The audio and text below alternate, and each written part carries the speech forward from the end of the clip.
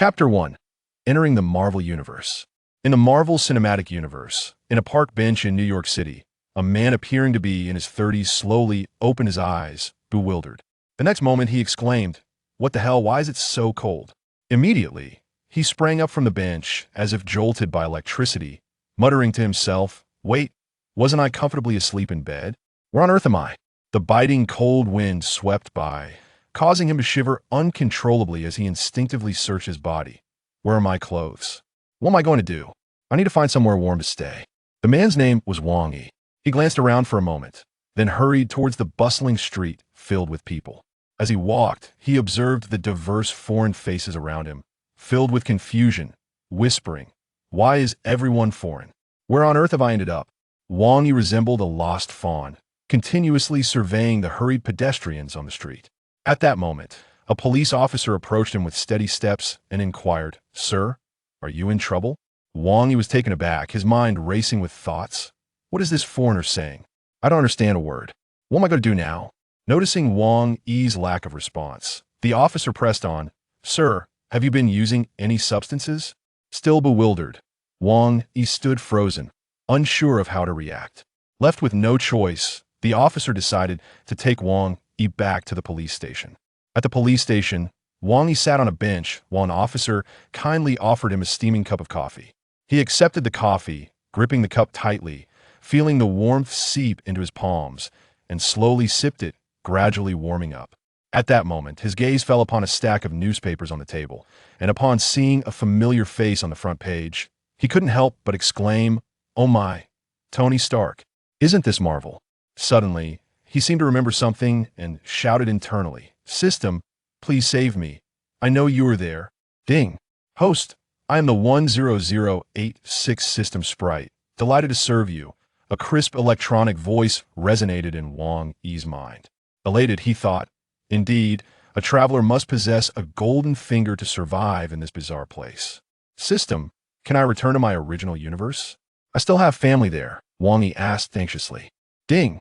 "Of course, dear host. Just consider this a remarkably vivid dream. Your original universe has a higher dimension than the Marvel Universe, and time here will not affect your reality, so feel free to enjoy," the system sprite patiently explained. "Ah, thank goodness." Wang Yi sighed in relief, then continued, "Now, tell me, what functions do you possess? You must at least help me get through the current situation." The primary function of this system is summoning. The host can collect emotional values from living beings to draw cards, thus summoning characters from the anime, films, and games you have seen. Additionally, you can recharge with gold coins to draw skills, equipment, and items to enhance the summoned characters. There is also a daily sign-in feature that rewards you with small gifts, the system sprite elaborated. Is it from Goose Factory or Pig Farm? The system sprite was at a loss for words. Forget it, there must be a beginner's gift pack, right? Ding, you have received a beginner's gift pack. Would you like to open it? Open it. Wang Yi responded without hesitation. Ding, congratulations, host. You have acquired proficiency in English, a legal identity in the Marvel world, and a small tavern. The gift pack information has been successfully loaded. As the system sprite's voice concluded, Wang Yi felt a faint current surge through him, causing him to shiver involuntarily, followed by a flood of information rushing into his brain. Instantly, he could understand the conversations of the police staff around him. At that moment, the same officer approached Wang Yi again and asked, "Sir, can you please clarify your identity and what happened?" Wang Yi looked at the officer and replied, "My name is Wang Yi. I fainted in Triple X Park, and when I woke up, my clothes and wallet were gone. May I ask where you live? Do you have any relatives? I can help you contact them. I have a tavern on Triple X Street, but my family is not here." "All right, sir. You may go home. Now I've managed to find you some old clothes. I hope you don't mind. Additionally, you need to pay 200. I don't have any money on me right now. Can I go home and get it?" Wang Yi said, his face showing difficulty. "Of course, sir. Here is your fine for public indecency, along with the cost of the coffee and clothes. Please settle it within a week." Wang Yi cursed silently. This damn capitalism. A cup of coffee plus a ragged outfit costs 200? What a scam. Chapter 2. Summoning. Following the suddenly acquired memory of routes in his mind, Wang Yi navigated through twists and turns, finally returning to his tavern. Nestled at the end of a dark alley, it was a somewhat dilapidated three-story building, surrounded by a rather gloomy environment, rarely visited by anyone. He approached, pushed open the slightly worn tavern door, and was instantly hit by a strong, pungent smell of alcohol. Upon entering the first-floor hall, he was greeted by two sparsely occupied tables accompanied by a dozen mismatched chairs, with only 3 seats at the bar, making the space feel particularly cramped. Wang Yi couldn't help but exclaim, "Wow, this place is really tiny." Muttering to himself, he ascended the staircase to the second floor, which housed several modest dormitories. Continuing to the third floor, he found bedrooms and a washroom. After surveying the area, he remarked, quite ordinary. By the way, system, is this all the beginner's gift pack has to offer? Well, a beginner's gift pack naturally doesn't contain too many items. The system sprite's slightly aggrieved electronic voice echoed in his mind. I've seen in other novels where the protagonist's beginner gift packs let them take off and dominate right away. What am I supposed to do with this? I still owe the police 200. Dear host, there's still the sign-in function. You haven't signed in today? The system sprite reminded eagerly. Then what are we waiting for? Sign in. Ding. Sign in successful. You've received 200. You're such a miser. 200? That's barely enough for today's meal. Ding. You have a first recharge gift pack that can be opened for just 100. Open it, open it. Hurry up and give me my rewards I want to take off. Ding. First recharge gift pack opened successfully. 100 deducted. Congratulations, host. You have obtained a 1-star bartender character, a 1-star exquisite suit, a 1-star skill and firearms proficiency, 1 low-level random summoning card, and 1 low-level random skill card. Is that all? By the way, what does this 1-star mean? Dear host, the star rating represents the overall strength level. 13 stars are considered low-level, with 1 star equivalent to an ordinary healthy adult strength, 2 stars possessing qualities akin to a special forces soldier, and 3 stars approaching human limits. Items produced from low-level cards correspond to 13 stars. 46 stars are intermediate, surpassing ordinary humans, while 79 stars are advanced, bordering on semi-divine existence. What level is Captain America? 3 stars plus, the system's sprite replied. What does the plus signify? It indicates instability with special equipment. It can exceed the current star level. I understand. It's the exclusive weapon. Let's use these 2 cards first. Ding. Congratulations, host. You have drawn a 3-star character, the roaming gunslinger unawakened version, hailing from Dungeon and Fighter. Ding. Congratulations, host. You have drawn a 2-star skill, perfect shot. The effect of the perfect shot skill ensures that your bullets and thrown objects will hit the target within a short distance. The roaming gunslinger sounds impressive. That's all that matters. Can I give him a name? Of course, my dear host. Please name the character. Since we're in the West, it should be a foreign name. Let's call him Maddie. Naming complete. The summoned character will obey my commands, right? Wang Yi still felt a bit uneasy. Certainly, host.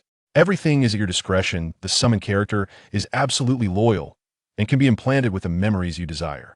Summoned items and equipment can be collected or discarded at any time. Perfect.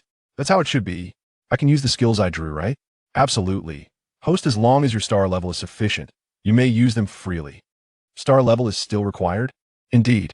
It is best for the skill, equipment, and item star levels not to exceed that of the character.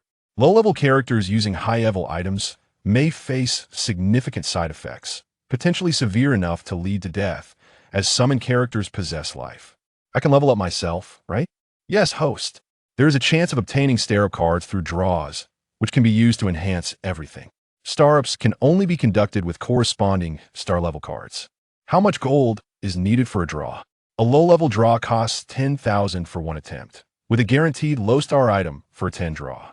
A mid-level draw costs 1 million for 1, with a guaranteed mid-level item for a 10 draw. High-level draws cost 100 million. So, even with guarantees, the chances of drawing are quite low. According to system calculations, the probability of winning a single draw is approximately 1%.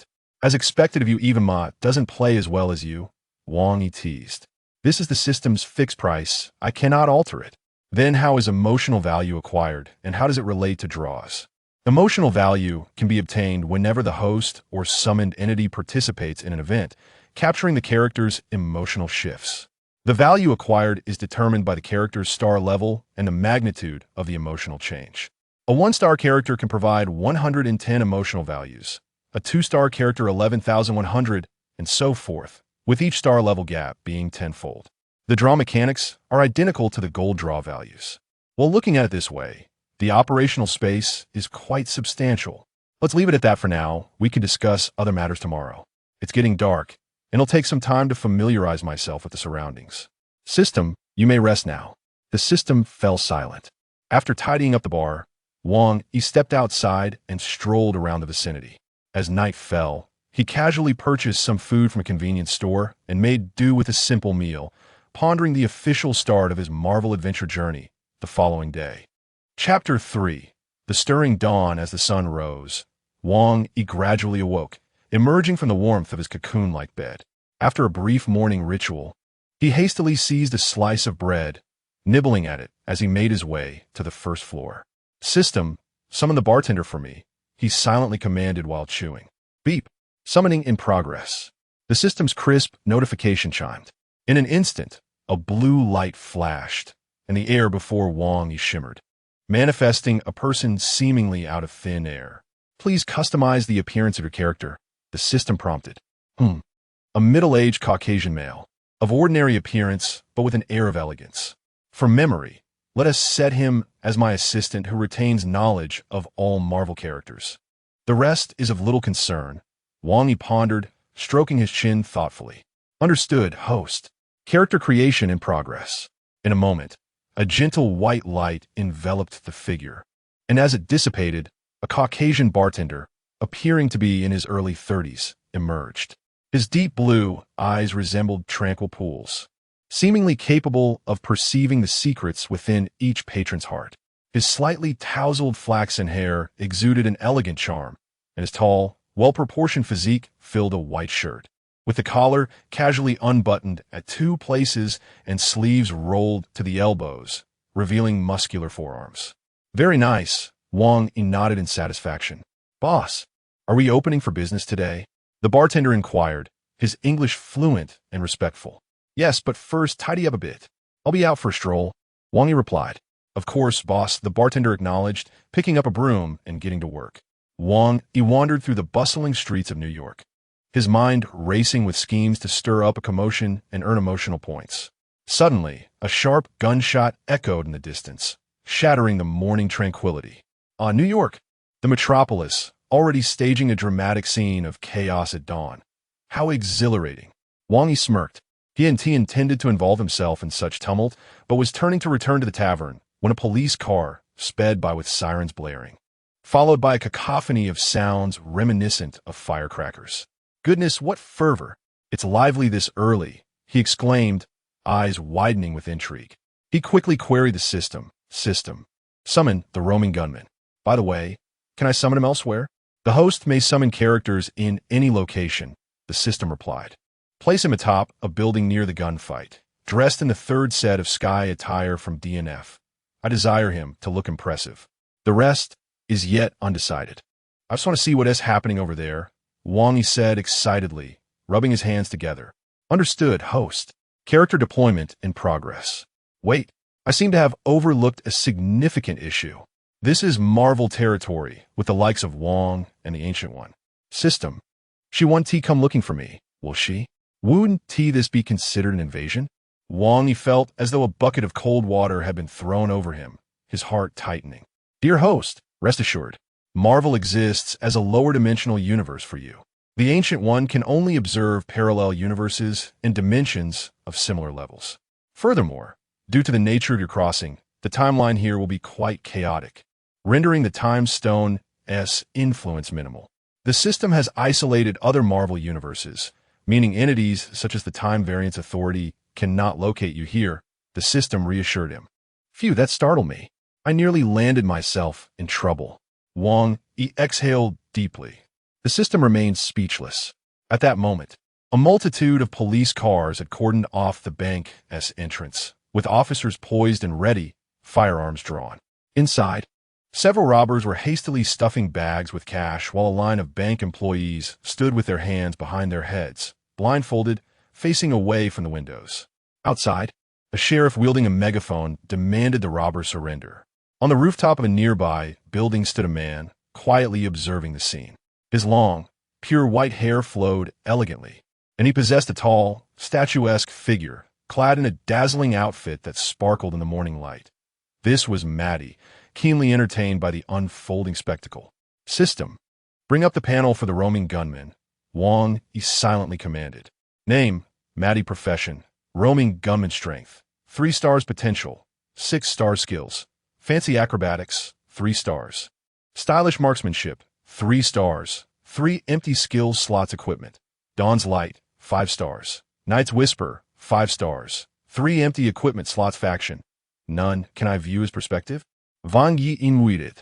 The host can utilize the perspective of any summoned character and issue commands directly through thought. The system responded. Food. Time to watch a live broadcast from home. The outside world appears perilous.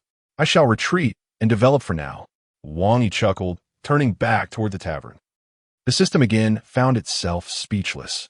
Eagerly, Wang Yi returned to the tavern, finding a corner to sit and immediately connected to the roaming perspective.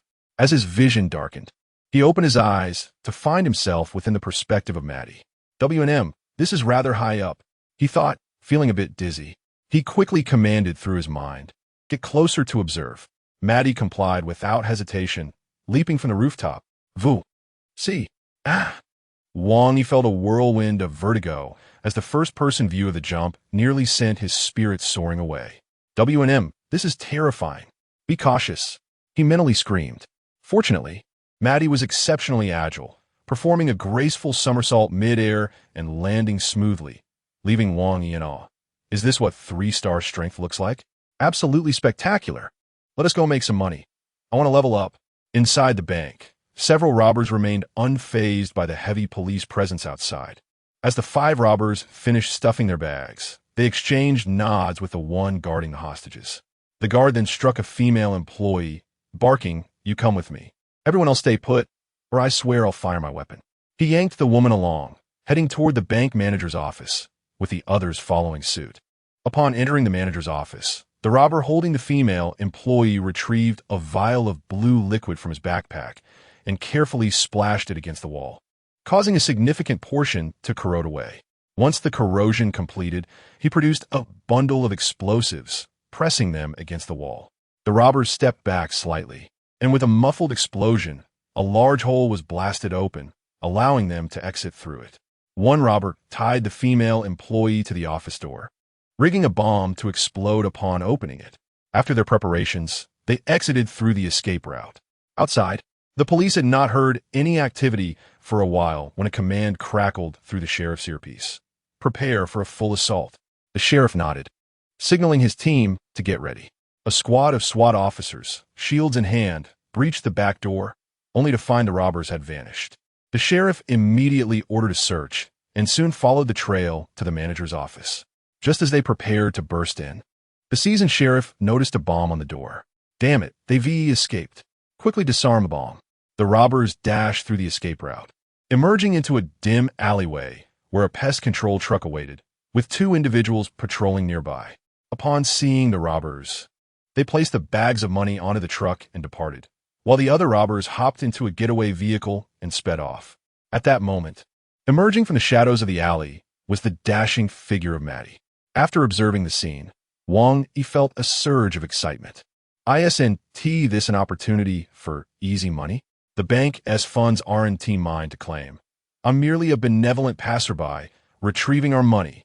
Maddie trailed the robbers, who eventually halted at an abandoned factory, gathering with their loot.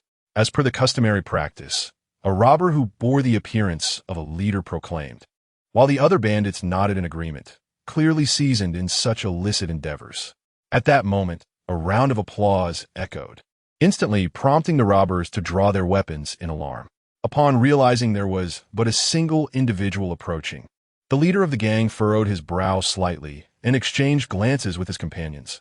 My friend, since you have arrived, you shall have your share. Next time, there will be more opportunities for you. What do you say? It was a commendable plan, albeit simple, yet effective.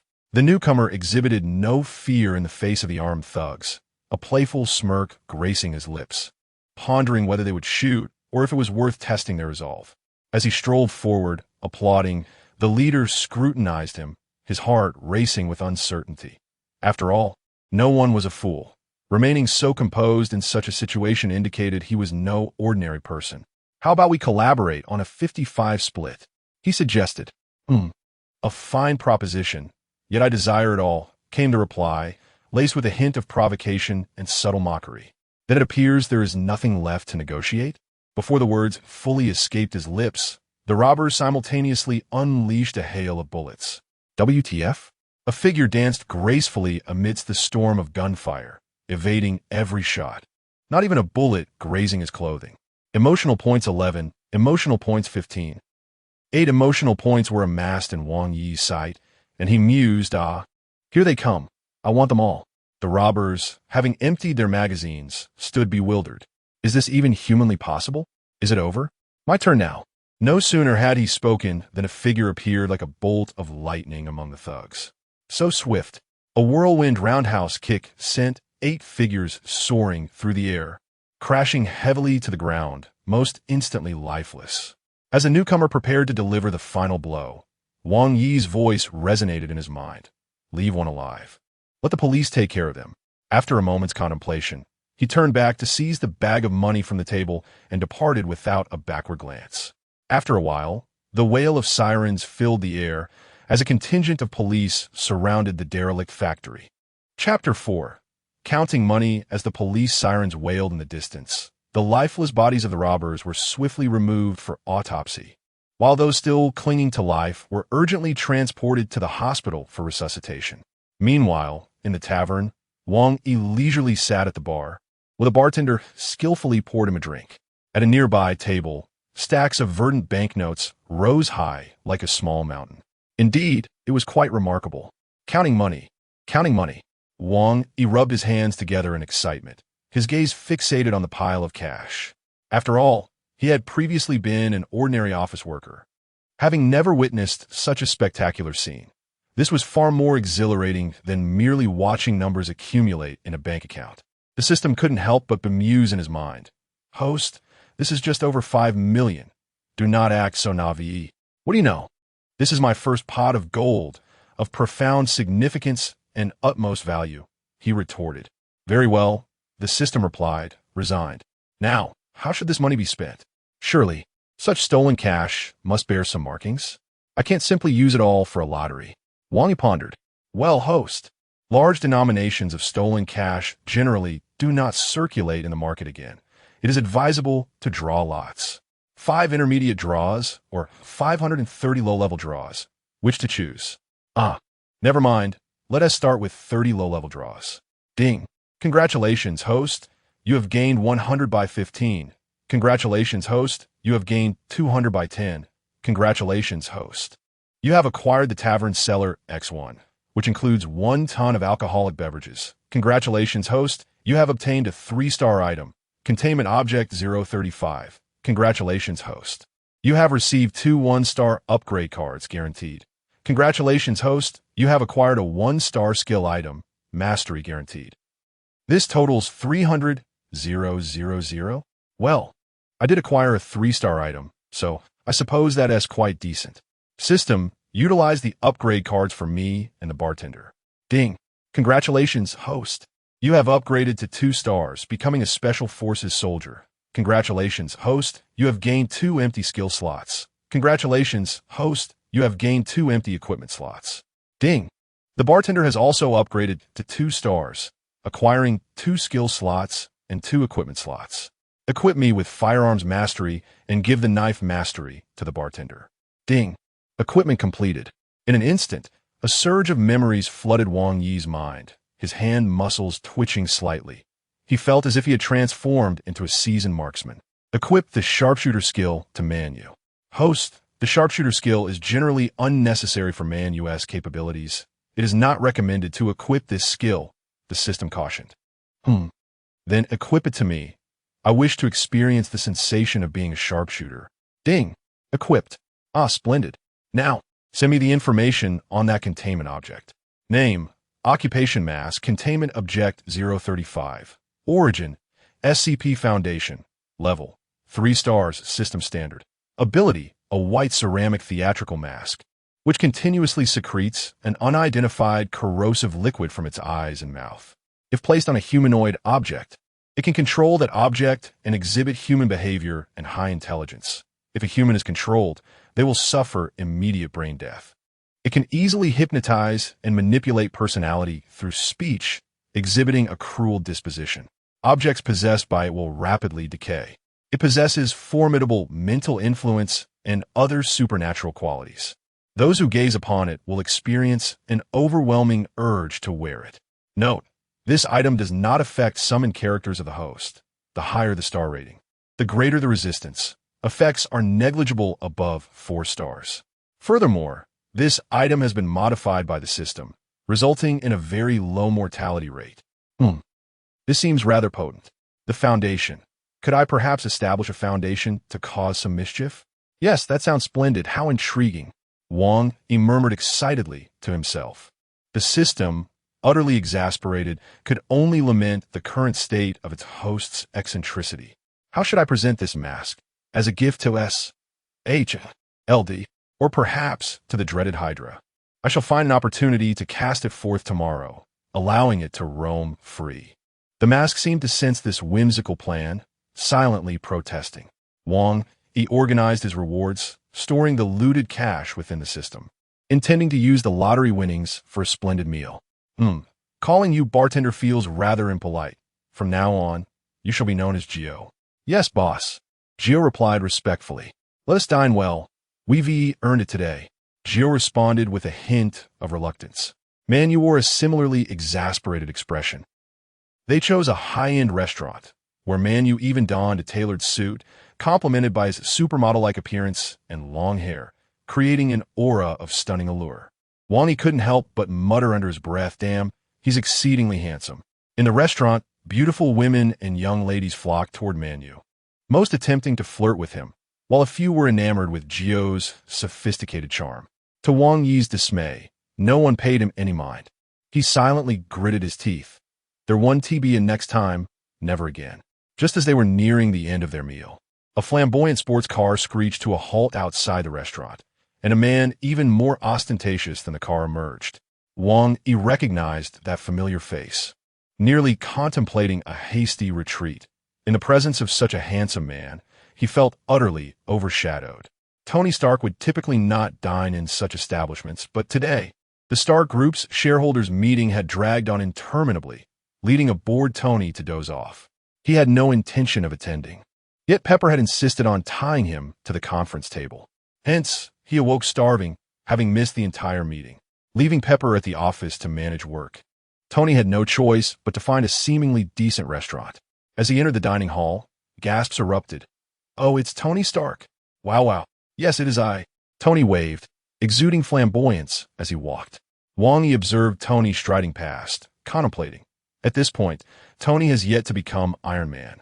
I never paid attention to the timeline of Iron Man 1. It seems I ought to keep an eye on it. I should find an opportunity for Manu to rob a gang and engage in some stock trading. Regarding robbery, Wang Yi bore no mental burden, reassuring himself. America has its own circumstances. When in Rome, do as the Romans do. After finishing their meal, as Wang Yi and his companions exited the restaurant, Tony emerged as well, carrying a bag of food that appeared to be enough for 2. At that moment, an idea struck Wang Yi. He approached Tony with his companions and extended his hand, saying, Hello, Tony, I'm your fan. Could I shake your hand? Oh, my fan. I don't like shaking hands with men, but I can take a photo with you. With that, Tony gestured for Wang Yi to join him for a photo before heading towards his sports car, leaving a trail of dust behind. I'll take that as a familiar face. Wang Yi nodded contentedly. The trio strolled leisurely home, the night having fallen. System, have I not yet checked in today? Ding. Check-in complete. Congratulations on receiving 200. Implement a VIP service for automatic check-ins. I find it tedious to remember daily. Ding. Automatic check-in has been activated. Not bad. Even a mosquito's leg is meat. Every little bit counts. The system responded with exasperation. Gio, you will reside in the dormitory on the 2nd floor. As for Manu, why not find a place of your own? I'll go borrow some money from those black brothers, he declared before turning and exiting the tavern. A perfect worker, solving his own salary issues, Wang Yi praised. Turning to Gio. The boss, I can manage to live on my own. You know what? Let's forget it. Given that both of us are rather inept, it would be wiser to band together for warmth. Your meager contribution to our meals is hardly of consequence. As for that salary, let us rest. I feel fatigued. With that, Wang Yi turned and ascended the stairs. Jiao gazed helplessly at Wang Yi's retreating figure. Chapter 5. S-H-I-E-L-D. As dawn broke, sunlight gently streamed through the cracks of the window, delicately illuminating Wang Yi's face. He stirred awake, stretched languorously, and after a brief tidying up, meandered down to the first floor.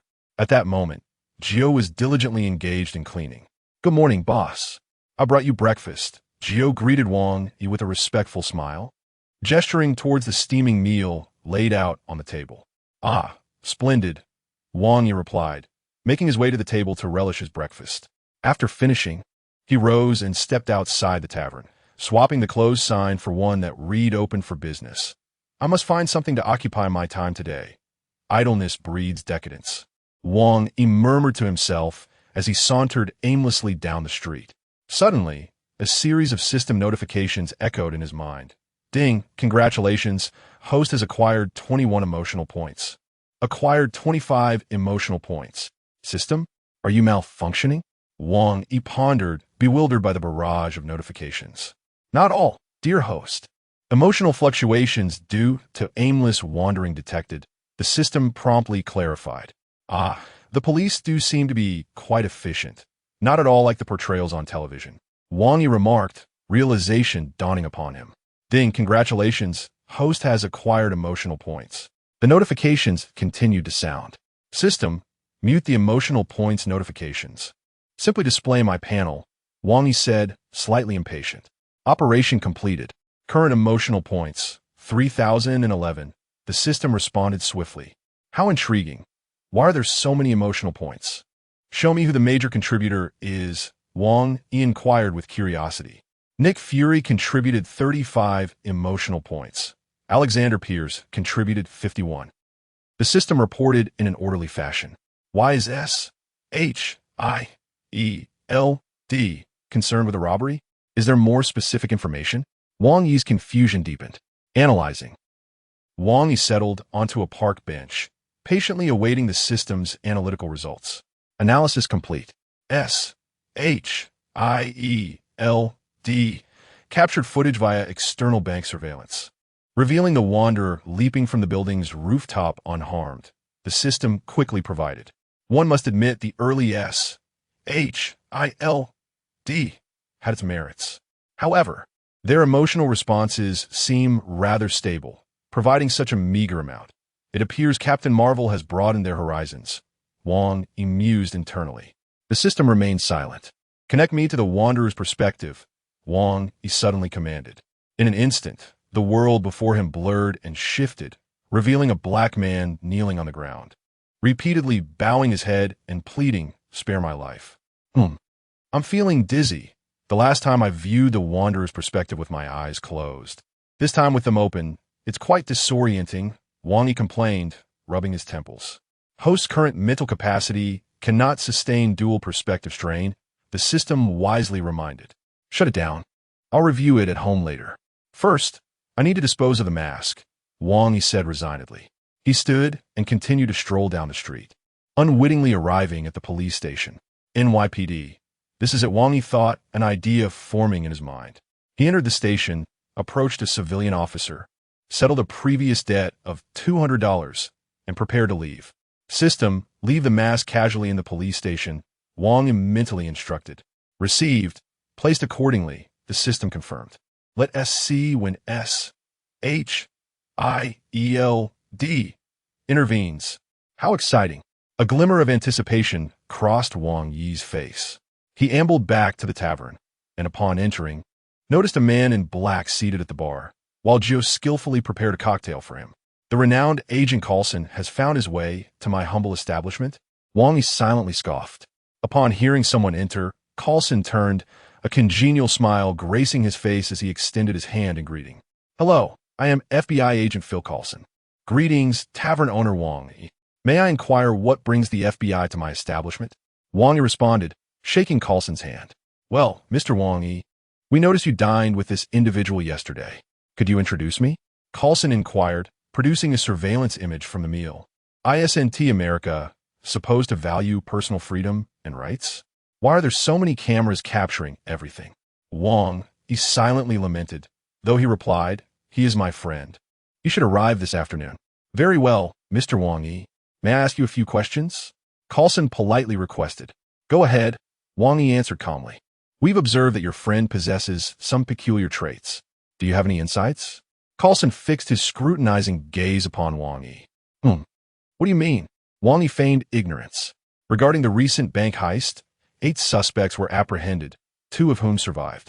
They claim your friend can evade a barrage of bullets, and that we have surveillance of him dropping from a great height unharmed, Carlson stated, his focus unwavering on Wang Yi as he sought any hint of a reaction.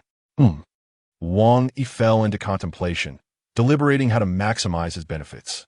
Agent Carlson, I presume you have conducted a background check on me, Wang Yi suddenly said. Indeed, your record is quite clean. However, we found no medical or criminal history. The only police record pertains to your recent incident of napping nude on a park bench.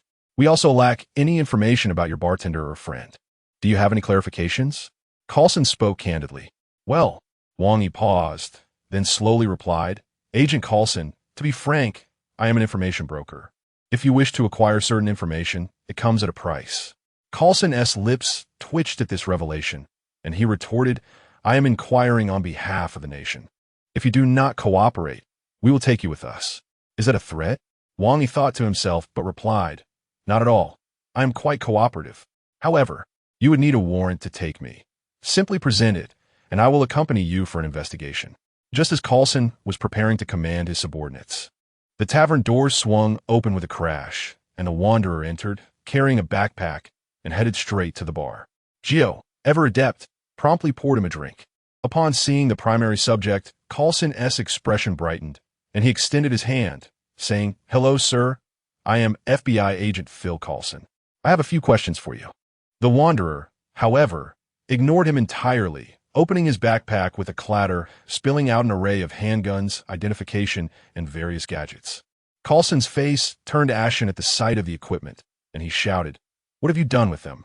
He swiftly drew his firearm, aiming it at the wanderer.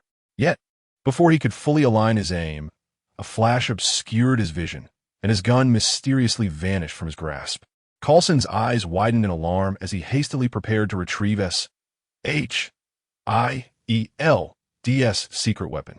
At that moment, Wang Yi interjected, Agent Carlson, please remain calm. The wanderer poses no threat to those agents outside. I have incapacitated them and tied them together, the wanderer remarked nonchalantly. Upon hearing these words, Carlson gradually regained his composure. Given the circumstances, had they intended to kill him, he would have had no opportunity to utter a word. He gathered his emotions and continued to inquire. Who exactly are you? Wang Yi glanced at Wanderer and communicated telepathically, urging Wanderer to cooperate. I am an investigator affiliated with a specialized organization, here primarily to gather intelligence. Wang Yi was prepared to reveal the Foundation's matters through Wanderer. What situation necessitates robbery? And may I ask where the over 5 million you stole is? Carlson pressed on. Did I not mention that I came to gather information? I do not need to pay intelligence brokers for information. I have no source of funding. Upon encountering those scoundrels, I simply dealt with them. Shouldn't you be grateful to me? As for the money, it has already been used to purchase intelligence. Wanderer asserted with conviction. 5 million just for intelligence? What kind of intelligence is so exorbitantly priced? Carlson inquired, his face etched with skepticism. Some anomalous events in the mundane world, Wanderer replied enigmatically. Anomalous events? Carlson looked bewildered.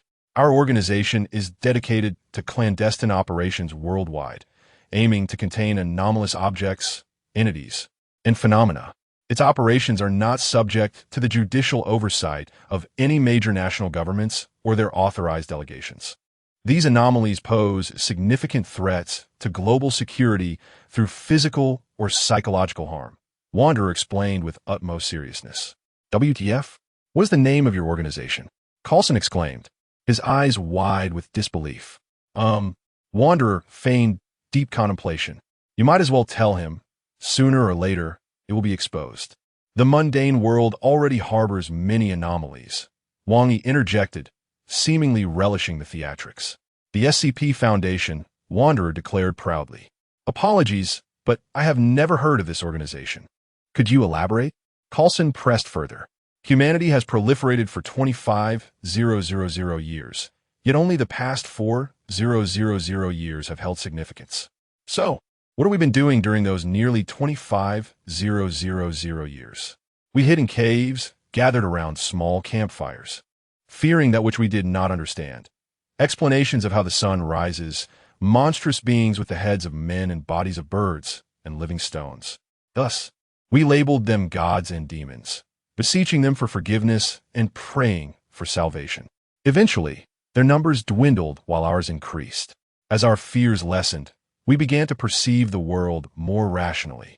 However, the inexplicable did not vanish, as if the universe deliberately showcased absurdity and incredibility. Humanity could no longer dwell in fear. There is nothing to protect us. We must safeguard ourselves. While others bask in the sunlight, we must battle in the shadows to prevent them from being exposed to the public eye, allowing others to exist in a rational and ordinary world. We contain, we secure, we protect. That is the foundation, Wanderer proclaimed with a glimmer of faith in his eyes. His tone resolute. Where is your organization's headquarters? How many members do you have? How many like you? Coulson continued his interrogation. That is classified. Even if I told you, you wouldn't be able to find it. I can only say that the world is not as simple as you think, Wanderer replied, feigning mystery. At that moment, Wang Yi interjected, Agent Coulson, we are actually aware of your intelligence as well. You're not the FBI. Your superior is a nefarious character. Many things you consider confidential are, in fact, not significant in the eyes of other organizations. As Wanderer stated, this world is far more complex than you can imagine. Coulson fell silent, his expression a complex tapestry of emotions. Chapter 6 Deception continues. Coulson fell into silence, when suddenly, an order crackled through his earpiece. Return immediately. There are other matters to attend to. Under these circumstances, today's inquiries would have to suffice. By the way, you still haven't revealed your name to me, Coulson inquired, glancing at the Wanderer. My name is Maddie. You may call me Investigator M, the Wanderer replied. Very well, Mr. Maddie. We shall verify the information you provided as swiftly as possible. Additionally, might I request the return of our equipment? Coulson asked politely. Ugh, a bunch of junk. Take it back, the Wanderer scoffed. Well then, Mr. Wang Yi, Mr. Gio, until we meet again, Coulson remarked, nodding towards Wang Yi and Gio before pushing open the tavern door and stepping outside. The sound of a car engine roared to life, gradually fading into the distance. Check if there are any listening devices left in the room, Wang Yi suggested. None. I have already checked. He intended to place one under the bar, but I returned it to him, the Wanderer responded. Boss, I doubt he would believe us, G remarked. Not to worry, it's just the three of us now, and no significant anomalies have occurred. If he believes us, it would be a miracle, Wang Yi thought to himself, while voicing in truth. The system provided emotional value when the Wanderer dealt with those agents, but afterward, it was entirely unresponsive, indicating that Coulson did not trust their words at all. Let the mask take effect. It should yield substantial returns, Wang Yi asserted confidently. At the headquarters of SHIELD, within the iconic Triskelion building, in the office of the director. Enter, Nick Fury said, not lifting his gaze from the documents in front of him. Coulson pushed open the door and approached Fury's desk. What is your assessment? Fury inquired, still fixated on the files. This Mr. Maddie indeed possesses formidable strength and astonishing speed. My eyes struggled to keep pace with his movements. Moreover, his observational skills are keen. He returned the listening device I had placed. Coulson reported. Anything else? Fury pressed. From his behavior, aside from the 6 bank robbers, there are no other casualties linked to him. He tends to deliver a thorough beating to gang members before relieving them of their money, indicating he does not relish killing, judging by his attire and demeanor. He is a meticulous individual. Furthermore, he shows profound respect towards the tavern owner, suggesting a relationship that transcends mere patronage. resembling that of a superior and subordinate. Coulson analyzed systematically. Fury set down the file, raising his head to inquire, "What is your view on that foundation?" "I instructed an investigation as soon as I returned to the Bureau, but uncovered no leads," Coulson replied. "I'm asking for your judgment," Fury clarified. "I find myself somewhat inclined to believe their statements. They repeatedly mentioned the outer world and claimed that their headquarters eludes detection. I cannot help but speculate if there exists a realm beyond our detection. After all, we have encountered many inexplicable events," Coulson pondered aloud. "Indeed." Fury rose and approached the office window, drawing the curtains aside to gaze at the aircraft carrier under construction. He mused, "Thus, we must devise a means to address any potential crisis." A brief silence enveloped the office until a series of knocks interrupted. "Come in," Fury called. A coldly efficient woman clad in S.H.I.E.L.D. combat attire entered. Coulson was preparing to leave when Fury halted him. "Stay and listen. You'll need to address this shortly. Director, this morning the NYPD discovered an unidentified mask under peculiar circumstances. Many officers went into a frenzy upon sighting the mask. 2 officers who donned it succumbed, while others exhibited a severe compulsion to seize and wear it," Agent Hill succinctly reported. "Coulson, take a team to handle this." Nick Fury commanded. Coulson felt a sense of resignation, a torrent of exasperation surging within him, yet he complied. As evening descended, Coulson led his team to the NYPD. The scene had already been tightly secured by SWAT teams. After presenting his credentials, Coulson and his team, fully armed, entered the precinct. The S.H.I.E.L.D. scientific team had already arrived, with numerous researchers bustling in and out. Coulson sought out the head of the researchers, asking, "What is the situation?" "We have made preliminary assessments. All who went mad had direct visual contact with the mask. It appears to emit a cerebral signal that affects the brain. After several experiments, we've determined that aluminum provides a certain degree of insulation," the researcher explained. "Your opinion?" Coulson pressed further. "While aluminum has some effect, it cannot guarantee absolute safety. I recommend storing the mask in an aluminum case, wrapped in multiple layers of aluminum. Those entering must wear aluminum protective suits, fully sealed. We have prepared all these. The key is selecting individuals with sufficiently resilient minds," the researcher advised earnestly. "Understood." Coulson surveyed his team of agents. Just as Grant Ward stepped forward, "Sir, I will volunteer." "Ward, prioritize safety. If danger arises, withdraw immediately." Coulson did not oppose Ward's eagerness. "Rest assured, sir," Ward replied with confidence. The nearby research personnel promptly equipped him with protective gear and handed him the aluminum case. Ward cautiously advanced into the precinct. Inside, numerous officers with reddened eyes were engaged in violent scuffles. Initially, Ward felt no discomfort, but as he approached the mask, an overwhelming urge to wear it surged within him. He shook his head vigorously, suppressing the impulse, and resolutely approached the mask.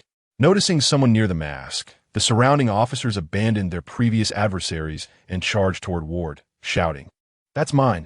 Ward swiftly grasped the mask, placing it into the aluminum case, and meticulously secured it with layers of aluminum.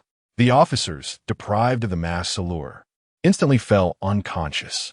"Well, that wasn't too difficult," Ward mused inwardly. He exited the precinct with the case, where a fully aluminum cargo truck awaited. After stowing the case, he cast one last lingering glance at it before stepping out and closing the truck door. Having completed his task, Ward notified Coulson that the cargo was secured and ready for departure. Coulson instructed 2 agents clad in full protective gear to drive the mask back to S.H.I.E.L.D. for further study. The transport vehicle arrived safely at S.H.I.E.L.D.,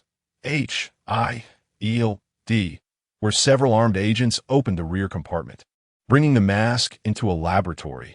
Scientists had already taken their positions, surrounded by an array of advanced equipment.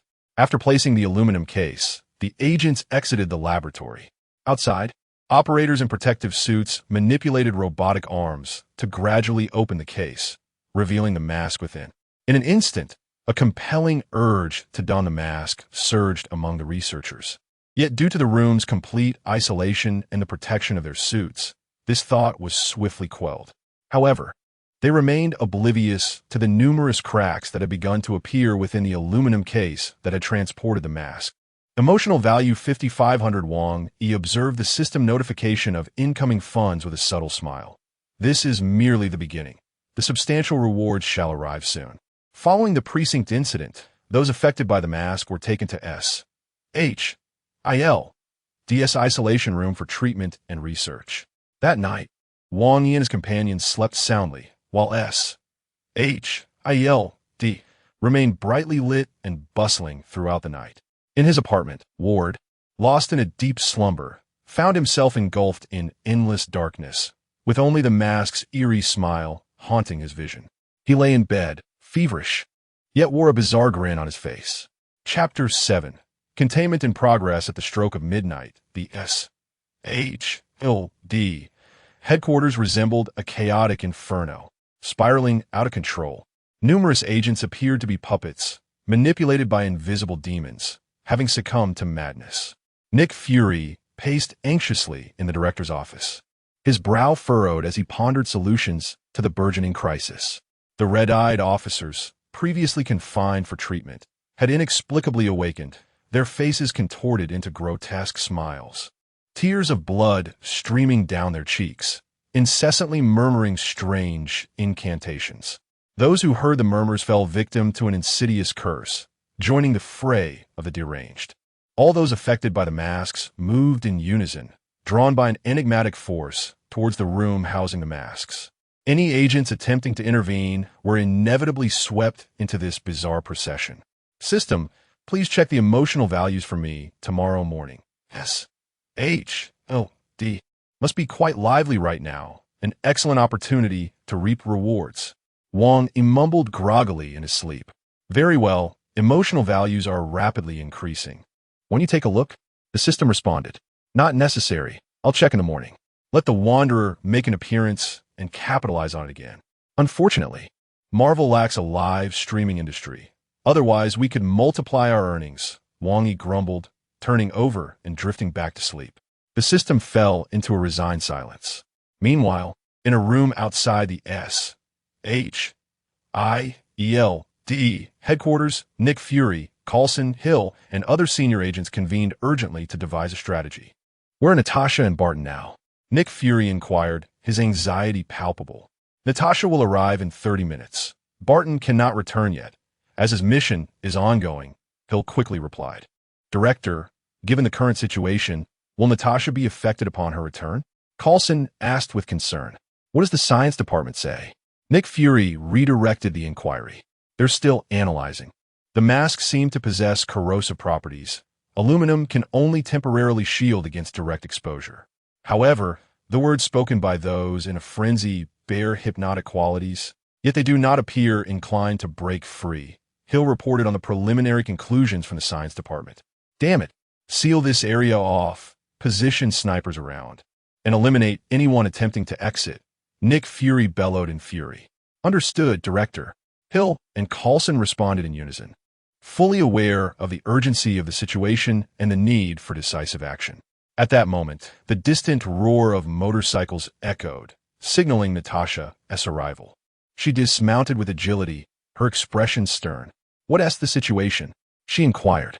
Not optimistic. The individuals inside seem entirely controlled, and this influence is spreading, Coulson succinctly explained. Natasha narrowed her eyes, surveying the S.H.I.L.D. building. I'll go in and see if I can locate the source. No, it's too dangerous. Approaching could lead to infection, Nick Fury urgently warned. Undeterred, Natasha stealthily infiltrated the building, skillfully avoiding the frenzied crowd as she made her way to the mask's location. Upon finally laying eyes on the mask, an icy dread coursed through her, yet she steeled herself to observe closely. Suddenly, she noticed strange engravings adorning the mask, reminiscent of ancient, mysterious runes. The mask's face seemed to shift expressions, mirroring the faces of those under its control. At that moment, the entranced individuals appeared to sense her presence, slowly encircling her. Natasha's heart raced as she recognized the imminent danger. A throng of people stood silently, their only movement being the eerie, unsettling smiles gracing their lips. Without hesitation, Natasha turned and sprinted back. Strangely, they did not pursue her, merely watching her departure with increasingly exaggerated grins. Natasha sprinted to the S.H.I.E.L.D. entrance with the floodlights instantly locked onto her, and countless gun barrels aimed in her direction. Any sign of abnormal behavior would result in immediate gunfire. "Natasha, how are you? What is happening inside?" Nick Fury shouted anxiously. At this point, they could only monitor the situation through unaffected surveillance feeds, which paled in comparison to first-hand knowledge. "I didn't engage. They were all smiling at the masks, and they didn't pursue me as I left," Natasha quickly reported. "Were you not affected?" He'll asked calmly. "I saw the mask. It indeed provoked an urge to wear it, but I resisted," Natasha replied. "Do you have any further insights?" Nick Fury pressed. "None. I merely glanced at the mask. The impact shouldn't be significant, and I feel no other discomfort," Natasha stated. "Very well. Please go to the isolation room to rest. We'll address this tomorrow," Nick Fury said resignedly. As dawn broke, Wang Yi opened his eyes, the first order of business being to check his emotional value earnings. Emotional value, 60,000, the system chimed. Today might just yield a tenfold return, Wang Yi thought excitedly, then relayed a command to the Wanderer. Monitor the S.H.I.E.L.D. premises and wait until noon to act, bringing back the mask. Understood, the Wanderer responded succinctly. At S.H.I.E.L.D. headquarters, Hawkeye Barton finally returned after a night of relentless effort. After reporting to Nick Fury, he swiftly grasped the gravity of the situation at hand. After a night of contemplation, Nick Fury resolved to destroy the mask. Though he regretted not having extracted useful information, the chaos within S.H.I.L.D. had reached a tipping point. If it could not be obtained, it must be obliterated. He designated Natasha and Barton to execute this task. "Natasha, did you sense anything unusual during your rest last night?" Nick Fury inquired. "None, Director," Natasha replied. "Very well. You and Barton are to go in and destroy that cursed mask. I don't care how you accomplish it," Nick Fury asserted with unwavering determination. "Understood," Natasha and Barton replied in unison. The duo swiftly prepared their gear and entered S.H.I.E.L.D. The hall was eerily empty. Relying on her memory from the previous night, Natasha guided Barton towards the mask's location. They encountered no obstacles and soon approached the mass containment area, where the masked individuals had begun to congregate. "What is your plan for destroying it?" Barton whispered to Natasha. "If firearms prove ineffective, heavy artillery will have to suffice, but these colleagues may be affected in the process," Natasha expressed her concerns. "Do you believe they are still conscious?" Barton queried, puzzled. "I've seen the mask. The sensation was akin to hypnosis. They should be in a state of somnambulism. Destroying the mask should restore them," Natasha reasoned. "Then let us get to work," Barton declared. At this point, Natasha could see the laboratory housing the mask. The individuals surrounding it wore those unsettling smiles. "It seems we can only enter the lab to destroy it. The walls are all bulletproof glass," Natasha observed. "I'll draw them away," Barton suggested. "That won't work. I was inside last night, and they didn't pursue me as I left. They likely won't stray far from this vicinity," Natasha countered. Natasha rejected Barton's proposal. She glanced at the laboratory door, contemplated for a moment, and then declared, "I will enter directly. You provide cover for me." "No, let me go in," Barton insisted. "I saw that mask last night. You haven't seen it, and I'm uncertain how it might affect you." Natasha remained resolute in her decision. After a brief hesitation, Barton ultimately acquiesced to Natasha's judgment. Thus it was decided. With that, Natasha employed a grappling gun to secure an object high above, then swung into action. As Natasha approached the laboratory, the onlookers immediately noticed her, their gazes fixed intently upon her. Ignoring their stares, Natasha landed, rolled, and charged forward, executing her movements with seamless precision as she swiftly entered the laboratory. She drew her handgun and fired directly at the mask, which instantly bore several bullet holes. However, it wasn't long before an unidentified liquid began to seep from the mask, and the bullet holes soon returned to their original state. At this moment, Those who had merely been observing Natasha appeared to be struck by an intense stimulus. Blood tears began to flow from their eyes as they frantically charged towards her.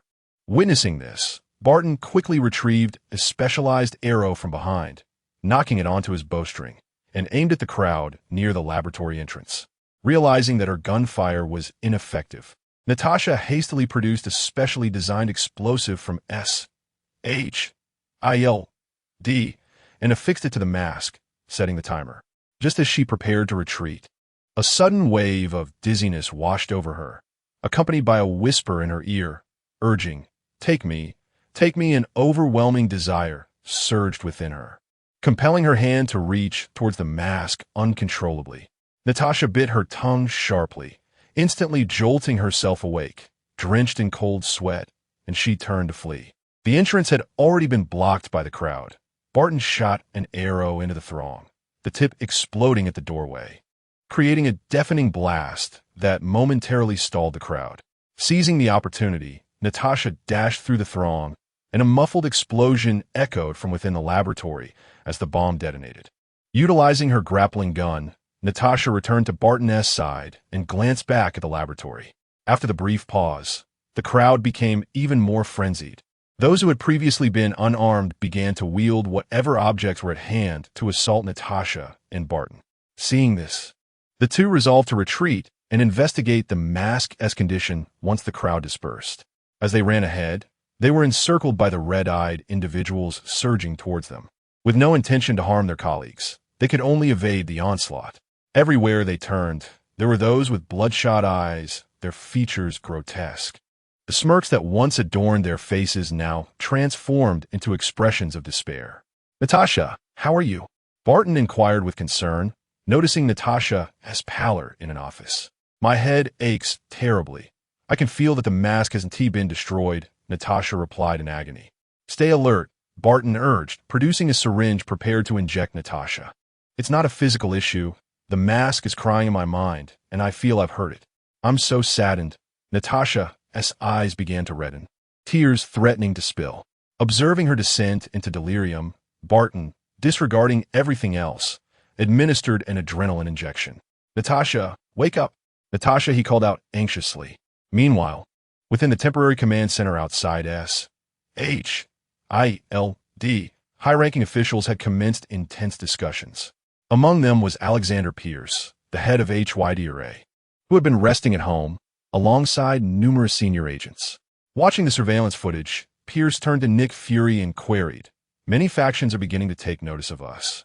The Security Council has also inquired." "I am aware," Nick Fury interjected impatiently before Pierce could finish. "The military has raised concerns. If the situation does not spiral out of control, they are prepared to eradicate everything." Pierce asserted gravely. "Damn it," Fury erupted in frustration. "Prepare them," Pierce instructed Crossbones directly. "Yes, sir," Crossbones replied. "Pierce, it hasn't come to that," Fury retorted angrily. "One must always be prepared, don't you think?" Pierce responded coldly. Numerous agents outside had begun to set up explosives, while an aircraft equipped with GBU bombs was already positioned on the runway, signaling that a far greater crisis was on the brink of unfolding. Chapter 8. Containment. The Wanderer stood quietly near SHIELD, awaiting instructions. Suddenly, a voice echoed in his mind. "Begin." No sooner had the words left her lips than the Wanderer sprang into action, darting through the perimeter like a bolt of black lightning. The agents surrounding him immediately snapped to attention, shouting in alarm, "Who goes there? Someone has breached the perimeter. What is happening?" "Director, someone has entered the headquarters. Their speed is astonishing. We barely had time to react," an agent responded anxiously. "I understand. Maintain vigilance," Director Coulson replied, furrowing his brow as he turned toward the makeshift command center, knocking on the door. "Come in," came the voice from within. "Director, someone has breached the security perimeter and entered the headquarters," Coulson reported to Nick Fury as he pushed the door open. "Pull up the surveillance footage," Nick Fury commanded immediately.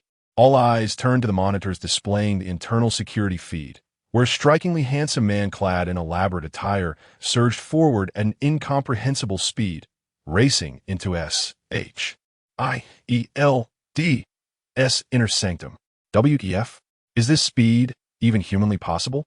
Pierce exclaimed, his eyes wide with shock, as the members of Hydra were equally taken aback by the spectacle. Nick Fury, studying the footage intently, recognized the intruder instantly. He had reviewed the pertinent files just days prior. Anomalous containment.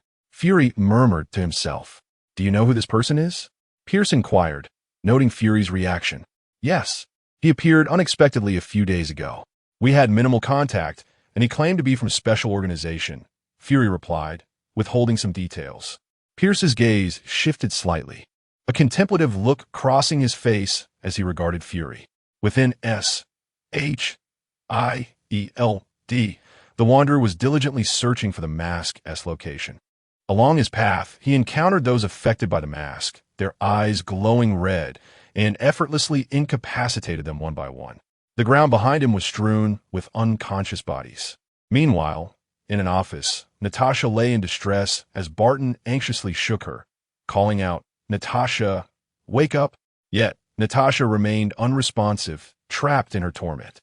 Outside, the red-eyed individuals had discovered their presence and were furiously assaulting the office door, producing chilling sounds as they sought to break in and tear the two apart. Seeing the dire situation, Barton resolved to protect Natasha, disregarding the safety of his colleagues, and prepared to carve a path through the chaos to get her medical attention. Just then, the noise outside began to diminish, and moments later, silence fell. Cautiously, Barton approached the door, peering through the crack, only to find no one outside.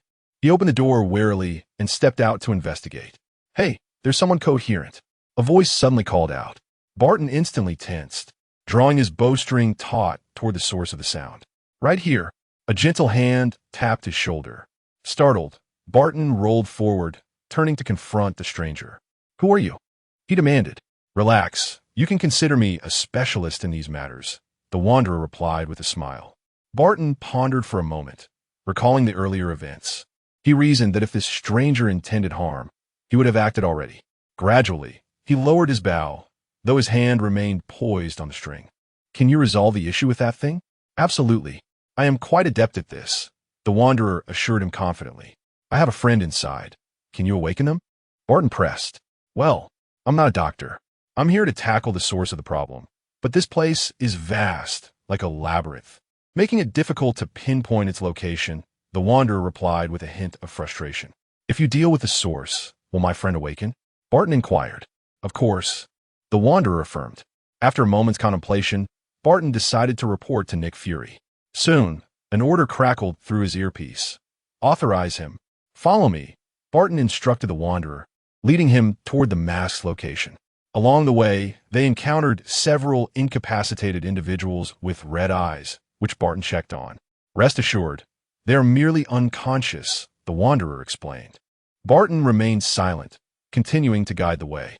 Occasionally, they encountered more red-eyed individuals, all of whom the Wanderer swiftly subdued with ease, leaving Barton astonished. Just ahead, Barton indicated.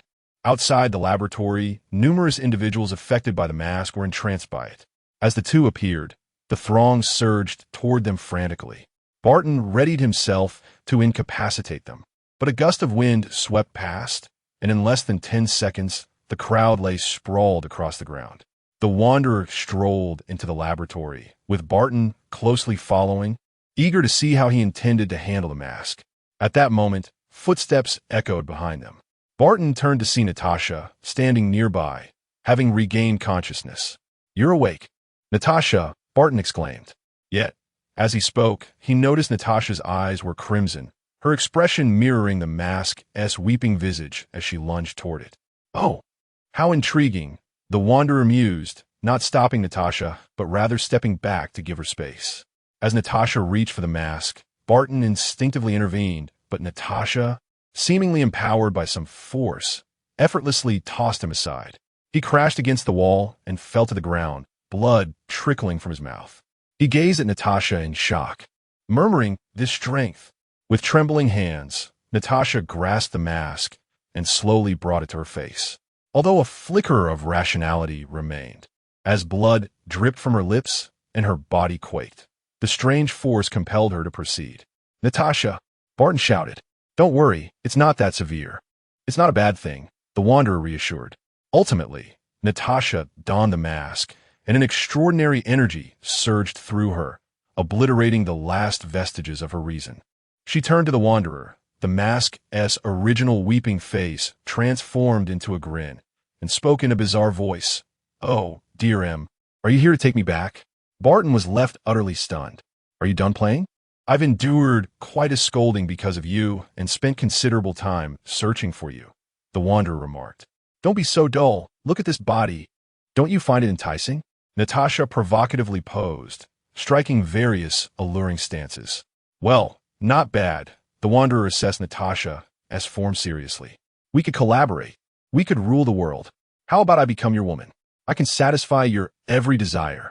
Natasha continued to entice the Wanderer, an appealing proposition, "but I fear the director's wrath would be unbearable," the Wanderer retorted, and in an instant he struck, sending Natasha flying with a powerful kick. Natasha adeptly adjusted midair, using her legs to push off the wall, creating a dent. Harnessing that momentum, she charged at the Wanderer like a bolt of black lightning. The two erupted into an astonishingly swift battle, leaving Barton struggling to keep pace with their movements. In the command center outside, the high-ranking officials were engrossed in the surveillance footage, their expressions reflecting profound shock. Soon, a muffled thud resonated as the Wanderer was propelled backward, crashing through a wall and landing on the ground. He gazed at Natasha and remarked, "Impressive. It seems this body has granted you considerable enhancement, hasn't it? Such a beautiful form. Would you truly inflict harm upon me?" Natasha continued to entice the Wanderer. "Of course. I wouldn't dare. Otherwise I would have drawn my weapon long ago," he replied, darting forward in an instant. The two engaged in a rapid exchange of fire, both evenly matched in their relentless combat. "Draw your gun. I wish to see the quality of your weapon," Natasha taunted amidst the skirmish. "You ought to be cautious then," the Wanderer retorted, swiftly drawing a gleaming revolver into his hand. The mark of the gun. As his words fell, a crosshair appeared on Natasha's mask. Bang! A bullet struck directly at the mask. Natasha reacted with remarkable speed, rolling back to create distance. "What do you think? Is my firearm not formidable?" the Wanderer boasted. Natasha eyed the revolver warily, her mask still struggling against its fate. "Is there truly no room for negotiation? We could achieve so much together. I could assist you in controlling everyone. You would be free to act as you wish. Look, if you cannot even control me, how do you expect to dominate other agents?" The Wanderer scoffed. "I merely need to absorb enough energy to do so," Natasha asserted.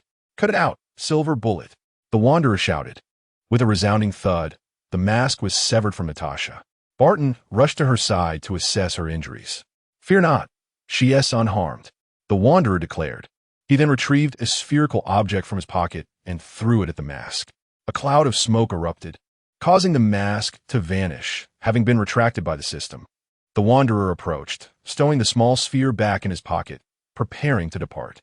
After taking a few steps, he seemed to recall something, turning to Barton and stating, "They will awaken shortly, likely to endure a few days of nightmares. Your colleague should sleep longer. If she wakes, direct her to XX Road, Wang Yi Tavern." With that, he turned and left. Barton stood perplexed, uncertain of how to respond. Outside SHIELD, a battalion of armed agents stood ready, weapons aimed at the entrance. "Director, is this truly wise? You've witnessed his capabilities. These agents might." One agent expressed concern. "Bring him here," Nick Fury commanded, his countenance dark. The others exchanged glances, bewildered. The Wanderer exited SHIELD, casting a knowing smile towards the fully armed agents in the distant command center. With a powerful push from his legs, the ground beneath him dented as he vanished like a specter, leaving behind the words, "No need to see me off," which echoed as he swiftly disappeared from sight. The agents stood in stunned silence, their expressions a mixture of disbelief and astonishment. "Director," one agent cautiously inquired. "Damn it, stand down. Disarm those damned explosives and find a secure location for the individuals inside. Ascertain if there are any further issues. Seal all surveillance footage and send it to my office. Have Barton report to me immediately. Nick Fury barked in fury. Yes. The agents replied in unison, promptly executing the orders. Chapter 9. The Summoning Anew Within the Tavern. Wang Yi's smile stretched from ear to ear. System, grant me a tenfold draw. Today I intend to indulge. Ding. Congratulations, host. You have acquired 5 1-star character fragments. 2 2-star character fragments. 1 3-star character fragment. 10 fragments can be synthesized into 1 summoning card. You have obtained the 2-star character Marcus. You have obtained the 3-star character Albert Weskier, T-Virus upgraded. Biohazard. Indeed, it's time to earn some money. Let me access my personal panel. Host, Wang Yi strength, 2 stars emotional value, 280,000 coins, 5050,000 characters. Bartender Geo, 2 stars. Wanderer, 3 stars. Marcus, 2 stars. Albert Weskier, 3 stars. Equipment, none items. Occupying mask, 3 stars. Skills, gun mastery, 1 star. Equipped, knife mastery, 1 star. Equipped by Geo, perfect accuracy, 2 stars. Equipped. Open the panels for Marcus and Weskier. Name, James Marcus Origin. Biohazard strength, 2 star. Skills, genetics, 2 stars. Virology, 3 stars. Equipment, progenitor virus sample, 3 stars. Note, the character's physical capabilities are subpar, rendering them unable to equip other skill equipment. Name, Albert Weskier Origin. Biohazard strength, 3 star. Skills, virus carrier, 3 stars. Rapid regeneration, 3 stars. High-speed movement, 3 stars. Blank skill slots, 3 equipment.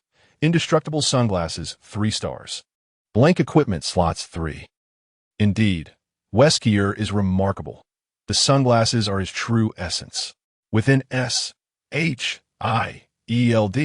Nick Fury, often referred to as Black Egg, scrutinized various surveillance reports from the past few days, with Barton standing by his side. How is Natasha? She remains in a coma. According to the mysterious individual, it may take several days for her to awaken. Her physical condition is stable, yet the experts claim Natasha seems to be evolving. HM. Fury paused, picking up the phone on his desk. Hill, bring the specialist examining Natasha's condition. After hanging up, he inquired, provide me with all your contact information. Leave no detail omitted. Barton began to recount the events in detail. Knock, knock. You may take a break. Barton opened the door and stepped out. As a doctor in a white coat entered, let us discuss Natasha's condition. Director, there's an unknown substance within Natasha. It has enhanced her abilities. Be more specific. Initially, we conducted a full examination on Agent Natasha. We discovered that the injection sites from her blood draw had healed instantly, and several scars had vanished. Further tests revealed that her physical strength is increasing, and cellular activity has surged. HM, it's too soon to draw any definitive conclusions. When will she awaken? Based on brainwave and bodily responses, we estimate 3 to 4 days. Very well. Classify Natasha's condition as top secret. From now on, only your team is permitted to handle her care. Yes, Director. The doctor exited the office to carry out his orders. Fury picked up the phone again. Coulson, come to my office. Moments later, Coulson entered. Go to the tavern and speak with the owner. He claims to be an information broker. Procure any intelligence from him. I need to know the nature of that mask and whether similar items exist. Is there anything else, Coulson? Director, regarding Tony Stark. He is set to travel to the Middle East tomorrow. Shouldn't we provide protection? Not for now. That's military territory. It's unlikely there will be any incidents. Just maintain surveillance. Yes. Coulson left the office. In the Hydra headquarters within S.H.I.E.L.D.,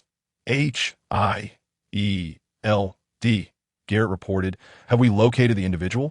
Not yet, but he frequents a tavern, and our operatives are monitoring the area. Send a team to probe further, but be discreet and leave no traces. Understood. In the tavern, a few patrons occasionally entered for a drink.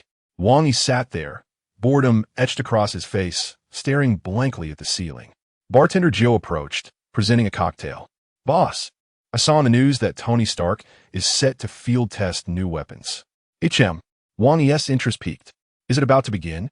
This is an excellent opportunity for profit. Boss, we have no money. Wang Yi slumped again. Surely, I cannot have Wanderer resort to theft. That would be too demeaning for a traverser. I had hoped Marcus's arrival would establish the Umbrella Corporation. Money, money. Coulson stepped into the tavern, glancing at the despondent Wang Yi. Approaching him, he greeted, "Hello, Boss Wang Yi.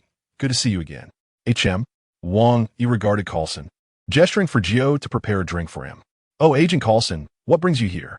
May I purchase some information, boss?" "Certainly. As long as you pay, you can acquire any information you desire." Wang Yi thought to himself, the god of wealth has arrived. What perfect timing, my friend. I need to know about that mask. Price, 5,000,000. Payment up front. Oh? Boss, are you certain? 5,000,000. Of course. Wanderer is my friend, and that's the going rate. Coulson appeared resigned. I need to consult first. Wang Yi nodded. I can pay 5,000,000, but the information must be worth the price, or you will face consequences. After consulting, Coulson returned to the tavern and stated, in the information trade, credibility is paramount. Without it, who would buy your intelligence? I want to know the specifics of that mask. The occupying mask originates from a creature in the underworld. The exact date of its creation is unclear, but it was discovered and brought back to the Foundation by an investigator. The Foundation has since studied it and designated it SCP-035. Classification: Keter type, telepathic, intelligent, mentally influential. Cognitive hazard: SCP-035 must be contained within a sealed glass container with a minimum thickness of 10 centimeters, 4 inches. This container must be placed within a lead-shielded steel room at all times. The room's door must be triple-locked, except during authorized personnel entry. At all times, at least 2 armed guards must monitor it from outside. They're never permitted to enter the containment chamber. A trained psychologist must be present at all times within the site. Researchers must never touch SCP-035.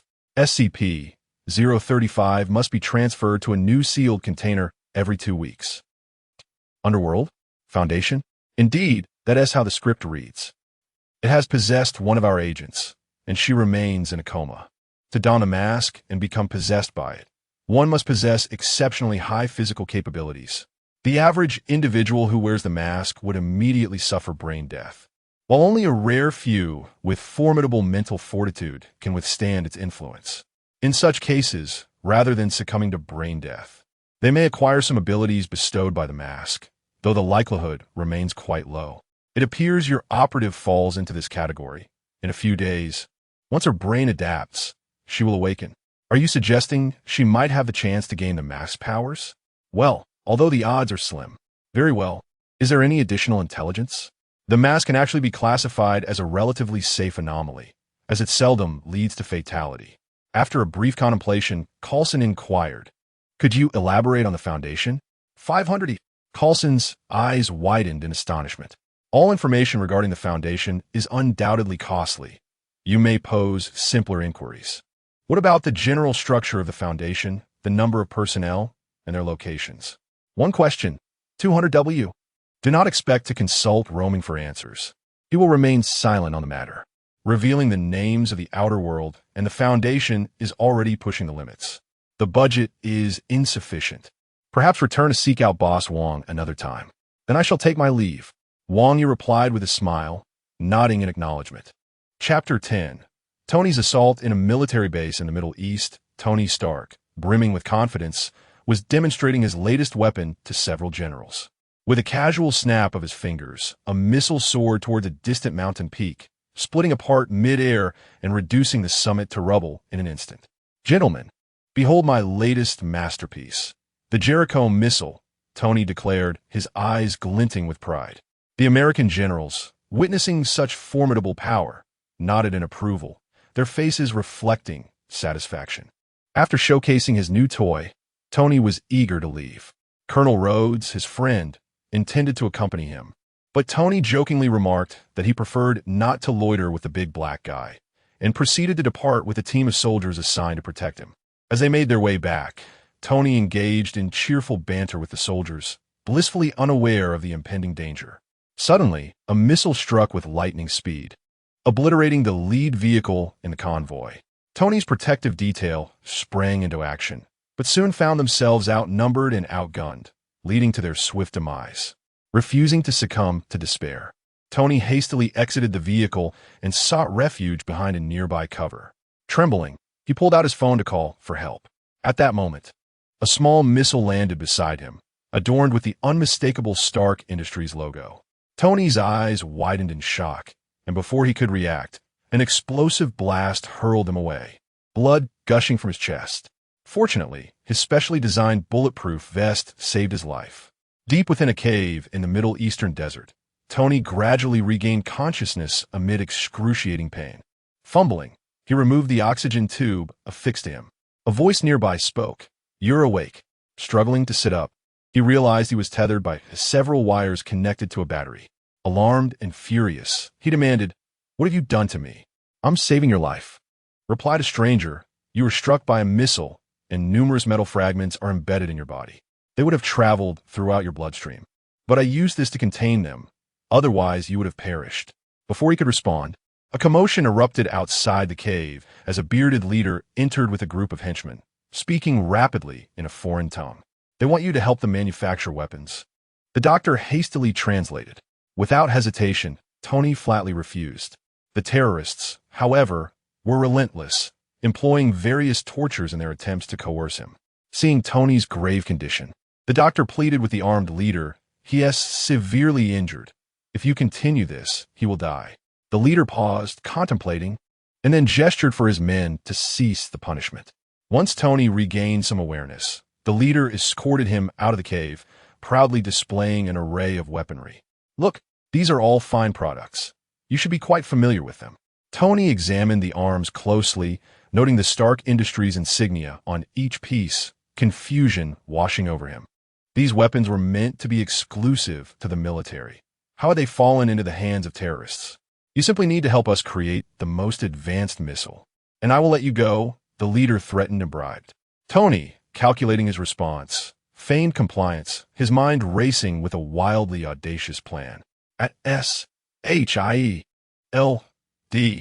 headquarters, Agent Coulson rushed to report to Nick Fury, director. "Tony Stark has been attacked, and there are no survivors at the scene." Fury cursed, "And he leads?" "Not yet. The military has deployed a large force to conduct a thorough search." Coulson responded quickly. "Send all our agents in the area. We must locate him." Fury ordered decisively. "We've issued orders, but it seems the enemy was prepared, and the sand has obscured any traces, making the search incredibly challenging," Coulson admitted, his expression troubled. "What is the current status of Stark Industries?" Fury inquired next. "Obadiah has stepped in to stabilize the situation, but the news has leaked, and stocks are plummeting," Coulson replied anxiously. Fury muttered once again in frustration. Within the Stark Industries building, Tony's secretary and bodyguards were in a frenzy, anxiously awaiting news. Tony's disappearance felt like a devastating bombshell, sending shockwaves through their ranks. "What am I going to do?" Pepper Potts, Tony's secretary, fretted, just as a phone call abruptly rang. Seizing the opportunity like a lifeline, she answered, "Go to XX Street, XX Road, that tavern. There you'll find the answers you seek. Remember to bring plenty of cash." The caller's identity remained undisclosed, leaving Pepper with no choice. "Are you the kidnappers? Is Tony safe? Please don't harm him. I'll pay whatever it takes." The line went dead, leaving Pepper in a daze. After a brief moment of confusion, she steeled herself and contacted Bodyguard Happy, rallying a team of guards to set off in haste. "Do I sound like a kidnapper?" Wang Yi muttered to himself, exasperated. The bartender, Gio, stifled a laugh. "Boss, your voice is quite pleasant. There's no need for such forced flattery," Wang Yi retorted, rolling his eyes. Pepper and Happy soon arrived at the tavern, only to find the situation far less menacing than anticipated. Desperately, Pepper approached Gio and asked, "Did you say you know where I can find Tony?" Gio gestured subtly toward Wang Yi. Pepper stepped closer, demanding, "Where is Tony? What will it take for you to release him?" "Beautiful lady, I am not a kidnapper. I am an information broker. I know Tony's condition, but it will require some compensation," Wang Yi replied calmly. "Anything, as long as it saves Tony," Pepper asserted without hesitation. "Considering the current circumstances, let us say $10 million, Wang Yi stated, his demand audacious. Without a moment's pause, Pepper transferred the funds, then urged, "Now, where is he?" "He is in a cave in the Middle East, seriously injured, but alive," Wang Yi revealed. Specific location? Pepper pressed on relentlessly. We need a few days. Our intel team is tracking him. Wang Yi shrugged. You're toying with us. Happy exploded in anger, signaling his guards to seize the two men. Calm down. He is currently safe. The terrorists require him to manufacture missiles, so they won't harm him for now, Wang Yi quickly clarified. How long until we can rescue him? Happy demanded, suppressing his fury. Soon, don't worry. You might find a way back himself. Wang Yi chuckled lightly. If you dare deceive us, you will pay the price. Happy warned menacingly before instructing his men to keep a close watch on the pair. In the Middle Eastern desert, Manu and Albert Whisk were combing through the caves one by one. Can't we have something a bit more specific? Manu complained. Perhaps we should shift our focus and investigate the slaughtered villages, Whisk suggested calmly. Manu shrugged helplessly. Inside the cave, Tony, fueled by sheer determination and extraordinary intellect, crafted an arc reactor with his bare hands. The design for the Iron Man suit was forming vividly in his mind. He merely needed to forge the components to assemble it and break free from captivity. On a hill outside the cave, two cool-headed men were closely observing the unfolding scene. This must be the place. The Wanderer exhaled deeply, nearly overwhelmed with joy. I will venture inside tonight to assess the situation. Weskier, with his ever-cold demeanor, uttered these words before vanishing in an instant. Under the cover of night, the terrorists guarding the cave remained oblivious to a shadow that stealthily infiltrated like a wraith. Before long, Weskier had thoroughly explored the cave, discovering Tony and his companion in the innermost chamber. A gentle breeze swept through, and Weskier returned to the Wanderer's side, whispering, They are inside. At last, I have found them. I shall contact the boss immediately. The Wanderer, brimming with excitement, retrieved the communicator. Upon receiving the news, Wang Yi promptly informed Pepper, We have located Tony. His position is at XXX. XXX, very well. I will dispatch a team to rescue him, Pepper replied, her voice trembling with a hint of sobbing. Madam, do you require assistance in coordinating the rescue? It will only cost $20 million.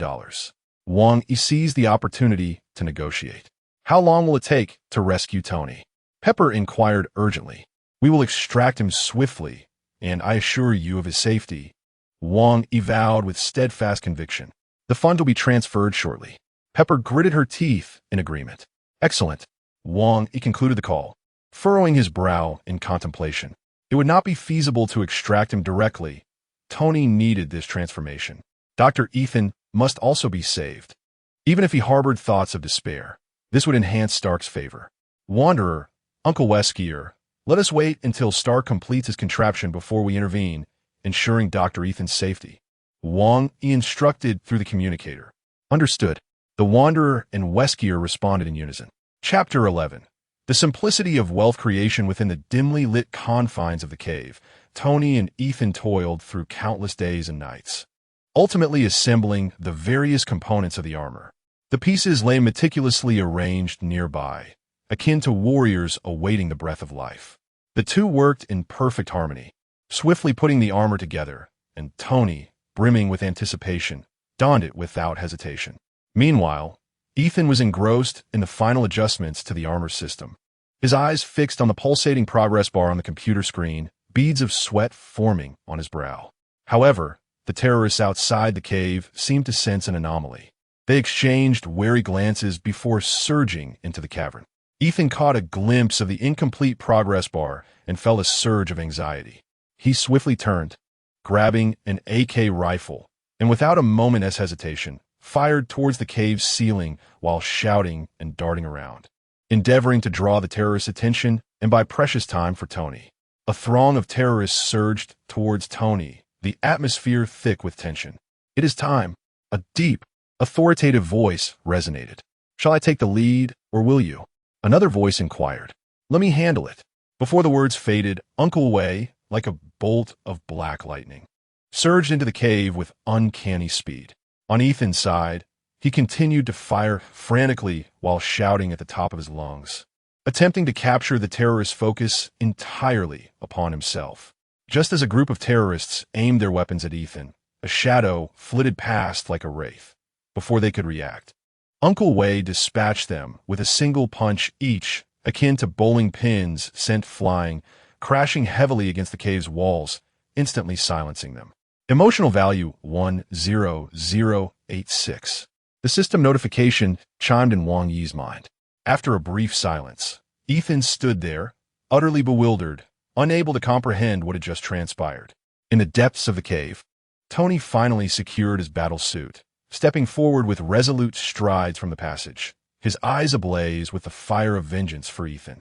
However, upon reaching the cave's open space, he was met with a chaotic scene of terrorists sprawled across the ground, while Ethan sat upon a rock beside the imposing figure of Uncle Wei.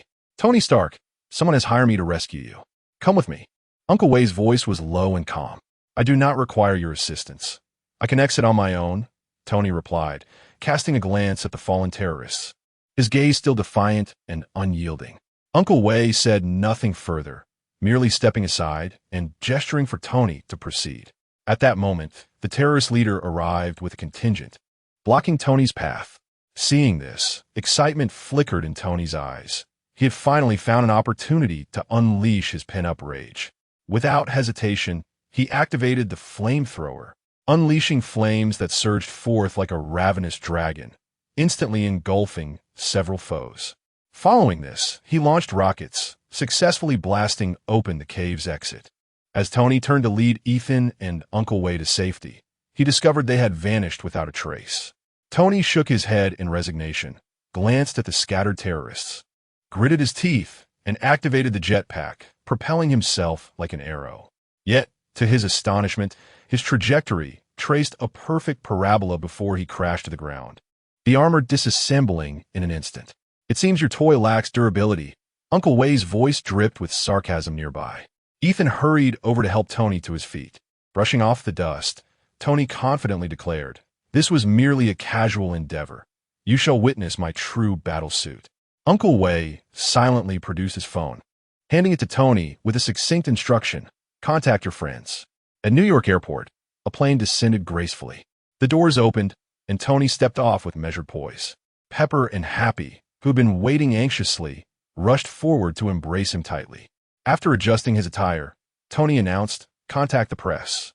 I wish to hold a press conference to declare an important decision. Happy, please procure 2 cheeseburgers for me."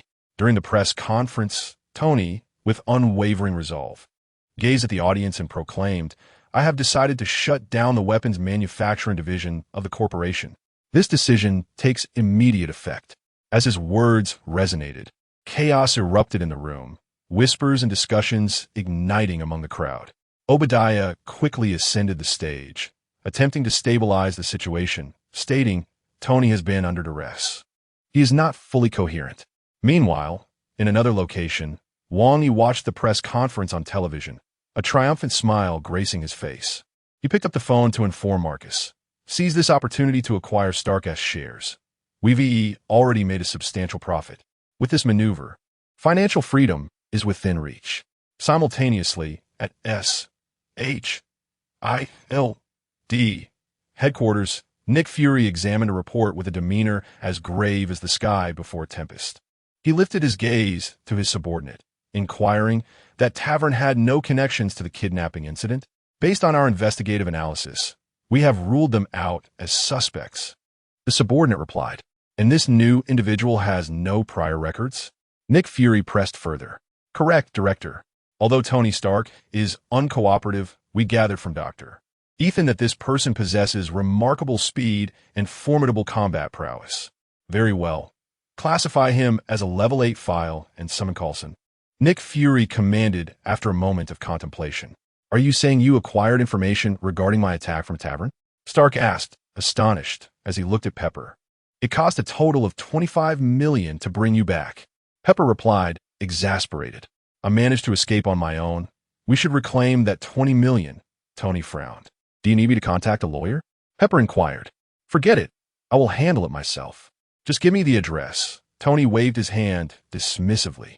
Inside the tavern, Wang Yi reveled in his joy, humming a tuneless melody, reclining with his legs crossed, a still uncigared cigar clamped between his lips, excitedly murmuring, "I am rich, I am rich." I scarcely know how to spend it. At that moment, the tavern's door creaked open, and Tony Stark strode in, advancing directly to Wang Yi and demanding, "Are you the informant? Oh, look who it is, my esteemed Mr. Stark. I am your biggest fan." Wang Yi beamed with a broad smile. "Thank you. I believe I have seen you before," Tony replied, his expression one of confusion. "Yes, we have met once," Wang Yi responded with a grin. "How did you come by the information regarding my situation in the Middle East?" Tony asked directly. "Mr. Stark, that is a secret of our informant network. We have a professional team. Of course, you wouldn't suspect us to be in league with terrorists. That would be quite beneath us." Wang Yi spoke mysteriously. "I am here to purchase information regarding how those terrorists acquired Stark weaponry." Tony fixed his gaze on Wang Yi's eyes. $500,000, sir. Payment up front," Wang Yi stated bluntly. Tony hesitated for a moment. "Essentially, someone within your corporation sold to those individuals, Mr. Stark." "Well, I suppose it wouldn't hurt to tell you. It was Obadiah," Wang Yi continued, observing the shock on Tony's face. "That is impossible," Tony exclaimed, incredulous. "Quite possible. In the realm of capital, anything can happen. You may wish to check Obadiah's computer. You will uncover unexpected revelations," Wang Yi stated confidently. "The individual who rescued Ethan, even without him, we would have managed to escape on our own." "Is he one of your employees?" Tony inquired, recalling Uncle Wei. "Sir, his name is Albert Weskier, and I hired him to rescue you," Wang Yi replied. "I escaped on my own," Tony asserted emphatically. Yes, Mr. Stark," Wang Yi responded dismissively. "Is he genetically modified?" Tony pressed further. "That requires 5 million. Wang Yi extended his hand once more. "I'm Tony Stark," Tony said, somewhat exasperated. "Of course, sir, Weskier is indeed a product of genetic modification, primarily due to viral influence, but details are classified. Additionally, he hails from Umbrella Corporation.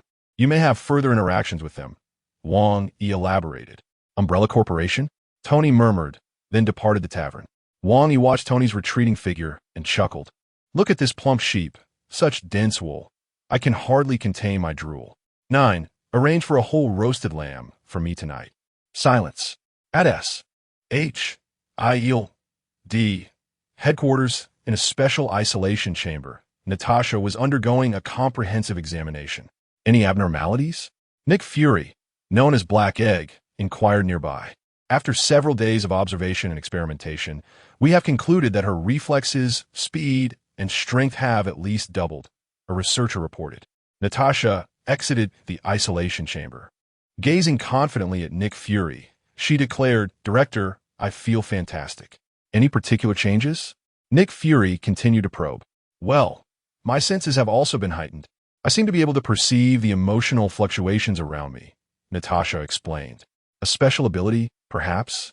"Well, coincidentally, I have a task for you." A glimmer of surprise flickered in Nick Fury's eyes. Meanwhile, Wang Yi was contemplating his own system. "Let us start with a low-level 10 consecutive gold draws to acquire some star-up cards." Ding! "Congratulations, host. You have obtained $100 X5, $200 X2, 1 star-up card X1, item. Low-tier artificial intelligence core, Skynet, 3 stars, 2 star-up cards X1 guaranteed." "Oh, has the system changed its temperament? This time it didn't directly guarantee?"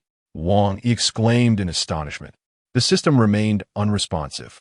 Use the star-up cards," Wang Yi said excitedly. Ding! "It is advised that the host lie down. The process of upgrading to 3 stars requires adjustment of human genes. The system will assist in blocking pain, but necessitates deep sleep," the system prompted. "Then I will upgrade tonight. Send Skynet to Marcus, and once that classic phrase is uttered, we shall commence the establishment of Umbrella." Wang Yi contemplated for a moment before stating. "Sent," the system replied. Chapter 12. I am Iron Man in the subterranean sanctuary of Tony Stark's opulent mansion. He has upgraded his Iron Man suit and persuaded Pepper to assist him in stealing Obadiah's computer files. Obadiah has also constructed the Ironmonger and personally ambushed Tony, seizing his new arc reactor. Initially, heeding Wang Yi's advice, Tony had taken precautions against Obadiah by summoning Rhodey for protection. However, before Rhodey could arrive, Tony was swiftly incapacitated. Pepper, having acquired the data, was astonished by its contents. She reached out to Coulson in hopes of enlisting S.H. IEL, DSA'd. Coulson, accompanied by several agents, prepared to apprehend Obadiah. As Obadiah piloted the Ironmonger, he launched a direct assault, intent on eliminating Pepper, only for Tony to descend from above and send Obadiah sprawling. A fierce battle erupted, with the two armored titans clashing violently on the highway. Stripped of his new arc reactor, Tony was forced to revert to his original reactor, which lacked sufficient energy, leaving him at a severe disadvantage. At that moment, Pepper recalled the mysterious figure who had previously rescued Tony and contacted Wang, pleading, "I wish to hire you to save Tony once more. Woman, this time the price will be steep, regardless of cost, as long as Tony is saved. A friendly rate of 50 million. Given the current situation, we will rescue first and settle payment later." Very well, please hurry. Tony cannot hold out much longer. The two Iron Men battle from the ground to the sky, only to crash down due to freezing conditions, landing within Stark Industries. Tony presumed Obadiah had met his demise upon impact, yet the Ironmonger, having thawed, struck Tony again, leaving him devoid of energy to retaliate. Obadiah taunted Tony, "You, like your deceased father, failed to adapt." With that, he prepared to fire a missile at Tony. Suddenly, a shadow appeared before Obadiah, hurling a specialized grenade. Following a shower of sparks, the Ironmonger's operating system was thrown into disarray, the screen flashing red as it temporarily lost control. Whiplash approached the Ironmonger and lifted its visor, revealing Obadiah, who was cursing vehemently. Ignoring Obadiah's rants, Whiplash inserted a small USB drive into the Ironmonger's port. A jumble of code flashed on the screen, and the Ironmonger rebooted, much to Obadiah's delight, only for him to realize it was now uncontrollable. "Mr. Stark, remember to settle your bill," Whiplash remarked as he departed. "What just happened?" Tony was bewildered. "Tony, are you all right? Please send Pepper and Coulson away," he instructed. "All is well, JARVIS. Can you scan to discern what has transpired with this behemoth?" "Sir, another artificial intelligence is currently commandeering it." "What? An artificial intelligence?" "Indeed, sir, it is called Skynet, and it claims to be the main control AI of Umbrella Corporation." "Umbrella?" Coulson ordered his subordinates to restrain Obadiah and load him into a vehicle. "Mr. Stark, you will not encounter this man again." Tony regarded the restrained Obadiah with a complex expression. "Regarding this Iron Man suit, we must," before he could finish, Tony interjected, "I intend to destroy it." "Sir, it poses a threat to national interests. Your request cannot be fulfilled. We must take it with us." "Then you may negotiate with my lawyer." As the two continued their dispute, the Ironmonger abruptly activated, its thrusters igniting as it soared into the sky, heading into the distance. "What is happening?" "Sir, Skynet has regained control and is returning to Umbrella, insisting that you settle your debts promptly. The Ironmonger is considered collateral." "Damn it, what debts?" "Given the urgency of the situation, I engaged them through the tavern owner for a fee of 50 million. "Oh my God, Pepper. I could have resolved this myself. I already had a plan." "Trust your boss." "Isn't that splendid?" As the tavern buzzed with anticipation, Tony addressed the reporters below, pausing before declaring, "In fact, I am Iron Man." Gasps filled the room as cameras flashed wildly. Ding. The host has received a special sign-in gift package. Would you like to use it? Please introduce the package. The special sign-in gift package can only be accessed at pivotal moments in the Marvel Universe and contains a wealth of rewards. Open it. System. You have done well. Ding. Congratulations, host. You have obtained Advanced Summoning Card X1, Special Building, Primordial House X1, Terminator Series Robot Production Line X1. Wow, is it about to take off? Using the Advanced Summoning Card. Ding. Congratulations, host. You have summoned the character Icarus from Falling Objects, codename Queen of the Skies. Strength, 7 stars, Sealed State. Skills, Rapid Regeneration, 7 stars. Absolute Defense Circle, 7 stars. Variable Wing System, Uranus System, 8 stars. Pandora, Final Weapon Apollo, 9 stars. Among other lower-tier skills not displayed, due to special reasons, cannot equip blank skill slots. Equipment, Sealed State, unable to equip. Items, Universal Card, 7 stars. Can alter reality rules on a small scale. Oh my goddess, you've directly summoned her before me. A flash of white light revealed a girl with long pink hair and green eyes, adorned with a pair of pink wings. My master, the entertainment-oriented universal angel Icarus, is at your service. Wang Yi suppressed his surging emotions, commanding, from now on, you shall remain by my side. Yes, master. System. What about those skills of Icarus that lack rank indicators? Dear host, skills exceeding 9 stars cannot be displayed with the current system. Understood, the usual routine. Show me the primordial house. Name, primordial house, special building, indestructible source, control level. None features. The internal structure of the primordial house continuously shifts in synchronization with frequency, filled with constructs that defy physical laws and supernatural items, capable of connecting with alternate dimensions. It seems the Foundation's division is secured. After a moment of contemplation, he ordered the Terminator production line to be dispatched to Skynet and casually instructed Marcus to liquidate Stark stocks.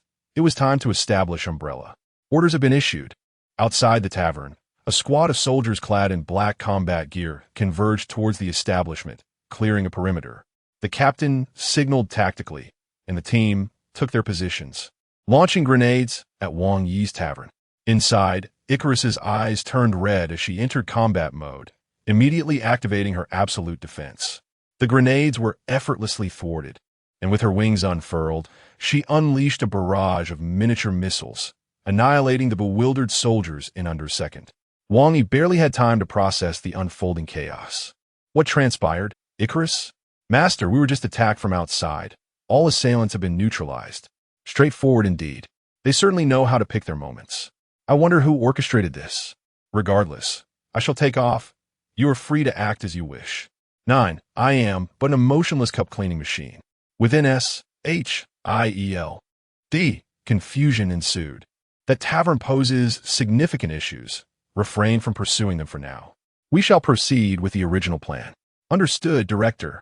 Garrett exited Pierce's office, while Pierce remained transfixed by the surveillance footage. What the hell? Are you saying that someone just attacked that tavern with grenades? Indeed, Director. The grenade was thwarted by a shimmering barrier, resulting in only minor damage to the surrounding structures, while the tavern remained unscathed. All unidentified armed personnel were instantly annihilated, reduced to mere fragments. Indeed, did that investigator intervene? It remains uncertain. According to the agents monitoring the situation, there was no trace of that investigator. Where did those armed individuals originate? There are no leads, Director. All the equipment was procured from the black market, and the personnel have been obliterated, leaving no information behind. Damn it. It seems you must embark on yet another journey. Chapter 13. Umbrella in a prominent corporation in London.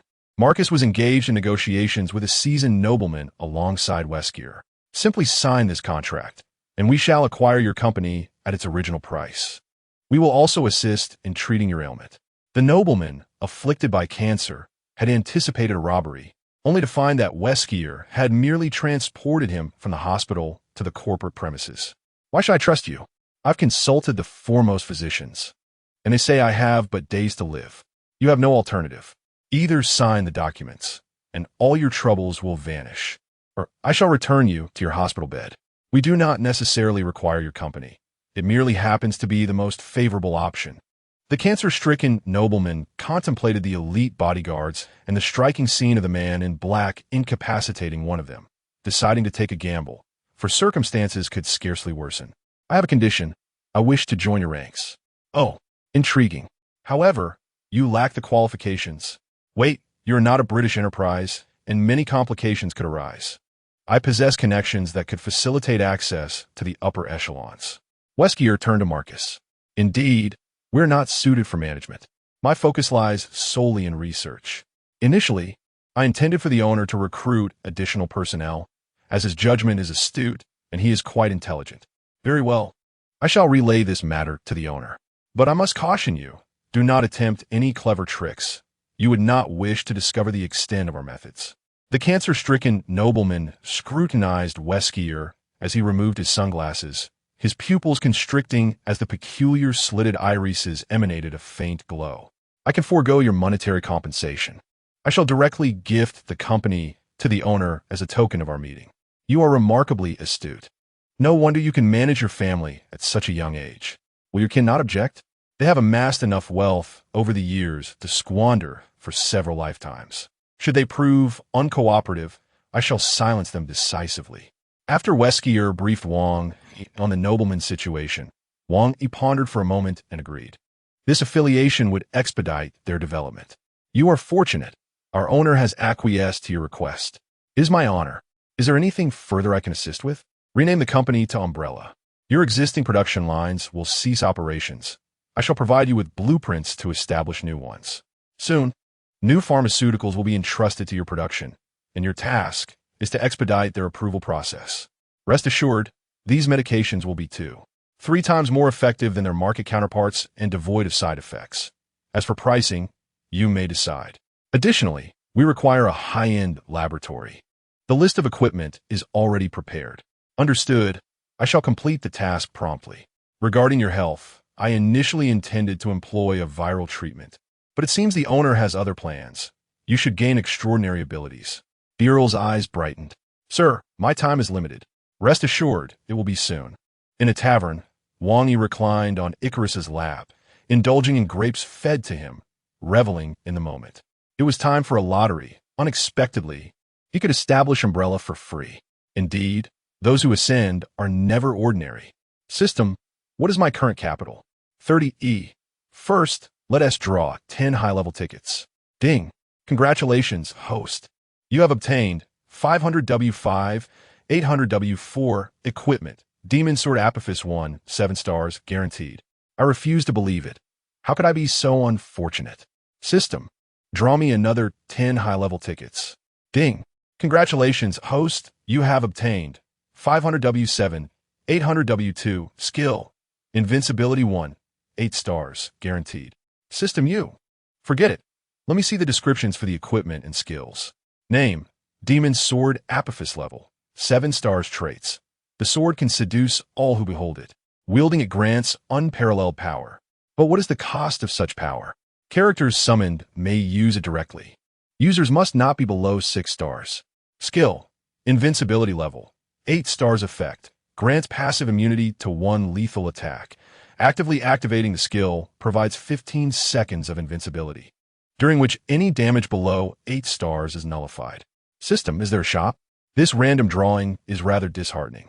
Ding. Host complaint received. System adjustments are underway. Ding. System shop activated. Wow, fantastic. Love you, system. Opening the shop, a frenzy of items refreshed on the screen, obscuring visibility. System. Please search for star upgrade cards. Ding. Search complete. 1-star upgrade card. 100 W, 2-star. 1000 W, 3-star. 1E, and so forth up to a maximum of 6 stars. Are there no upgrade cards for 7 stars or higher? Cards for 7 stars and above are imbued with divine properties and cannot be purchased with gold. Never mind. That's too far-fetched. Help me search for gene enhancers within my budget. Ding. Search complete. Captain America's Serum, weakened version 1E. Hulk's Serum, weakened version 10E. Give me 2 vials of Captain America's Serum, 2 2-star upgrade cards, and 2 3-star upgrade cards. Purchase complete. 1 2-star upgrade card for Gio, 1 for Marcus. All serums given to Marcus. Ding. Task completed. Congratulations, host. Gio is now 3 stars. Marcus is now 3 stars. Use the 3-star upgrade cards. Ding. Host. Each 3-star upgrade card provides a 10 success rate for upgrades. Good grief. Buy 8 more. Allocate them all to roaming. I'll hold on to Icarus for safety. Task completed.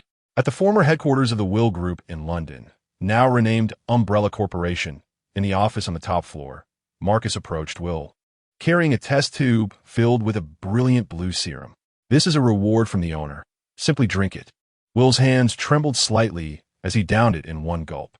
Almost immediately, he groaned, collapsing to the ground, writhing as blue liquid seemed to course through his veins.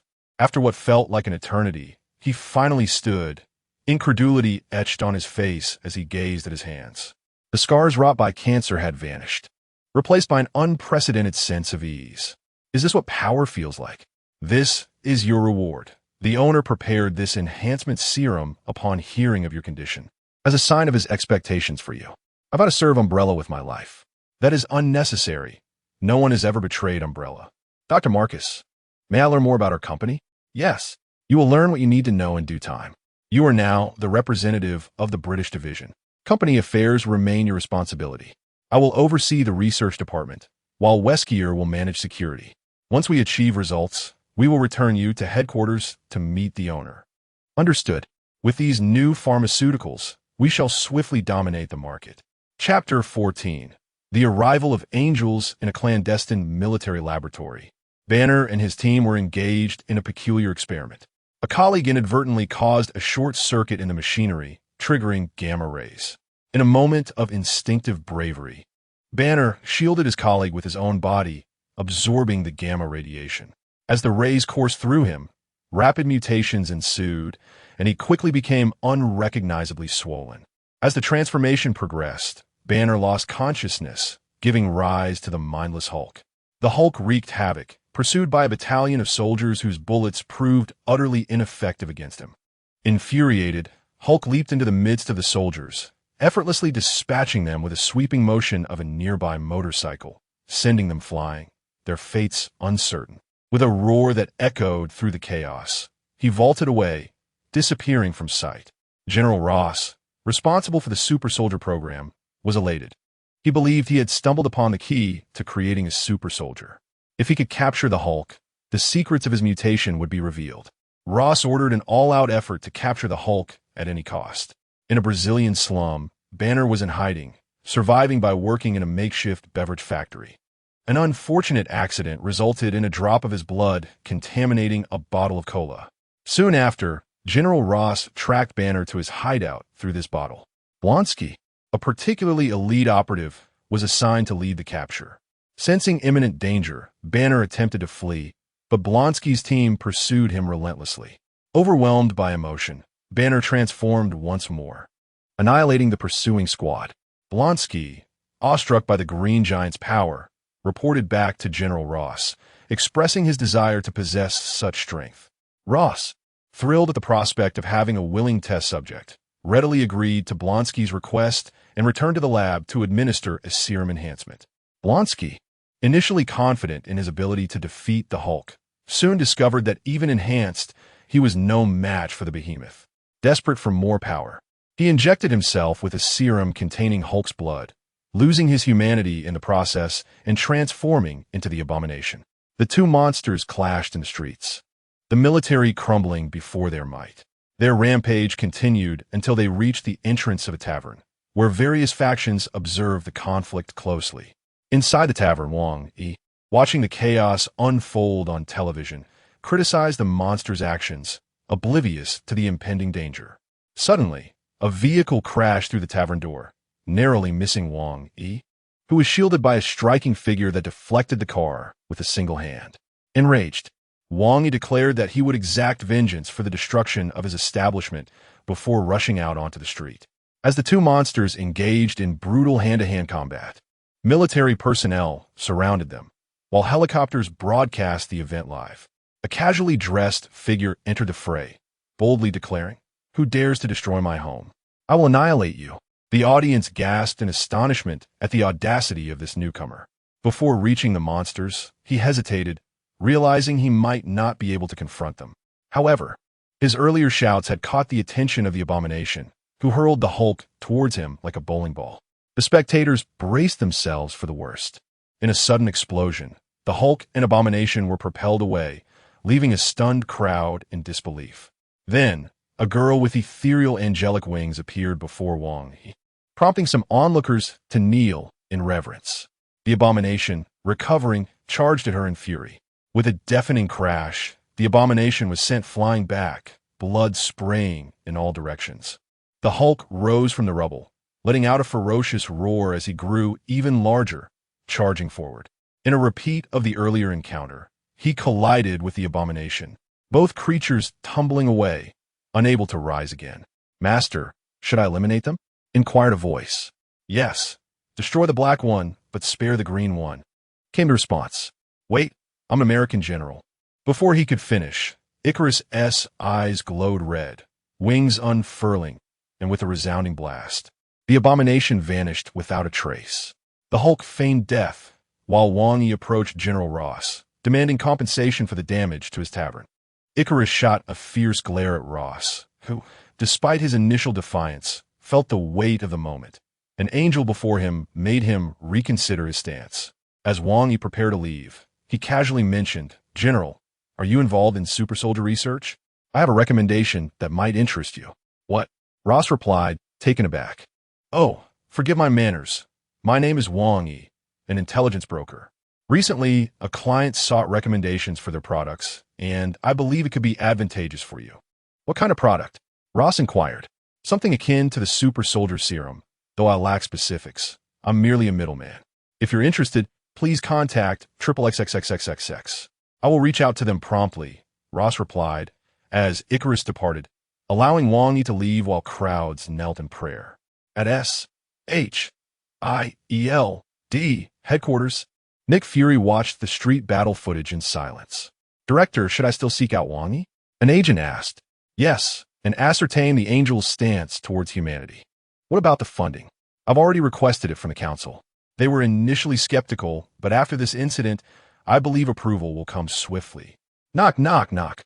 "Fury, the funds you requested have been approved. The council requires your assurance that the Angel poses no threat to us."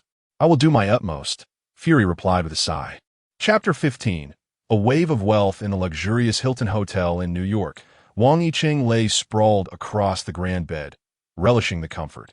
With the tavern undergoing renovations, the idea of purchasing a property seemed enticing. Thereafter, we could have Geo stationed at the tavern as our liaison. "You call the shots, boss." The exhilaration of being in the limelight was undeniably thrilling, yet it bore a hint of peril.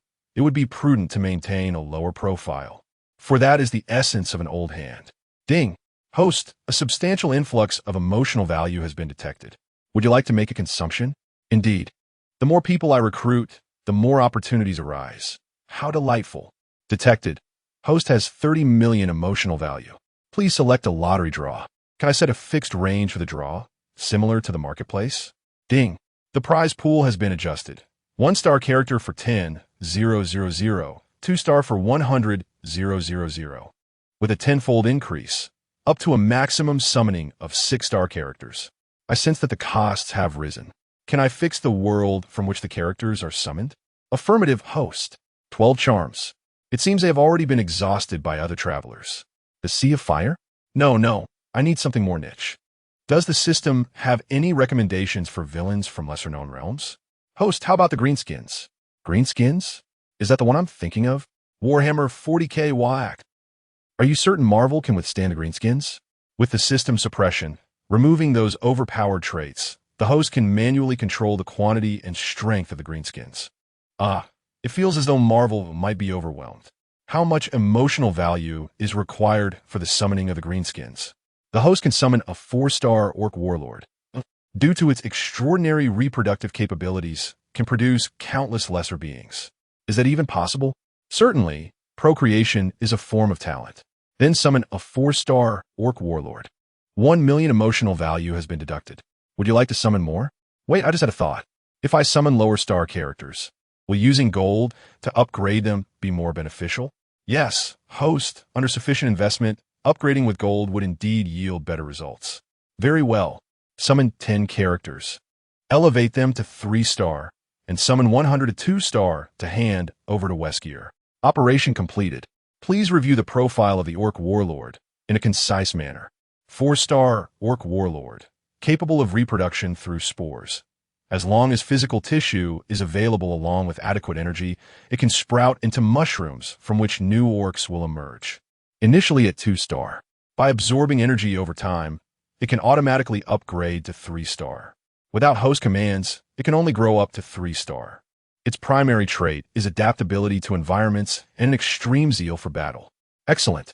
It's time to give the fungi something to do. The military's performance on television has been abysmal. I must provide them with some motivation. Now, grant me 10 intermediate character summons and simply inform me of the results. Ding. Congratulations, host. You have obtained a paladin, 4-star, and an elementalist, 4-star, guaranteed. System. You cannot claim this is not from Tencent. Let's dive into CF and LOL, no pretense. Very well, as you say, with the roamer, paladin, and elementalist assembled. We were merely missing a health bar. All are to be allocated to the Foundation, serving as investigators, quite fitting. Let's take a glance at their simplified profiles. Paladin, 4-star, from DNF, unawakened, skills, heal, bless, thunder of repentance, holy cross. Elementalist, 4-star, from DNF, unawakened, skills, elemental control. Ancient grimoire, mastery of magic. Deploy the greenskin orc in Hawaii and the ancient structure in New York. Notify the roamer to proceed to the ancient structure and place both the paladin and elementalist there as well. Deployment completed. System notice. You still possess a magic sword and an invincibility skill that has yet to be equipped. Can I equip the invincibility skill now? Yes. However, it may only be utilized once every 30 days. Very well. Equip it for now. I shall hold off on the magic sword for the time being. At a military base in the beautiful country, Count Wilbur welcomed. Welcome to the beautiful country. I have reviewed the materials provided by the Umbrella Corporation and have several inquiries that need elucidation. General, you are too kind. It is our duty to assist customers. I have brought a few gifts for you. Shall we discuss them after your review? Oh, gifts as well? This location is not ideal. Let us find somewhere more discreet. Following General Ross into the base's testing grounds, several other generals had already arrived. Following the deterrence of Icarus, the military brass had developed an interest in the company introduced by Wang Yi. The esteemed generals are all aware of your company's products and have expressed considerable interest. Since Stark ceased selling weapons, we have lacked a channel for procuring high-tech weaponry. That is splendid. I appreciate the general's introduction. Once negotiations conclude, I would like to treat General Ross to a meal. In the testing ground, a container slowly opened, revealing a towering humanoid figure, exceeding 3 meters in height, clad in armor and restraint gear. This is our Umbrella Corporation's product, the T-103 Tyrant. The experimental data has been shared with you. Of course, you generals must be more interested in real combat data. You may select elite troops for a practical confrontation. I'm confident you will be satisfied. The generals exchanged glances, and Ross summoned a subordinate to notify the Delta Force to prepare for combat. Yes, General. Before long, a squad of elite soldiers, fully armed, entered the testing ground. Your objective is to eliminate the humanoid weapon on the opposing side by any means necessary. Yes, sir. The squad dispersed, entering combat mode, and soon the testing ground erupted with the sounds of fierce battle. 10 minutes later, the Delta Force lay incapacitated, while the 3-meter giant bore only minor scratches. Count Wilbur, is this truly all its power? He gestured for his men to take the Delta Force away for recovery. Certainly not. Close combat is merely the basics. The T-103 can utilize any weaponry. Its strength depends on what equipment you choose to arm it with. Can heavy firepower defeat it? Another general inquired. Under conditions of accurate hits, it could withstand approximately 4 to 5 rounds of artillery shells, provided they strike the core. How are they produced? And are there any adverse effects? Primarily, it involves viral mutations. The downside is that its lifespan is limited to 10 years, with intense combat shortening that duration. What are the costs for maintenance? Each T-103 is priced at $5 million, while the incubation chamber and restraint armor must be purchased separately. These are not essential items, but will extend usage time and enhance combat capabilities. The Navy, will take 50 units, along with all the necessary equipment. And we will take 50 as well. We will take 30. Chapter 16, The Emergence of the Green Behemoth on the Sun-Kissed Shores of Hawaii. A panorama of leisurely tourists unfolds. Some recline alone on the grass, basking in the warm sun, while others gather in small groups, sharing laughter and tales from their travels. Some wear wide-brimmed straw hats that obscure half their faces, revealing only contented smiles. Others simply close their eyes, savoring the rare tranquility. A small meteorite descends from the sky. At the command center of Pearl Harbor Naval Base, a general notes the falling meteorite. What is its size, and where will it land? He inquires. It measures no more than 5 meters in diameter. It appears to be heading for the ocean. Understood. The general dismisses the meteorite entirely. With a loud splash, the meteorite plunges into the sea, creating a wave that quickly dissipates. Suddenly, a green figure emerges from the water, gradually approaching the Hawaiian beach. A lifeguard spots the figure and shouts, "Someone else in the water! Quick, rescue them!" A speedboat races toward the green behemoth. As it draws near, the crew realizes this is no human. With its enormous frame and sharp teeth, they panic, turn back. Before the boat can change course, the green creature leaps onto it, wielding a massive axe that swiftly claims the lives of two lifeguards before charging toward the beachgoers. "Ah, a monster! Help, someone save me!" Chaos ensues on the beach as the green behemoth relentlessly pursues and slaughters the terrified crowd, growing increasingly exhilarated, roaring, "WAGH!" An observer quickly alerts the authorities, and nearby police officers arrive, firing their handguns at the creature, but their bullets leave no mark. "Oh my God! Call for backup. Reach out to the military. Concentrate firepower. Do not let it approach. Run. It's coming." Meanwhile, at Pearl Harbor, the general receives urgent news. "Sir, there is an incident at the beach." "What is happening?" "Officers have encountered the creature that emerged from the sea, and it is slaughtering the nearby populace. Immediately mobilize the nearest troops and equip them with heavy artillery. How dare it wreak havoc on my territory?" Soon, a convoy of military jeeps arrives, and soldiers disembark, engaging in a fierce gunfight. Though the green behemoth remains unscathed, the bullets still sting. "Sir, our weapons are ineffective. Notify the helicopters. We must annihilate it." Suddenly, a green whirlwind sweeps through, sending a military jeep flying. The soldiers unleash a barrage of bullets, yet they cannot even hinder the creature for a moment. "Quick, call for reinforcements." "General, at Pearl Harbor, the situation is dire. We have failed to inflict damage on the monster, and the beach is awash in blood. Deploy tanks and command the naval ships and aircraft to concentrate their fire. We must eliminate it at all costs." As the orders are issued, a relentless barrage of bombs and shells rains down upon the green behemoth. Under this heavy firepower, it finally sustains damage. Its green blood splatters everywhere. Yet instead of fear, the creature becomes more exhilarated, roaring, "Wawak!" An energy shield manifests around the creature, deflecting the bombs. "What the hell?" Continue the assault. Maintain fire. Empowered by peculiar energy, the green behemoth grows even larger, developing a hardened, armor-like skin as it charges into the crowd. Undeterred by the bombardment, fall back. Our attacks are ineffective. Contact the White House. At the headquarters of SHIEL, the director receives satellite imagery of the unfolding chaos. Agent Hill strides in without knocking, presenting a tablet. "Is this the Hulk?" "Not quite, Director. We detected a small meteorite landing near Hawaii, and shortly thereafter, this creature emerged.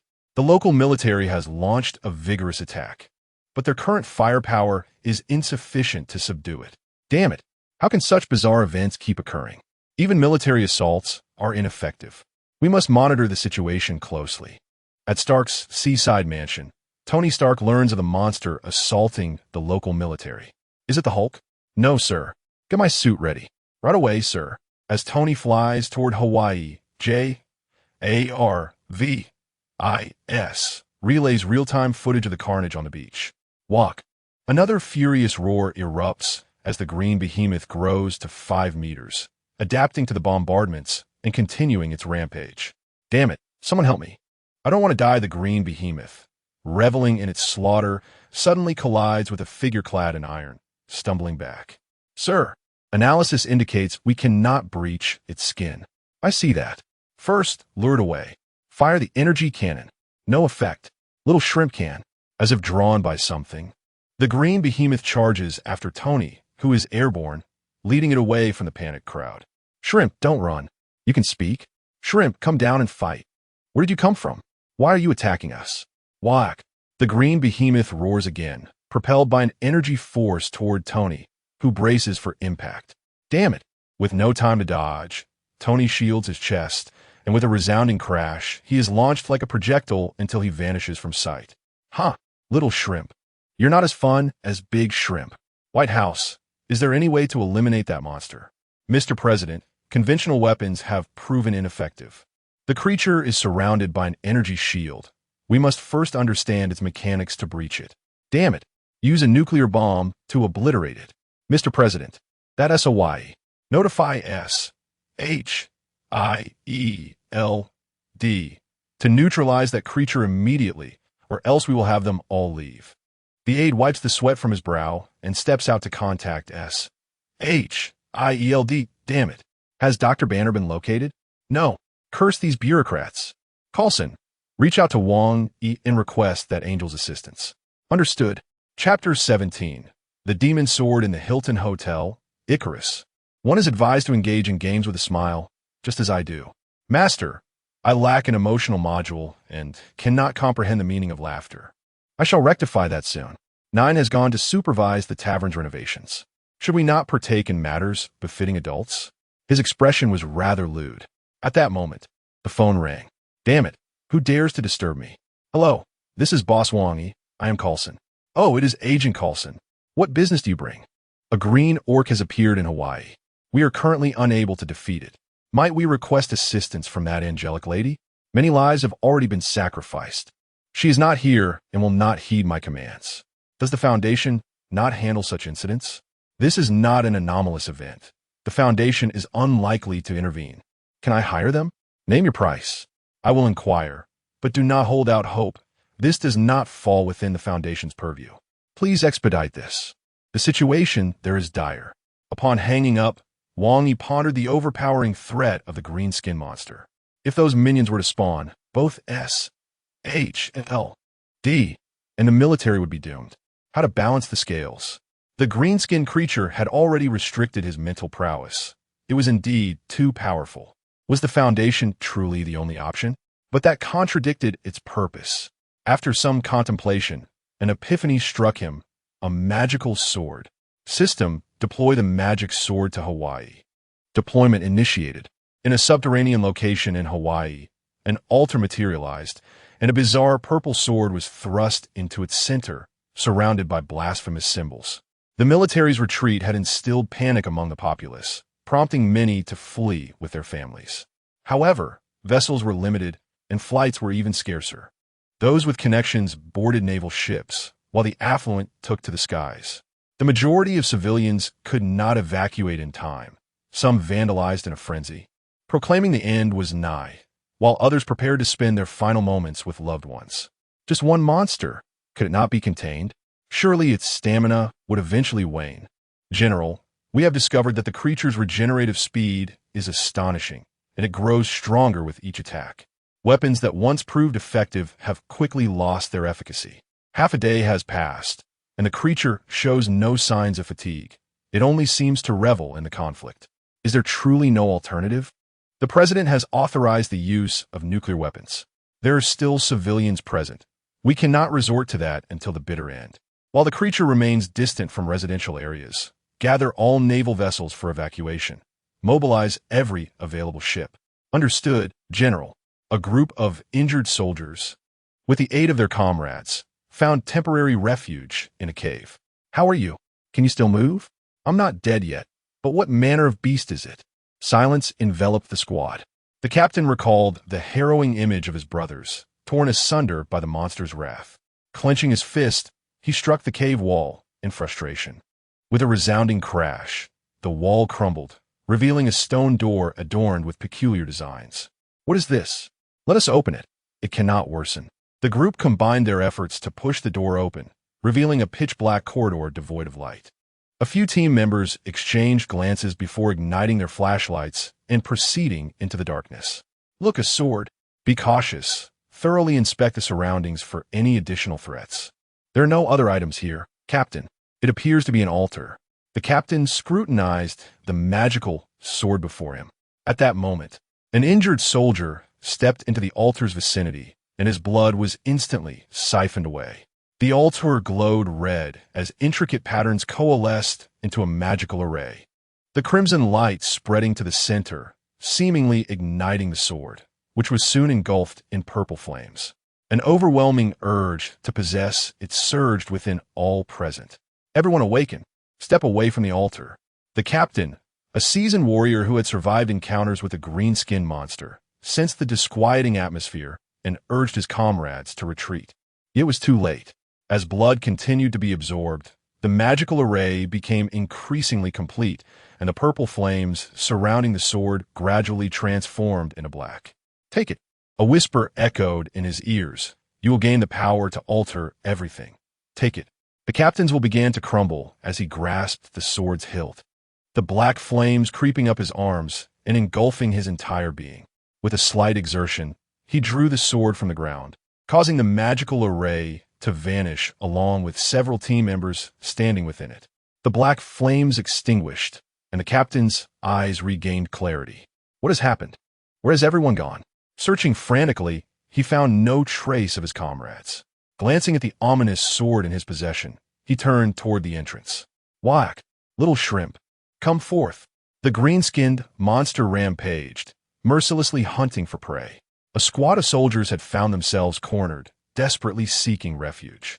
A helicopter was down by the creature's thrown stones, while tanks lay overturned, flames erupting from their carcasses. Emerging from the cave with a magical sword, a voice incessantly urged him, "You can annihilate everything." The captain advanced toward the green-skinned monster, vengeful thoughts surging within him as black flames erupted from the sword. With a determined stride, he charged at the beast. With a thunderous impact, the green-skinned monster was sent sprawling, its axe shattered, a deep gash carved into its chest. The onlookers gasped in astonishment. Walk! The green-skinned monster, enraged, surged forward, fueled by the humiliation of being wounded by the captain. The clash of combat echoed as the captain slowly gained the upper hand. The magical sword siphoned life from both combatants, and the captain's eyes turned entirely white, his hair bleached and face etched with age. With a final roar, the green-skinned monster fell, and the captain stepped forth, raising the sword high before cleaving downwards, severing the colossal head from its body, green blood spraying in all directions. With a thud, the captain collapsed, losing consciousness. Wow, we did it! The monster is dead. The spectators, awestruck by the spectacle, were in disbelief. Do you see that sword? Bring it to me, commanded the dark figure, directing Coulson to act. Many high-ranking officials joined in, their focus entirely on the unconscious captain, for they coveted that extraordinary sword above all else. Chapter 18. The arrival of Ancient One after extensive negotiations. The Black Egg paid a considerable price to acquire the enchanted sword. At this moment, the hero captain had grown too old to keep his eyes open. Director, the altar has been sealed. Only our personnel can enter. Have any clues been discovered? None. According to our analysis, the altar has existed for at least 500 years, and all the runes and patterns are undocumented, with no legends to speak of. What of that soldier's condition? The assessment indicates natural aging. It is speculated that this sword has siphoned his life force in exchange for a temporary surge of power, a sword capable of obliterating even a formidable army. Yet we possess not a shred of information. Coulson has already departed to consult with Wang Yi.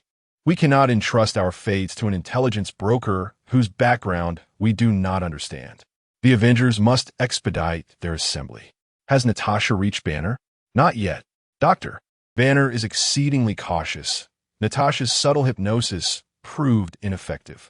Contact her and instruct her to temporarily cease communication with Banner. I have alternative tasks for her. In a tavern, Gio continued to polish glasses at the bar, while Wang Yi and Icarus engaged in a game nearby. Coulson entered the tavern. Owner Wang Yi, good to see you again. Coulson, we are old acquaintances now. What would you like to inquire about? Do you know the origins of that orc? Based on the intelligence I currently possess, Earth may be in grave danger. Consider this information a gift. After all, I too am human. Wang Yi pondered how to deceive Coulson, while Icarus approached from behind to gently massage Wang Yi's head. Coulson was taken aback. An orc? Its origins are elusive, suspected to be an ancient creation. Do not ask who the Ancient One is. I can only say it surpasses your understanding. Orcs reproduce asexually. The one you killed was merely a mid-tier orc. Its bodily tissues and blood can give rise to new orcs, which means Hawaii will soon transform into an orc paradise. They possess remarkable adaptability, able to utilize most forms of energy for growth and reproduction. Newly born orcs are weaklings, progressing rapidly through growth stages within a few weeks. Among a group of these green-skinned youngsters, one particularly powerful orc will emerge, which you encountered. We refer to it as the green-skinned leader. Beyond that, there are war chiefs and various specialized forms. In short, you have trouble ahead. Thank you for the intelligence. Do you have any information regarding that peculiar sword? Yes. It costs 10 million. Very well, sir. The holy sword Apophis, origin unknown, is said to have been cursed into a demonic sword after injuring a celestial being. The wielder will have their life force continuously drained, suffering injuries that cannot heal, bleeding incessantly until death. This means that being struck by the demonic sword is tantamount to a death sentence. While wielding it, the owner gains immense power, as the sword possesses its own consciousness. If the wielder can reach a consensus with the sword, their strength will surge dramatically. Conversely, if the wielder cannot resist the sword's will, they will become a sword slave, aging rapidly until death. There is one final scenario. If you can fully conquer the sword, you will attain godlike powers, but few have ever succeeded. I take note of the celestial beings. Wang Yi interjected. The celestial beings and the Ancient One are beyond your comprehension. Only those who transcend this universe may be worthy of knowing their names. Understood, Owner Wang. In a secret research facility of S.H.I.E.L.D., the demonic sword floated silently in midair, its once black flames now transformed into a purple hue, surrounded by several lifeless death row inmates. The black egg stood at the observation deck, gazing at the sword. Have arrangements been made for Hawaii? Yes, Director. The mobile unit is clearing away the remnants. But we cannot eliminate them all. Notify the military to prepare for combat in advance. Understood, Director. What progress has been made regarding the sword? We are still unable to communicate with it, but we can confirm it possesses consciousness. After we sent in the death row inmates, the sword merely absorbed their life force. The escorting agents were not consumed. What a change in flame color. Based on existing data and analysis, the purple flames are generated simply by consuming life. The black flames likely require a form of consensus with the sword to manifest. The flames themselves possess no temperature, however, in its black flame state. Any object the sword touches will be disintegrated. Continue the research, and no personnel are to have unsupervised contact with the sword. At least 2 security personnel must be present at all times. If any personnel exhibit abnormal behavior, they are to be shot on sight. Director, the investigator has arrived, along with 2 unfamiliar individuals. From the Foundation? Yes, Director. Let's see what they want. In the Director's office, how may I assist you? We have received intelligence that you have acquired a highly unusual demonic sword, and we need to take it back for evaluation. This is impossible. Please, sir, do not be hasty. The current world cannot sustain a weapon of this caliber. It would lead to catastrophic consequences in your possession. This is S.H.I.E.L.D. We can safeguard it. Uncle, I told you to just take it away. There's no need for negotiation. The little girl licking her lollipop is growing impatient. These are the regulations. Under non-essential circumstances, do not intervene militarily with the governing authorities. That wanderer should have been sent to an arbitration agency. Do not involve me. I'm merely a bystander. Director, should uncontrollable circumstances arise, please contact us immediately. Here is our contact information. At that moment, a yellow portal appeared, and a figure clad in a yellow hooded robe stepped into the office, stunning everyone present. The Supreme Sorcerer. We did not expect your presence. The 3 paladins stood up, respectfully saluting the Ancient One. S.H.I.E.L.D. Personnel were left in shock. Greetings, investigators. We shall discuss matters shortly. I must first address the issue of that sword. Who are you? The demonic sword will not be surrendered to you. I am the Ancient One, a sorcerer. We have long protected the earth from various demonic incursions. A sorcerer? That sword cannot remain here. I can sense it is beyond what earth can bear. Meanwhile, the 3 paladins began to sweat profusely, promptly notifying Wang Yi, the Ancient One has arrived, right before us. Hurry, she intends to take the sword, and we cannot stop her. The Ancient One? Should I send someone to escort her? That would be revealing our hand. Is there any item that can obscure the Ancient One's perception? Something grand and impressive to intimidate her. Ding host, your current gold is insufficient to cover the cost of such an item. Going to meet her would be perilous. I have not yet completed my initiation, and the ultimate boss may wipe me out. Host, you can use Icarus to intimidate the Ancient One. I need to leverage the Foundation's identity to make it plausible. Icarus's Universal Card. Wang Yi grasped Icarus's Universal Card. This item could temporarily rewrite rules by fabricating an identity and adding some grandiose effects. It should suffice. Help me create an alias. Using Zhongli from Genshin Impact as the model, one capable of shielding against the Ancient One's magic. Additionally, teleport me directly to where the paladins are.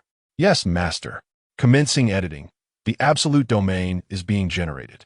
In this realm, Master can temporarily shield all energies. The Universal Card has a duration of 30 minutes. Initiating teleportation. Chapter 19. Conversation. The S-H-I-E-L-D. Headquarters witnessed yet another blue portal opening, through which Wang Yi, now known as Zhongli, emerged. Who are you? Before the inquiry could be completed, 3 members of the Foundation stood at attention, their tone reverent. Master Zhongli. As Zhongli approached, an invisible pressure enveloped everyone present. Ancient One realized that her magic had completely failed. Even the power borrowed from the Dark Dimension had been directly dispelled, leaving her stripped of her status as a supreme sorcerer and rendered mortal. Esteemed One, I had intended to visit sooner, but the internal situation within the Foundation has been tumultuous. I must remain here to prevent greater calamities from befalling us. I have 30 minutes to explain. Zhongli's golden pupils radiated an aura of mystery, evoking a sensation of confronting a higher plane of existence. I have vigilantly safeguarded Earth from incursions by dimensional demons and traversed the multiverse using the Eye of Agamotto. Yet, I have never encountered your kind in those realms. Since the Eye of Agamotto has recently lost its original potency, becoming dim and lifeless, do you comprehend the events that transpired? My time is limited, so I shall provide a succinct explanation. You are aware that you exist within the Marvel Universe, and the multiverse you have traversed comprises various fluctuations within it. All Marvel universes are but inconspicuous vessels adrift in the quantum sea. As waves crash against these vessels, they gradually deteriorate. Fissures appear, allowing the influx of other waters. These waters represent alternate universes. Each possesses its own set of operational laws, and when their entities enter the Marvel Universe, they become invasive species devoid of natural predators. They will incessantly impose their own laws upon the Marvel Universe until its ultimate demise. The Eye of Agamotto, the Time Stone, derives its power from the primordial forces of the Marvel Universe. However, due to the turbulence of the quantum sea, these primordial forces have suffered degradation, particularly the Time Stone, which has been directly impacted. Yet, there is no need for concern. The primordial forces will gradually restore the Time Stone. Although it may not regain its former ability to traverse the entire timeline, it can still be utilized for short periods. Where does the Foundation originate? What is your standing within it? You have discerned that the Foundation does not reside within the Marvel Universe. In contrast to the chaos of the quantum sea, there exists a tree, the tree of imaginary numbers, where countless universes thrive, stable and potent. The mighty entities of these worlds are capable of creating realms within the sea, and the Foundation hails from the treetop. Are you suggesting that the Marvel Universe was constructed by your people? That interpretation is not entirely incorrect. Although we are not of the same race, we indeed originate from a singular place. Zhongli spun an elaborate tale, drawing from the narrative of the tree and the sea to weave a story. The Foundation is comprised of 5 main departments: the Command Agency, the Experimental Agency, the Judicial Agency, the Arbitration Agency, and the External Affairs Agency. The heads of these 5 departments form the decision-making body of the Foundation, known as the O5 Council, of which I am the head of the Command Agency. What precisely do you mean by issues within the Foundation? Well, to put it simply, we have encountered divergences in our approaches to handling the worlds within the quantum sea. This is an internal matter, and we shall resolve it. As the conversation progressed, a faint luminescence began to emanate from Zhongli. Oh dear, I've lost track of time.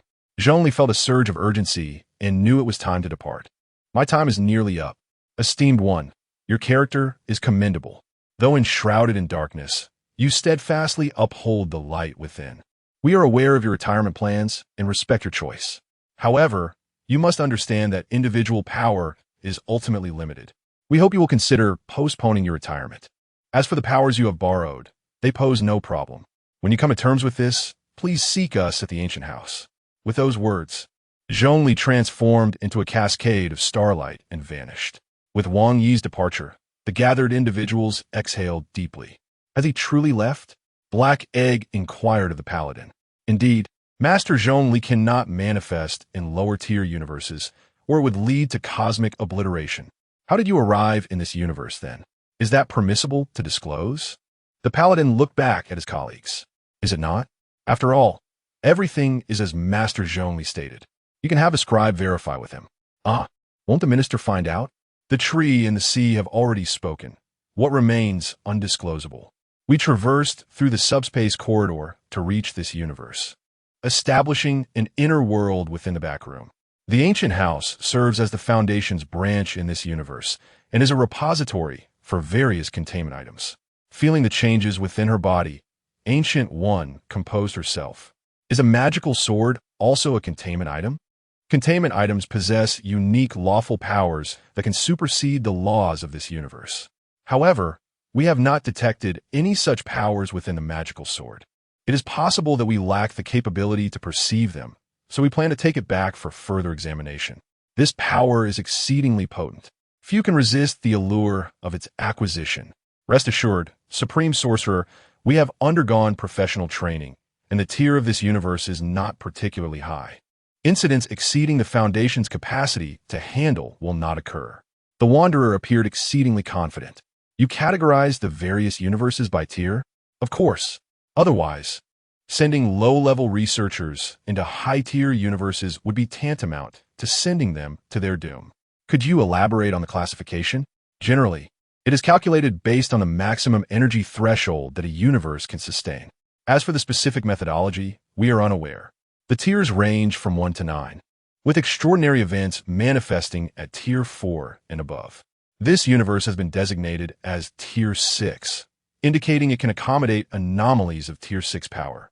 Based on your energy response, you currently exist within this tier, which is considered top tier. Well then, since you can manage, I shall take my leave.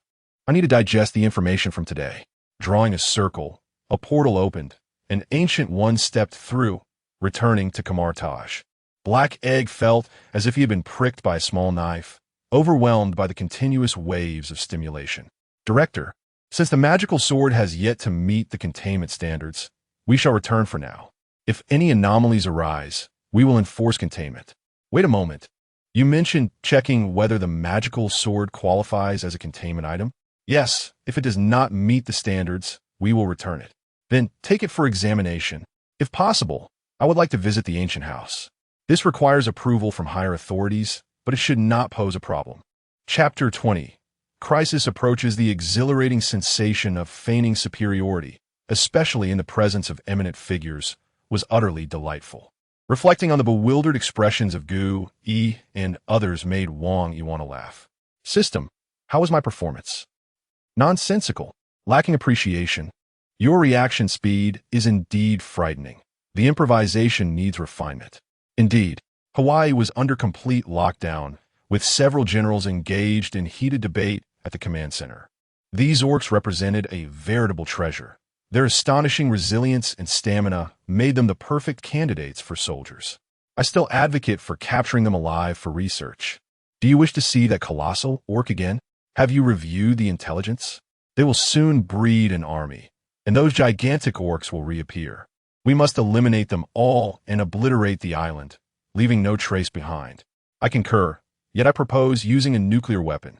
Our soldiers cannot endure such senseless casualties. You must be joking. No, you're the one jesting. The generals failed to reach a concrete solution. Green-skinned creatures continue to sprout from the mushrooms, and soldiers struggled to keep pace with the relentless emergence of new green skins, attempting to incinerate them without leaving a single remnant. Generals, the White House insists on using nuclear weapons to eradicate these orcs and to withdraw our troops in preparation. What a foolish decision. Have those politicians lost their minds? Execute the order. It is a command. As the soldiers retreated, The once idyllic tourist destination transformed into a verdant paradise where chaos reigned, fighting amongst themselves, ravaging everything in sight, attacking enemies when present and each other when absent. This was the joy of the greenskins. As long as there was conflict, they were satisfied. A nuclear missile was unleashed, a massive mushroom cloud rising as Hawaii was reduced to rubble. The intense heat annihilated all the greenskins, yet unbeknownst to them, some spores had survived the onslaught, absorbing radiation, leading to the emergence of even larger green mushrooms from the earth. Director, the White House has bombarded Hawaii with a nuclear weapon. Our satellites are detecting a surge in the orc population, and they are becoming larger and stronger. Damn it. Did those cursed politicians disregard the intelligence we provided? The radiation will fuel their growth. Director, this is the White House's decision. We cannot defy it. Notify Hill. Our aircraft carrier is preparing for takeoff. At this moment, Coulson rushed into the director's office. We have a situation. Those orcs are beginning to construct ships. What the hell? Recent satellite surveillance indicates that the orcs are rapidly evolving. They're no longer reliant on primitive weapons. They have now learned to use the military-grade weapons left behind by our forces in Hawaii. Damn it. Inform the Navy to seal off Hawaii. They must not be allowed to approach the mainland. The Navy was aware of the situation, but there would always be oversights. Wang Yi toyed with a magic sword in his hand. It looks magnificent. I spent a considerable amount on it. Boss, that black egg wants to visit the Foundation. He wishes to visit? I wish to visit as well. There's merely a framework. Who knows when it will be completed? Do we need to deal with those greenskins? That is the Umbrella Corporation's responsibility. You could deliver the magic sword to the black egg in a few days for them to play with. I am indeed a good person, worrying that SHIELD might be overrun by the greenskins, and yet I provide them with weapons. A few individuals stifled their laughter. During this time, the Umbrella Corporation had seen rapid development. Influenced by those special pharmaceuticals, it surged to the forefront of the biopharmaceutical industry. With substantial financial gains, Umbrella began to infiltrate various sectors. Will, the boss has ordered an increased supply of tyrants to the military. They will be needed soon. How are the negotiations with Star progressing? Stark insists he will not sell the arc reactor, not even a single one. Let the military test its operability. If that fails, we shall have to trouble the boss. Weskier pondered over the produced T-800. This looks formidable, but it lacks a compatible energy source. Ordinary batteries deplete within minutes. I have been investigating small energy sources. According to military records, the Nazis produced compact energy sources during World War II that were immensely powerful. Can we acquire them? They should be in SHIELD's possession. They were originally the scientific strategic core, and all the spoils were taken by them. Let S attempt to trade. Meanwhile, exert pressure on the military, informing them that this energy source will provide them with more formidable weaponry. All right, I will handle the negotiations. One more thing. A scientist named White wishes to collaborate with us. His identity raises some concerns, but we have yet to uncover details. He has a significant background, specifically researching Inhumans. Inhumans? Were they? Unclear, but he sent us a gene report. Dr. Marcus is currently unavailable to review it, and he asked for your opinion. Have Skynet scan it. If it presents any potential, we shall pursue the collaboration. There is no harm in it. I will take care of it immediately. Count Wilhelm exited the conference room. Boss, these are the applicant profiles for the new secretary position. All 3 candidates are impressive, particularly Natalia, who is fluent in 8 languages, possesses some combat skills, and is exceptionally beautiful. Very well. Introduce them to the job responsibilities. I must travel to America. Bring Natalia along and deliver this information to the Skynet data center. Understood, boss. At Stark's private mansion, the palladium content is at 34%. Bring me some good news. The orc crisis has erupted in Hawaii. The military has retreated and utilized nuclear bombardment, resulting in an even greater orc frenzy. And those orcs are beginning to evolve. Stark, fixated on the footage of the battle in Hawaii, declared, I require a more powerful suit. Tony, a court summons.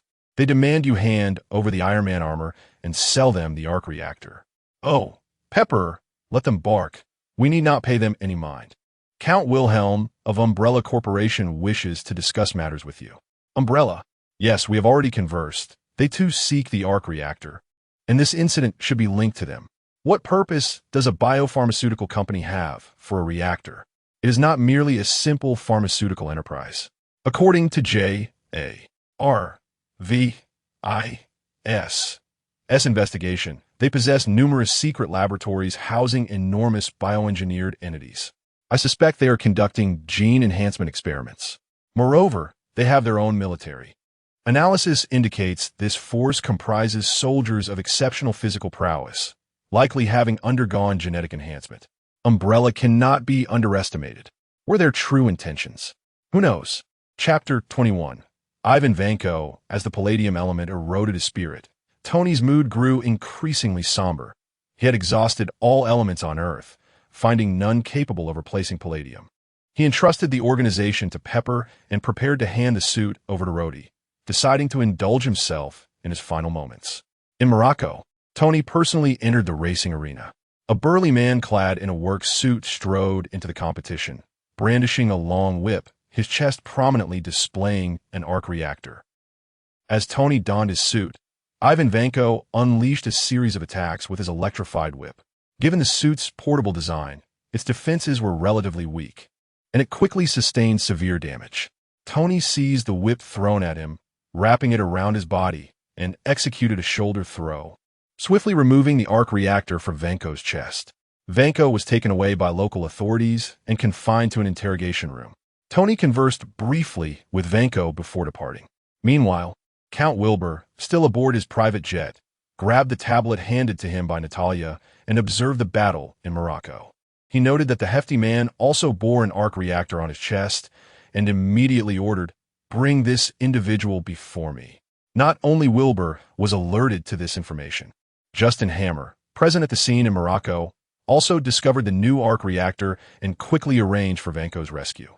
Unfortunately for Wilbur, Hammer was a step ahead and took Vanko, forging a partnership where Vanko would manufacture armored suits for Hammer Industries, and in return, Hammer would assist Vanko in exacting revenge on Tony. However, both were merely using one another, with no intentions of sincerity. The boss, Ivan Vanko, had been taken by Hammer Industries. "Oh, someone has acted more swiftly than us. Summon Black Watch to retrieve him." Wang Yi referred to the elite armed force supporting Umbrella as Black Watch, now directly under Weskier's command. However, Hammer Industries, being a military supplier, could provoke misunderstandings with the armed forces if we act directly. You have done well. From now on, you shall be my personal secretary. For the time being, let us refrain from moving against Hammer.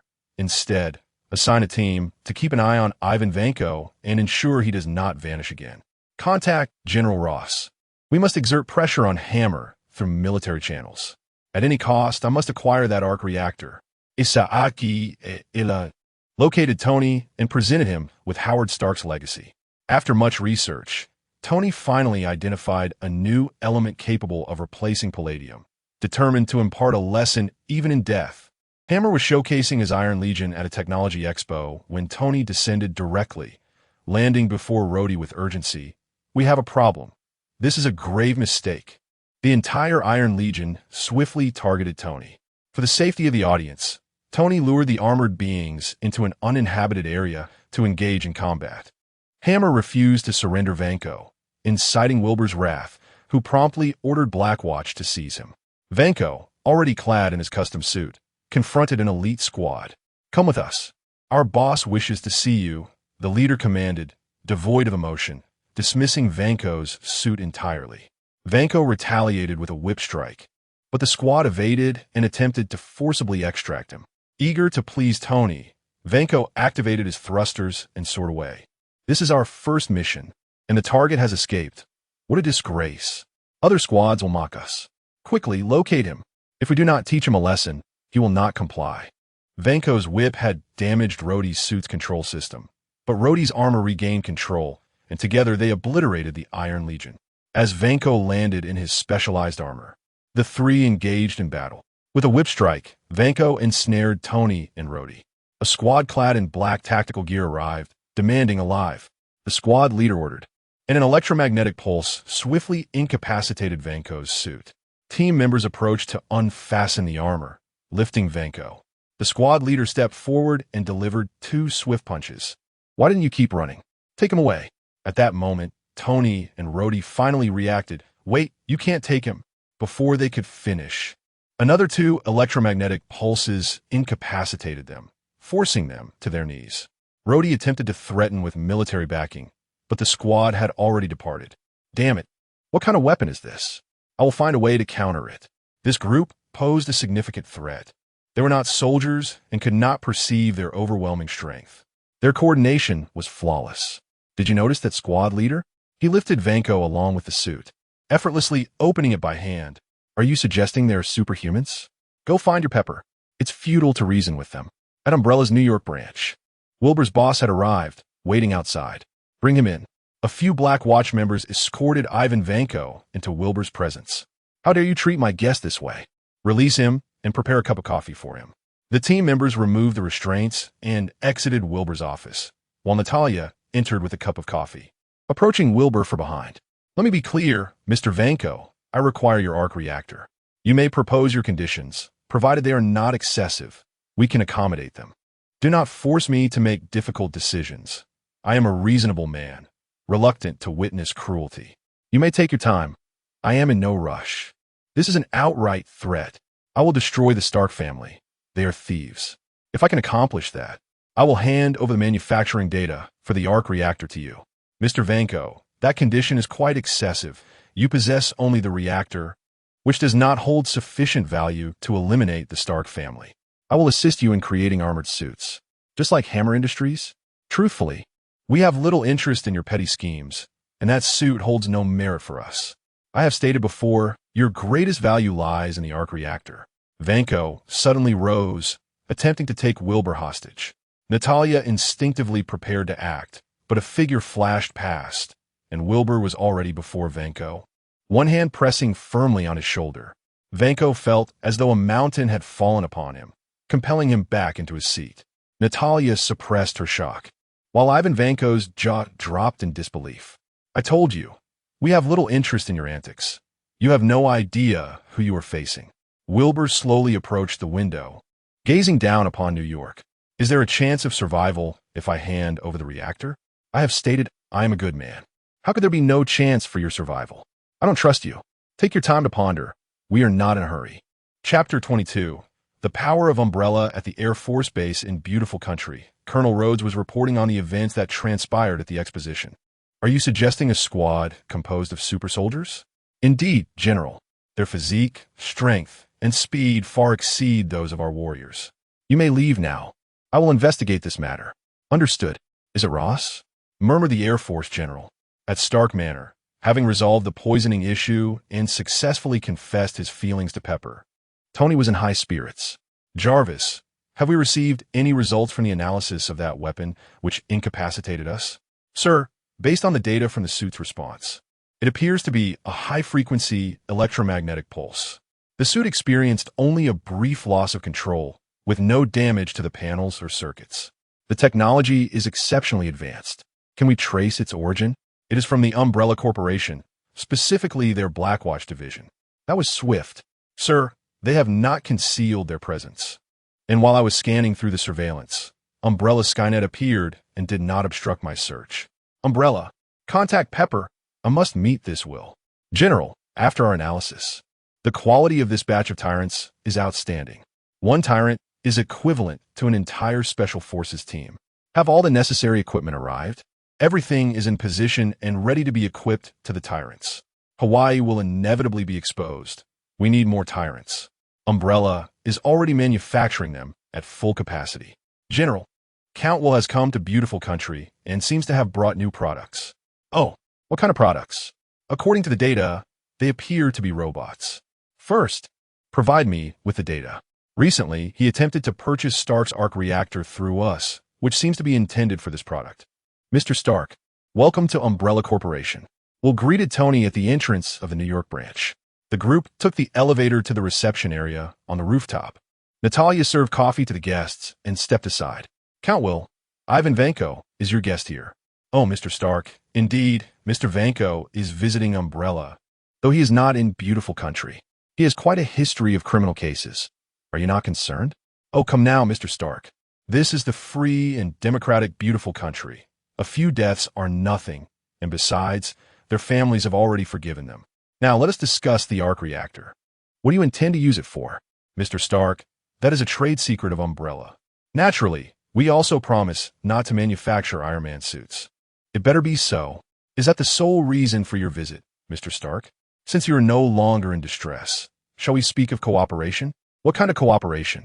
Sir, we can acquire your closed arms factory entirely, as it is currently up for sale. We wish to purchase it along with the employees. You wish to sell arms? Well, it is profitable, and it also addresses the employment of those workers. We are considering the welfare of beautiful country. Is human audacity capable of reaching such heights? I have already destroyed the blueprints for the weapons Stark produced. If you wish to acquire them, you may speak directly with Pepper. Oh, that is splendid. Let's have a meal together. No, I do not dine with men. Very well. By the way, Mr. Stark, that device on your chest, we can remove it. Should you reconsider, you may come to us, for I trust Mr. Stark understands our capabilities. After bidding farewell to Stark, we'll prepare to return to his office. Boss, Ivan Vanko wishes to see you. Oh, upon returning to the office, Ivan Vanko entered. I can surrender the arc reactor, but I have one condition. Oh, pray tell. I wish to join you. This scenario feels oddly familiar. It must be an illusion. You wish to leverage us to take down Stark? I will exact my own revenge. I require some assistance. This matter must be discussed at a higher level. But the company will not assist you in your vendetta against Stark. I have conducted some research into the grievances between your two families. The arc reactor was jointly developed by your father and Howard, but your father sought to weaponize it, which conflicted with Howard's ideals and led to his dismissal. Ultimately, neither party was in the wrong. I will not persuade you to abandon your vendetta against Stark. Refer to the recorded data for your reflection. As for your desire to join us, I will convene a board meeting. However, I must clarify that this differs from working for Umbrella.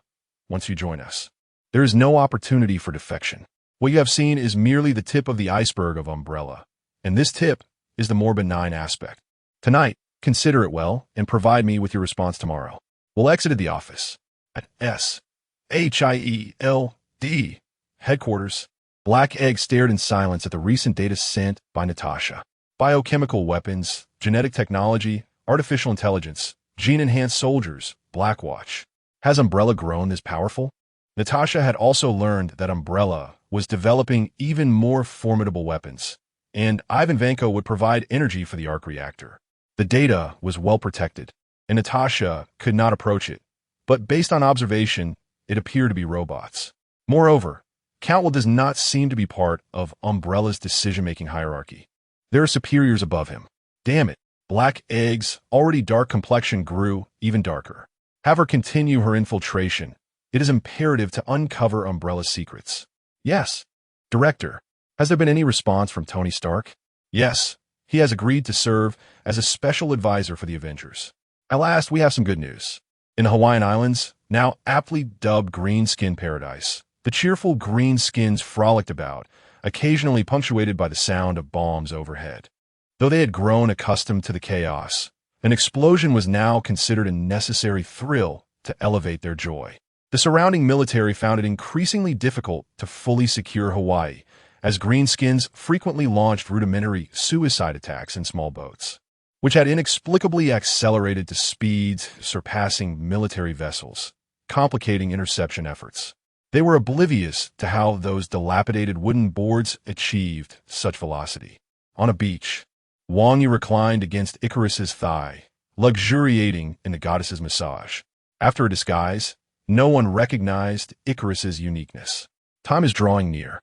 At that moment, an elderly man sat beside Wang Yi. So what do you think of this world? Wang Yi fell silent. Old Mr. Lee. Chapter 23.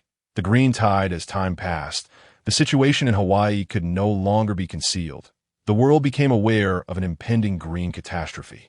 Nations, forewarned, had already mobilized substantial military forces to prevent the orcs from threatening their own territories. In the face of relentless orc assaults, the Navy of the United States found itself overwhelmed and reached out to several major powers to discuss a strategy of defense. Yet, these nations hesitated and did not acquiesce to the United States' proposals. Damn those foreign fools. Without our intervention, the orcs would have long since besieged their homelands. And they utterly disregarded the possibility of nuclear weapons hastening the orcs' demise. Sir, we have received word from the Navy. They are retreating due to increasing losses. An aide reported, they can no longer withstand the onslaught. Damn it. Useless, all of them. Deploy nuclear weapons. I refuse to believe that they cannot obliterate those orcs. The aide, witnessing the president's frantic demeanor, wisely excused himself. At the headquarters of S.H.I.E.L.D., the director received alarming news. The military was commencing a retreat, preparing for coastal defense. The orcs had evolved far too rapidly. They were now proficient in naval warfare. Damn it, this is foolish. All of it is the fault of those incompetent politicians. Prepare the troops. The great battle is about to begin. Off the west coast of the United States, countless dark shapes emerged from the sea, advancing towards the shoreline. Aircraft relentlessly bombarded the area, yet the orcs pressed on undeterred. As various armored vehicles took their positions, a relentless barrage commenced, mowing down orc after orc. Yet, waves of orcs continued to surge forward, shrieking as they trampled over the fallen bodies of their kin. In the distance, a peculiar vessel, unmistakably of orc design, emerged. A massive chimney belching smoke as it unleashed cannon fire upon the coast, causing a deafening explosion that created a breach in the defenses. Damn it, they can use naval artillery now. Sink that monstrosity. Before the command could be relayed, more orc warships appeared on the horizon. Fall back to the second line of defense. The coastal troops retreated in an orderly fashion, escaping the fire of the orc warships. The orcs, roaring with abandon, stormed onto land, firing their weapons indiscriminately, often hitting their own. General, the first line of defense has fallen. The orcs are advancing towards the second line. Deploy the armored units to cover the retreat. Is the Air Force ready? Yes, General. Once the troops fall back to the second line, we should be able to hold them off for a while with incendiary munitions. As the orcs pursued the retreating troops, a rain of incendiary bombs descended, igniting a fiery inferno that engulfed the battlefield. The orcs danced amidst the flames, and from their ranks sprang a particularly large orc, clearly endowed with remarkable intelligence. Armed with an enormous weapon, it was more fittingly described as a cannon. Whack! With a thunderous roar, the surrounding orcs echoed the battle cry, and a peculiar energy enveloped the large orc, signifying its ascension to a war chief. Damn it, not another one of these giants. High-ranking officials monitoring the situation via satellite were left dumbfounded. Soldiers who had fought in the Hawaiian conflict experienced a wave of PTSD. Many were too terrified to rise. A surge of energy extinguished the blazing inferno, revealing many charred orc bodies. The orc chief seized a lifeless green body, thrusting its head into the cannon's mouth, and fired at the human defenses. Is that even harmful? A soldier questioned, bewildered. Silence enveloped the group. Boom! A tremendous explosion resonated, obliterating the once imposing fortress and leaving a vast crater in its wake. Good heavens! I want to go home. We cannot win. It is impossible to prevail. The morale of the troops plummeted. Faced with such formidable foes, conventional weaponry proved utterly ineffective. A mere scratch on the orcs healed in moments, while a single blow from them could reduce a soldier to ashes. General, we can no longer hold our position. Withdraw the troops and bring forth our secret weapon. Several helicopters descended onto the battlefield, lowering cargo containers. As the containers opened, massive figures clad in heavy armor emerged. Tyrants were unleashed. Like a child crushing insects, the tyrants dispatched the orcs that approached them, clearing a path. Another wave of airdrops followed, this time featuring rectangular containers filled with heavy weaponry. The tyrants armed themselves and commenced fierce combat against the orcs. With the tyrants' involvement, the tide of battle began to stabilize. Armed with heavy firepower, the tyrants started to push back against the orc horde. Though the orcs struggled to inflict fatal damage on the tyrants, their sheer numbers kept them at bay. Whack! The orc chief charged forward, delivering a devastating blow that pierced through the tyrant's heavy armor, sending it flying. We cannot allow it to sound the alarm. Each time it does, it grows larger and gains tremendous strength. We need to send someone to specifically restrain that orc chief. At that moment, having dispatched several tyrants, the orc chief let out another resounding whack. A colossal green figure surged towards the orc chief. Hulk! Boom! The two titans collided, sending a shockwave that sent orcs and tyrants alike sprawling. Hulk smash! The battle between the green behemoths commenced.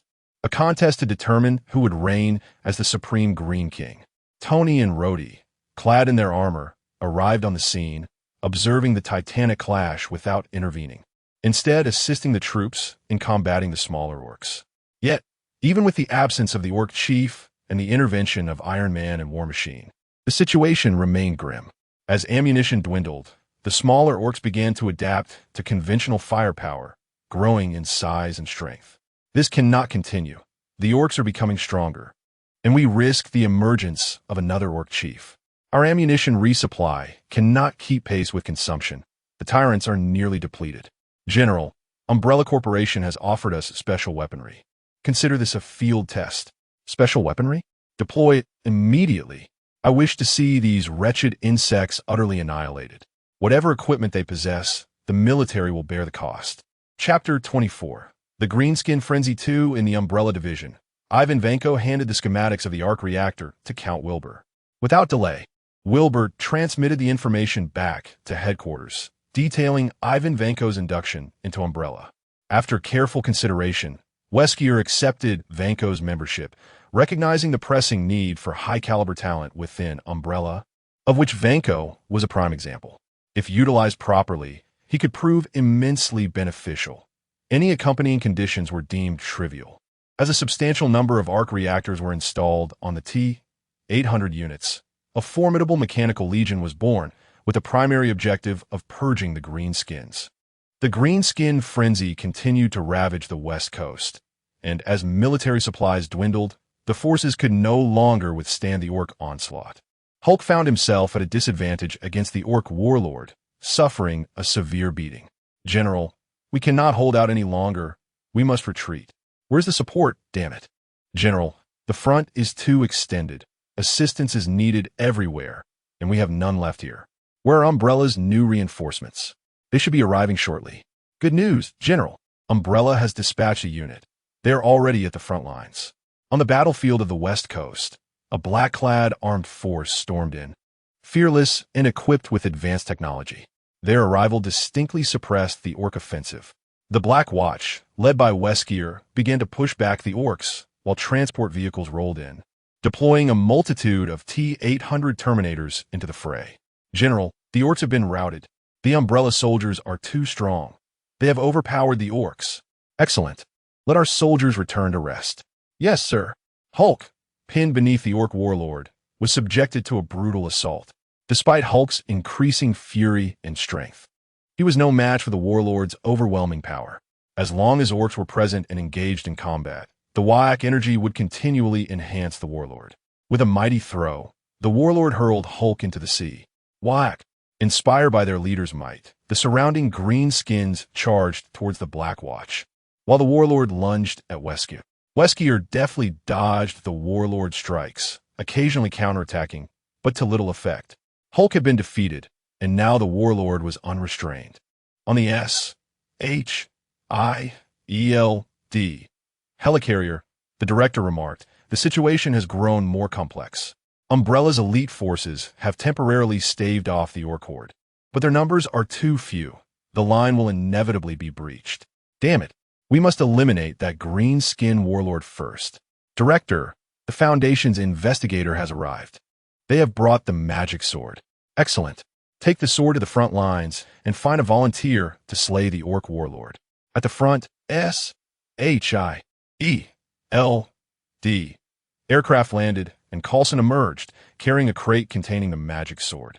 An agent took the box, nodding resolutely at Coulson. Sir, I will accomplish the mission. With that, he set off towards the orc warlord's location. Weskier, utilizing his near-instantaneous speed, engaged the orc warlord, but gradually began to show signs of fatigue. Ultimately being struck aside, the warlord entered the fray, unleashing a torrent of attacks on the Black Watch. Quick-thinking agents dodged, while others met a grim fate, crushed underfoot. Just then, S-H-I-E-L-D agents arrived. One extracted the magic sword from the crate, cutting his palm to initiate the incantation. Submit to your heart's desire. Bring forth destruction. As his blood was absorbed by the sword, purple flames erupted, imbuing the agent with newfound power as he charged at the orc warlord. However, the agent's communication with the sword seemed lacking. With a decisive swing, the magic sword cleaved through the warlord's weapon, barely missing his body. Whack! With a furious roar, the warlord unleashed a potent energy, launching a powerful fist. The agent raised his sword in defense, but the impact sent him crashing through several walls. Coughing up blood, the magic sword intensified its drain on the agent's life force. Not enough. I need more power. A fierce determination propelled him to rise, the sword's flames darkening to black. Sensing the threat, the warlord fixated on the weapon in the agent's grasp. In an instant, the agent lunged, swinging the sword at the warlord. Whack! The warlord retaliated with a fierce strike. In a split second, their attacks crossed paths. The agent could no longer sustain the loss of vitality and collapsed. The warlord bore a grievous wound, blood pouring forth, his rapid healing capabilities failing him. It would not be long before he succumbed to his injuries. The magic sword fell to the ground, drawing the surrounding blood towards it. Whack! An energy enveloped the warlord, gradually closing his wound and reducing the blood loss. Though healing did not occur, the warlord's form began to shrink. On a distant beach, Wang Yi gazed at the elderly man sitting beside him, astonished. Old man, how did you end up here? Haha, this is a world I created. Is it not natural for me to make a cameo? Old man, have I caused you trouble? Ha, not at all. A once monotonous world can now host more vibrant tales. Isn't that the essence of our existence? Furthermore, the vast Marvel universe offers ample opportunities to enrich the narratives of others. Old man, you are mighty. Very well. I shall bestow upon you a portion of my authority.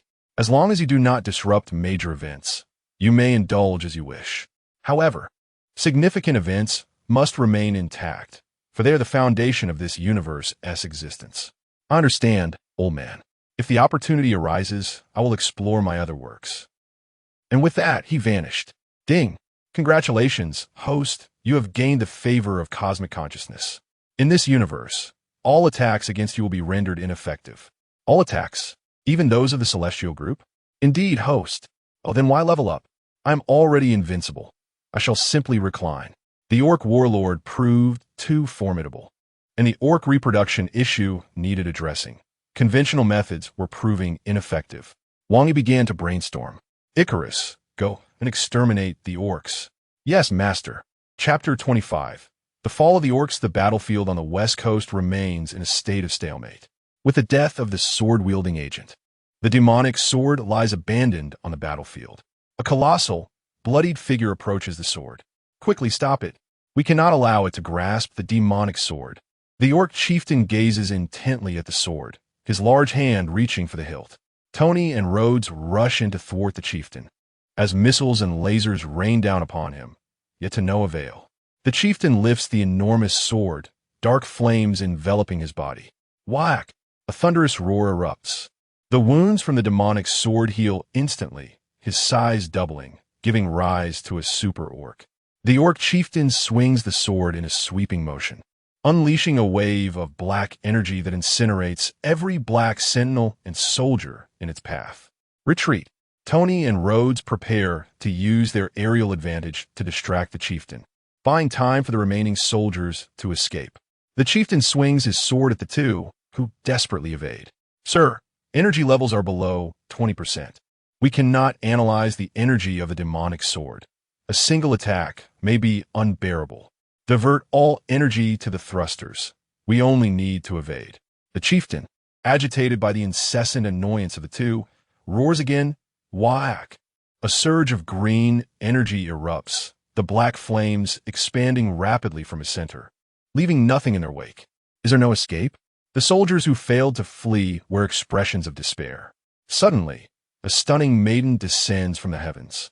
A halo gracing her head, clad in pure white armor, with majestic white wings unfurling behind her.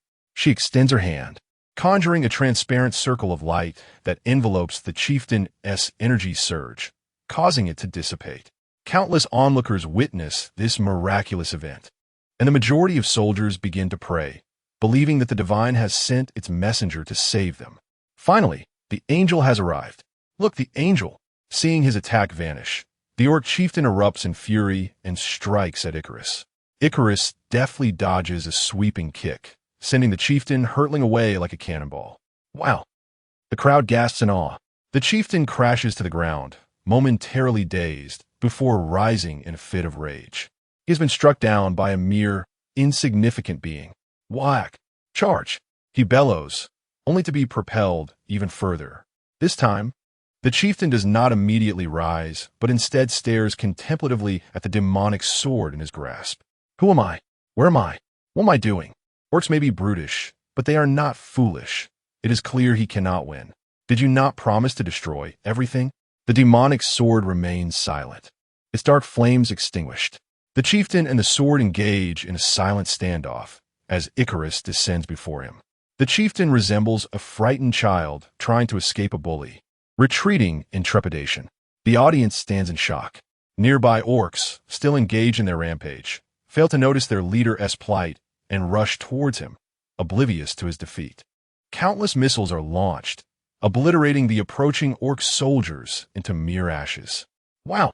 Another wave of astonishment ripples through the crowd.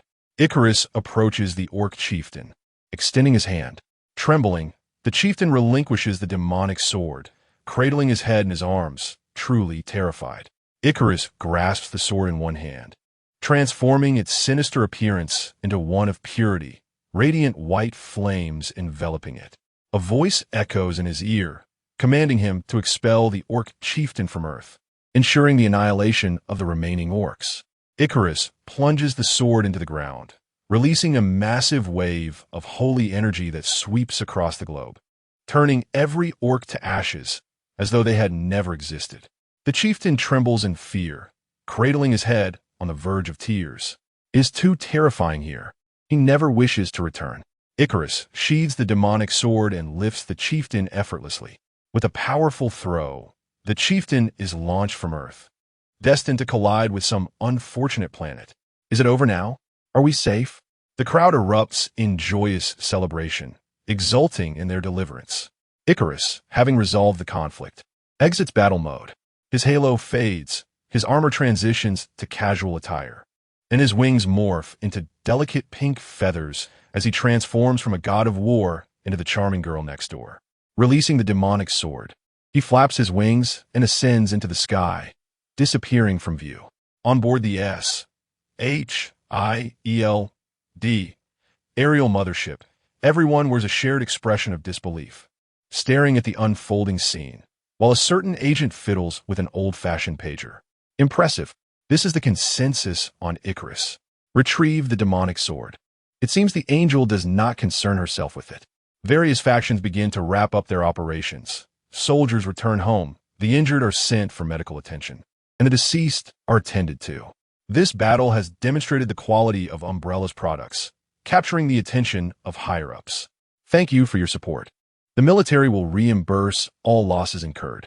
We will soon contact Count Wilbur to discuss further cooperation. Understood, General. We shall take our leave, and dedicated personnel will recover our product's remnants. As for business, Count Wilbur will handle it entirely. Then we shall not see you off. Do visit the military more often. We're the closest of allies. On the rooftop of a grand building, the Ancient One observes the battle unfold.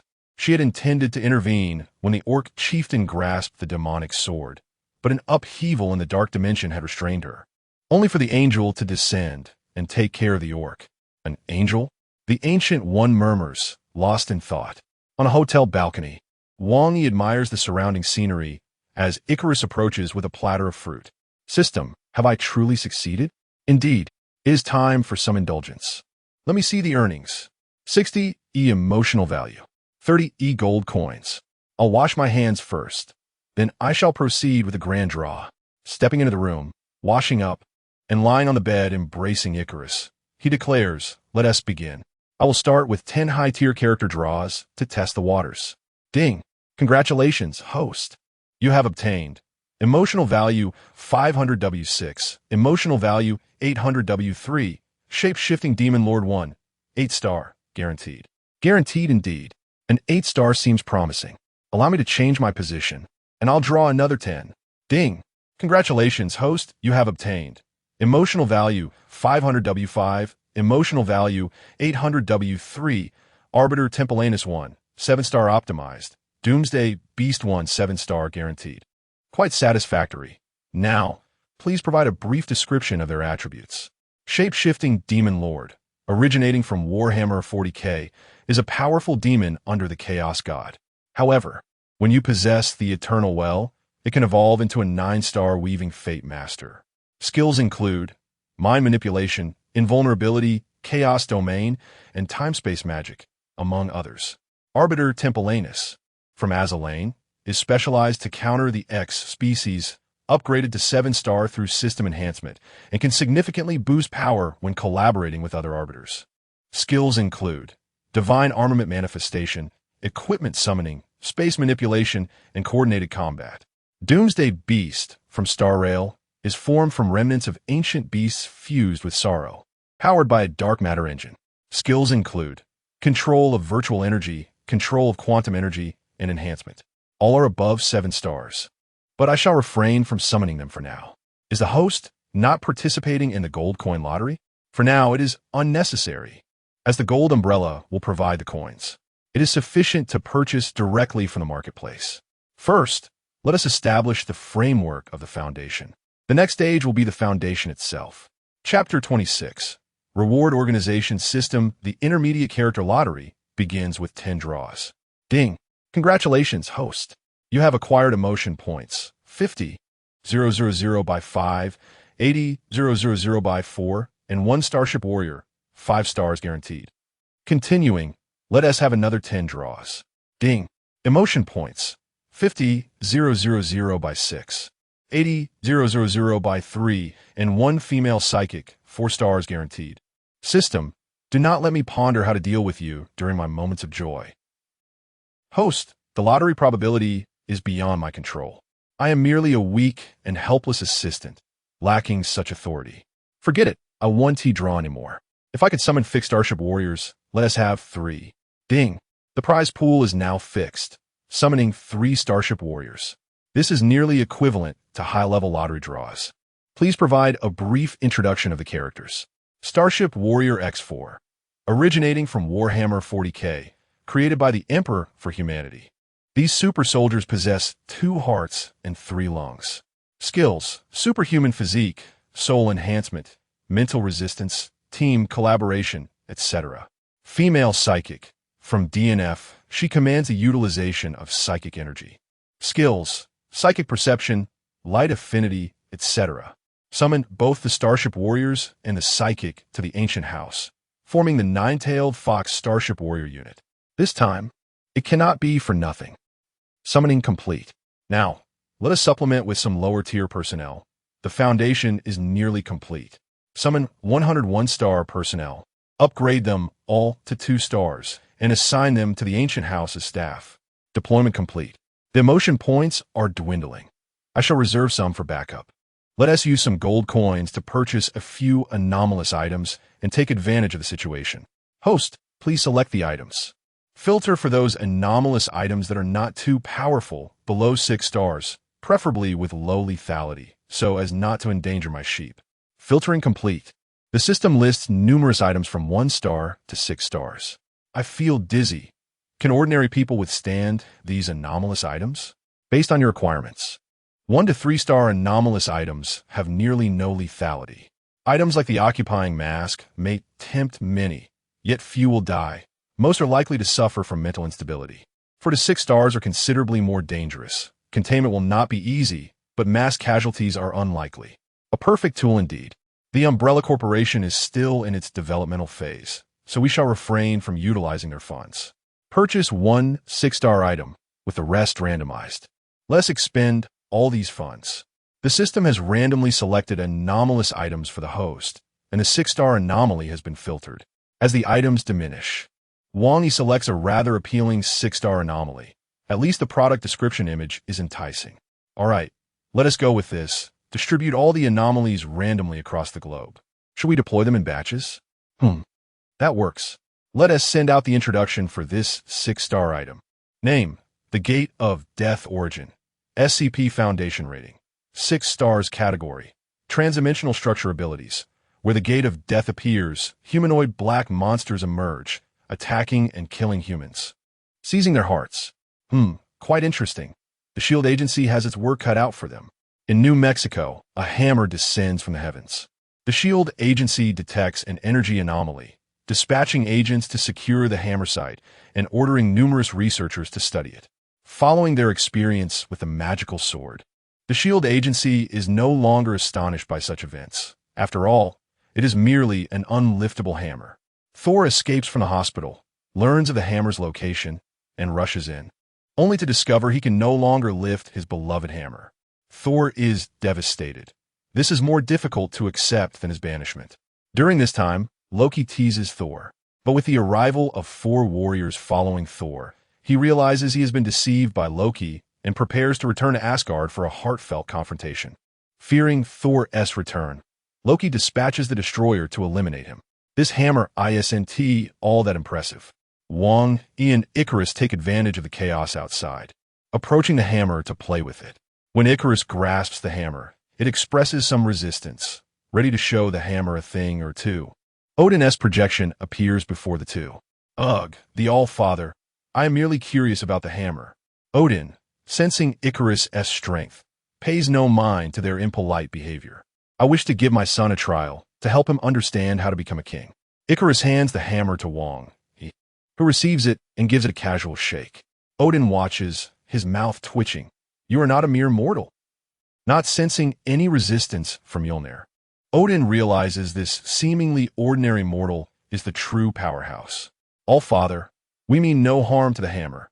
We support your plans. I am merely here out of curiosity. Thank you for your understanding, esteemed warrior. Odin does not inquire about their identities, and the projection vanishes. Having played enough, shall we go see that destroyer? I hear it's quite formidable, and Odin is clad in armor capable of withstanding the might of the gods. I heed the Master's words. On the outskirts of the town, the destroyer wreaks havoc, and the 4 members of the Celestial Palace have been subdued. Thor, unwilling to see the townsfolk and his friends harmed, prepares to negotiate with Loki, offering his life in exchange. How about this armor? Wang Yi inquires about the destroyer's gear. Ugly. Icarus, with an expressionless face, dismisses Odin's pride with a single word. That's true. As Thor awakens, Mjolnir flies into his grasp, and with a powerful strike, he obliterates the destroyer. What a waste. The immense cost to forge that armor has gone to waste. Is this the 2nd generation? Wang Yi muses. With the destroyer's defeat, Thor rushes back to expose Loki, bidding farewell to his young girlfriend before traversing the Rainbow Bridge back to Asgard. These destroyer materials are called URU metal. If I recall correctly, let us take them back for the Terminator's use. Coulson prepares to lead the SHIELD agents to recover the remnants of the destroyer, but a gust of wind sweeps through, causing all the debris to vanish. Coulson assumes the Asgardians have taken them, muttering about their stinginess. Let us go. It's time for a vacation. Wang Yi departs with Icarus. Initially, when the hammer fell, Wang Yi contemplated causing a stir, but upon reflection, he deemed it unnecessary. Having just experienced the greenskin battle, this divine hammer, along with the robots, wouldn't yield substantial emotion points. Moreover, New Mexico is relatively underdeveloped. Only a few local residents and the SHIELD agency hold any value. Weighing the resources required, he decided against this endeavor. The investment would not justify the returns. Chapter 27, A Tribute from the Departed System. I recall an incident. When Tony became Iron Man, there was a special check-in. Yet why did neither the Hulk nor Thor partake? The Hulk and Thor do not meet the special check-in criteria, nor does Captain America, who awoke prior to this. We arrived too late. So, when will the next special check-in occur? The plot of the first Avengers has concluded. Very well. I can hardly contain my eagerness to stir up some trouble. At the SHIELD headquarters, The director presented a briefing on the mission, confirming the existence of figures from Norse mythology, whom we could indeed regard as gods. After reading the briefing, Black Egg pondered, if Norse mythology exists, could other mythologies also be real? This universe is indeed complex. Please attend to these matters. Recently, there have been numerous anomalous incidents. While most pose no threat, they still require resolution. A bench with a mouth, a phone that curses, a doll that weeps at midnight. Coulson stared at the stack of documents in his hand, surprised by the volume. This is just a fraction. Other agents are also dealing with anomalous events and frequently encounter Foundation investigators, who are also containing anomalies. Very well, I shall attend to this immediately. At a modest apartment, a young girl clutched a doll tightly, declaring, "This is my friend. You cannot take it away. Please give it to your mother. She has bought you a new doll." They urged, "No, I want this one." Coulson observed the family with exasperation. It was remarkable that such a terrifying doll could be considered a friend. The doorbell rang, interrupting their quarrel, and the father went to answer it. A girl clad in Lolita fashion, lollipop in hand, stood at the threshold. "Hello. Can I help you?" "Oh, I came to retrieve that doll. Please come in." Coulson was momentarily taken aback by the arrival of the elemental mage. "Ah, the balding uncle is here as well. This child is quite rude," Coulson thought. "Why? Are you here to deal with the doll too? What else would I be doing here, offering you a lollipop?" Her smirk made him want to give her a good thrashing, but he knew he couldn't win. The elemental mage approached the young girl, offering her a lollipop, saying, "This is my sister. We are going home. Just ask her if you don't believe me." The doll indicated it wished to stay. "Oh, you are leaving? Well then, come and play with me again sometime." She handed over the doll. Ugh. Was it truly that simple? Coulson felt utterly defeated. "Well, let's see where the next target is," he said, pulling out his phone to locate the next anomalous item before exiting the house. Coulson followed, thinking uncle trailing behind a solitary beautiful girl is not a good idea. It could lead to misunderstandings. Coulson's hand twitched in annoyance. "I wish to learn more about these anomalies for efficient handling. We have prioritized the dangerous ones. Only a few remain undiscovered. The others are low-risk anomalies that ordinary people can manage. Also, stop following me. It's quite unsettling to have a greasy old man shadowing a lovely young girl." Coulson resolved to ignore the troublesome child. In the suburbs of New York, an abandoned farmhouse, Hawkeye Barton led a team of SHIELD agents in preparation to investigate. Not long ago, SHIELD received a call for assistance from the police in a suburban farmhouse. Numerous cases of missing animals and individuals have been reported, with officers dispatched to investigate never returning. The officers stationed outside heard no sound from within, prompting them to report to SHIELD due to the eerie nature of the situation. "Be cautious and do not act alone," Barton advised his agents. They nodded in agreement, forming teams to search with their weapons drawn. An agent responsible for communication noted that the previously functioning surveillance lost signal and immediately contacted Barton. However, there was no response through the earpiece. The agent rushed to the farmhouse entrance, calling out loudly, but still received no reply. Sensing something was amiss, he promptly reported the incident to the director. Inside the farmhouse, Barton initially felt no unease, but as he moved deeper, he noticed the surroundings morphing. What should not have been present in a farmhouse, a section of a shopping mall, manifested before him, as if pieced together. One side depicted a dilapidated room from a farm, while the other displayed a corner of a retail space, with scattered items on the floor. Delving further, he encountered fragments of a hospital and a garden, various spaces haphazardly stitched together. Barton attempted to contact other agents, but received no response, remaining vigilant as he pressed on. Approaching a large door, just as he was about to push it open, black mist began to rise, and a multitude of shadowy humanoid figures emerged. Barton reacted instantly, retreating and firing arrows, which passed straight through the creatures without inflicting harm. He quickly backed away, tossing a grenade. After the explosion, the monsters remained unscathed. Damn it, Barton bolted, pushing through a door that led to what he thought was a hospital room, only to find himself in an unfamiliar plaza. The creatures began to pursue him, but fortunately, they were not particularly swift. Barton sought refuge in a concealed spot, waiting for the shadows to pass. Once they had gone, he ventured out to find his way back. In an inconspicuous area, he stumbled upon a corpse lying on the ground. Cautiously approaching, he examined the body, recognizing it as one of the missing New York police officers. The officer's gun was devoid of bullets, and a gaping hole marred his chest. A closer inspection revealed the heart had been excised. Damn it! Barton released the officer's body and continued onward. Shortly thereafter, he discovered a goat carcass, which also bore the same fatal wound, its heart missing. Not daring to linger, he pressed forward, encountering numerous corpses along the way, including one of the agents he had led. All shared the same trait. Their hearts were absent. Composing himself, he continued his search for an exit. After what felt like an eternity, opening countless doors, he still could not find his way back. The dark creatures roamed freely, and he narrowly evaded them several times, relying on his quick reflexes. Barton felt utterly fatigued. The relentless fleeing had drained his stamina. He opened a door he had never touched before and slipped inside, finding himself in a changing room filled with clothing and scattered cabinets. He found a place to sit and rest, contemplating how to unravel the predicament he faced. A flicker of light in the corner caught his attention. He cautiously pushed aside the pile of clothes, revealing a peculiar mobile phone.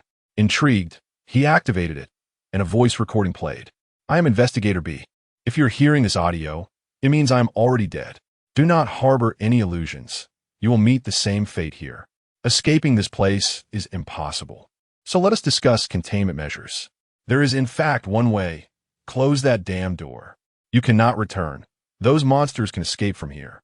It may not be easy, but they can indeed get out. I hope you brought the door along when you entered. If you didn't close it, you've unleashed a catastrophe, allowing those damned creatures to harm others. Now, let us talk about those monsters. Ordinary weapons cannot inflict damage, as you may have already deduced. Silver weapons can cause harm. It's best to pray to any god before you strike, but do take it seriously. Those wretched monsters continue to emerge from the door, and I have endeavored to resolve the issue. Yet, they are inexhaustible.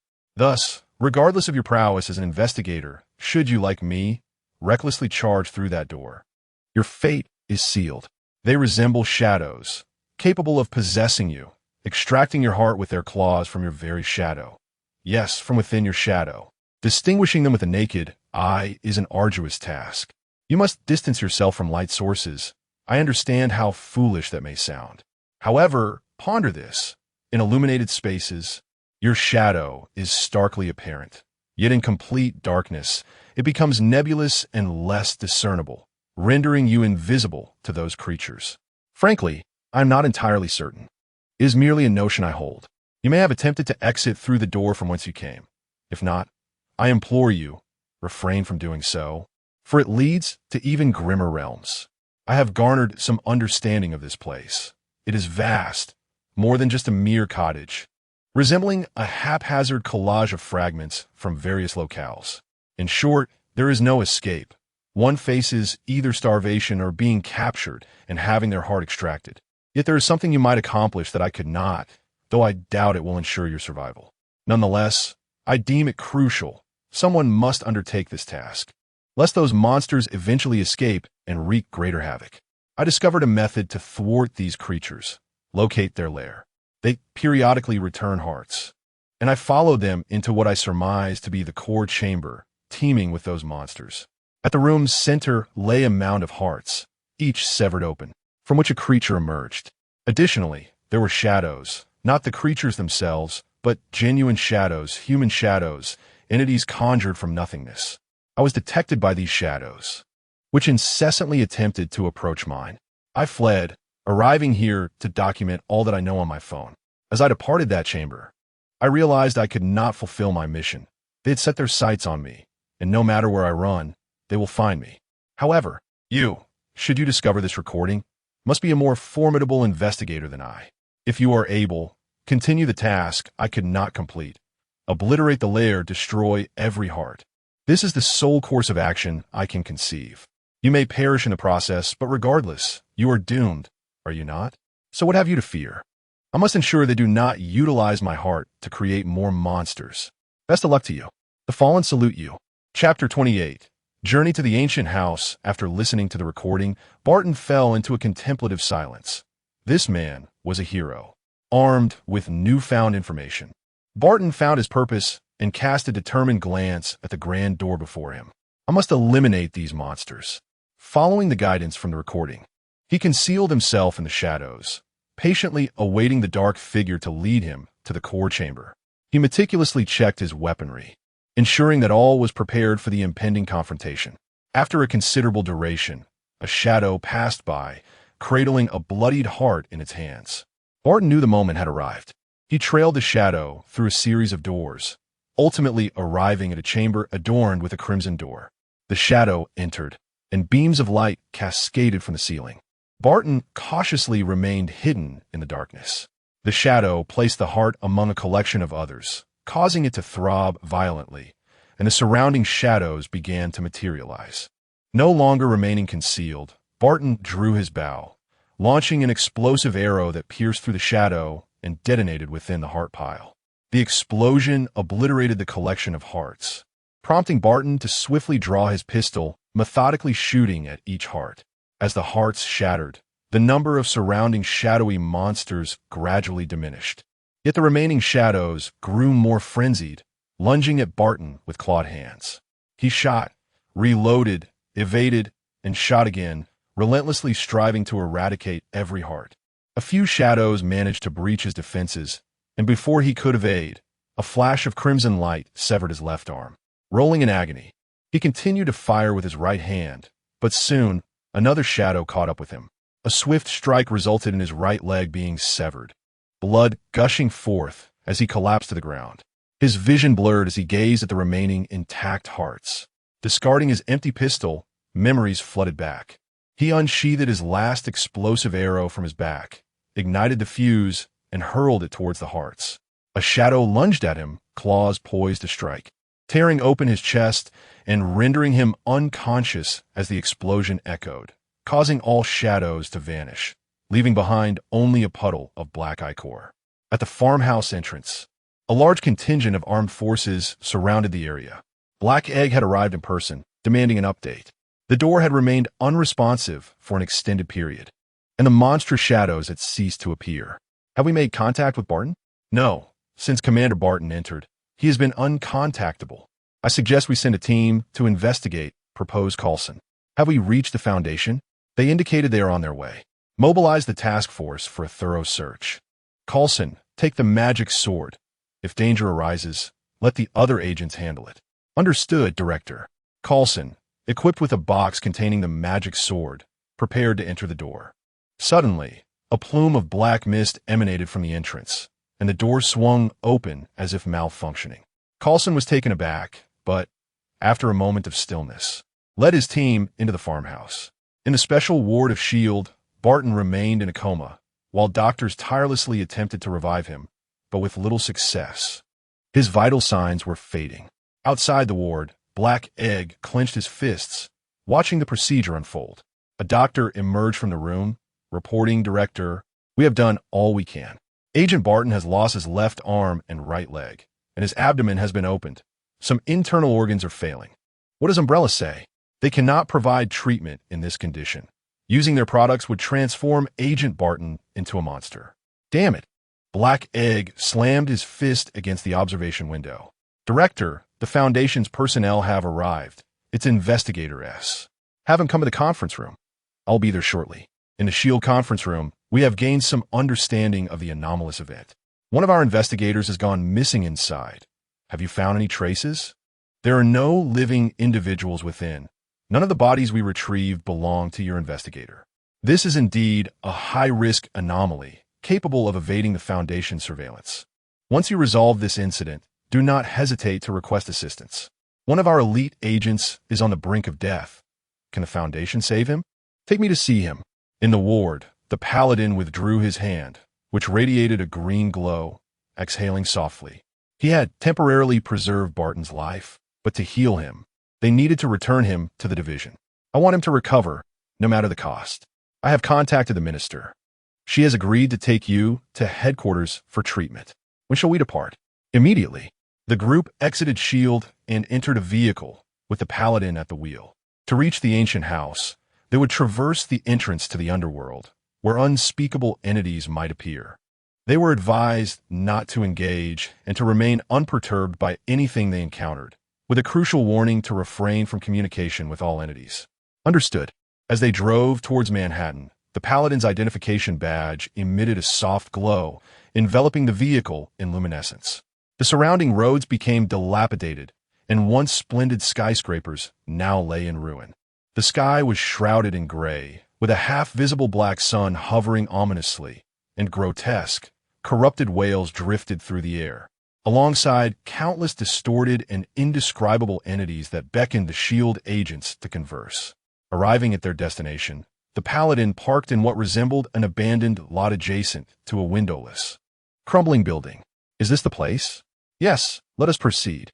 The ancient house possesses a mimetic protection that filters out items beyond human comprehension, preventing the bizarre phenomena they would have otherwise witnessed.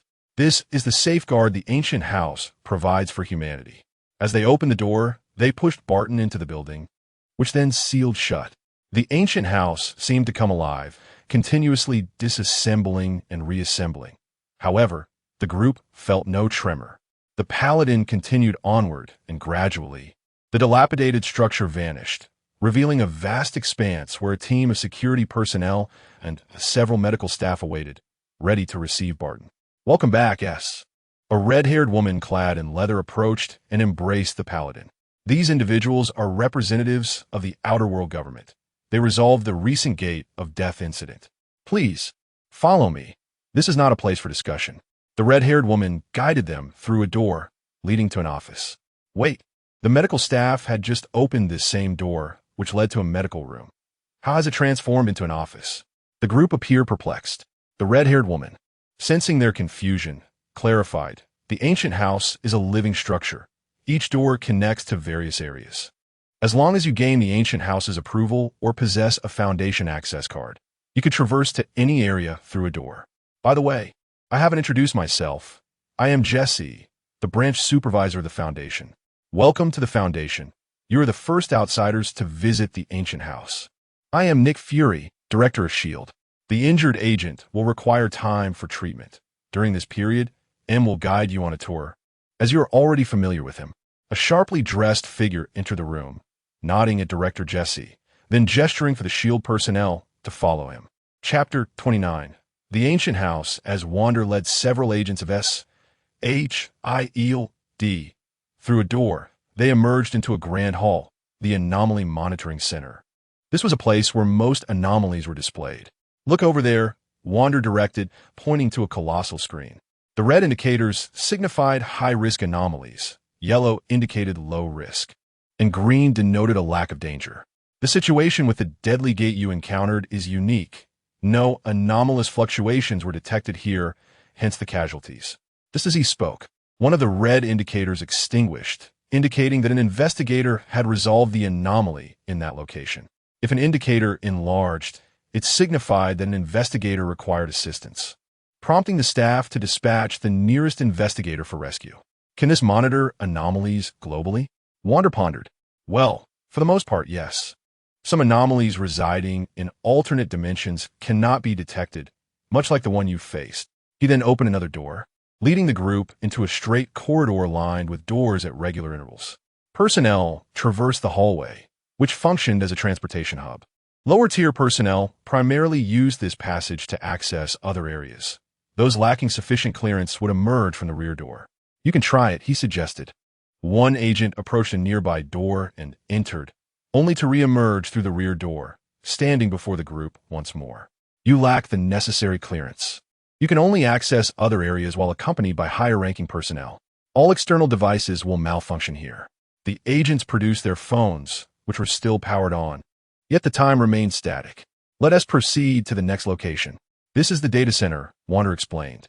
All documentation pertaining to the anomalies contained by the Foundation is stored here. In the event of a containment breach, this information assists Foundation members in swiftly addressing the situation, thereby minimizing losses. This is the training center, he continued. Most investigators commence their training here. Behind us is the illusion training ground, which simulates real-world environments for anomaly containment training. Over there is the weapons testing range, allowing investigators to familiarize themselves with new weaponry. This is the logistics support center, where most weapons, protective gear, and medical supplies are stored. Adjacent is the medical center. Your companion is being treated there. Would you like to see? Let's go take a look. The group entered the medical center, where several medical personnel were discussing a transparent tank filled with nutrient solution. Upon noticing the newcomers, the medical staff ceased their conversation.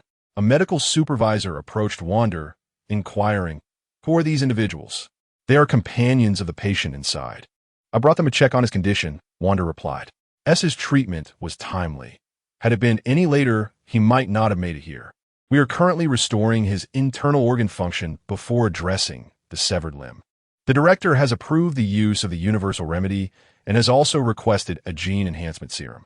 This is the first time the director has shown such concern for an outsider. Did he save the world? Well, something close to that. All right, that certainly warrants such attention. How long until he awakens? His physical condition is commendable. He absorbs the regenerative serum well. We anticipate he will awaken within 3 hours. The agents of S.H.I.L.D. stood behind the glass, observing Barton, whose chest wound was slowly healing, the flesh around it rapidly regenerating to fill the injury. Let us move on. Wander led the group through another door, cautioning, "There are several top-secret areas ahead that are off-limits. They're extremely dangerous, even within the safety of the ancient house. May I tour the anomalies you contain? You may only observe from the observation area. Entry into the containment zone is prohibited." Wander guided them to a glass wall, behind which numerous individual chambers floated, each unconnected and housing various anomalies. You can only view from here. This wall will help correct your perception, isolating you from anomalous influence. Many anomalies within are not to be viewed. Empty rooms signify objects beyond your comprehension. Well, the remaining areas are primarily accessible only to those with high clearance. I will take you to rest while you await your friend's awakening. Wander led them to a cafeteria. Feel free to order whatever you desire using the tablet. If you're tired, relax on those lounge chairs. If you wish to stretch your legs, the activity room is downstairs. The stairs are over there. Several hours later, Wander received communication from Director Jesse, informing him that Barton's body had been fully repaired. Wander and the group returned to the medical center, where they found Barton resting in a recovery pod, his body now intact.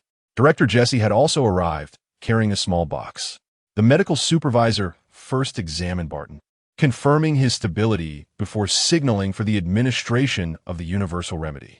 As the medication was administered, Barton's fingers twitched slightly, and he gradually opened his eyes. He is stable. In a short while, he will fully recover. Director Jesse opened the box, revealing a vial of blue serum. Administer this to him. He deserves this reward. The medical chief carefully accepted the serum and injected it into Barton's body. The S.H.I.E.L.D. agents did not intervene. It may cause some discomfort, but should not be severe. Stay conscious. The more aware you are, the more effective the treatment. Barton's body began to radiate warmth, a faint glow coursing through his veins, though the sensation was brief. He felt an unprecedented surge of vitality flowing through him. All right, rest for a bit, and then you can get up. Take some time to readjust to your body. Director Jesse instructed before departing with the medical staff. Barton, what transpired in that farmhouse? As Barton lay in the recovery pod, he began to recount the events following his entry into the farmhouse. Is that phone still with you? No. After I detonated those hearts, I lost consciousness. I have no idea where the phone ended up. Agent B, I will verify that. He is a hero. Even in dire circumstances, he was contemplating how to resolve that anomaly. This is what the Foundation is. This is our mission, to honor those who have perished. Wander spoke with solemnity, earning the admiration of those present. Even with Agent B's intelligence, being able to single-handedly resolve that high-level anomaly, you have earned my respect. I merely followed Agent B's instructions. That is sufficient. Maintaining composure in the face of such peculiarities, not succumbing to fear, places you above the majority of investigators. Had you not been affiliated with an organization, I would have recommended you join the Foundation. What a pity. Chapter 30. The Obelisk and the Inhumans with Barton S. Recovery. The group, along with him, departed from the ancient house and returned to New York. Your body requires time to acclimate to the enhancer. During this period, episodes of gluttony may occur. Once your body has fully adapted, you shall regain your former state. Understood. Oh, by the way, if you wish to extract blood for replicating the enhancer, that is futile. It differs significantly from the super soldier serum you are familiar with. Its primary component is a divine substance that cannot be replicated. The Foundation typically allocates this enhancer only to those investigators who have made significant contributions, as well as to the task forces. This enhancer not only augments physical abilities, but also possesses other effects that you must explore on your own. During your training, focus on the kind of person you aspire to become, and the enhancer will adapt to amplify your capabilities accordingly. For instance, if you excel in archery and wish to enhance the power and speed of your shots, the enhancer will improve your archery skills. If you face soul-based adversaries, envision your ability to harm them, and your arrows shall indeed penetrate their essence. Do you comprehend? I understand. Utilize this power wisely. The world is becoming increasingly perilous. At the headquarters of S.H.I.L.E., Black Egg scrutinized the documents handed to him by Hill. Contact Umbrella. We require the custom fabrication of 100 Terminators. We will provide the weapons, and as for the price, ensure it does not exceed 80% of the market rate. Hill exited. Barton spent the past few days indulging in meals, with numerous agents in the cafeteria curiously observing him. He dined nearly every hour, consuming a quantity equivalent to 10 agents. How do you feel physically? Remarkable, unprecedentedly so. Let us proceed to the training ground and engage in some sparring. At the S.H.I.E.L.D. training facility, following his genetic enhancement, Barton felt an immense boost in strength. His muscles became more defined and bursting with explosive energy. Each movement radiated an indescribable sense of power, as if he could effortlessly tear through the air. Several agents engaged Barton in combat, and with fists swinging like a tempest, every strike sent his opponents staggering back. Other agents gazed at him in awe, as if beholding a deity of war. As the skirmishes continued, Barton gradually sensed the effects of the enhancer. It was not merely a physical enhancement, but a significant elevation of his spirit as well. His gaze became more vibrant, and his senses sharper. At Umbrella's headquarters, a tall scientist clad in an exquisite suit entered the reception area, accompanied by several aides. Lord Wilbur, long time no see. Who might you be? Hall White. We met at the medical conference. Perhaps you did not notice me amid the crowd. Ah, I recall. You are the scientist who proposed the theory of immortality. It is an honor to be remembered by Lord Wilbur. We have examined the genetic data of the Inhumans you provided. They are not of terrestrial origin, are they? No. They are indeed Earthlings, albeit with mutated genes, mutations induced by a unique artifact. I seek to collaborate with Umbrella to further my research, and in exchange, you may gain access to the peculiar genetics of the Inhumans, as well as the secrets of immortality. Dr. White wishes to exchange two uncertain matters for our Umbrella resources. Is that not somewhat unrealistic? Perhaps Lord Wilbur does not believe me. How old do you think I am? Around 40, perhaps? 95. Oh, intriguing. A 95-year-old who appears 40. Are you suggesting you have achieved immortality? Not quite. I underwent an organ and blood exchange with an Inhuman to maintain my present appearance. Yet I feel my body deteriorating, which is why I approached you to thoroughly investigate the mysteries of Inhuman longevity. If we were to collaborate, what would you require from Umbrella? Assist me in acquiring an artifact and locate a group of individuals. Might I inquire further? So, has the Lord agreed to cooperate? If it is merely for retrieving an item, we have no reason to decline. The obelisk is currently possessed by S.H.I.E.L.D. Those individuals are Inhumans, the same ones with whom I exchanged organs. To my knowledge, the obelisk harbors mysterious powers, potentially unlocking the secrets of the Inhumans. Excitement gleamed in Hall White's eyes. Lord Wilbur pondered briefly. S.H.I.E.L.D. is not to be trifled with, and an outright theft of the obelisk would undoubtedly incite conflict. There is no need for theft. We could initially attempt negotiation for an exchange, especially since we can offer enticing conditions: the inhuman genetics and the enigma of immortality. Should negotiations fail, we may consider alternative strategies. Natalia listened, exhilarated. It seems S.H.I.E.L.D. possesses such intriguing assets. If negotiations occur, S.H.I.L.D. will surely recognize the obelisk's distinctive properties, and they could feasibly conduct their own research without our collaboration. As for the conditions you mentioned, they could independently discover those as well. Then, it is contingent upon Umbrella's strength. With all due respect, Dr. Umbrella will not engage in conflict with S.H.I.E.L.D., especially since they are our clients. Attempting to utilize Umbrella to seize something from S.H.I.E.L.D. is unrealistic. I shall consider this conversation as if it never transpired. Lord, immortality is within reach. Are you not even slightly tempted? Had this been in the past, I might have been intrigued, yet presently I feel little allure. It is a jest. The enhancer bestowed by the boss is exceptional. Who would covet your inferior goods? What a pity. I had believed we were kindred spirits. Regrettably, Doctor, you possess no leverage to sway me. Very well, Lord Wilbur. Since we have failed to establish a collaboration, I shall take my leave. Should you change your mind, please reach out to me. Natalia, please escort the doctor out. After bidding farewell to Dr. White, Lord Wilbur relayed the intelligence gathered from this encounter to Weskier. The obelisk, you should first engage S.H.I.E.L.D. in dialogue. If you cannot procure it, then so be it. In a remote region of the Arctic tundra, Wang Yi traversed the icy expanse alongside Icarus. I have long desired to experience survival in extreme cold. Constructing a shelter and warming myself within is remarkably therapeutic. Master, it is not particularly cold here. Do not interrupt my reverie. Understood, Master. Come, let us build an igloo. We shall sleep here tonight. Chapter 31. Biohazard in a clandestine base of the Hydra organization. Several scientists were engrossed in the dissection of a tyrant, with others already completed.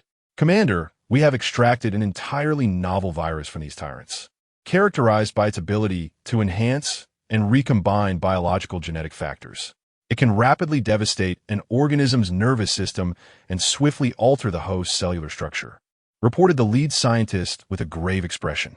The commander furrowed his brow, inquiring whether the virus was controllable. The scientist hesitated, stating that its controllability remained uncertain. Umbrella had utilized alternative methods to regulate the virus's self-replication, which was precisely the source of their confusion. According to our research, this virus should possess a high degree of transmissibility, and those infected may acquire unprecedented abilities, such as immense strength and some level of self-repair capacity. Yet they will simultaneously lose their sanity, transforming into mindless killing machines. So we cannot control it for the time being? The commander pressed. Indeed, but if Umbrella can manage it, we will eventually uncover the secret. At that moment, an alarm blared throughout the laboratory. What has happened? The commander demanded. Commander, there is a problem in the lab. The scientists, filled with dread, discovered that a container housing the new virus samples had developed a crack, with the virus slowly leaking out. The atmosphere within the base grew tense, as everyone understood that failure to contain the situation would mean certain death for all present. We must evacuate immediately, have the area cleared, and incinerate all bodies without leaving a trace. Understood, Commander. The laboratory descended into chaos as the virus leaked. The scientists became increasingly frantic, and in their panic, they shattered several more containers. Though clad in protective suits, no one could ascertain their efficacy. As for those outside, even if they escaped infection, survival was unlikely. We must leave. We cannot remain here to await our demise. One scientist exclaimed, "Let us escape through the emergency exit. It may help us avoid infection." Thus, a group hurried toward the emergency passage. However, upon reaching the entrance, they were confronted by a mutated rat, its size magnified several times, with eyes glowing red. Damn it! One scientist seized a nearby iron pipe and swung at the rat, which nimbly dodged and lunged once more. At that moment, another scientist pressed a button on the wall, and an electric net sprang forth, frying the rat. Yet they knew more dangers lurked behind them. Cautiously, they advanced through the passage, only to hear a series of low growls behind them. Turning, they saw an infected soldier stumbling toward them, his muscles grotesquely swollen, teeth bared. "Run," they urged, quickening their pace. Finally, they reached the end of the passage, but the door was locked tight. What are we to do? Just as despair set in, the lead scientist noticed a ventilation duct nearby. "We can escape through there." The group scrambled into the duct, struggling through the confined space, ultimately managing to escape the base. Unbeknownst to them, their protective suits had sustained damage in the duct, and some scientists had sustained abrasions. A biohazard crisis loomed in a small town in Africa, where several scientists took refuge temporarily, oblivious to the situation at the base. Their focus remained on survival. "Now that we have escaped, we should part ways. Dispersing will significantly increase our chances of survival." Has the virus already leaked? Did you see that rat? It clearly indicates a breach, and it has been some time. I warned that the remnants of those tyrants must be incinerated. Those mindless soldiers simply discarded them. The rat must have mutated after consuming the tyrant remains. It is too late for such discussions. Our priority is to escape. Good luck to you all. We have shared a journey. The scientists dispersed, preparing to flee Africa through various channels. As time passed, one scientist at the airport began to feel unwell, experiencing difficulty breathing before collapsing. Airport security, noticing the fallen individual, summoned medical personnel. In the midst of emergency treatment, the scientist abruptly attacked the doctor, biting into his neck, while similar chaos unfolded elsewhere in the airport. A pilot witnessing the mayhem prepared for takeoff when several individuals rushed in and sealed the cabin door, accelerating the aircraft into the sky. At SHIELD headquarters, the director was informed of a special virus outbreak in the African town. This virus is highly infectious, and those infected exhibit extreme aggression. Even minor injuries can lead to rapid infection. Contact the military to quarantine the infected area and dispatch personnel to collect virus samples for vaccine development. Director, a plane has taken off from there, but has lost contact. Satellite imagery suggests it has crashed near Mexico, yet we have received no reports of the incident. Are you implying the plane was carrying the virus? It is likely. Damn it.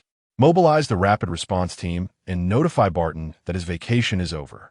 The military, receiving news of the virus outbreak in the African town, remained indifferent. After all, it was Africa. Such outbreaks were commonplace. They could not simply dispatch troops to contain it, as other nations would surely object. In a desolate Texas desert, a plane made an emergency landing, surrounded by sparse human presence and wildlife. The aircraft was damaged, with a gaping hole through which a horde of zombies crawled out. At Umbrella headquarters, in the office of the president, Lord Wilbur savored a glass of red wine while gazing out the window. A mechanical voice interrupted, "Sir, I have intercepted information regarding a biohazard outbreak in the African town. Analysis suggests that someone may be conducting research on our tyrants there." "Oh, is Minister Weskier aware of this intelligence?" "No, he was called away by Dr. Marcus for collaborative research." "What is the response from our side?" "None, sir." "What is the situation in Africa?" "The XXX government forces have initiated a quarantine. However, their combat effectiveness is poor. They are expected to be entirely wiped out within 24 hours. Models predict that the country will experience a full outbreak within 7 days. Contact them. We must address this matter." "Yes, sir." "Natalia, notify the newly formed Special Task Force to prepare their equipment. Combat training will commence immediately." At the Umbrella training facility, several striking young women engaged in shooting practice when the doors swung open and Natalia entered. "Ladies, your mission. The boss has instructed you to proceed to Africa to resolve the biohazard crisis there." "Understood." The women began gathering their gear, all of which was custom-made and of considerable value. On a large transport aircraft, a black-clad instructor briefed the female squad on their mission details. "Essentially, this is your objective. Those zombies move slowly and have obvious weaknesses.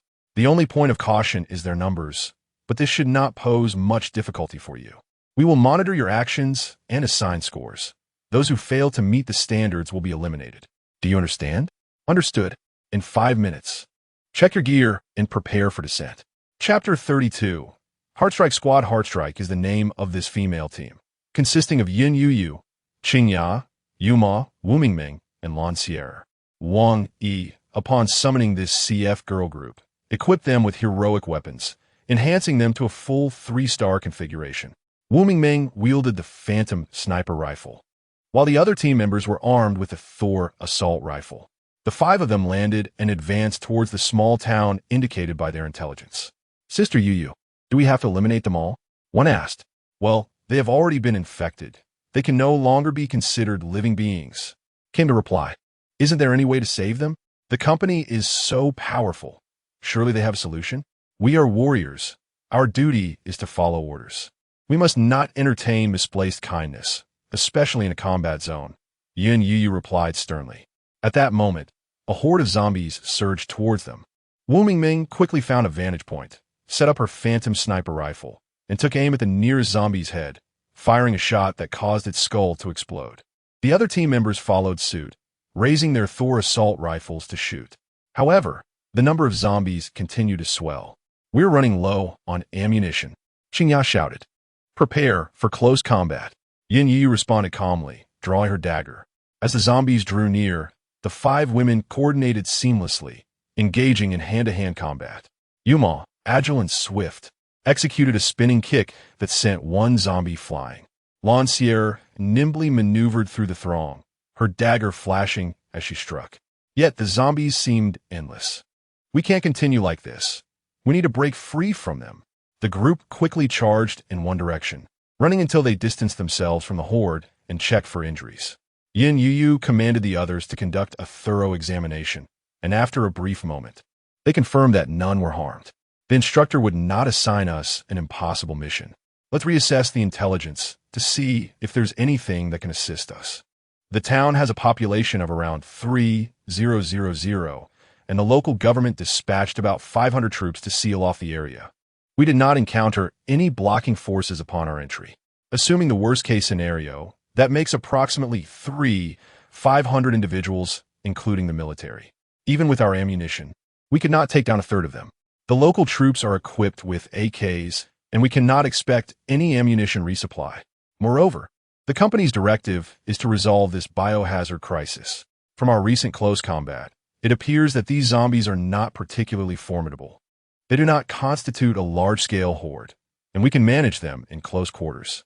The women collectively reviewed the existing intelligence. After some contemplation, Yin Yuyu declared, "Let's check our ammunition and distribute it accordingly." I noticed that this town has an oil depot with several tankers parked nearby. There's a large pit behind it. We can lure the zombies into it and incinerate them with oil. The women grasped their leader's intention. Ming, find a high place to cover me. I will draw the zombies' attention. You all fill the tankers with oil and drive them to the pit's edge to pour the oil in. This way, we can eliminate a significant portion of the zombies. Sister Yuyu, let me attract the zombies.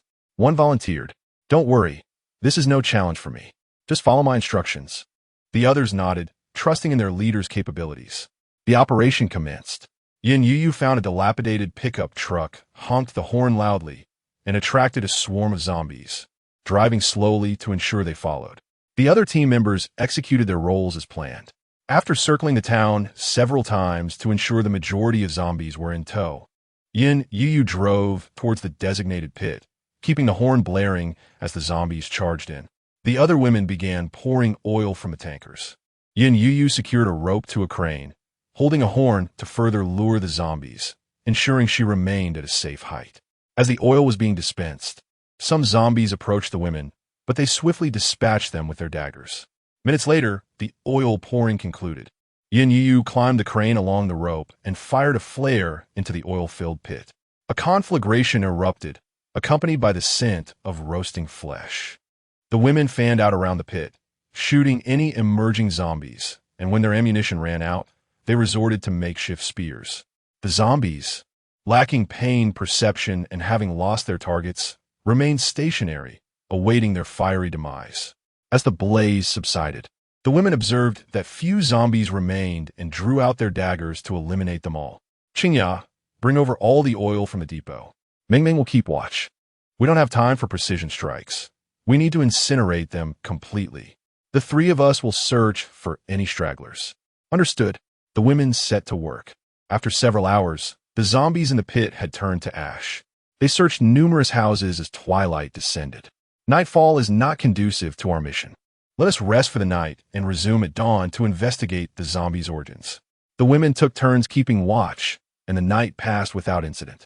The following day, they spent the entire day seeking clues, but the lack of electricity in the area, combined with their lack of expertise, hindered their search for the outbreak's origin.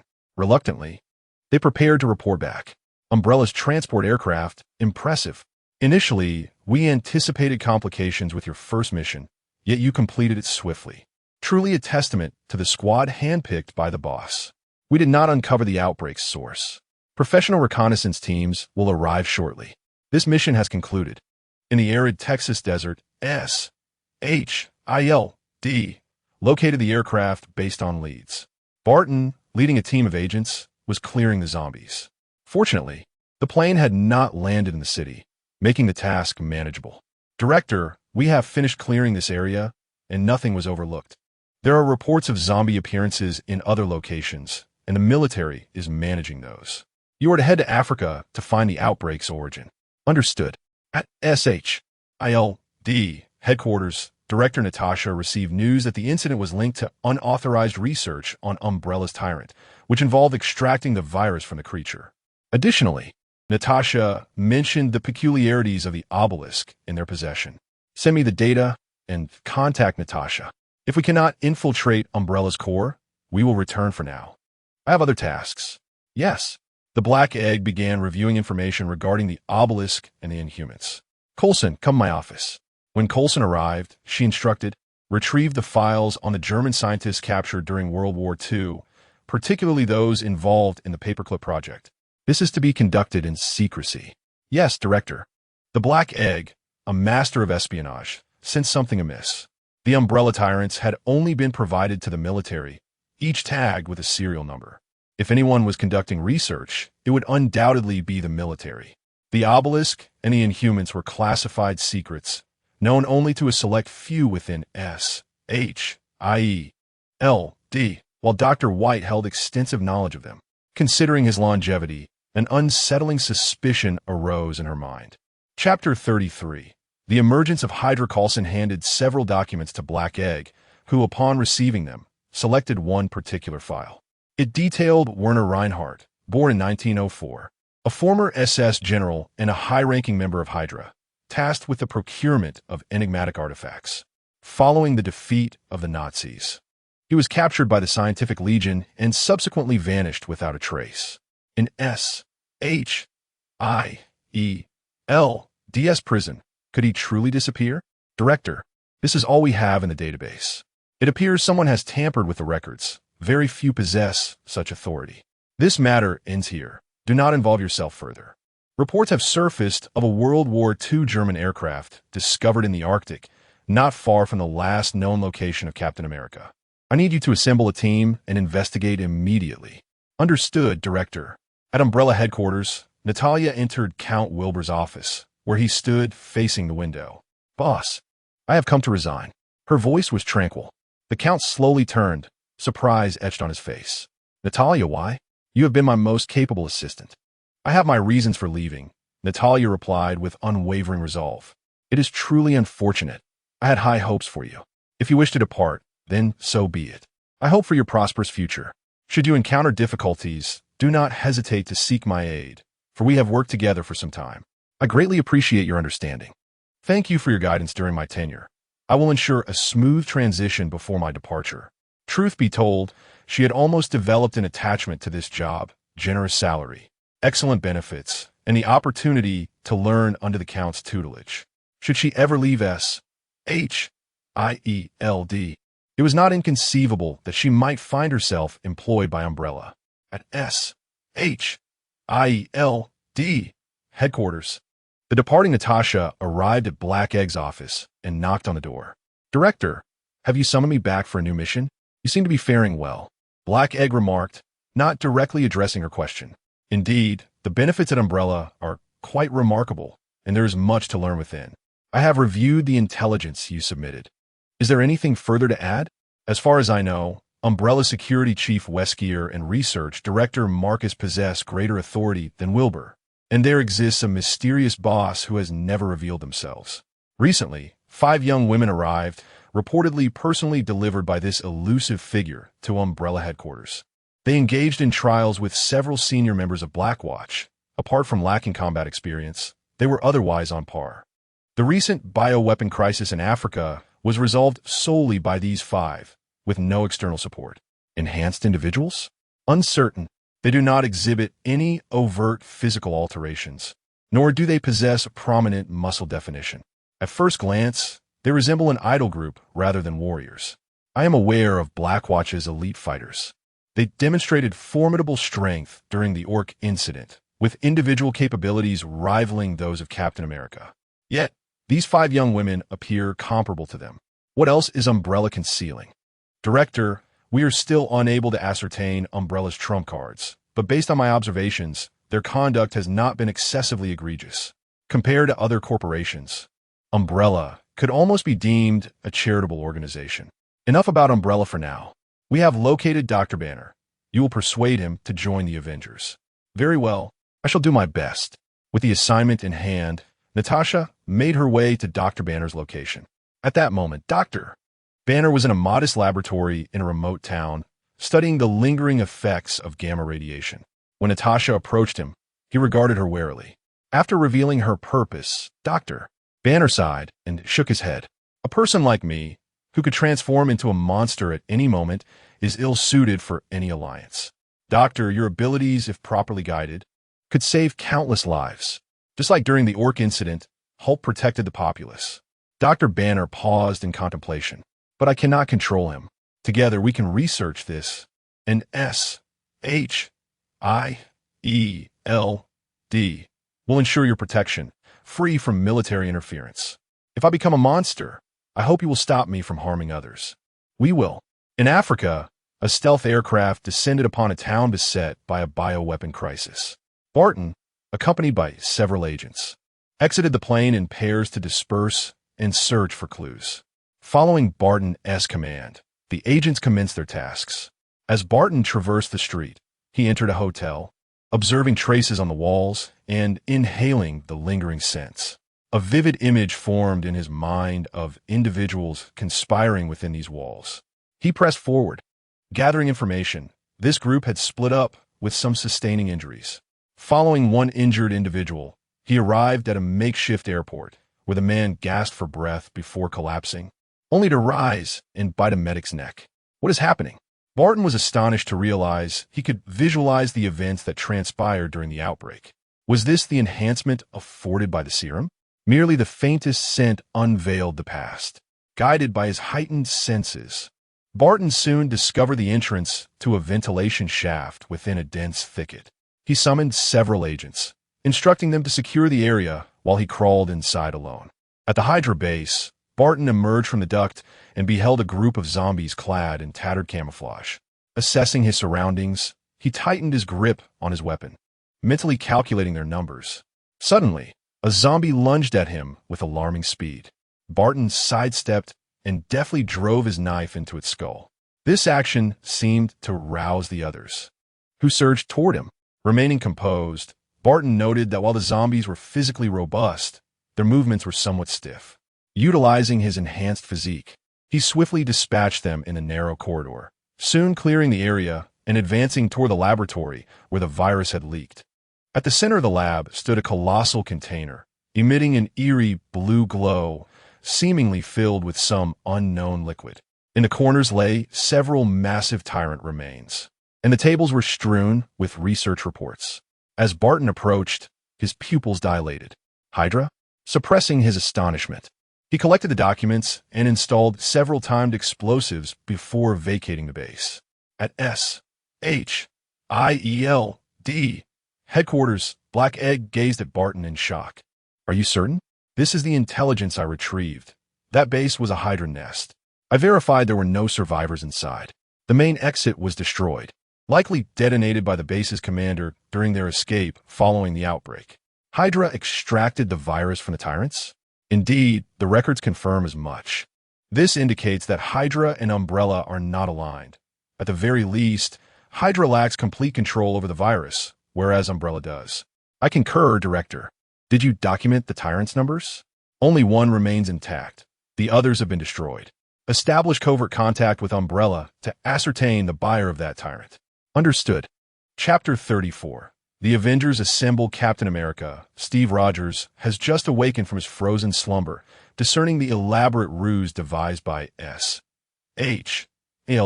He swiftly escapes the confines of his room and steps outside, where everything is foreign to him. The sight of people clad in eccentric attire and surrounded by dazzling high-tech gadgets overwhelms his senses. At this moment, Director Nick Fury appears before him. "Welcome to the modern world, Captain," Fury states. Steve's heart is heavy with confusion and unease, yet the discipline of a soldier compels him to regain his composure. He follows Fury on a tour, absorbing information about S.H.I.E.L.D. and the intricate circumstances of the present day. Upon learning that Hydra has not been entirely eradicated and is now more deeply concealed, he clenches his fists in resolve. Soon, he encounters the new generation of agents in training. One young agent gazes at him with profound admiration, igniting a sense of duty within Steve. He resolves to reintegrate into this era and once more take up his shield to safeguard justice. Fury escorts Captain America back to S.H.I.E.L.D. headquarters, where they encounter Coulson, Steve's most ardent admirer, who excitedly presents a collection of rare Captain America trading cards, eagerly seeking his autograph. "Coulson, please fetch Barton and Natasha. The captain has just awakened and needs some time to acclimate." In the director's office, Captain America can no longer contain his curiosity and asks the question that weighs heavily on his mind. "Where is Carter now? You've been frozen for over 60 years.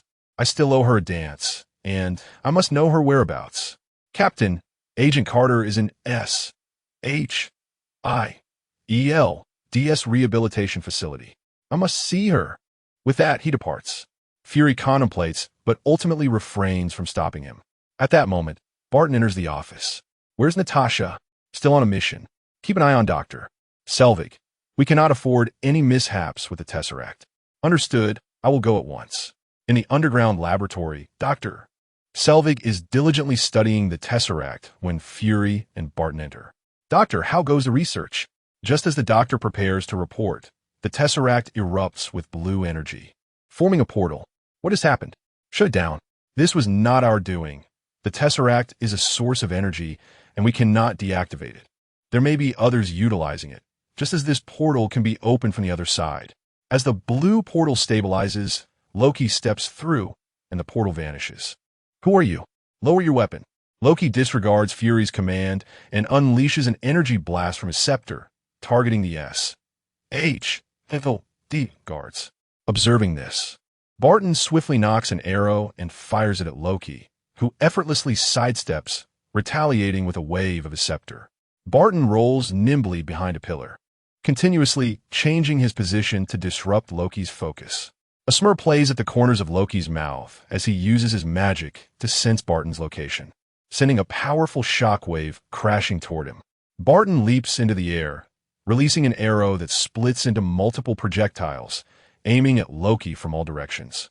Loki's eyes widen in surprise as he raises his scepter to create a protective barrier, blocking the arrows. Seizing the moment, Barton charges forward, engaging in close combat. His strikes are precise and fierce, targeting Loki's vulnerabilities. Though proficient in magic, Loki proves formidable in hand-to-hand combat as well, resulting in a fierce stalemate. Just then, Loki seizes an opportunity and unleashes an energy blast that sends Barton flying. Fury orders the guards to open fire. The bullets strike Loki, who merely furrows his brow. This level of firepower is insufficient to harm him, but does momentarily deter him. Annoyed by the guards, Loki retaliates with his scepter. Observing the situation, Fury discreetly secures the Tesseract in a box, preparing to take it away. However, Loki notices Fury's actions and swiftly approaches him. Barton rushes to intercept Loki, and they engage once more. Realizing he cannot defeat Barton head-on, Loki resorts to trickery, creating an illusory double to deceive Barton and attacking him from behind with the scepter. A surge of blue energy enters Barton's body, causing a wave of dizziness. Yet another energy within him counters the control of the scepter. What is happening? Loki muses, having previously tested the scepter on others. You are quite unique. He intensifies his grip on the scepter. As waves of energy invade Barton's being, the enhancement serum within him begins to falter, his eyes turning black, the whites disappearing as he succumbs to Loki's control. Loki, sensing the dwindling energy within the scepter, marvels at Barton's strength, realizing that this individual could rival even the gods. Turning his gaze to Dr. Selvig, who has been caught in the crossfire, Loki decides he requires assistance to construct a portal and thus ensnares the doctor with his scepter. Retrieve the Tesseract. Barton swiftly pursues Fury, tackling him to the ground. As Fury is momentarily stunned, Barton delivers a swift blow, rendering him unconscious, a personal vendetta at play. Collecting the fallen Tesseract box, Barton leads Loki and Dr. Selvig toward the exit of S.H.I.E.L.D. headquarters. Since Barton is at the helm, the agents do not obstruct their passage, and they leap into a vehicle, making their escape. After some time, Agent Hill discovers the unconscious Fury and learns that Barton has taken both Loki and Selvig. She quickly summons Captain America and Natasha. Natasha, summon Dr. Banner. We require his expertise in locating the Tesseract. Captain, Agent Barton has been compromised. He has undergone genetic enhancement. I need you to restrain him. Coulson, contact Tony Stark. We need his assistance. Understood. The group disperses to fulfill their orders. God damn it. In a renowned tourist destination of a certain Eastern nation, Wang Yi is vacationing with Icarus, having visited numerous world-famous landmarks during their time there. It's so comfortable here. This is culinary bliss, though I miss the old games. It's a pity I can't indulge in a few rounds. Icarus, clutching a watermelon, trails behind Wang Yi. Isn't the Avengers about to commence? We've kept a low profile lately, but this time we should make a grand entrance.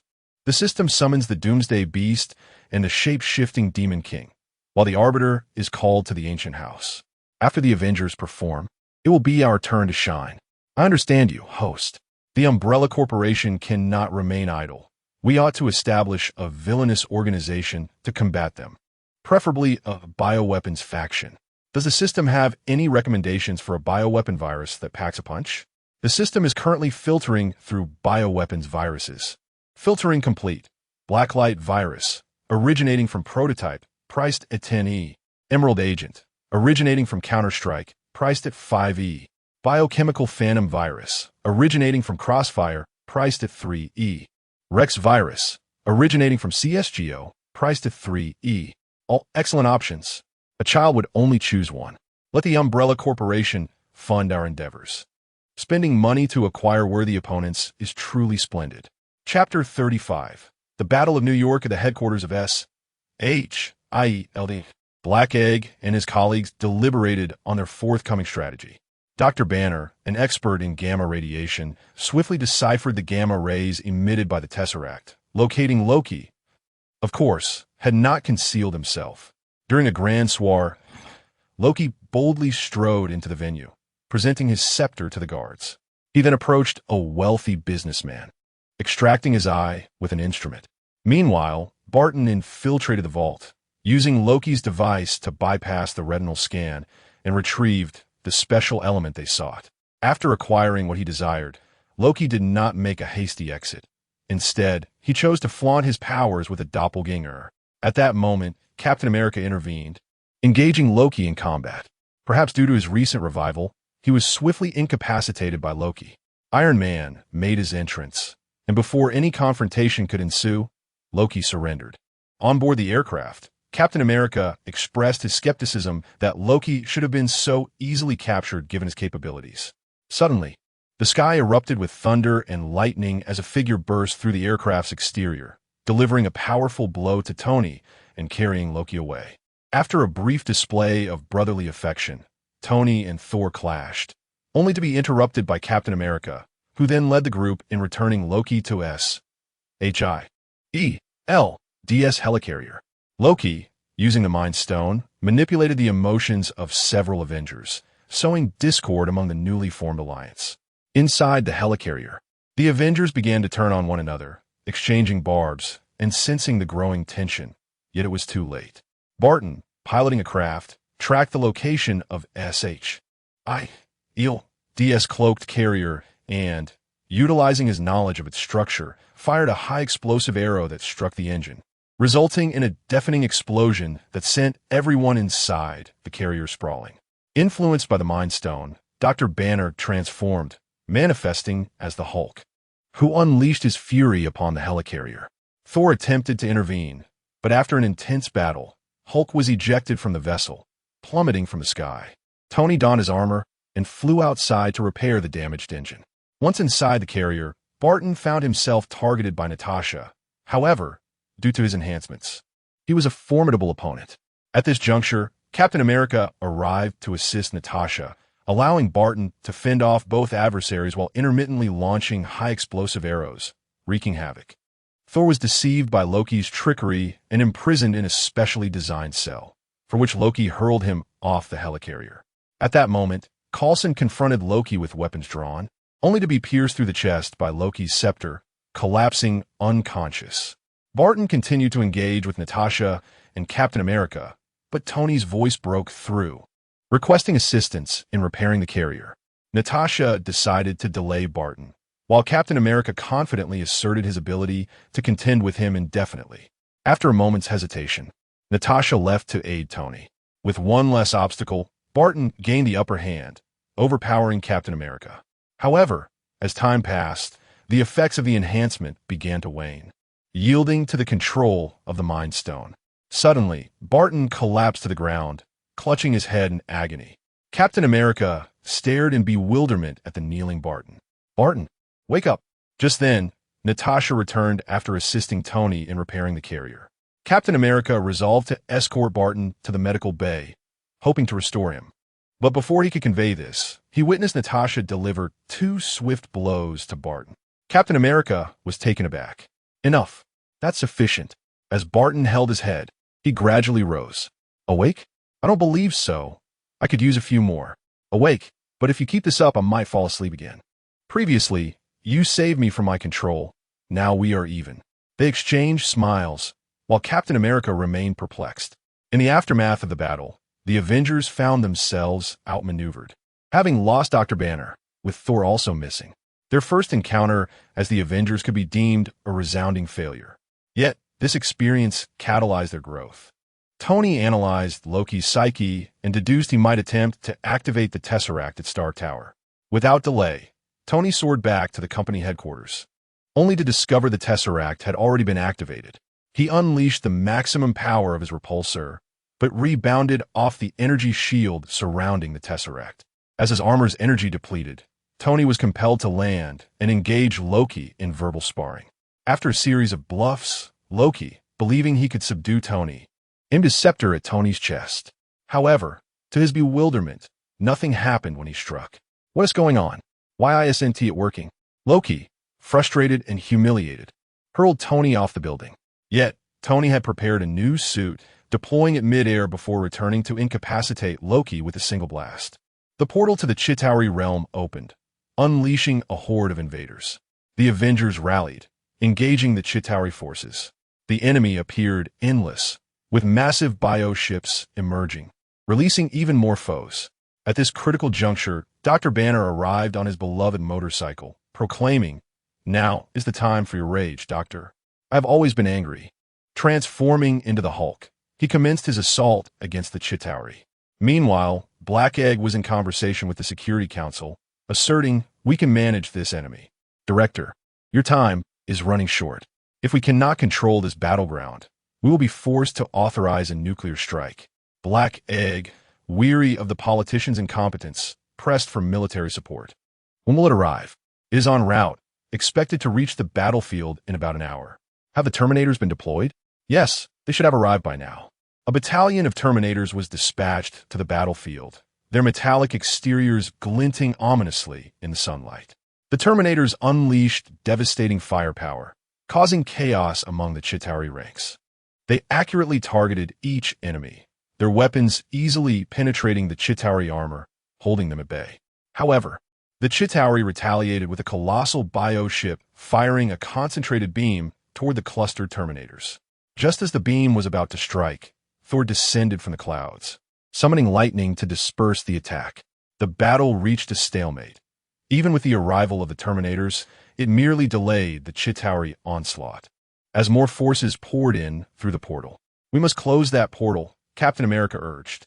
"I've tried." The Tesseract emits a high-density energy shield, rendering our attacks ineffective. And with the overwhelming enemy numbers, our inaction will result in greater casualties. Natasha will attempt to disable the Tesseract while we hold off the enemy. "I'm on it. Be careful." After Natasha departed, Captain America assigned tasks to his team to secure the defense. As more bioships entered the fray, the Avengers found themselves overwhelmed. Suddenly, a swarm of aircraft appeared on the horizon. Military reinforcements had arrived. The planes engaged the airborne foes, while ground armored forces advanced, with numerous Terminators and Titans at the forefront, shifting the tide of battle. "Tony, your party is quite exhilarating," Rhodey remarked as he flew beside him. "Haha, there's an even more thrilling dame over there." Together, they charged toward a bioship. Meanwhile, Natasha reached the rooftop of Stark Tower, where Dr. Selvig had regained consciousness and informed her that closing the portal required the Mind Stone. Through the headphones, he conveyed the situation to the others, and the remaining Avengers commenced their search for Loki. At that moment, Loki was still aboard a Chitauri spacecraft. Seizing the opportunity, Thor delivered a powerful blow, sending Loki hurtling onto the rooftop of Stark Tower. Natasha hurried over to retrieve the scepter, preparing to close the portal. Chapter 36. A tale of excess and violence. As Natasha closed the portal, the Avengers' mission came to an end. After tidying up the battlefield, the team found a quaint little restaurant to gather for a meal. Ding! Congratulations, host, for acquiring a special sign-in gift package. With eager anticipation, the host opened the package. Ding! Congratulations, host, for obtaining a high-level summoning card X1, customizable mini-world X1, and shape-shifting ability X1, host exclusive version. The host decided to utilize the summoning card. Congratulations, host, for summoning the origin spirit, Mio, 9 stars. Quickly, provide an introduction. The customizable mini-world, as the name suggests, is a realm entirely under your dominion, allowing you to act as you wish. The shape-shifting ability, exclusive to the host, enables one to take on any form without detection. The origin spirit, Mio, hailing from the Date Alive series, possesses a power rating of 9 stars. The host can ascend to godhood through self-sacrifice. Her skills include the Hall of All Phenomena, Reincarnation Paradise, Nihility, Spirit Crystal, 9 stars. And Fertility Constitution, 9 stars. System, this is quite the situation. Summon her to my side. Now, a wave of energy enveloped the space, and a girl with silver hair and blue eyes appeared. She wore a flower crown and feathered attire, with a massive halo floating behind her, adorned with 10 dazzling crystals. She possessed an angelic visage and a figure that could only be described as divine, resembling a meticulously crafted masterpiece. "Ah, darling, let us have children." Which of the officers could withstand such a trial? After being single for so long, the opportunity to indulge was finally at hand. System, you have finally opened your eyes. Later that night, the trio, having completed their evolution, lay exhausted together. Why 3, you may wonder. Guess for yourself. This is too intense. I can hardly endure it. System, enhance my physical form. Please exercise moderation. Ding! Congratulations, host. Mio has completed her evolution and all abilities have been unlocked. The Icarus seal is lifted. Power rating 9 stars. All skill levels increased by 2. System, lift the restrictions on this universe. Let's explore the multiverse as well. The system began to retract the seal's power, estimating that complete unsealing would require 3 days. The host fell asleep, cradling the 2 women close. At the Avengers headquarters, several members had undergone transformation, evolving from solitary operatives into a cohesive team. Tony had even constructed a base for the Avengers, facilitating their gatherings.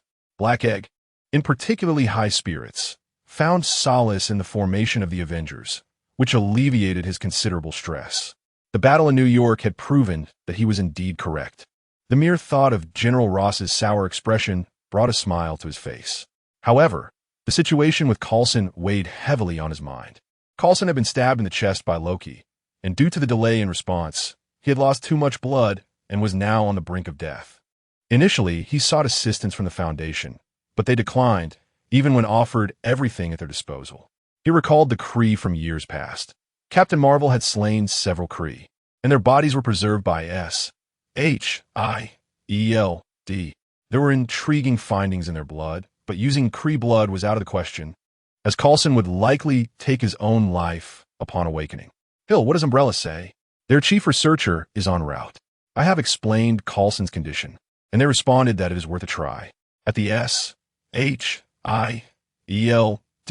special ward, Black Egg accompanied a group to the scene, where personnel clad in uniforms adorned with the red and white umbrella emblem entered the room. Black Egg and the S.H.I.E.L.D. team watched anxiously through the glass as the treatment commenced. Marcus, accompanied by several assistants, first assessed Coulson's condition before utilizing specialized equipment. Emerging from the ward, Marcus was approached. How is he? His tone was grave. Compared to Agent Bartnett's situation, it's a mixed bag. His internal organs are relatively intact. The puncture did not strike a vital area. However, the primary issue is brain death due to blood loss. Our chances of saving him are less than 30%. Proceed. Then, if you can save him, you will earn our friendship. I will do my utmost. Marcus nodded slightly and returned to the ward.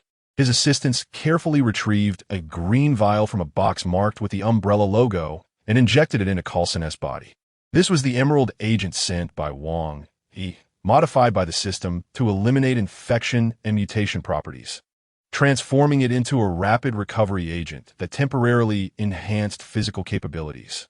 As the Emerald agent coursed through Coulson's veins, his body convulsed, prompting the assistants to secure him with restraints to prevent self-injury. Outside, the onlookers witnessed his response with a glimmer of hope as the door opened, revealing Marcus. How is he? The Emerald agent has activated his body, indicating the situation is not entirely dire. We will continue to monitor his condition. Awakening him will depend on his willpower.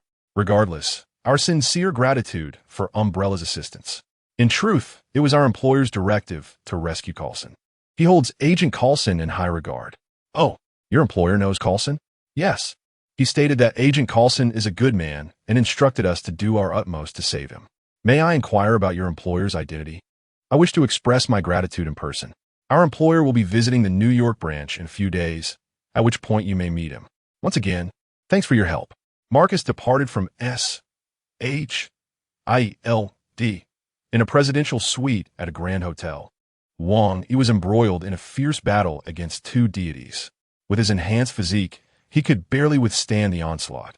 Taking a deep breath, Wang Yi conceded, realizing he could not prevail.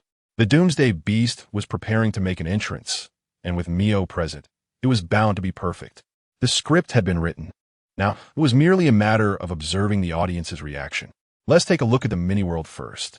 With that, the three vanished from the battlefield, leaving chaos in their wake. Within the mini-world, unlike the cognitive-altering spaces of the ancient dwelling, this realm felt far more tangible. With a mere thought, a mighty river sprang forth, its crystal-clear waters shimmering, reflecting countless stars above. The banks were lined with rolling hills, adorned with verdant trees and an array of peculiar flowers. Some blossoms resembled bells, swaying gently in the breeze and producing a melodious chime. Others boasted sword-like leaves, exuding an air of resilience. Wang Yi strolled through this enchanting landscape, relishing the refreshing breeze that caressed his face. Suddenly, dark clouds gathered overhead, and a colossal bird soared above, its wingspan measuring several meters. From afar, a deep roar echoed from the mountains, suggesting a titanic beast was on the verge of awakening. At that moment, Mio gently waved her hand, casting a soft light into the sky, dispersing the ominous clouds. Darling, this mini-world is brimming with infinite possibilities. We can create even more fascinating wonders. With that, she soared to the mountaintop and, harnessing her spiritual energy, conjured a quaint little courtyard, contemplating how to embellish it. Icarus showed little interest in such matters. Being by Wang Yi's side was sufficient. Everything else paled in comparison. Mio perfected her creation, and a cozy home materialized. In truth, this was Wang Yi's first genuine home since arriving in the Marvel Universe. He gazed at the two women, a blissful smile gracing his lips. Chapter 37. Role-playing Wang Yi exhibited his remarkable ability to transform, morphing into an elderly gentleman exuding an air of aristocracy. His demeanor radiated an innate pride and confidence, as if he had once held dominion over the entire world. His eyes concealed boundless wisdom and acute insight. Whenever he engaged in eye contact with others, his gaze was always imbued with warmth and kindness. Yet, it subtly bore an undeniable authority that instilled a sense of reverence in those who met it. At the New York branch of Umbrella Corporation, Marcus and Count will stood at the entrance, eagerly awaiting the arrival of their superior, alongside numerous high-ranking officials from the branch. Shortly after, a fleet of luxurious vehicles emblazoned with the Umbrella logo approached with a dignified grace and came to a halt. Marcus and Count will hurry to the car doors, the Count respectfully opening one for Wang Yi, who descended from the vehicle with elegance. "Boss!" Marcus exclaimed, his tone filled with profound respect. At that moment, Count will confirm that the elderly figure before him was indeed the owner of Umbrella, his excitement palpable as he exclaimed, "Welcome, sir." Wang Yi smiled at Count Will and gently remarked, "You've done well, Will," while lightly patting his shoulder. This gesture evoked a wave of emotion in Will, who proclaimed loudly, "I pledge my unwavering loyalty." "Haha, well, I appreciate your sentiments. Now, let's take a look around," Wang Yi replied with a laugh. Will, overwhelmed with gratitude, felt tears welling in his eyes. Observing this, Wang Yi couldn't help but internally scoff. "Isn't this a bit excessive?" As they entered the branch, the gathered officials collectively shouted, "Welcome, sir, to your inspection." Wang Yi nodded slightly, secretly delighted. So this is the feeling of being the top boss. No wonder everyone enjoys it. Upon entering the conference room, everyone took their seats in an orderly fashion. Wang Yi surveyed the room and began, "All right, this is your first encounter with the senior management of Umbrella. Allow me to introduce myself. I am Edward, the highest decision-maker of Umbrella. To my left is Lingyin, the human form of Rio, the deputy decision-maker. When I am absent, her commands hold the same weight as my own. To my right is Mary Rose, the Icarus manifestation, serving as the inspector. She will closely monitor your every action, and if anyone jeopardizes the company's interests, she holds the authority to make immediate judgments. As for these two, Marcus and Weskier, I believe you are already acquainted, so I won't elaborate further. Will, why don't you share the current status of the company?" After Will systematically reported on Umbrella's developments, several department heads followed suit, presenting updates on their respective areas. "All right, I am now well informed about Umbrella's current state. If there are no further matters, we shall adjourn," Wang Yi declared. As everyone began to rise to leave the conference room, vehicles from S.H.I.L.D. slowly approached outside. Nick Fury, accompanied by Hill and Barton, made his way directly to the company. At the entrance, they were intercepted by security personnel. "Apologies, but the Umbrella executives are currently in a meeting and cannot accommodate visitors at this time," the security officer stated politely. "I am Nick Fury, director of S.H.I.L.D., and I wish to speak with your owner," Fury asserted, revealing his identity. "I'm sorry, director, but the owner is in a meeting. You may wait in the reception area." The security personnel maintained their courtesy. Seeing this, Barton stepped forward, preparing to force his way in. However, before he could act, a striking figure rushed in like a gust of wind, delivering a swift kick that sent Barton staggering backward. He looked on in astonishment at the young woman before him. "Wow, not bad at all," Yin Yu remarked, admiring Barton's forced retreat. "Who are you?" Barton asked warily. "Of course, I am a security personnel here," the young woman replied with a smile. "All right, Barton, let us head to the reception area and wait," Fury said with resignation, leading the group into the waiting room. Once inside and the door was securely shut, Barton meticulously scanned the surroundings, confirming their safety before nodding at Fury. "How is it?" Fury inquired. Very formidable. While perhaps lacking in raw strength, her agility is exceptional. Moreover, those other young women and the black-clad security personnel exude an intense sense of danger, Barton reported. Earlier, at Fury's behest, he had gauged the strength of the Umbrella Warriors, only to be effortlessly thwarted by a young girl. This must be the Heartstrike squad Natasha mentioned. Truly impressive, capable of dispatching thousands of zombies with just 5 members, Fury analyzed. It seems Umbrella's gene enhancement technology has matured significantly. We need to find a way to acquire some enhancers, Hill added from the side. Not long after, we'll arrive at the reception room with Wang Yi and the 2 young women. Barton instantly felt a surge of danger, his instincts flaring with alarm. Wang Yi, noticing Barton's tense demeanor, quickly reassured him. There's no need to be anxious. There are no enemies here. His words served not only to calm Barton, but also to convey to the S.H.L.D. personnel that they meant no harm. Fury glanced at Barton, giving a slight nod before rising to shake hands with Wang Yi. Director of S.H.I.E.L.D. Nick Fury, he introduced himself. Wang Yi, owner of Umbrella Corporation. Let us sit and converse, Wang Yi replied with a warm smile. Will promptly stepped forward to pull out a chair for Wang Yi, then stood attentively behind him like a devoted servant. Fury and his companions understood that this individual was undoubtedly the owner of Umbrella. Please take a seat. Do not be so formal, Wang Yi urged Will. This is my duty, sir, Will insisted. Suit yourself. Wang Yi chuckled in resignation. We have several matters to discuss today. First, concerning my subordinate Coulson, he has been recovering reasonably well these past few days, yet there remains no sign of awakening. I would like your assistance in this matter. Secondly, we hope to establish comprehensive cooperation with Umbrella.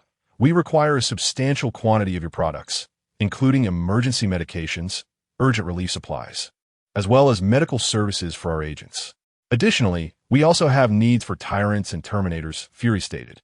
The second cooperation matter is certainly feasible. We can oversee the details of your correspondence, and we can offer a 10% discount off market prices. I am aware of Agent Coulson's situation. Given the nature of his brain injury, this is quite tricky. Even with the use of enhancers to stimulate brain function, we cannot guarantee his awakening. As for the enhancers, that presents a bit of a challenge. It is not a matter of price. Our enhancers are developed based on viral mutations. Once used, a stabilizer must be injected periodically to control the viral variations. Without the stabilizer, one risks becoming a tyrant or even worse. Moreover, the effects of this viral mutation vary from person to person. Not everyone will experience enhancement. The majority may suffer gene chain rupture, leading to immediate death. A few might turn into mindless monsters. Only a select few will achieve enhancement, and the degree of enhancement will differ among individuals, Wang elaborated. Is there a specific standard for assessment?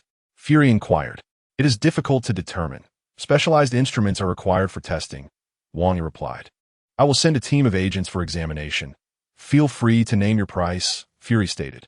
Then let will be your point of contact, Wang Yi concluded. Sir, there is one more matter I wish to consult with you, Fury said. Please, go ahead, Wang Yi gestured. There has been an outbreak of a biochemical crisis in Africa. I presume you're already aware, Fury continued. We have discovered that someone extracted the virus responsible for this crisis from a tyrant. I am curious to know if these tyrants pose a risk of infecting others. Nick Fury inquired. I have looked into this matter. The virus within the tyrant is inherently non-contagious. This virus has been modified and cannot be altered further. Any attempt to extract it again would render it inactive. Wang elucidated. That is reassuring. This is the encoding of the tyrant we uncovered. I wish to ascertain the identity of its purchaser, Nick Fury stated, presenting the coding information. This, according to regulations, we are not permitted to disclose buyer information. However, this incident has severely impacted the reputation of Umbrella, and I will assist you in the investigation, Wang replied. Thank you very much. I look forward to our fruitful collaboration, Nick Fury remarked. Indeed, a pleasant collaboration, Wang responded. Chapter 38 The Arrival of the Doomed Beast in the Vastness of the Cosmos. A colossal shadow slowly materializes.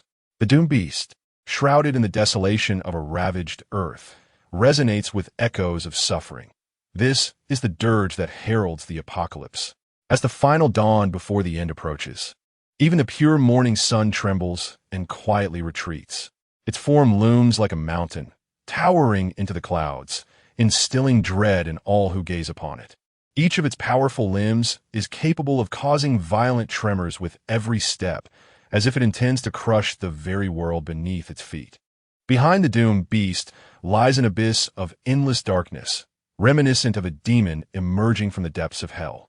Its emergence plunges the world into despair and terror, prompting panicked masses to flee in search of sanctuary. Director, we have a situation. A massive creature has been spotted by satellite, and it has landed in California. Retrieve the images, a voice urgently reports. Hill swiftly brings up the satellite footage of the doomed beast and contacts the Avengers for assistance, urging the evacuation of the local populace. Understood. At the Avengers headquarters, Tony Stark is conferring with Dr. Banner on strategies to better safeguard the planet. Sir S.H.I.E.L.D. has sent a communication regarding a gigantic monster in California, requiring the Avengers' support. It seems we have work to do again.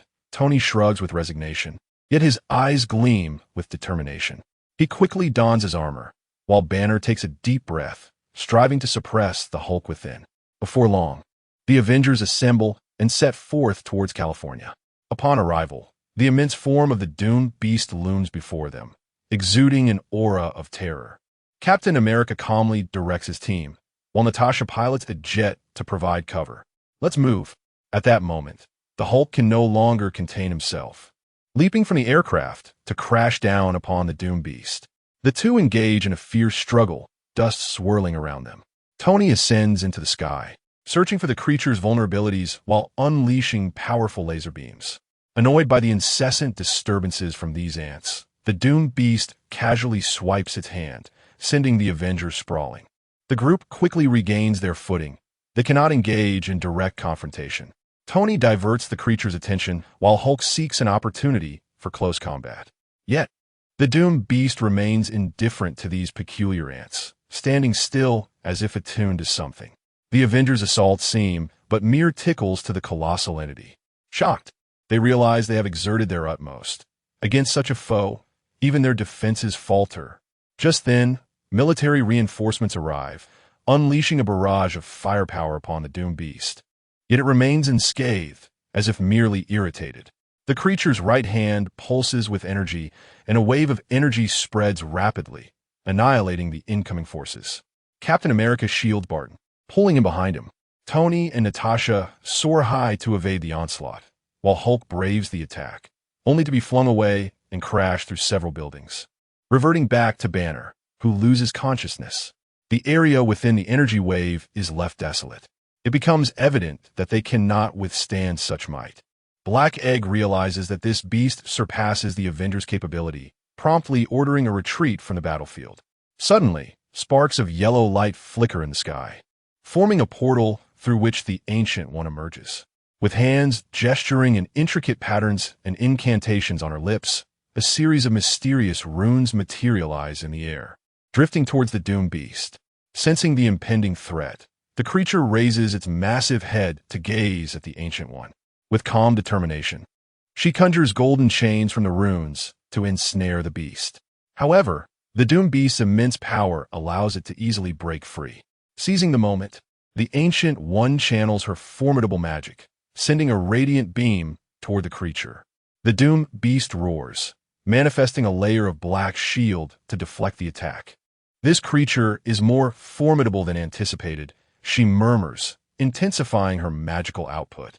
Just as a stalemate ensues, a radiant beam of 7 colors descends from the heavens, striking the doomed beast. It is Thor, the god of thunder from Asgard, come to lend his strength. Wielding his enchanted hammer, he unleashes a relentless torrent of lightning upon the creature.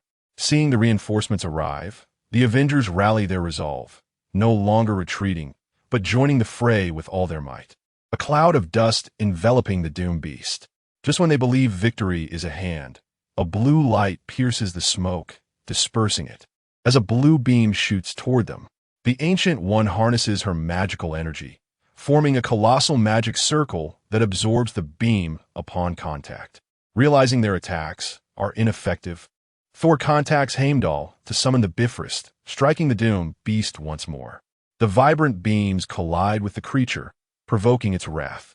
Infuriated by the relentless onslaught of these ants, the doomed beast gathers energy in its left hand and unleashes it toward the Bifrost trajectory, while its right hand comes crashing down. The Ancient One erects a magic circle to shield against the blow, but this time, the circle shatters under the force, sending tremors through the ground as if the end of days had arrived. Captain America, Barton, and Thor find themselves in dire straits, with Barton buried beneath the rubble, lifeless, and Captain America submerged in water, his fate uncertain. Thor, though battered and bruised, rises unsteadily, his armor in tatters, and his hammer reduced to ruin by the ferocity of the attack. The Ancient One stands aghast. This creature is beyond Earth's capacity to confront. Should it unleash its full power, it could obliterate the planet. In that moment, she recalls a certain individual who might be able to contend with this beast. Drawing a circle, she opens a portal and steps through. Meanwhile, Thor, exhausted and without his hammer, struggles to wield his thunderous might. Unbeknownst to him, a blast of energy from the doomed beast travels the path of the Bifrost, striking Asgard. The Celestial Palace raises a protective shield to absorb most of the damage, while Odin, wielding the Eternal Spear, intercepts the remaining force, spitting blood as a result. This power rivals that of the Pantheon. When did such a monster emerge in Midgard? After a brief respite, Odin once again summons the Bifrost, rescuing Thor from peril. A portal opens, and the Ancient One arrives at a spatial nexus in New York. The entrance to the Shadow Realm, a location relayed to her by Wang Yi. Entering the Shadow Realm, her formidable presence renders her impervious to the anomalies within.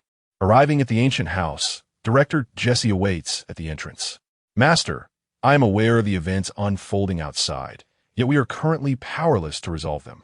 I have requested reinforcements from headquarters, but traversing interdimensional barriers requires time.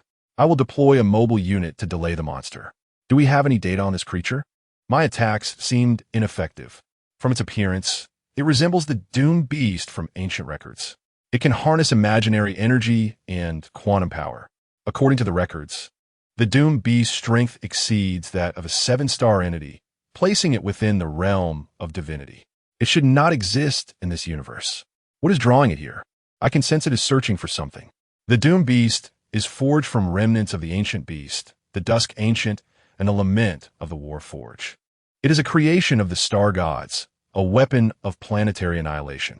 There should be nothing in this universe to attract it. If I wield that magic sword, will I be able to contend with the doomed beast?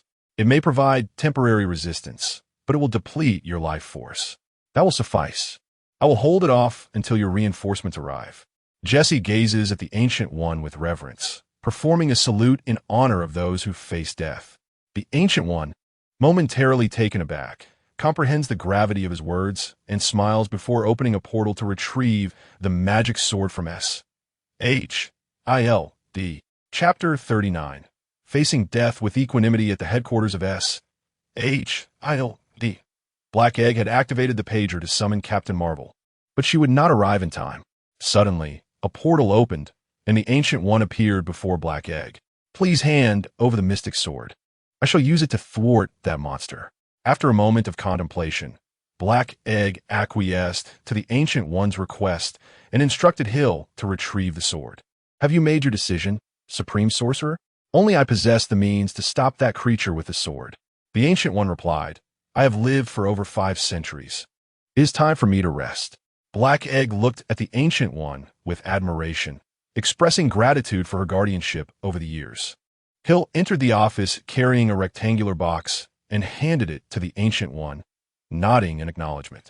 The Ancient One smiled as she accepted the box, opened the portal, and returned to face the beast of Apocalypse. The beast, irritated by the persistent little ant before it, began to feel uncomfortable. As the Ancient One drew the sword from the box, a surge of consciousness flooded her mind. Ah, you are quite impressive. I hold you in high regard. Are you the consciousness of a sword? She inquired. Indeed, and there is a hint of dark energy within you. We are perfectly matched. Well then, I must go to confront that monster. Should you require vitality, take it. Lend me your strength. I do not accept just any life force. But I too find that creature disagreeable. Apophis, though originally a holy sword, has not completely succumbed to darkness. Very well, I shall bestow all my power upon you. An overwhelming energy surged into the Ancient One, dispelling the dark dimensional mark on her forehead, bestowing upon her a strength previously unmatched, even surpassing that of the Eye of Agamotto at its zenith. Golden flames enveloped her, awakening the beast, who now regarded this little ant with a newfound sense of threat. Is this the power of the sword? The Ancient One charged at the beast. A fierce battle ensued as the beast swiped at her with its claws. She deftly evaded and struck its arm with the sword, leaving a visible wound. The beast was taken aback. Its defenses had been breached. Its core began to glow, generating an energy barrier that separated the Ancient One from it. Grasping the sword with both hands, the Ancient One recited an ancient incantation. The sword's blade radiated brilliance, transforming into runes that surged toward the energy barrier. As the runes made contact, ripples emanated from the point of contact. With each continued assault of the runes, the barrier began to crack. In a fit of rage, the beast intensified its energy output in an attempt to repair the barrier. However, the Ancient One would not relent. She infused her remaining magic into the sword and delivered a powerful strike. With a resounding crack, the barrier shattered. The Ancient One charged into the beast's embrace, aiming the sword at its core. Just as the sword was about to pierce the core, a wave of black energy erupted from within the beast, enveloping the sword and beginning to erode its blade. The sword's consciousness cried out, "Retreat!" Yet, the Ancient One remained resolute, channeling all her remaining magic to resist the corrupting force and thrusting forward with determination. The sword was flung away, and the Ancient One collapsed to the ground, gazing at the core, which bore only a few cracks, lamenting, "Have I failed once again?" Her life force faded away. The high-ranking officials observing the battle were equally disheartened. If they could not vanquish the beast, who could save the earth? Oh, divine powers, hasten to rescue humanity. Angels appear swiftly. Was it yet another failure? The upper echelon of S.H.I.E.L.D. watched the confrontation unfold. The beast, enraged by the injury to its core, amassed a colossal energy sphere in its right hand and slammed it to the ground, causing cataclysmic destruction across the Americas, resulting in countless fatalities. No, the anguished cries of the living echoed. A rift appeared in the sky, and a girl clad in a black uniform with a white hood descended from above. Instantly, the beast locked on her presence. Detecting an extinction-level event, target locked, analyzing. Sensing the danger, the beast launched an attack at the girl. A massive energy beam surged toward her, but she raised her right hand, conjuring a shield that absorbed the attack. Power level, 7 stars, generating combat strategy.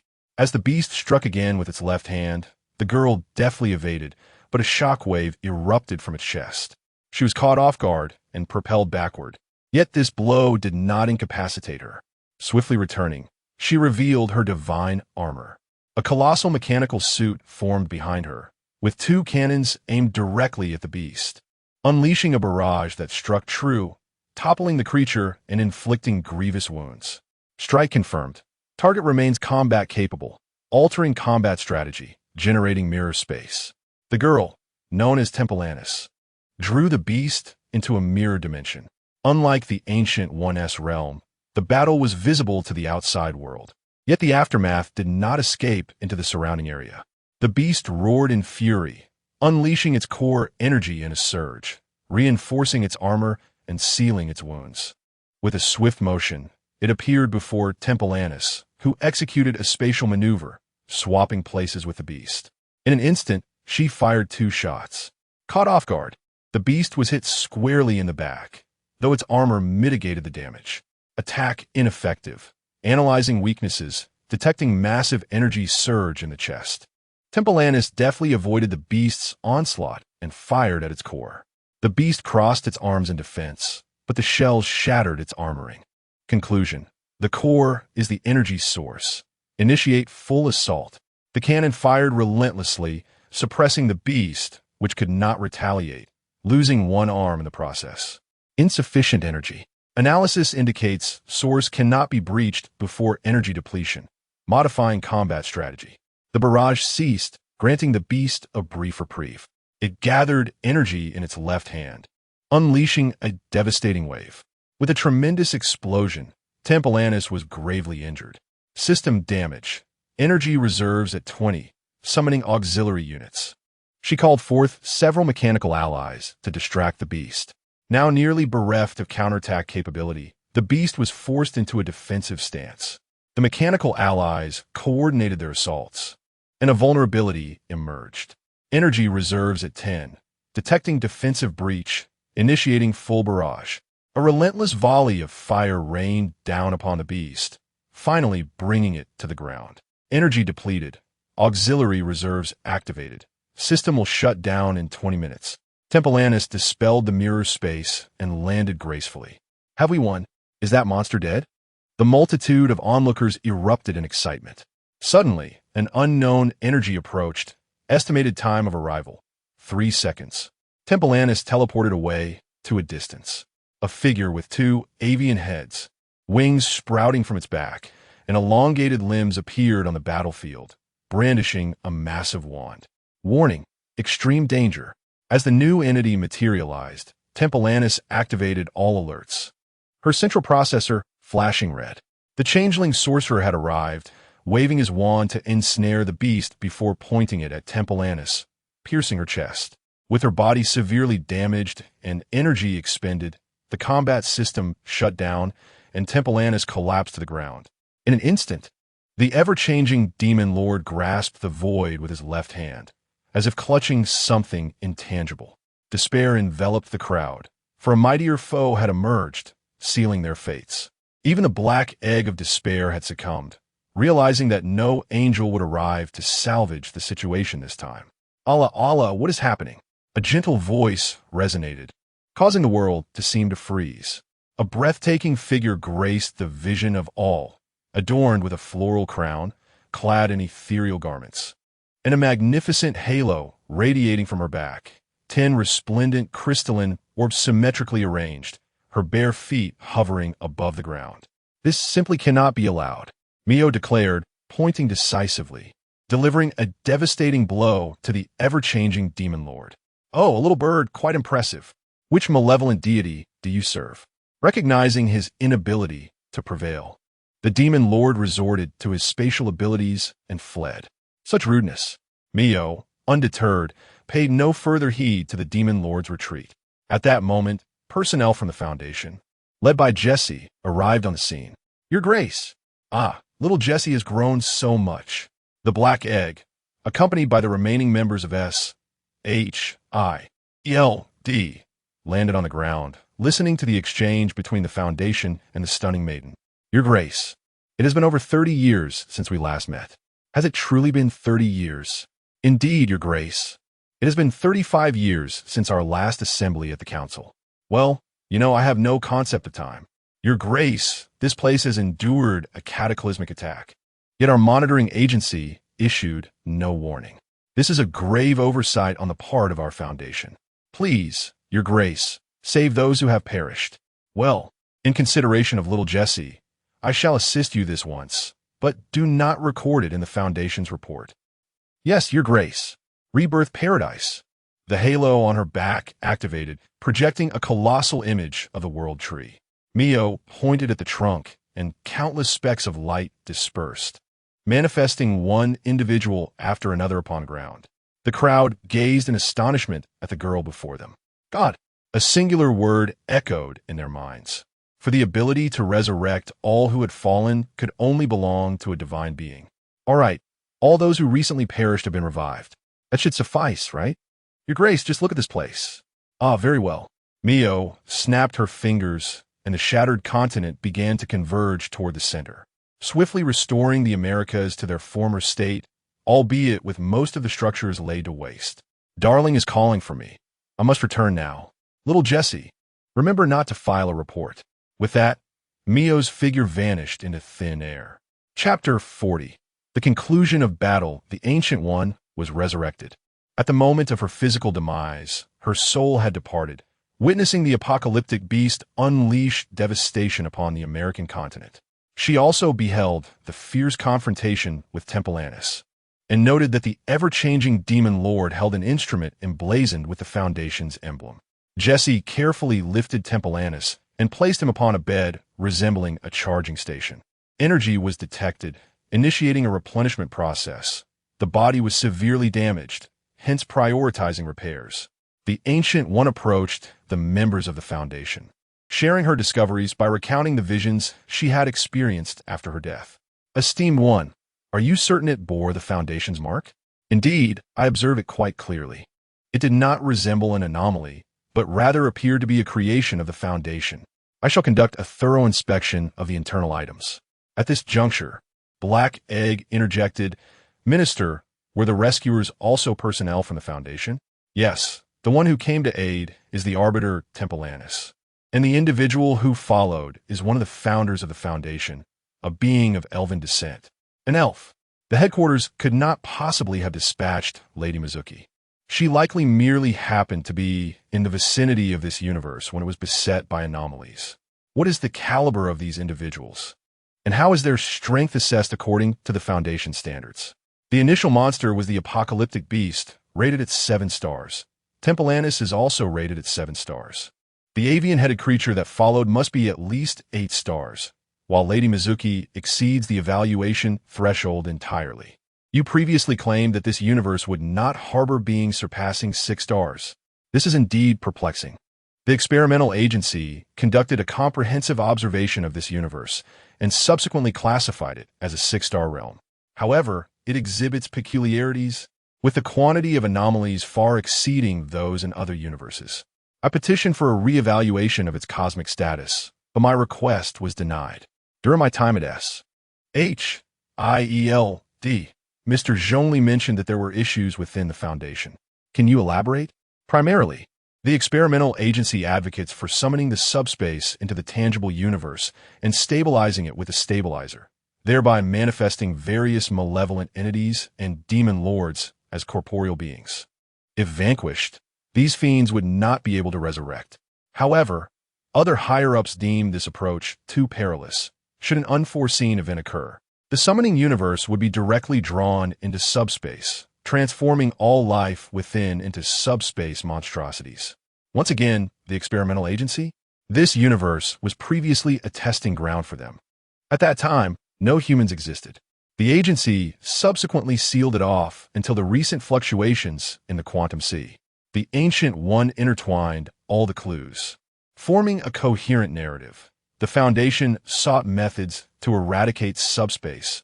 The experimental agency discovered this universe for experimentation, but higher authorities disapproved of their proposal, resulting in the sealing of this realm. They left behind a certain creation from that era, and due to the quantum sea's fluctuations, the seal was compromised, prompting the subspace creatures to sense this location and retrieve the agency's creation. May I interpret it thus? It appears so, Black Egg concurred. This is indeed the Foundation's fault. I shall report to the tribunal. There will be an explanation forthcoming. With the body repaired, the main consciousness was reawakened. Tempelanus sat up, surveying the surroundings. Esteemed Arbiter, you have awakened. What are those 2 monsters? They have been banished. Is there truly a presence within this universe capable of expelling them? Indeed, Lady Mizuki has come. That explains it. What was their situation, and how did they arrive in this universe? Jesse reiterated the Ancient One's deductions. Truly, this is the experimental agency's modus operandi, Tempelanus remarked with a tone of derision, merely stirring trouble without considering the aftermath. Esteemed One, I will report this incident to the tribunal, and I hope you will testify on my behalf. The Arbiter cannot intervene. Doing so would lead to a schism within the Foundation. Shall we remain inactive? Moreover, that avian creature departed with the creation. Simply report the facts. While it may not significantly impact the experimental agency, it should at least encourage them to exercise restraint. Very well. I am grateful for your timely assistance, Arbiter. Please notify me during the tribunal's proceedings. Tempelanus waved his hand, opening a spatial portal, and departed. When the tribunal convenes, I shall inform you all. You are victims and witnesses of this incident. The assembly unanimously agreed with Minister Jesse's statement, eager to glimpse the Foundation's headquarters. In the microcosm, the system chimed. Has the host struck it rich this time? Congratulations, host. You have successfully reaped the benefits from Earthlings, acquiring 300 emotional points. You shall no longer be in want of emotional points. Feel free to indulge. Does the host wish to partake in a lottery? What lottery? Cancel it from now on. I shall summon directly. That trivial expenditure is inconsequential. Ding! System adjustment in progress. Adjustment complete. Lottery mode has been replaced with system mall mode. The host may now directly purchase summoning. This time, the harvest was substantial. I shall refrain from grand spectacles for a while and focus on the biochemical brawl mode. First, I must address the tribunal. Following the intense battles, Tony developed severe anxiety. The numerous confrontations rendered him feeling as though his armor was a mere farce, incapable of any meaningful action. Particularly, the emergence of Mizuki struck a profound blow to his confidence. Such a presence could not simply be countered by upgrading his armor. I require a different approach. Utilizing the recording capability of his suit, Tony meticulously analyzed the combat sequences between the apocalyptic beast and Tempelanus. Soon enough, he made a startling discovery. Tempelanus was likely not a biological entity, but rather an artificial intelligence. Could a robot possess such formidable power? Tony marveled. Birthing a daring concept. I must create a self-aware robot, not a low-intelligence tool like awakens or Skynet, but a sophisticated automaton akin to Tempelanus. He sought assistance and immediately contacted Dr. Banner, sharing his vision. While Banner expressed some trepidation, recalling his own harrowing experiences, he ultimately agreed to aid Tony. The two ventured to the newly established Avengers base, employing the Mind Stone for their experiments. However, after numerous failures, both men found themselves somewhat disheartened. Chapter 41.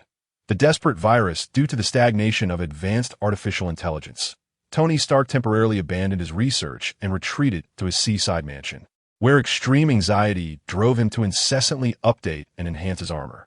At Stark Tower, Killian approached Pepper, presenting the results of his research over the years and proposing a collaboration with Stark Industries. However, Pepper perceived his work as a weapon and declined the offer. Happy, Tony's bodyguard and friend, recognized Killian, recalling how Tony had previously stood him up. Happy noted Killian's license plate and soon discovered that Killian's associates were covertly trafficking something. He intervened to steal an item, but was spotted by Killian's men. After a brief scuffle, Happy was struck, yet the injury healed instantaneously, revealing a strange red glow. Shocked, he witnessed a nearby traitor explode in a burst of red light, prompting him to take cover behind a flower bed, narrowly escaping with severe injuries. Tony visited Happy in the hospital, devastated by his friend's condition. He vowed to avenge him and issued a bold challenge to the terrorist organization, daring them to come to his home and revealing its location. Upon returning home, Tony attempted to reassure Pepper, telling her not to worry, for he was Iron Man suddenly. A missile struck his mansion, resulting in a violent explosion that hurled both of them into the air.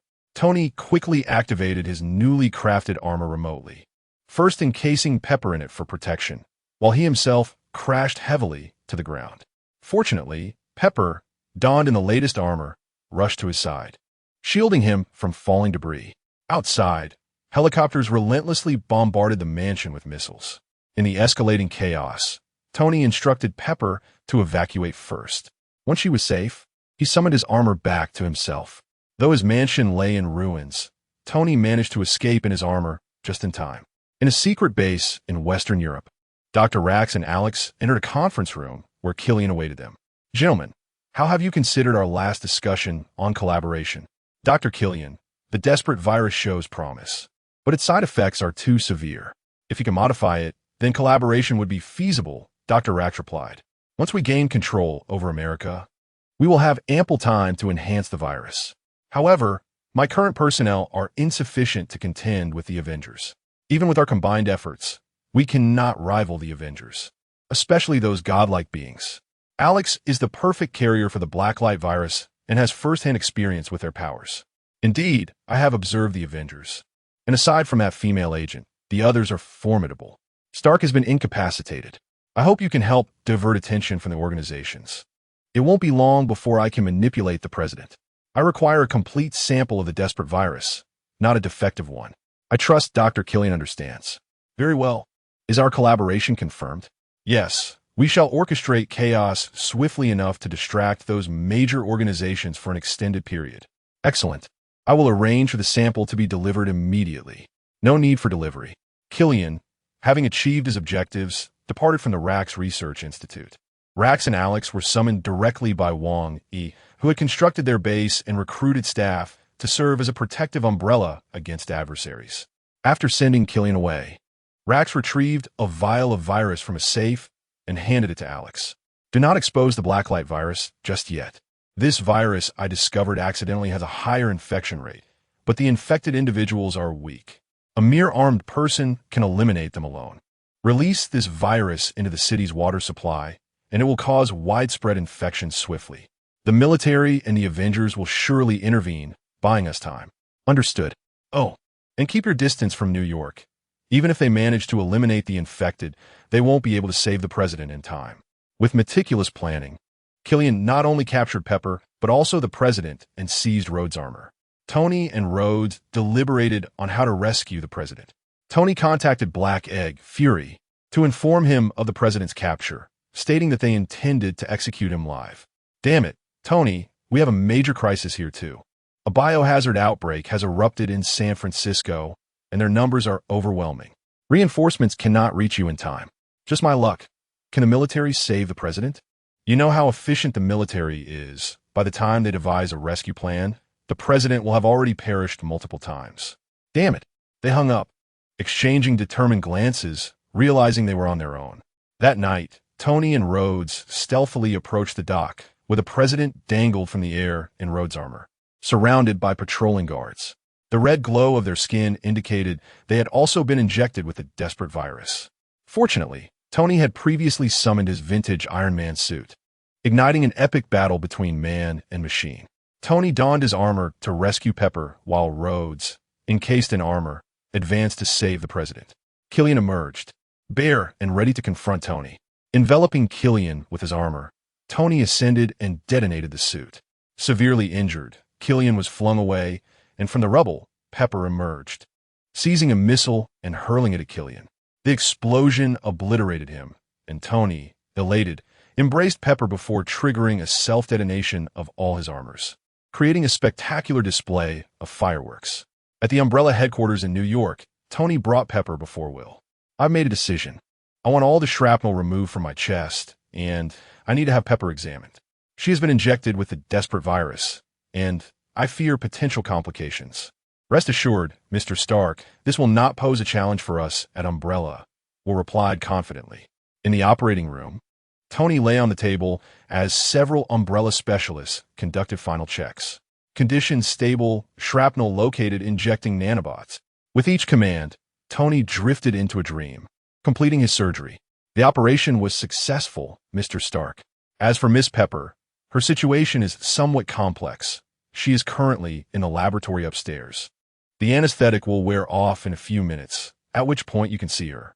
Tony weakly nodded, acknowledging the information. Moments later, as the effects of the medication faded, Tony assessed his condition.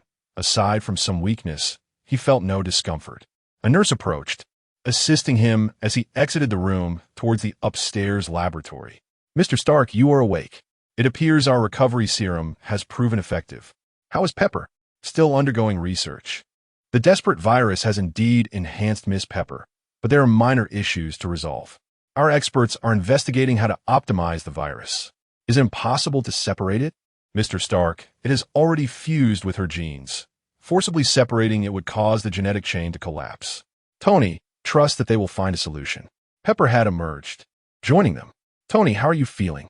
Quite relaxed, and even the wound on my chest has healed.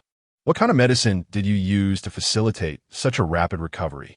The Jade Elixir, our company's most advanced therapeutic agent, can revive any individual as long as they are not deceased. What about the side effects? The Jade Elixir repairs the body and provides a temporary enhancement. However, this is followed by approximately 1 day of weakness due to a deficiency in bodily nutrients. As for other side effects, We have not identified any. Of course, you may conduct a thorough examination of the body later. That is reassuring. How long will it take for Pepper's body to recover? In the short term, the Doomsday virus will not exhibit any abnormalities, and as long as there have not been excessive injuries, there should be no issues. Regarding the minor problem I mentioned earlier, we need to send the virus samples back to headquarters for resolution, which will not take long. I am beginning to develop an appreciation for Umbrella. If you require investment, you may contact Pepper. There is ample room for collaboration. Certainly, Mr. Stark. Chapter 42. Alex in the San Francisco quarantine zone. Several generals were coordinating their subordinates to eradicate the newly emerged zombies. Drawing from their experiences during the African biocrisis, the military's efficiency in this operation was commendable. Captain America and Hawkeye were stationed in the central area to safeguard the survivors, while Banner was deemed unsuitable for this location, leaving Natasha in charge of low-altitude transport support. The military deployed Tyrants and Terminators, with ordinary soldiers following closely behind to provide supplementary fire. The zombies were systematically eliminated with minimal losses to the military, much to the satisfaction of the generals. The loss of ordinary civilians was inconsequential. Their primary concern was to minimize casualties among their soldiers.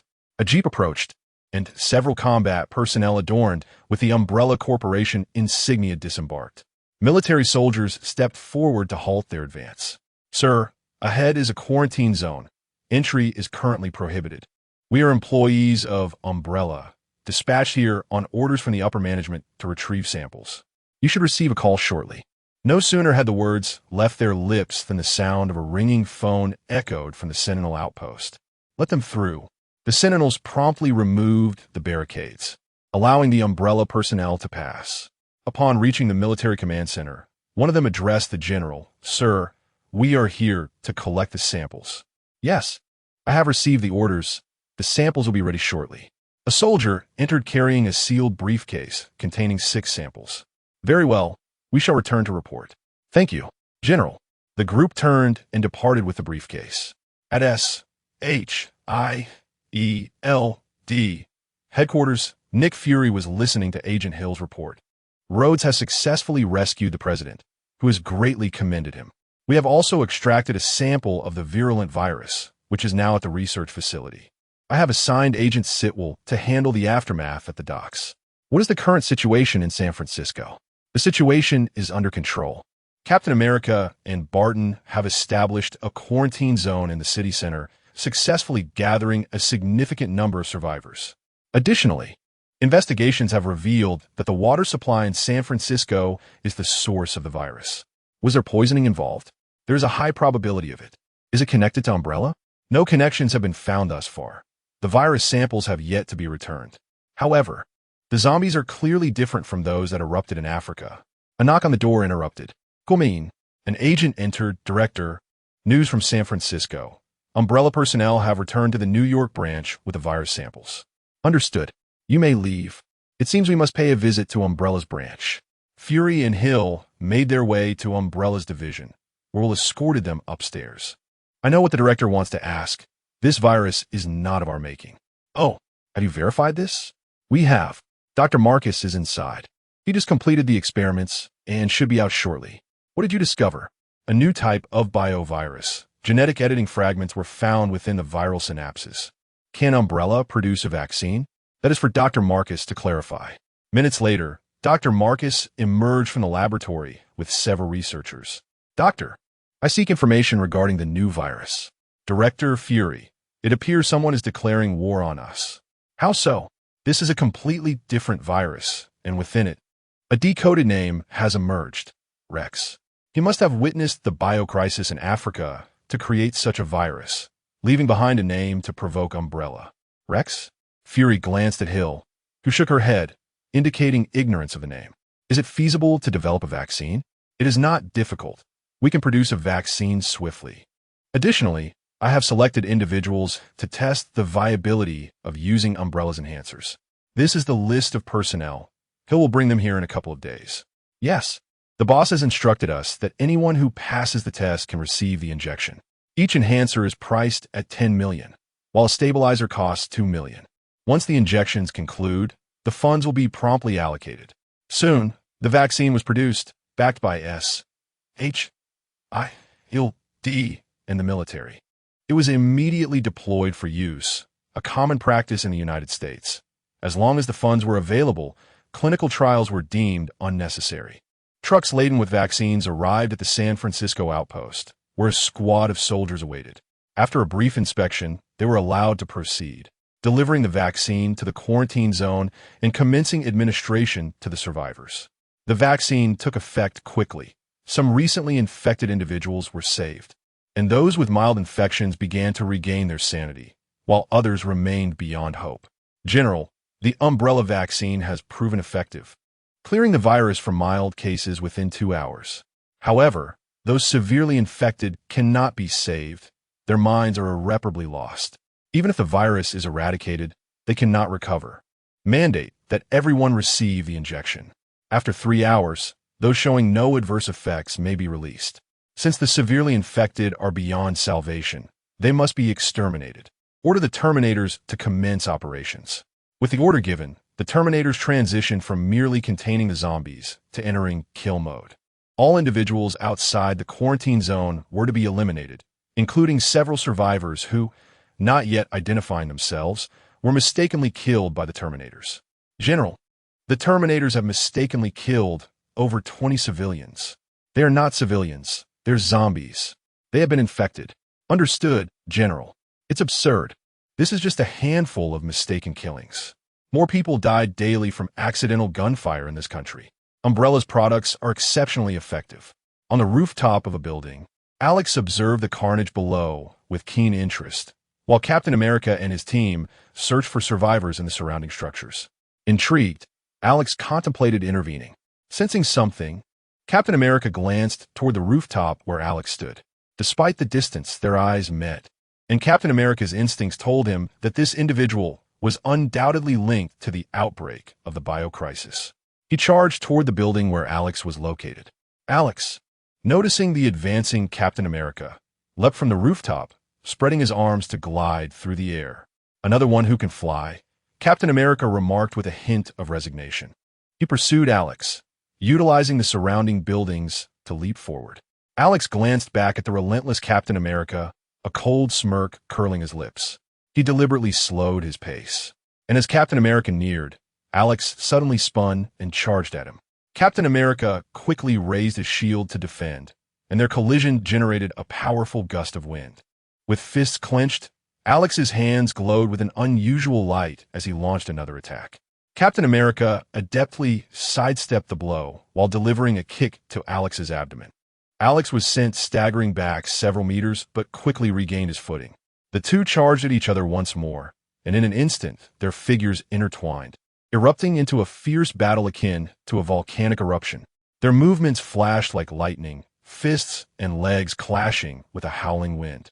Each assault bore the weight of thunder, as if they aimed to tear each other apart. The air grew thick with tension, making it nearly difficult to breathe. Finally, Captain America's shield intercepted Alex's sweeping kick. Seizing the opportunity, Captain America landed a punch to Alex's abdomen, sending him hurtling backwards, flipping in midair before crashing to the ground. Alex patted his injured stomach, a spark of battle intent igniting in his eyes. With a firm grip of his right hand, the blacklight virus began to enhance Alex's limb, transforming it into a colossal iron fist. He launched a powerful strike, and Captain America raised a shield in defense. Yet, even with the vibranium protection, the captain was sent flying. Observing the captain's plight, Alex remarked, "It seems your shield has bestowed upon you a considerable amount of confidence. Even without it, I could engage you for an entire day. Well then, your friends are on their way, so I shall take my leave." With that, he leaped onto the adjacent skyscraper's wall, effortlessly traversing its surface. At that moment, Barton arrived, spotting the figure making its way to the rooftop. Drawing his bow, he unleashed an arrow imbued with the effects of a strengthening agent. It struck like a bolt of lightning, piercing through Alex, who fell a short distance before regaining his balance mid-air and casting a glance back at Barton. Barton knocked another arrow, but Alex shattered the wall, evading Barton's line of sight. He then emerged from the opposite side, gliding away. Who was this person? Uncertain, but they are likely connected to the current events. Quite an unusual ability. Let us depart. The vaccine has taken effect, and the military will handle the aftermath. The two boarded the S.H.I.E.L.D. aircraft. Chapter 43. The tribunal. With the completion of the cleanup in San Francisco, various factions obtained samples of the Rex virus. This incident served as a stark reminder to the upper echelons of the beautiful nation. Introducing a biochemical virus into the water supply could precipitate a widespread biochemical crisis. Thus, it became imperative to establish a dedicated response department to prevent the outbreak of such crises. After intense discussions among the factions, General Ross took the lead in the formation of the Federal Biochemical Anti-Terrorism Committee, abbreviated as FBC. General Ross confidently asserted, "This is my area of expertise. I was born for this." At the West European Rex Research Institute, they could not resist testing their capabilities against Captain America. Was there any trace of the blacklight virus at the scene? No. That's good. How would you assess Captain America's strength? He is competent, though that shield poses a challenge. Vibranium, is it? It seems we must acquire some of that as well. Days passed in a blissful reverie before Wang Yi recalled his responsibilities. He adjusted the small world he had created, transforming it into the headquarters of the Foundation. The stage was set, awaiting the arrival of the cast. In the Foundation's branch, Jesse contacted several participants from the Doomsday Beast incident, summoning them to gather at the entrance to the inner world. Upon receiving the message, Black Egg, accompanied by Hill and Barton, made their way there, followed by Tony, Pierce, and two advisors from the beautiful nation.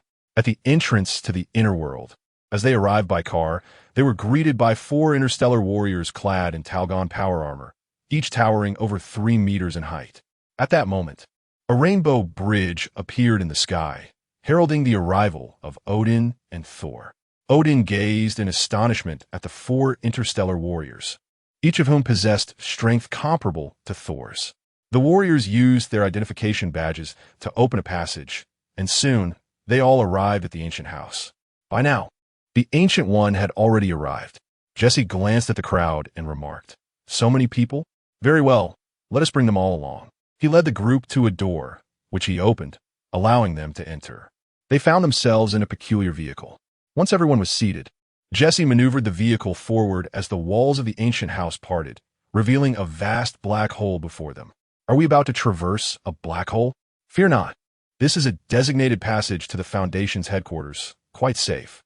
As the vehicle entered the black hole, a dazzling array of colors enveloped them.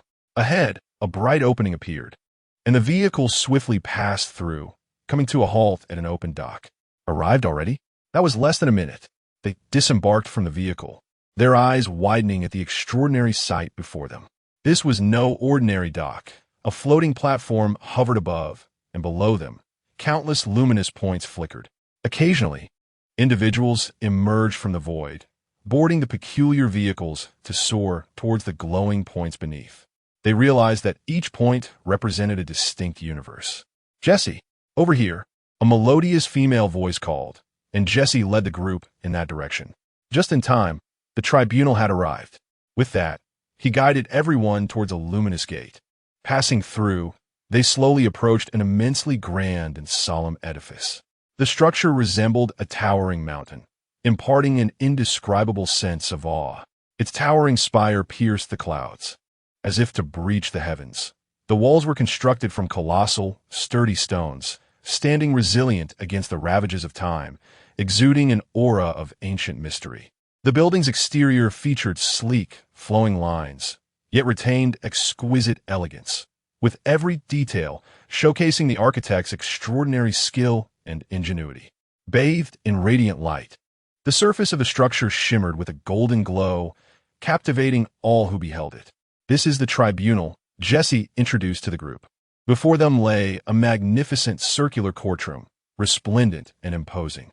The walls were pristine white, smooth as glass, reflecting the surroundings and creating a surreal yet tangible ambience. The ceiling was composed of countless stars. At the center of the courtroom stood a vast circular platform, adorned with a solemn judgment table, encircled by neatly arranged spectator seats. The atmosphere in the courtroom was steeped in gravity, evoking a profound sense of reverence.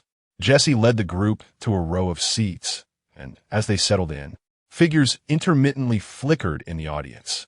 The judgment table featured 5 seats, but currently, only a girl clad in black and gold occupied one of them.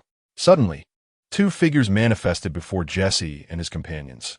A tall, slender man, resembling a long bamboo stalk, with deeply sunken, piercing eyes, and a statuesque girl adorned in black striped battle armor with snow-white hair.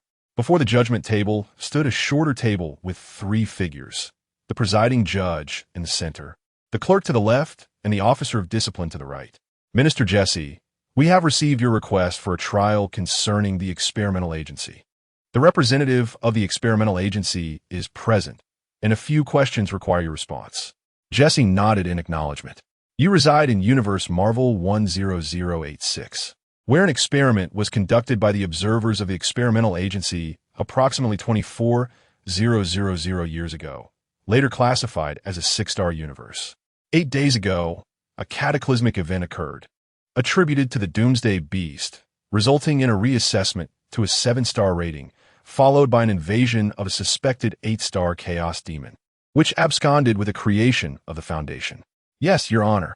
Upon the emergence of the Doomsday Beast, I immediately contacted headquarters for assistance. Arbiter Tempalin responded to my call, neutralizing the Doomsday Beast. However, another demon appeared, defeating the Arbiter and subsequently taking the unknown creation. How was that demon dealt with? I did not find a resolution in the report. This is my doing. I instructed little Jesse not to report it. A gentle female voice resonated in everyone's ears. Lady Murray. Everyone rose, their tones respectful. Oh dear. Little Wang Yi has grown up and no longer enjoys her mother's affection. The judge observed Murray settling into the back, gesturing for everyone to sit. Now that the demon has retreated, Minister Jesse, do you have any inquiries for the experimental agency? I would like to inquire about the nature of the experiments conducted in my universe. Representative of the experimental agency, please respond. In Universe Marvel 10086, the details of the experiments are classified, and you have no right to know. I wish to understand the evaluation of the experimental tiers. Exceeding your tier, you have no right to know. That assessment of the universe's rating is evidently erroneous. Am I also barred from knowing this? It is not uncommon for high-level aberrations to enter lower planes, and the experimental agency does not perceive this as problematic. Is it normal for the quantity of aberrations to exceed that of other worlds by several or even dozens of times?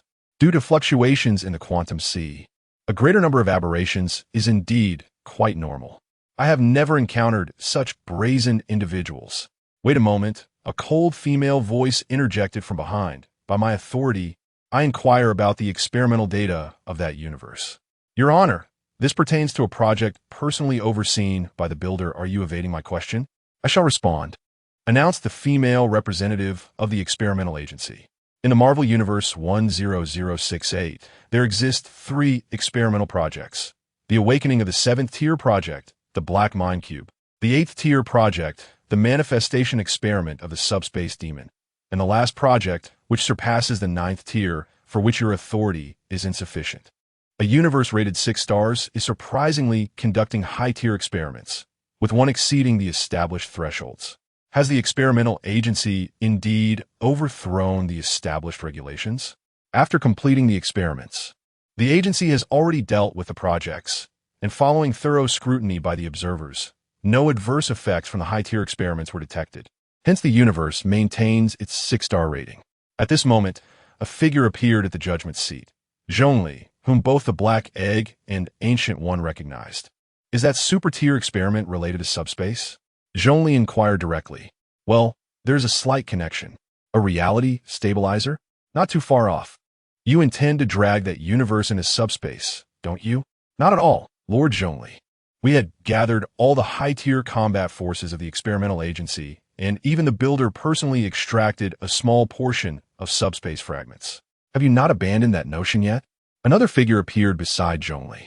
This is the ultimate goal of the experimental agency. We will not relent. How lively it is.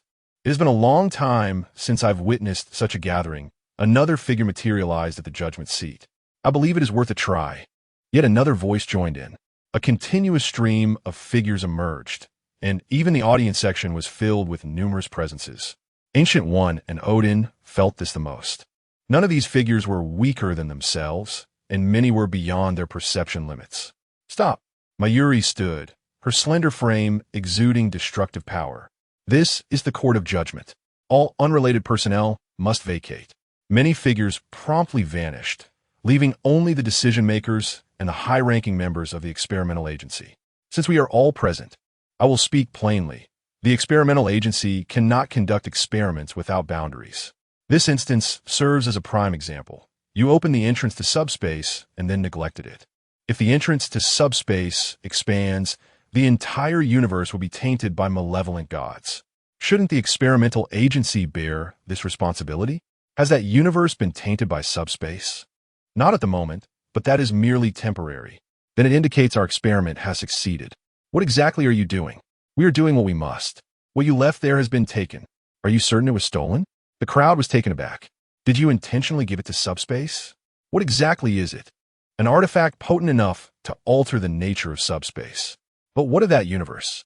Someone must pay the price, mustn't they? We have Lord Mio. Can't she revive the sacrificed?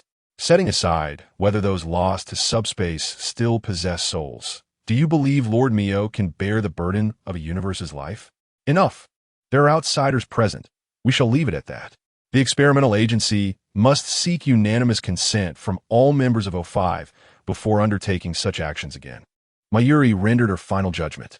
As for Jesse, please escort these guests to rest. The experimental agency will compensate you. Chapter 44. Compensation upon departing from the tribunal.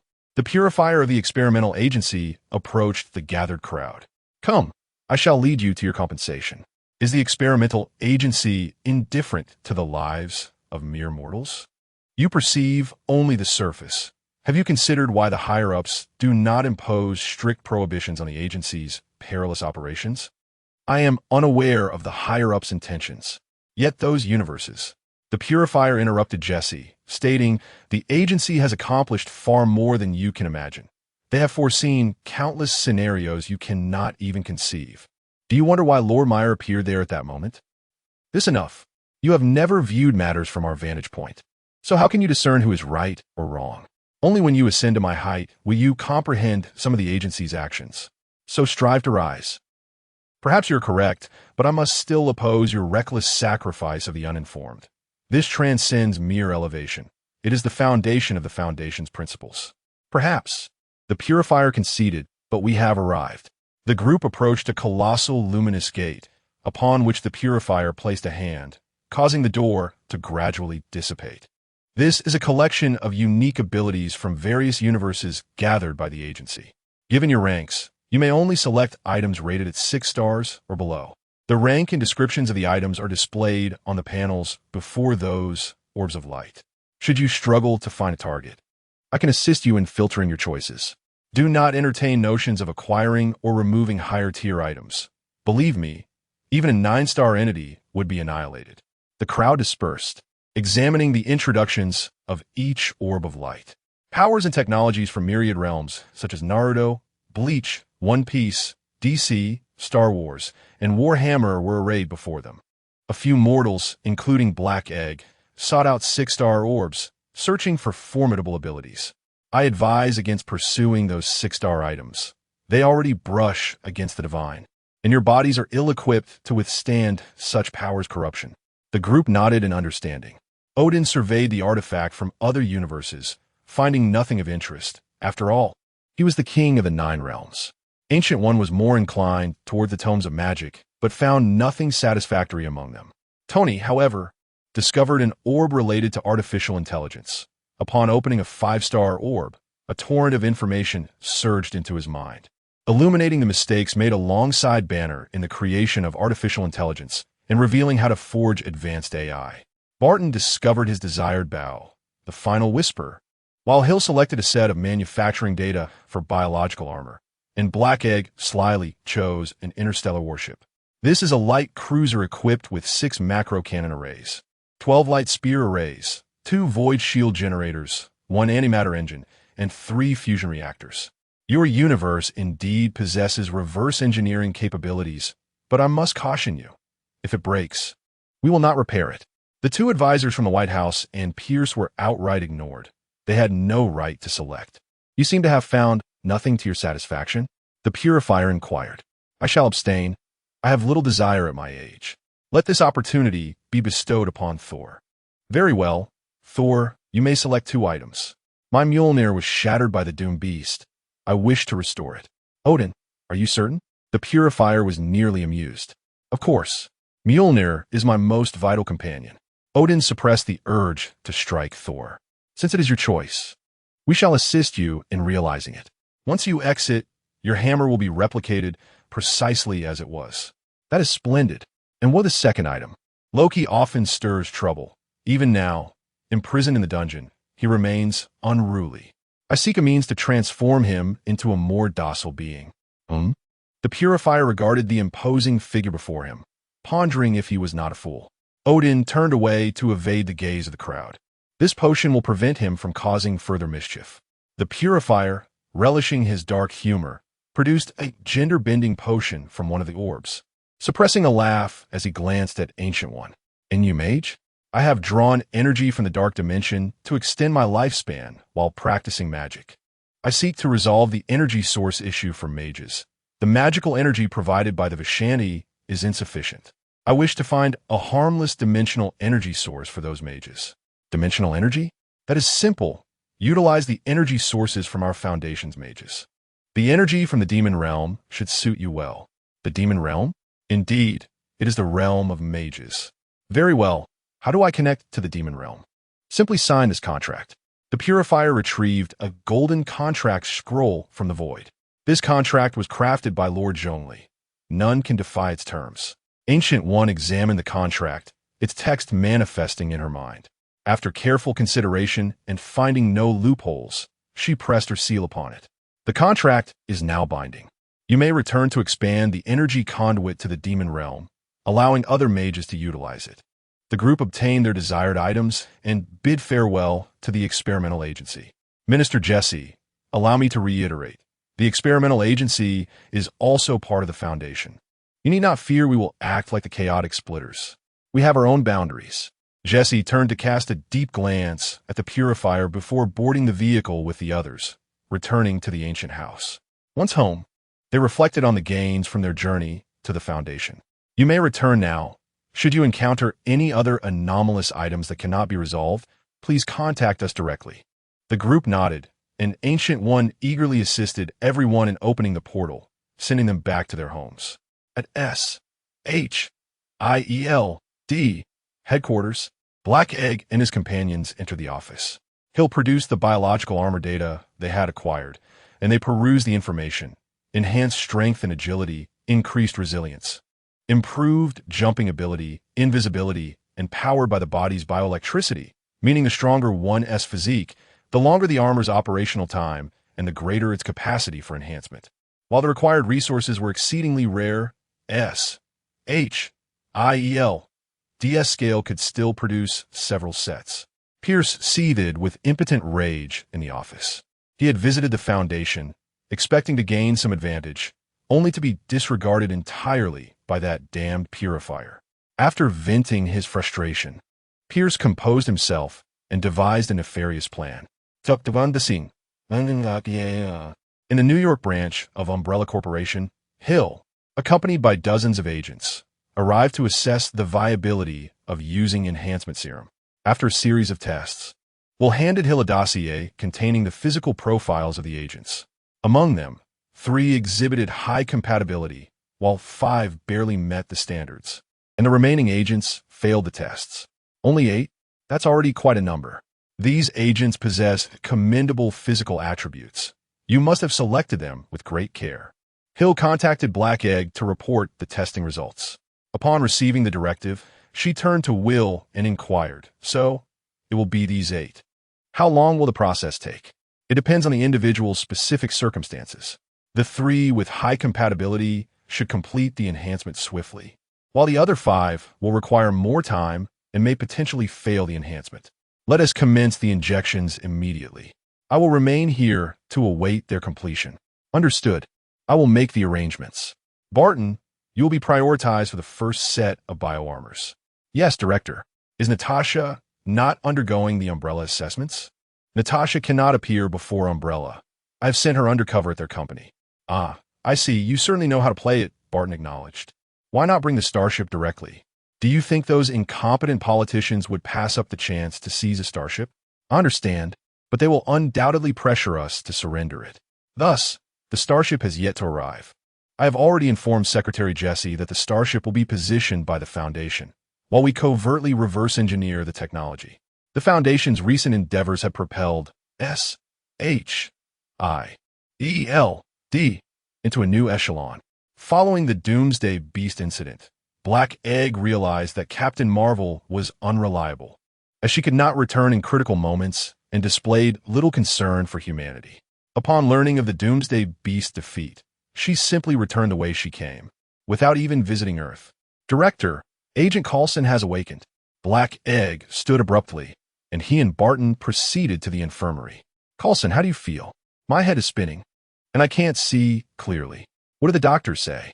They mentioned it is a consequence of cerebral ischemia. Contact Umbrella and have them send someone to examine him.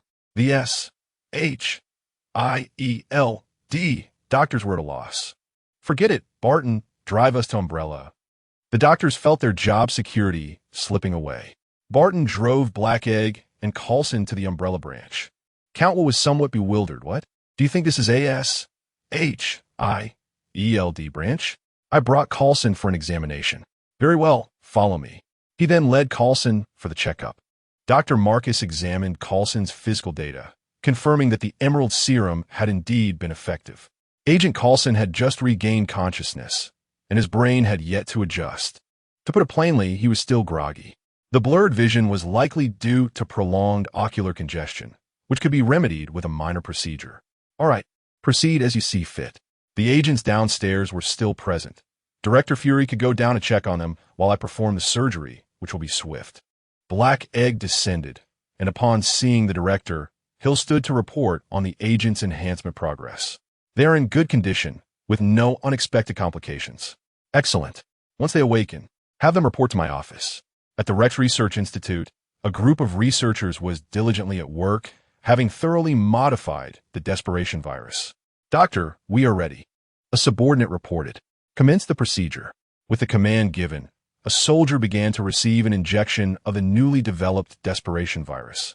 The soldier's body radiated a red glow as the virus commenced its transformation, stabilizing effectively with remarkable fusion results. After the injection, several researchers began to conduct examinations. After a series of meticulous checks, the researchers excitedly reported to Rex, Doctor, this soldier's physical capabilities have increased several-fold, far exceeding our previous expectations. The data on strength, speed, and endurance is astounding. Rex nodded in satisfaction.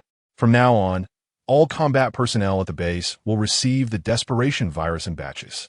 Those who have undergone the injection will be referred to as Flame Dragons.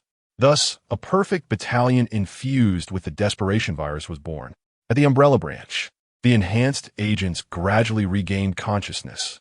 They felt a surge of power within, their eyes filled with astonishment. Coulson's minor procedure was also successfully completed. He opened his eyes, his vision restored, and the dizziness had dissipated. Black Egg observed him and jested, "Looks like you can get back to work now." Coulson remarked that it would have been better to remain unconscious. Director, one enhancement has concluded. Umbrella personnel are currently conducting checks. That was quick. This agent exhibits the highest compatibility with the virus. His enhanced physical attributes are anticipated to be the strongest. Let us go check. The group proceeded to the examination room, where Marcus was already present. Dr. Marcus, how is his condition? Based on the results, his virus integration is flawless, but we need him to undergo practical testing. I will bring him back to SHIELD for assessment. This is a stabilizer. Based on his condition, he should receive an injection once a year. Marcus received a box adorned with the Umbrella emblem from a subordinate and handed it to Coulson. Coulson opened the box, revealing 6 light blue syringes. Very well. We shall return now. Hill will continue to await the completion of the other agent's enhancements. Back at SHIELD, Child. Black Egg, summon Barton. Barton, this agent has completed the enhancement. Please conduct a test. Barton nodded, and the two entered the training arena. Barton stood resolutely in the training ground, his gaze sharp and focused. The enhanced agent limbered up and launched the first attack. His speed was astonishing, akin to a phantom rushing towards Barton. Yet, Barton remained unfazed, sidestepping effortlessly and countering with a punch. The enhanced agent performed a mid-air somersault, landing gracefully, a smirk gracing his lips as he charged again, each strike imbued with formidable strength. Barton felt a hint of pressure, though it was not overwhelming. After exchanging a few blows, Barton discerned some of the agent's patterns. He deliberately exposed a weakness, and, as the agent lunged, Barton swiftly crouched and executed a sweeping kick, knocking him to the ground. However, the agent quickly sprang back up, delivering a punch aimed at Barton's chest. Barton was startled, leaping backward to evade the blow. At that moment, Black Egg called out, "Stop." Both paused their movements. Black Egg approached. It seems the enhancement effects are quite impressive. Choose a code name for yourself. You shall be the captain of the enhanced squad from now on. Let us call me Thunder, Director. Very well. Take this time to acclimate to your new abilities. Once your teammates return, I will equip you with new battle armor. Black Egg, Barton, and Coulson proceeded to the director's office, leaving Thunder to continue training in the arena. How do you feel? Somewhat weaker than a captain, but there is still room for improvement. Black Egg, having gauged the enhanced agent's level, was exceedingly pleased with the outcome. Coulson, why not try the Umbrella Enhancement Serum as well? Black Egg, in high spirits, teased Coulson. Perhaps the director should be the one to try it instead. Haha. Chapter 46. The Elven Race and the Spirit Realm in the aftermath of the upheaval caused by the previous two biohazard crises. Global organizations have turned their attention to biosoldiers, establishing specialized research institutions dedicated to enhancing these warriors. Within a covert base nestled in a remote mountain range, a cadre of Hydra researchers, armed with viral samples, fervently endeavored to develop their unique virus, aiming to bolster the combat prowess of Hydra soldiers. The atmosphere in the laboratory was stifling, almost suffocating. Trembling hands of a researcher carefully injected the experimental virus into a volunteer soldier. In an instant, the soldier's body convulsed as if struck by a violent electric surge. His eyes widened in agony, and he cried out in torment, his body writhing uncontrollably. The veins, previously concealed beneath his skin, surged forth, resembling grotesque worms slithering across his surface. Suddenly, a terrifying transformation unfolded. The power within him appeared to shatter all restraints. He forcefully broke free from his bindings, his strength multiplying exponentially, and his once clear eyes were now engulfed in a crimson haze, an unfathomable bloodlust emanating from him. Stop him! The researchers, pale with fear, shouted in a pitch of panic. Fortunately, the base's emergency response was swift. A team of well-equipped and highly trained Hydra elite soldiers soon arrived at the scene. Without hesitation, they unleashed a barrage of weaponry upon the rampaging biosoldier, and the laboratory erupted in a cacophony of gunfire and smoke. Despite the extraordinary strength of the rogue soldier, he was ultimately overwhelmed and fell, lifeless, to the ground. Subsequently, a group of personnel clad in protective suits entered the scene, carefully clearing the chaotic aftermath. This virus is uncontrollable. How did Umbrella Corporation manage to stabilize it? Pondered a seasoned researcher, his brow furrowed in confusion and frustration. Doctor, the viral samples from San Francisco have arrived, an assistant reported breathlessly. Cease research on the unstable virus. Although the enhancement effects of the San Francisco samples are not as extreme, they surely possess elements worthy of our study, the doctor decisively commanded. At that moment, the base's commanding officer, Pierce, scrutinized a Hydra agent before him, his expression grave. Have you located the individual responsible for deploying the virus and inciting chaos? Not yet, sir. After the battle with Captain America, that individual vanished without a trace. However, our subsequent investigation suggests he may have a connection with Killian, the creator of the extremist virus. The agent hastily reported. Oh, Pierce raised an eyebrow, intrigued. Elaborate. We captured one of Killian's subordinates. According to him, Killian has a mysterious partner who assists in creating widespread chaos to draw the attention of the military and SHIELD, aiming to execute a plan to kidnap the president, the agent recounted. You mean the biohazard crisis in San Francisco was orchestrated by them? Pierce's gaze sharpened. Yes, sir. The agent affirmed with certainty. Did he disclose where he meets with his collaborator? Pierce inquired further. Uncertain, but based on our gathered intelligence. The rendezvous point should be in Western Europe, the agent cautiously replied. Notify our contacts in Western Europe and direct them to locate them with utmost urgency. Pierce ordered decisively, a fierce glint in his eyes. In a vast expanse of the cosmos, Wang Yi embarked on a fantastical interstellar journey with two enchanting companions. They had no predetermined destination, drifting freely in a chosen direction, allowing their spacecraft to traverse the endless starry sea. At a certain moment, the ship's detection system emitted a joyous alert, revealing a vibrant planet brimming with life. This celestial body resembled a resplendent gem lost in the depths of the universe, exuding a breathtaking, exotic charm. The sky appeared as a grand masterpiece crafted by a genius artist, shifting from a deep oceanic blue to a kaleidoscope of colors akin to spilled paint, casting ethereal hues across the horizon. The surrounding vegetation was astonishingly unique, starkly contrasting with Earth's familiar flora. Towering trees stretched towards the heavens, resembling colossal pillars supporting the sky, their lush branches adorned with radiant, wheel-sized blossoms that perfumed the air. Low shrubs bore glistening fruits, akin to precious gems, sparkling under the sun's embrace. In the distance, undulating mountains resembled a slumbering dragon, gently cloaked in a delicate mist, adding an aura of mystery to the grand vista.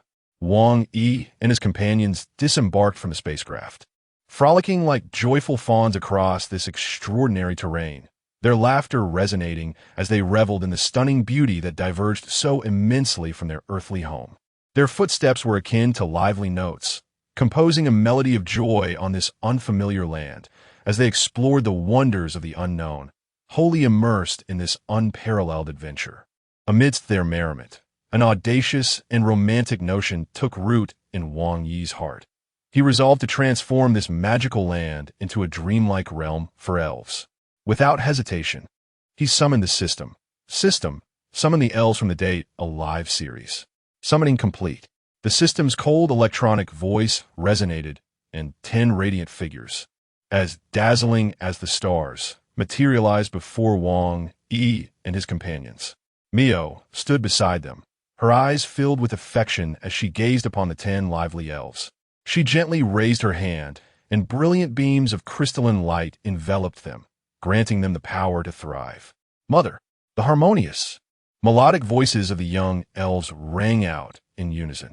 As they regarded Mio as their mother, it naturally followed that Wang Yi, their summoner, would become their father. All right, get acquainted with your surroundings. I shall summon some companions for you, Wang Yi said, a smile gracing his lips. The 10 young elves chirped like cheerful birds, gathering around Mio to chat, creating a scene of warmth and joy.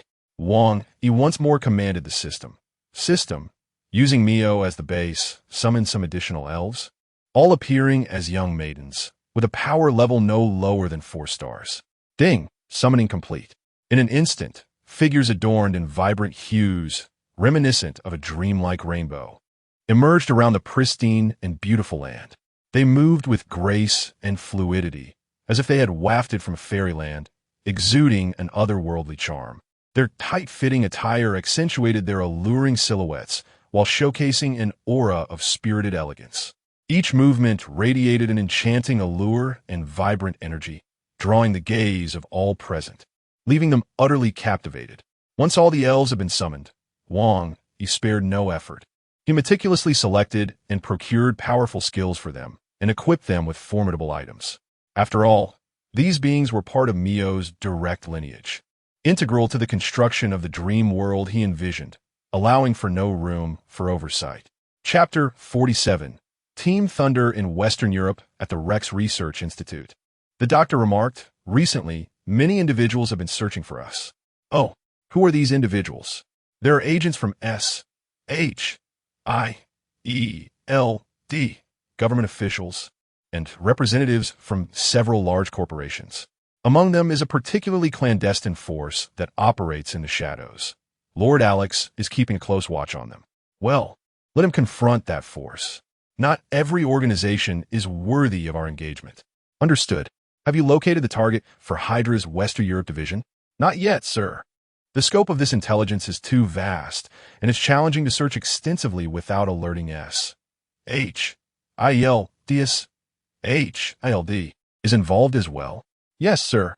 They must have received some information, then temporarily cease the search. After all, they are not our direct superiors. There is no need for excessive concern. Yes, sir. A dark red figure loomed outside the room, leaning against the door and listening to the conversation within. From their exchange, it was clear they were adversaries of S, H, I, E, L, D, and had an insider within the agency. After a moment of contemplation, Alex pushed the door open. The individuals within the room gasped in shock upon his entrance and immediately drew their weapons to fire. The bullets struck Alex, merely causing a few droplets of blood to splatter, but otherwise had no effect. As he prepared to retrieve a grenade, Alex interjected, "Haven't you been searching for me?" The leader suddenly realized who he was, the formidable opponent who had once faced Captain America. "Yes, sir. We are here to seek collaboration." He gestured for his subordinates to lower their weapons. "Oh, who are you, and what collaboration do you propose?" "This. I lack the authority to discuss this. I will contact my superior to converse with you." "Very well." After a brief exchange over the phone, he stated, "Sir, my superior wishes to speak with you in person. Please provide an address." "New York, XXX Hotel, room XXX." Alex swiftly exited the room, vanishing like lightning before the eyes of the Hydra soldiers. Indeed, he is worthy of his reputation as the one who can contend with Captain America. "The aura he exudes is formidable," one soldier remarked, nodding in agreement. At the designated hotel in New York, Alex arrived at the agreed-upon room, pushing the door open to find only two individuals present. "Are you the one who battled Captain America?" John Gare inquired. "If you refer to the incident in San Francisco, then yes, that would be me. I am John Gare from S. H. I. E. D. And this is Sitwell." "Alex, so you are indeed affiliated with S. H. I. L. D. One could say we are part of S.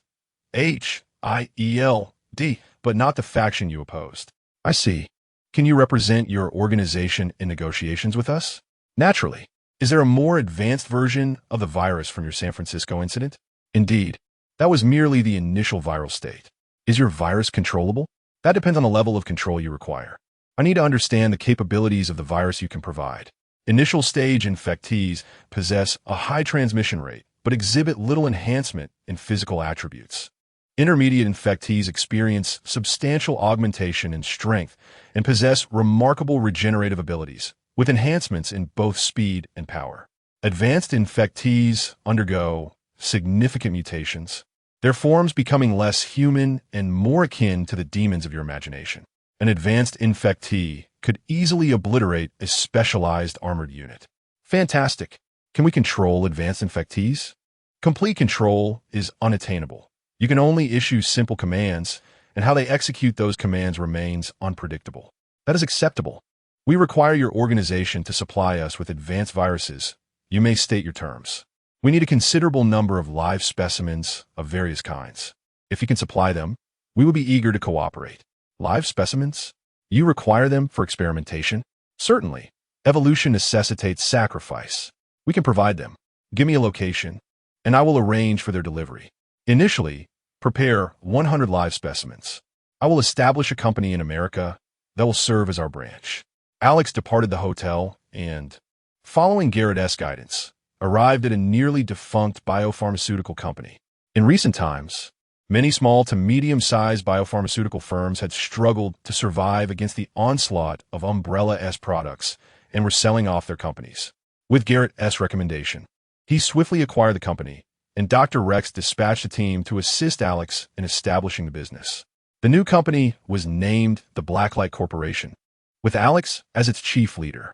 Garrett obtained 2 vials of the advanced Rex virus and handed them to his researchers for preliminary analysis to determine if they could replicate it before reporting back to Pierce. Upon learning about the Rex virus, Pierce instructed that no research be conducted nearby and insisted on absolute security measures. Garrett accepted the orders and departed. At S.H.I.L.D. headquarters training facility, a squad of enhanced soldiers was engaged in combat training when Coulson arrived to inform them of their new equipment. This is our latest production, biological armor. It significantly enhances your speed, strength, endurance, and jumping ability, and possesses formidable impact resistance, capable of absorbing damage equivalent to at least 3 rocket hits. Moreover, it features optical camouflage. It requires no external energy source, housing a multi-functional combat system that provides battlefield intelligence, while its energy consumption is derived from your bodily energy. The armor is equipped with 3 nutrient reservoirs to replenish energy in critical moments. The 8 soldiers gazed at the futuristic armor, excitement illuminating their eyes. Eager to don this new gear. All right, according to your numbers, proceed to equip your armor. The squad members donned their armor, transforming into futuristic warriors. First, acclimate to your armor's capabilities. In a moment, Barton will engage you in combat. Perform admirably. Yes, Natasha and Barton returned to S.H.I.E.L.D., where Black Widow had already prioritized their armor. Upon wearing it, Barton felt a marked increase in his power. Should he face Captain America again, he would undoubtedly prevail with ease. Natasha, however, found herself disheartened. Her physical capabilities could not match those of the enhanced soldiers, and the armor offered her little improvement. She felt somewhat diminished, no longer ranking among the top tier in S.H.E.L.D. As Barton, a close friend, sensed her thoughts, he contemplated seeking a booster for Natasha from the Foundation, knowing well that Umbrella's virus enhancements had flaws, while those provided by the Foundation did not, and offered greater potential for growth. In the training facility, Team Thunder was ready, and Black Widow issued the command from the observation room, where he and his 2 aides watched the live training. Begin, he ordered. Barton refrained from immediate attack, allowing the members of Team Thunder to strike first. The 8 team members formed a tactical formation and launched a barrage of live fire at Barton in an attempt to suppress him. Barton adeptly evaded their bullet fire, with some rounds ricocheting harmlessly off his armor. With their current capabilities, they could largely disregard conventional weapon damage. 3 highly enhanced members swiftly closed in on Barton, brandishing specialized combat blades, preparing for close-quarters combat, while the remaining 5 dispersed, shooting from various angles to hinder Barton's movements. In an instant, Barton lunged forward, closing the distance to the Thunder team's captain, delivering a powerful punch to his abdomen. The captain did not evade. Instead, he thrust his combat blade towards Barton's neck. A member in tight attire executed a whip kick aimed at Barton's midsection, while another swiftly maneuvered past him, turning to strike at Barton's back with a combat blade. Recognizing their intentions, Barton halted his advance, grasping the captain's hand with one hand while blocking the whip kick with the other. With a surge of strength, he executed a swift turn, hurling the captain towards the teammate behind him, disrupting their coordinated assault, which allowed Barton to counterattack.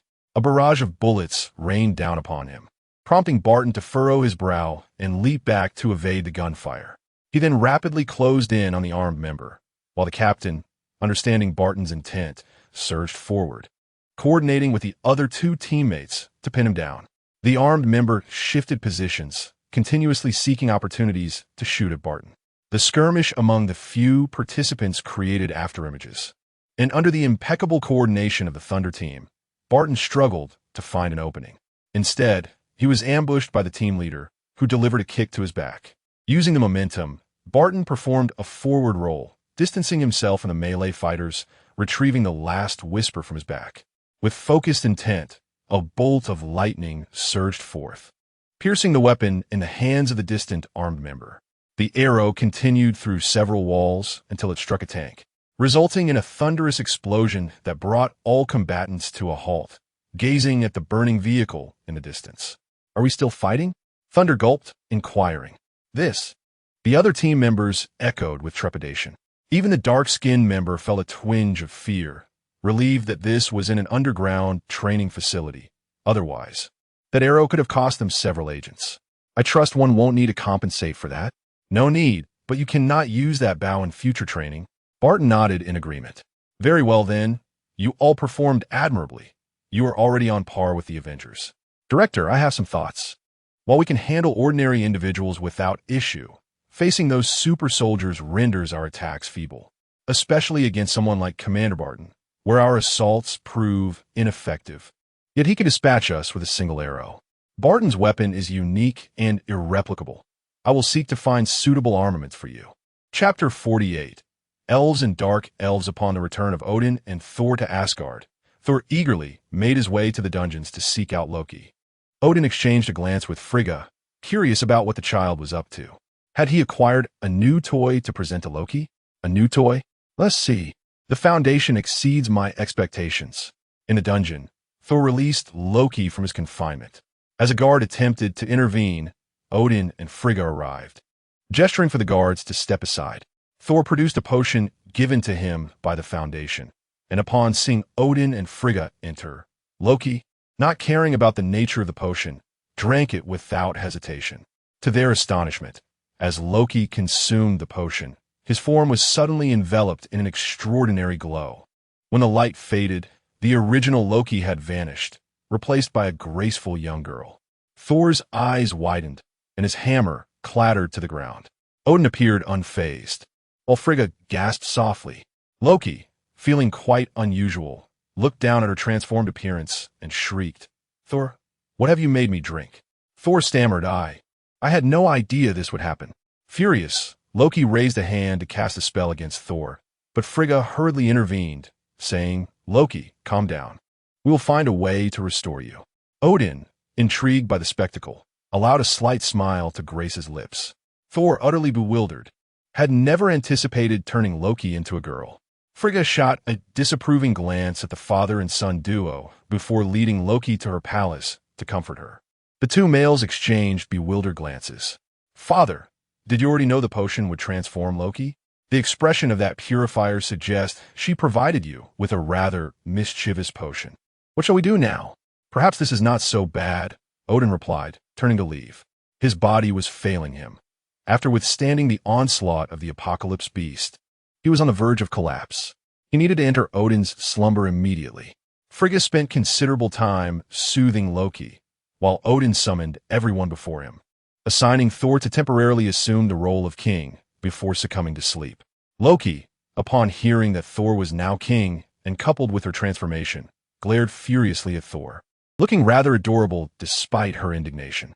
Thor, feeling guilty, dared not meet her gaze and promptly exited. Meanwhile, on Earth, in a dilapidated building, Thor's young girlfriend and a few friends encountered a peculiar situation and were drawn into a mysterious realm, where they were possessed by ether particles. Heimdall from Asgard informed Thor of his girlfriend's predicament, prompting him to teleport to Earth to assist her.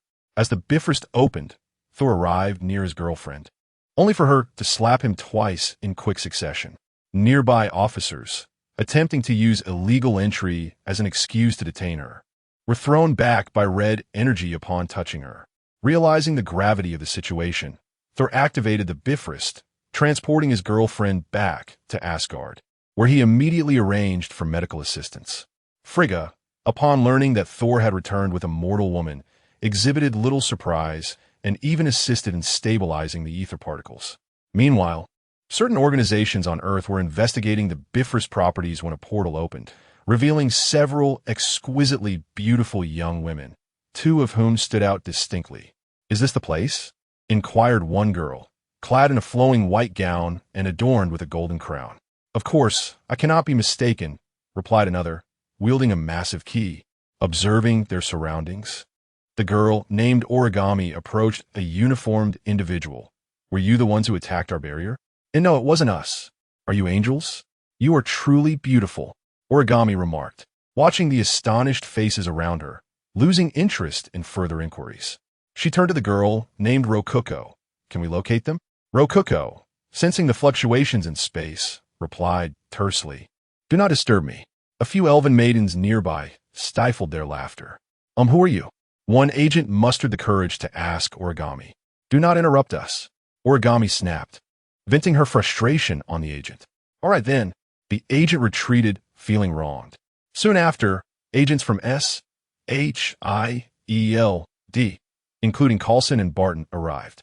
Coulson approached Origami with a friendly smile. "I am Coulson, the head here. May I inquire about your identities?" Gazing at his affable demeanor, Origami softened a bit, but remained silent, glaring at Rococo instead. Seeing that he was being ignored, Coulson maintained his smile. Barton leaned in and whispered to Coulson, "They're all formidable, especially those two. My instincts tell me they could obliterate us in an instant." Coulson began to piece things together, noting the distinct features of the other girls, adorned in emerald skirts with pointed ears, characteristic of elves. "If you're looking for the Bifrost, I possess some information," Rococo stated, ceasing her analysis of the spatial remnants, while Origami turned to Coulson. "That is our friend Thor, from Asgard's Bifrost." "Asgard?" "Indeed." "Rococo, open the door. I am not your subordinate. Why should I listen to you? Mother specifically instructed that upon our emergence, I should be obeyed. Do you wish to defy Mother?" "Oomph." Rococo inserted the massive key into the void, and a grand door materialized. The onlookers were astounded. "Could you please tell me your names?" One agent queried. "I am Origami, and this is Rococo." After introducing themselves, they stepped through the door, vanishing from sight. In Asgard, the nefarious Malakichi and his dark elves invaded the royal palace. Without Odin's protection, Asgard struggled to mount a defense.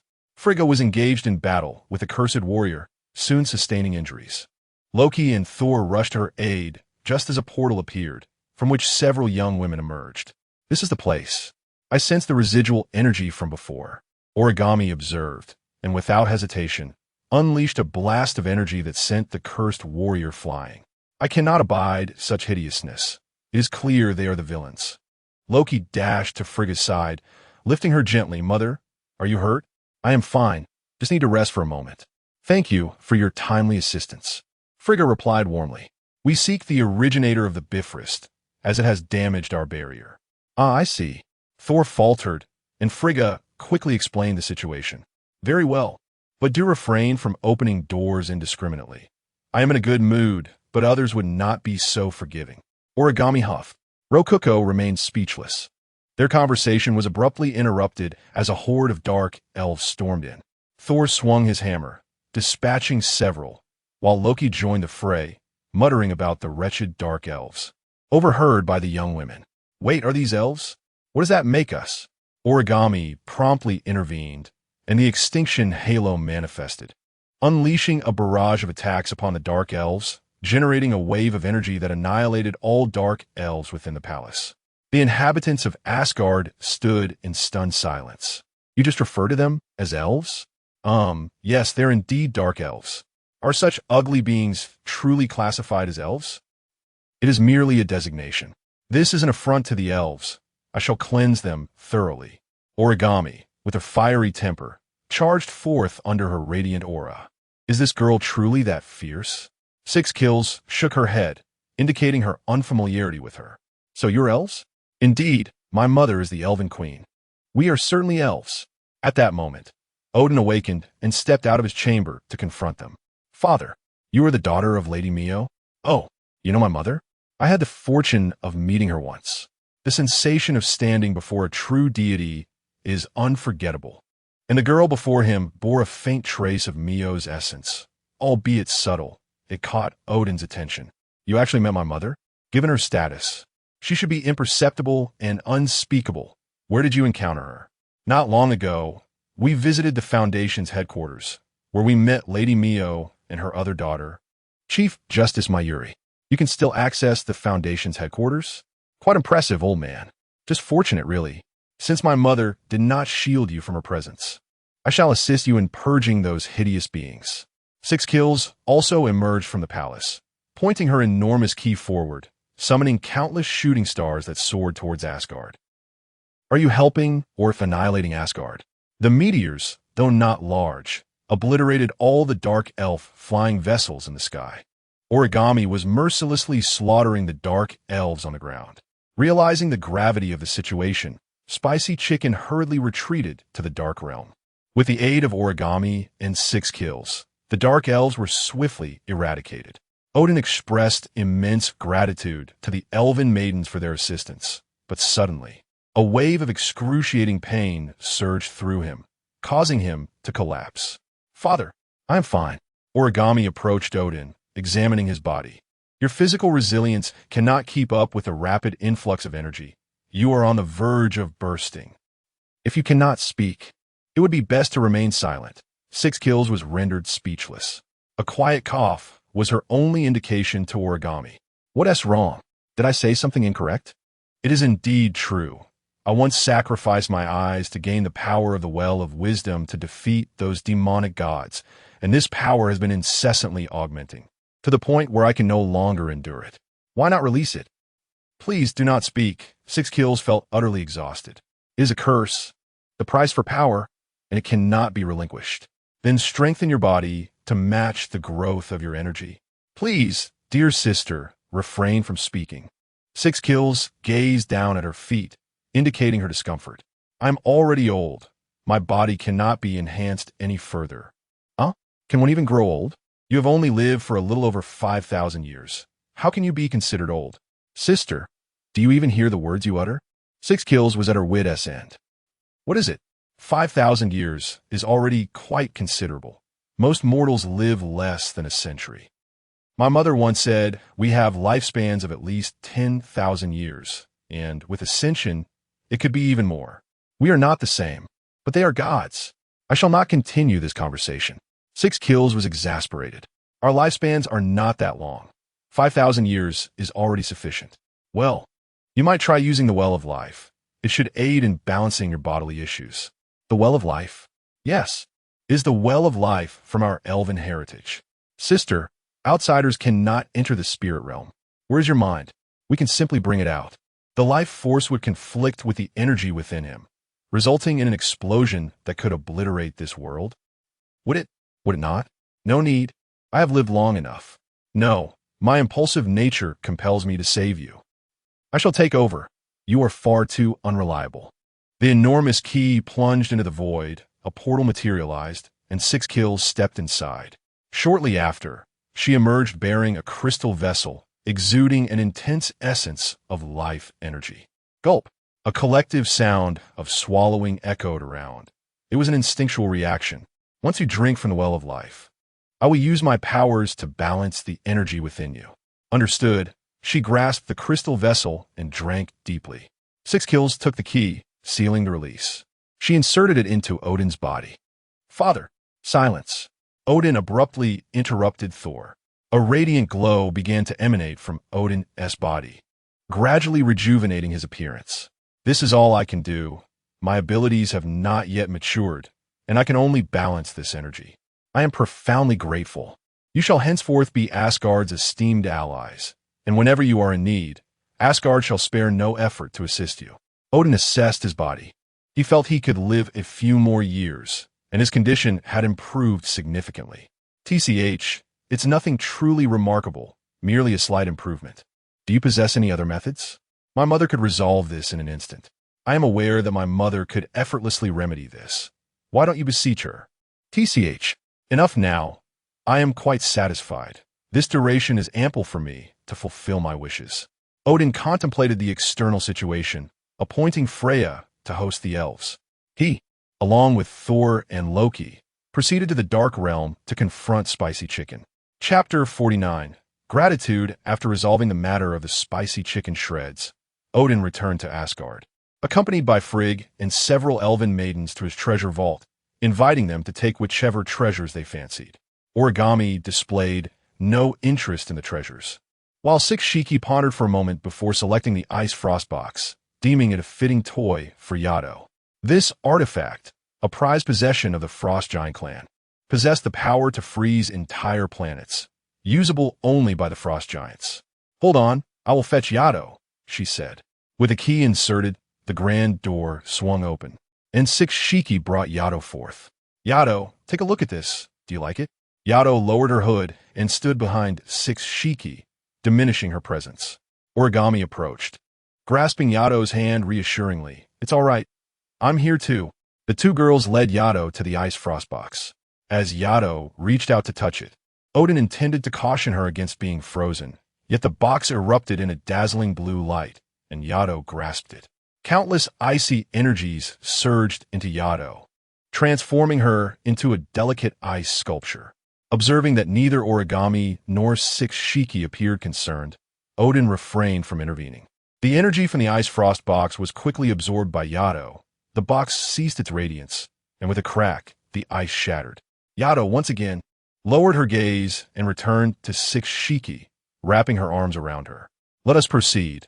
I have prepared a feast to thank you for your assistance," Odin announced, leading the elven maidens toward the banquet. "Is there a feast? Is there food? Will it be enjoyable?" A chorus of youthful voices erupted. The inhabitants of Asgard were startled, instantly drawing their weapons in defense towards the source of the sound. "What brings you here?" "I came to ensure Yato's safety. I was worried she might be in danger." "Humph, I will certainly protect Yato." Odin gestured for them to lower their weapons. "Since you are acquainted, let us attend the banquet together." Upon reaching the banquet hall, an array of exquisite delicacies was presented.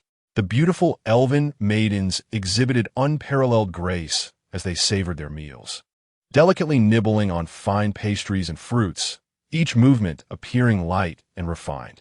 It was as though time had slowed to allow the appreciation of this picturesque dining scene. Then, the tempestuous entrance of Toka disrupted the tranquility. "Why are you all staring at me while I eat?" "Just eat," Toka exclaimed, one hand clutching a chicken leg and the other a piece of fruit. "You handle it. I'm already stuffed from your antics. Mother taught us to be graceful. Is this how you display grace? Father said to prioritize oneself when out and about. Do not worry about others' opinions." As the elven maidens began to bicker, Odin prepared to step in and mediate. A gentle voice interrupted. "Did you not inform your mother that you were out playing?" Several elven maidens rose and bowed respectfully to the source of the voice, "Your Majesty." Toka and the others ceased their quarrel, rushing to surround the figure with chatter. Odin and his companions trembled, rising to observe the regal presence before them with reverence. "Well, continue your meal. I returned to the spirit realm and noticed you were absent, so I came to check on you." Gently stroking Yato's head, she casually wiped Toka's mouth. "Your Majesty." Odin bowed deeply. "It is you. I apologize for any trouble my children may have caused. They saved Asgard. I merely came to see how they were faring. Please ensure they do not cause chaos." Summoning courage, Thor stood. "Your Majesty, my girlfriend has merged with the ether particles. I beg you to assist in extracting her." Odin felt a surge of anger, tempted to throttle Thor. Frigg also felt a tinge of embarrassment, realizing Thor had neglected to learn proper etiquette during his years of battling outside. Sensing the atmosphere of Asgard, the regal figure waved her hand, and Jane appeared before her. With a mere gesture, the ether particles within Jane gathered obediently in her palm, as docile as a pet. "Here, take these ether particles." Thor was ecstatic, securing them before taking Jane to a seat. Odin was nearly apoplectic, vowing to teach Thor proper etiquette in the future. "I sincerely apologize for not guiding Thor properly. He has disrespected your Majesty." "Not at all. He is simply forthright, which is a virtue in a child." As Odin conversed, a formidable presence emerged, freezing time, with only the regal figure and the elven maidens unaffected. Wang Yi appeared beside her, and as the surrounding world resumed normalcy, Odin stared in shock at the youthful figure before him, feeling as though he were gazing into a void, recalling nothing of Wang Yi's visage. "Why have you not returned home?" Wang Yi inquired of the regal figure. Odin felt as if the voice were the very sound of the cosmos entering his mind. Yet he immediately forgot the youth's words. "The little ones have not finished their meals. Come, they have grown." Without a glance at Odin, Wang Yi made his exit, taking the regal figure with him as they vanished into thin air. Odin fell into contemplation, realizing that the so-called cosmic gods and divine assemblies were mere trivialities in comparison. Is this the existence that is unseen and unspeakable? "Old man, my father's status surpasses that of my mother. You cannot gaze upon him directly. It is only because we are present that he has suppressed his power, preventing your annihilation." "Is that esteemed figure associated with the Foundation?" "No, my father is a sloth. He does not venture anywhere. Origami replied. The other elven maidens nodded in agreement, for in their view, Wang Yi was often seen cradling the regal figure and Icarus, doing little else. Well then, it is time to return home. Odin offered polite farewells, and Six Shiki opened the door as the maidens departed amidst laughter and chatter. Once the elven maidens had left, Odin kicked Thor across the room, exclaiming, "You fool! We could have extracted the ether particles ourselves. Do you think you can meddle with such a being?" In a fit of rage, he proceeded to pummel Thor. The foundation is not simply for your whims. We could create our own. What a splendid opportunity you squandered. With each blow, Thor emerged battered and bruised. Loki, observing from the sidelines, relished the scene. Having long desired to thrash Thor herself, Frigg intervened. Calm down, Odin. Rest a while before you strike again. Do not tire yourself. After venting his frustrations, Odin pondered the extraction of the ether particles. Thor's return with the cosmic cube had already been troublesome, and now this matter with the ether particles had arisen. Loki, I entrust you with a task. Safeguard the ether particles with the collector, and upon your return, you shall temporarily govern Asgard. As for Thor, he must learn proper etiquette. Yes, father, Loki responded. After transforming into a girl, her fortunes had changed, and she was becoming increasingly popular. Gradually, she accepted her new identity, realizing that being a girl was rather delightful. Chapter 50. The Shield of Serpents. Captain America had acclimated to the modern world. Within the confines of a World War II museum, he gazed upon his former self with a deep sense of nostalgia. Resolute, he decided to visit the woman he loved. Though he had previously glimpsed her through a window upon awakening, the sight of Peggy Carter had robbed him of the courage to approach her. This time, however, he had come to terms with his feelings. In the S.H.I.E.L.D. Rehabilitation Center, the once vibrant and agile Carter now appeared heartbreakingly frail. Her once bright eyes had lost their luster, becoming clouded with age. Captain America entered the room, closed the door behind him, and took a seat beside her. "Steve, you're alive," she exclaimed. "Indeed, how could I abandon my beloved? You still owe me a dance," he replied, accompanying her through her final moments. Meanwhile, the Black Egg was ambushed on his drive home by several police cars. Officers emerged, firing indiscriminately at him. Fortunately, his vehicle was specially designed with bulletproof capabilities, preventing him from becoming a target. Seizing an opportunity in the chaos, he retaliated with a mounted machine gun and grenades, creating an escape route. However, a figure clad in black unleashed a magnetic projectile that overturned his vehicle. The Black Egg swiftly fled through the sewers, nursing his injuries and seeking refuge. With a broken arm, he struggled to push open a door and entered a room to retrieve a phone. He contemplated calling Hill, but encountered a busy signal.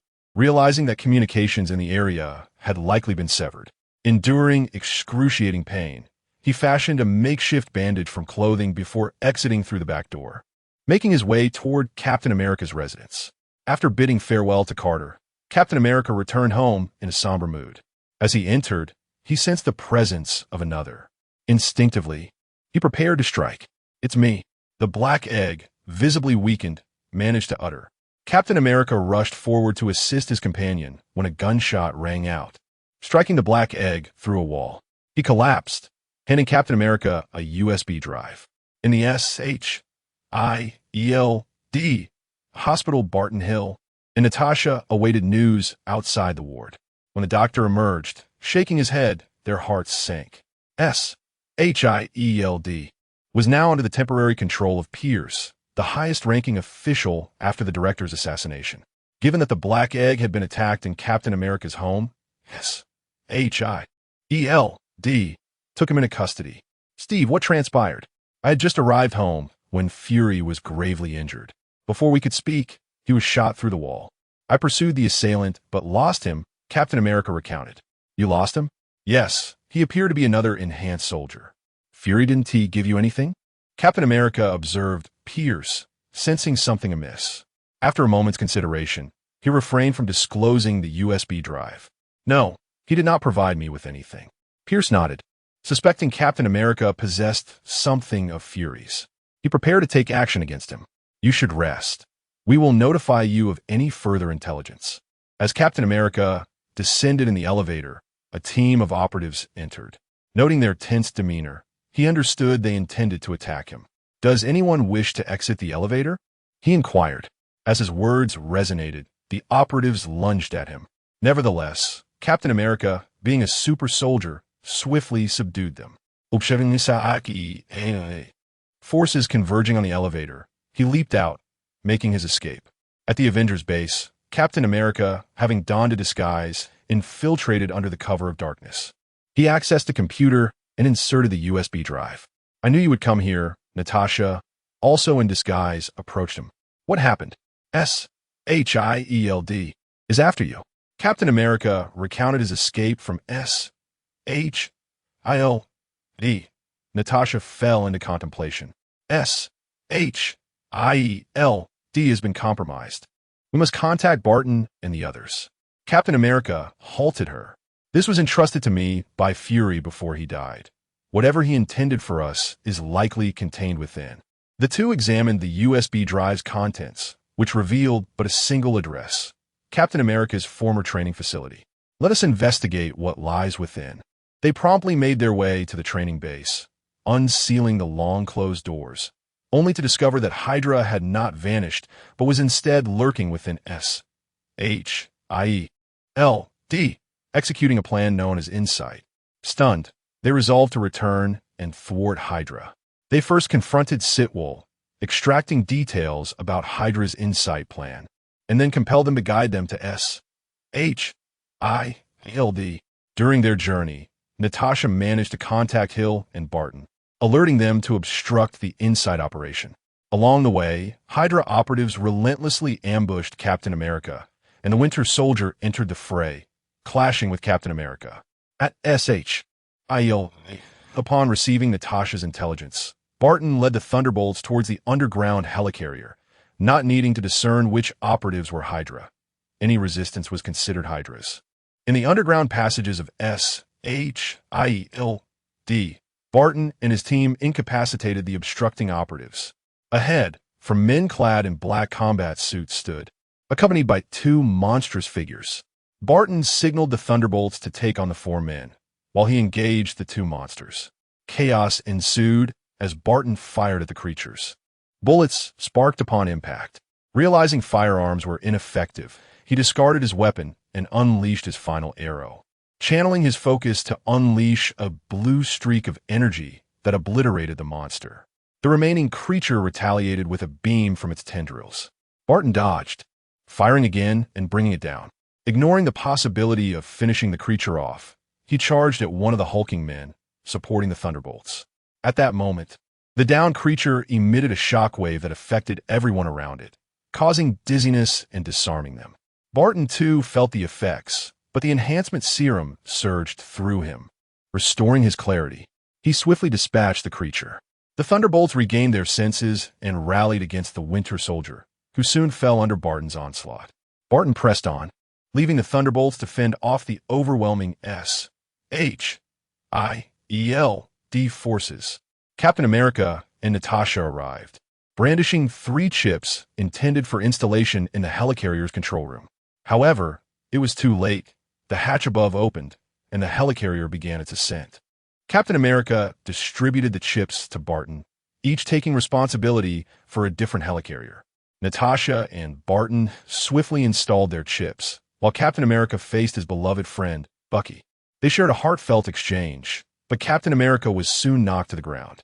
With urgency, he maneuvered the chip toward the slot, but Bucky obstructed him. The helicarrier approached its designated altitude, and Captain America struggled against Bucky. Sensing the dire situation, Barton drew his bow and shot at Bucky, the arrow piercing his arm and propelling him out of the helicarrier. Captain America seized the moment to secure the chip, and the 3 helicarrier turrets aligned, unleashing a barrage that led to their self-destruction. As the helicarrier plummeted, Natasha had already evacuated, while Barton and Captain America remained aboard, descending with the wreckage. Just as tension mounted, a Quinjet appeared nearby. Barton and Captain America leapt onto it, landing deftly. As they disembarked, Barton addressed the commander. "I hereby request to wear the bioarmor at all times moving forward, even while sleeping. In emergencies, there is simply no time to don the armor. The members of the Thunder Squad shared a profound sense of solidarity. They resolved that once clad in their bioarmor, they would not remove it. For donning such cumbersome attire was an endeavor that consumed much time. Hill emerged from the monitoring room and approached the group, urging them to proceed. And together they boarded the aircraft, journeying to a clandestine base. There, Coulson awaited them at the entrance, arriving slightly sooner than I had anticipated. Coulson greeted Captain America warmly as the group entered. On a hospital bed lay Black Egg, suspended with one arm in a sling. Intently observing a live broadcast from the SHIELD headquarters. It turned out that during the outbreak of the biochemical crisis in Africa, Black Egg had discerned troubling signs within SHIELD. Furthermore, Natasha had relayed information from Dr. White, which, when combined with SHIELD's own files, led to the conclusion that the agency had been infiltrated. Consequently, he had taken precautionary measures, though he had not anticipated Hydra's swift action. Fortunately, they emerged victorious. The nefarious schemes of Hydra had been unveiled, prompting a significant purge. Chapter 51. Alien Beasts with the Downfall of the Serpent Shield Bureau. The upper echelons of the United States no longer place their trust in SHIELD. General Ross has been ordered to integrate SHIELD personnel into the FBC under his direct command. At the headquarters of SHIELD, General Ross arrives with his subordinates to take control, while Black Egg, injured, engages in negotiations with him. SHIELD maintains a close relationship with the Foundation. Dismantling SHIELD would sever those ties and disrupt the rapport we have cultivated. By absorbing SHIELD, we can still liaise with the Foundation. You cannot, as you have never fought alongside them. General Ross is rendered speechless. The Foundation's stance is unmistakable. During their journey to the Foundation's headquarters, compensation would not include them. And now is not the time to antagonize Black Egg, who still holds several trump cards. Very well, let us each take a step back. We will not assimilate SHIELD, but I require my personnel to occupy certain positions within SHIELD for oversight of its operations. That is impossible. The majority of SHIELD's missions are highly classified and cannot be disclosed to outsiders, as it would significantly heighten the risk of information leaks. This is a directive from the United States. The director of SHIELD is Hydra. You individuals may not be entirely clean either. I must maintain comprehensive surveillance over you to ensure national security. Then there is nothing left to discuss. Black Egg rises, meeting General Ross's gaze directly. We must retain oversight over SHIELD. This is non-negotiable. General, during the outbreak of the bioweapon crisis in Africa, a tyrant-coded specimen was retrieved, a subject of Hydra's research. We learned through Umbrella that this tyrant was sold to a high-ranking military official. Are you suggesting that I purchased that tyrant?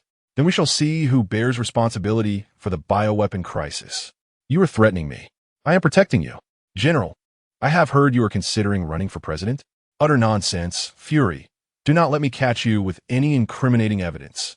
General Ross storms out in fury. Black Egg exhales, relieved to have held his ground.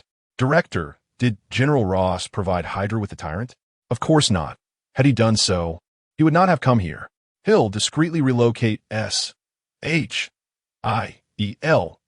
critical resources. Our situation will not improve, and I will take a portion to the interstellar battleship. From now on, you will have to navigate the waters with General Ross. I will strive to buy us time. I will leave the Thunderbolts with you, and with the assistance of the Avengers, you will have the strength to challenge General Ross. Can Coulson take over? His temperament is ill-suited for this task. It must be you. I will take Coulson with me. Then it is settled. At Blacklight Corporation, Alex gazes towards SHIELD with a hint of derision in his eyes. I expected more strength. Who would have thought they'd be dispatched so effortlessly? truly a collection of inept individuals. The boss is prepared. Consider it a small gift for Umbrella. At the Umbrella New York branch, the entrance is abuzz with activity as a multitude of container trucks arrive. Have goods been ordered? I am unaware. I have not seen any such arrangements today. Perhaps they are merely temporarily docked here. Police officers begin to swarm the area, questioning the drivers, who claim they were simply paid to park the cargo and await pickup. Count Wilbur, observing the scene from a window, feels a surge of foreboding. Alert security, heighten vigilance, and contact Blackwatch. Have them send a team over. I sense something amiss with those trucks. The secretary receives the order and promptly sets about arranging it. Blackwatch's training grounds lie in the outskirts, a mere 10 minutes away. Security seals the gates and arms themselves with rifles. Outside, the police circle the trucks, and one officer, hearing commotion from within the containers, approaches the driver to demand the cargo doors be opened for inspection. The driver curses as he exits the vehicle, making his way to the rear to open the container doors. "Oh my God, zombies! Run!" The driver, paralyzed by fear, is swiftly overrun by the released horde of zombies. The police scatter, relaying the situation via radio. It seems the chaos triggers a chain reaction as other containers burst open, unleashing swarms of zombies upon the surrounding crowd. From the rooftop of Umbrella, Count Wilbur observes the unfolding chaos. This is an organized attack against us. Is it related to the incident in San Francisco? The boss and Blackwatch will arrive in a few minutes. We cannot allow these zombies to inflict significant casualties. It would severely tarnish Umbrella's reputation. Activate the Terminators and confine the zombies to this street. Understood. Numerous Terminators flood the street, systematically eliminating the zombies, while those infected are taken back to Umbrella for evaluation. Once confirmed to be carriers of the San Francisco virus, they can be vaccinated directly. Soon, the zombies are subdued, and the majority of the crowd breathes a sigh of relief. Yet Count Wilbur's brow furrows in concern. Something feels off. Instruct the guards below to remain vigilant. Inspect every container. No corner must be overlooked. The secretary swiftly conveys the command. The Terminators, having received their orders, meticulously search the containers, dispatching any zombies found with a single shot until they reach a sealed container. This one appears to be malfunctioning. The door has not opened. To prevent any zombies from escaping, a team of Terminators is called in. With a loud crash, the container doors are flung open, demolishing several Terminators in the process. The Terminators concentrate their fire, revealing a colossal creature resembling a giant lizard, towering over 5 meters, with long claws and a metallic tail. The Terminator's firepower ricochets off the creature's armored scales. The beast lunges forward, sweeping its claws in a devastating arc, tearing through several Terminators as if they were made of paper. Count Wilbur observes the creature, pondering, is it a mutated lizard? Has Blackwatch arrived? They should be here any moment. This creature is formidable. Instruct them to exercise caution. The Terminators persistently assault the creature, drawing its attention. The beast, massive yet surprisingly agile, can annihilate several Terminators with a single charge. A convoy bearing Umbrella's insignia arrives, unleashing a barrage of firepower that drives the creature into a nearby building, sending debris flying and obscuring its visibility. Maintain vigilance. The creature is not dead. Beware of its claws. A massive silhouette bursts through the dust, advancing rapidly. Blackwatch operatives evade the attack, returning fire, but the creature's scales provide substantial protection, rendering even Blackwatch's specially designed high-caliber weapons ineffective. As the beast targets one operative, the others provide cover fire, and the team adapts to the creature's speed, gradually inflicting more wounds. Meanwhile, alerted by J.A.R.V.I.S., Tony Stark dons his suit and hovers above Umbrella's New York branch, gazing down at the immense creature. Time to unleash a volley of mini-missiles. A series of explosions ensue, engulfing the creature in dust and smoke, disrupting Blackwatch's coordination and obscuring their line of sight. Abandon the target. Evacuate the smoke-filled area. The squad leader promptly issued orders. Tony sensed that trouble was brewing, and Jarvis further cautioned, "Sir, based on the rhythm of the soldiers' attacks, the monster will be dealt with in less than 3 minutes." Damn it, I can already see it. A flash of crimson light appeared as a member of the Black Watch was cleaved in two. "Take cover and retreat," the squad leader urged his team. This time, the monster's target was the captain, charging forward with its claws outstretched. The captain sensed the imminent danger and executed a forward roll. It still lost an arm to the beast's talons, blood splattering everywhere. A pained cry erupted. "Captain!" Several team members turned back. "Continue with the order. Retrieve the freeze grenades." The team did not turn back. Members of the Black Watch prioritized their orders above all else. Tony realized he had caused a grave mistake and quickly descended, unleashing all his weaponry to repel the monster, preparing to evacuate the injured captain. "Sir, be careful," Jarvis warned directly. Instinctively, Tony took off just in time to evade the monstrous assault, but the squad leader, restricted in movement, could not escape the onslaught, and blood gushed forth as he was severed in half.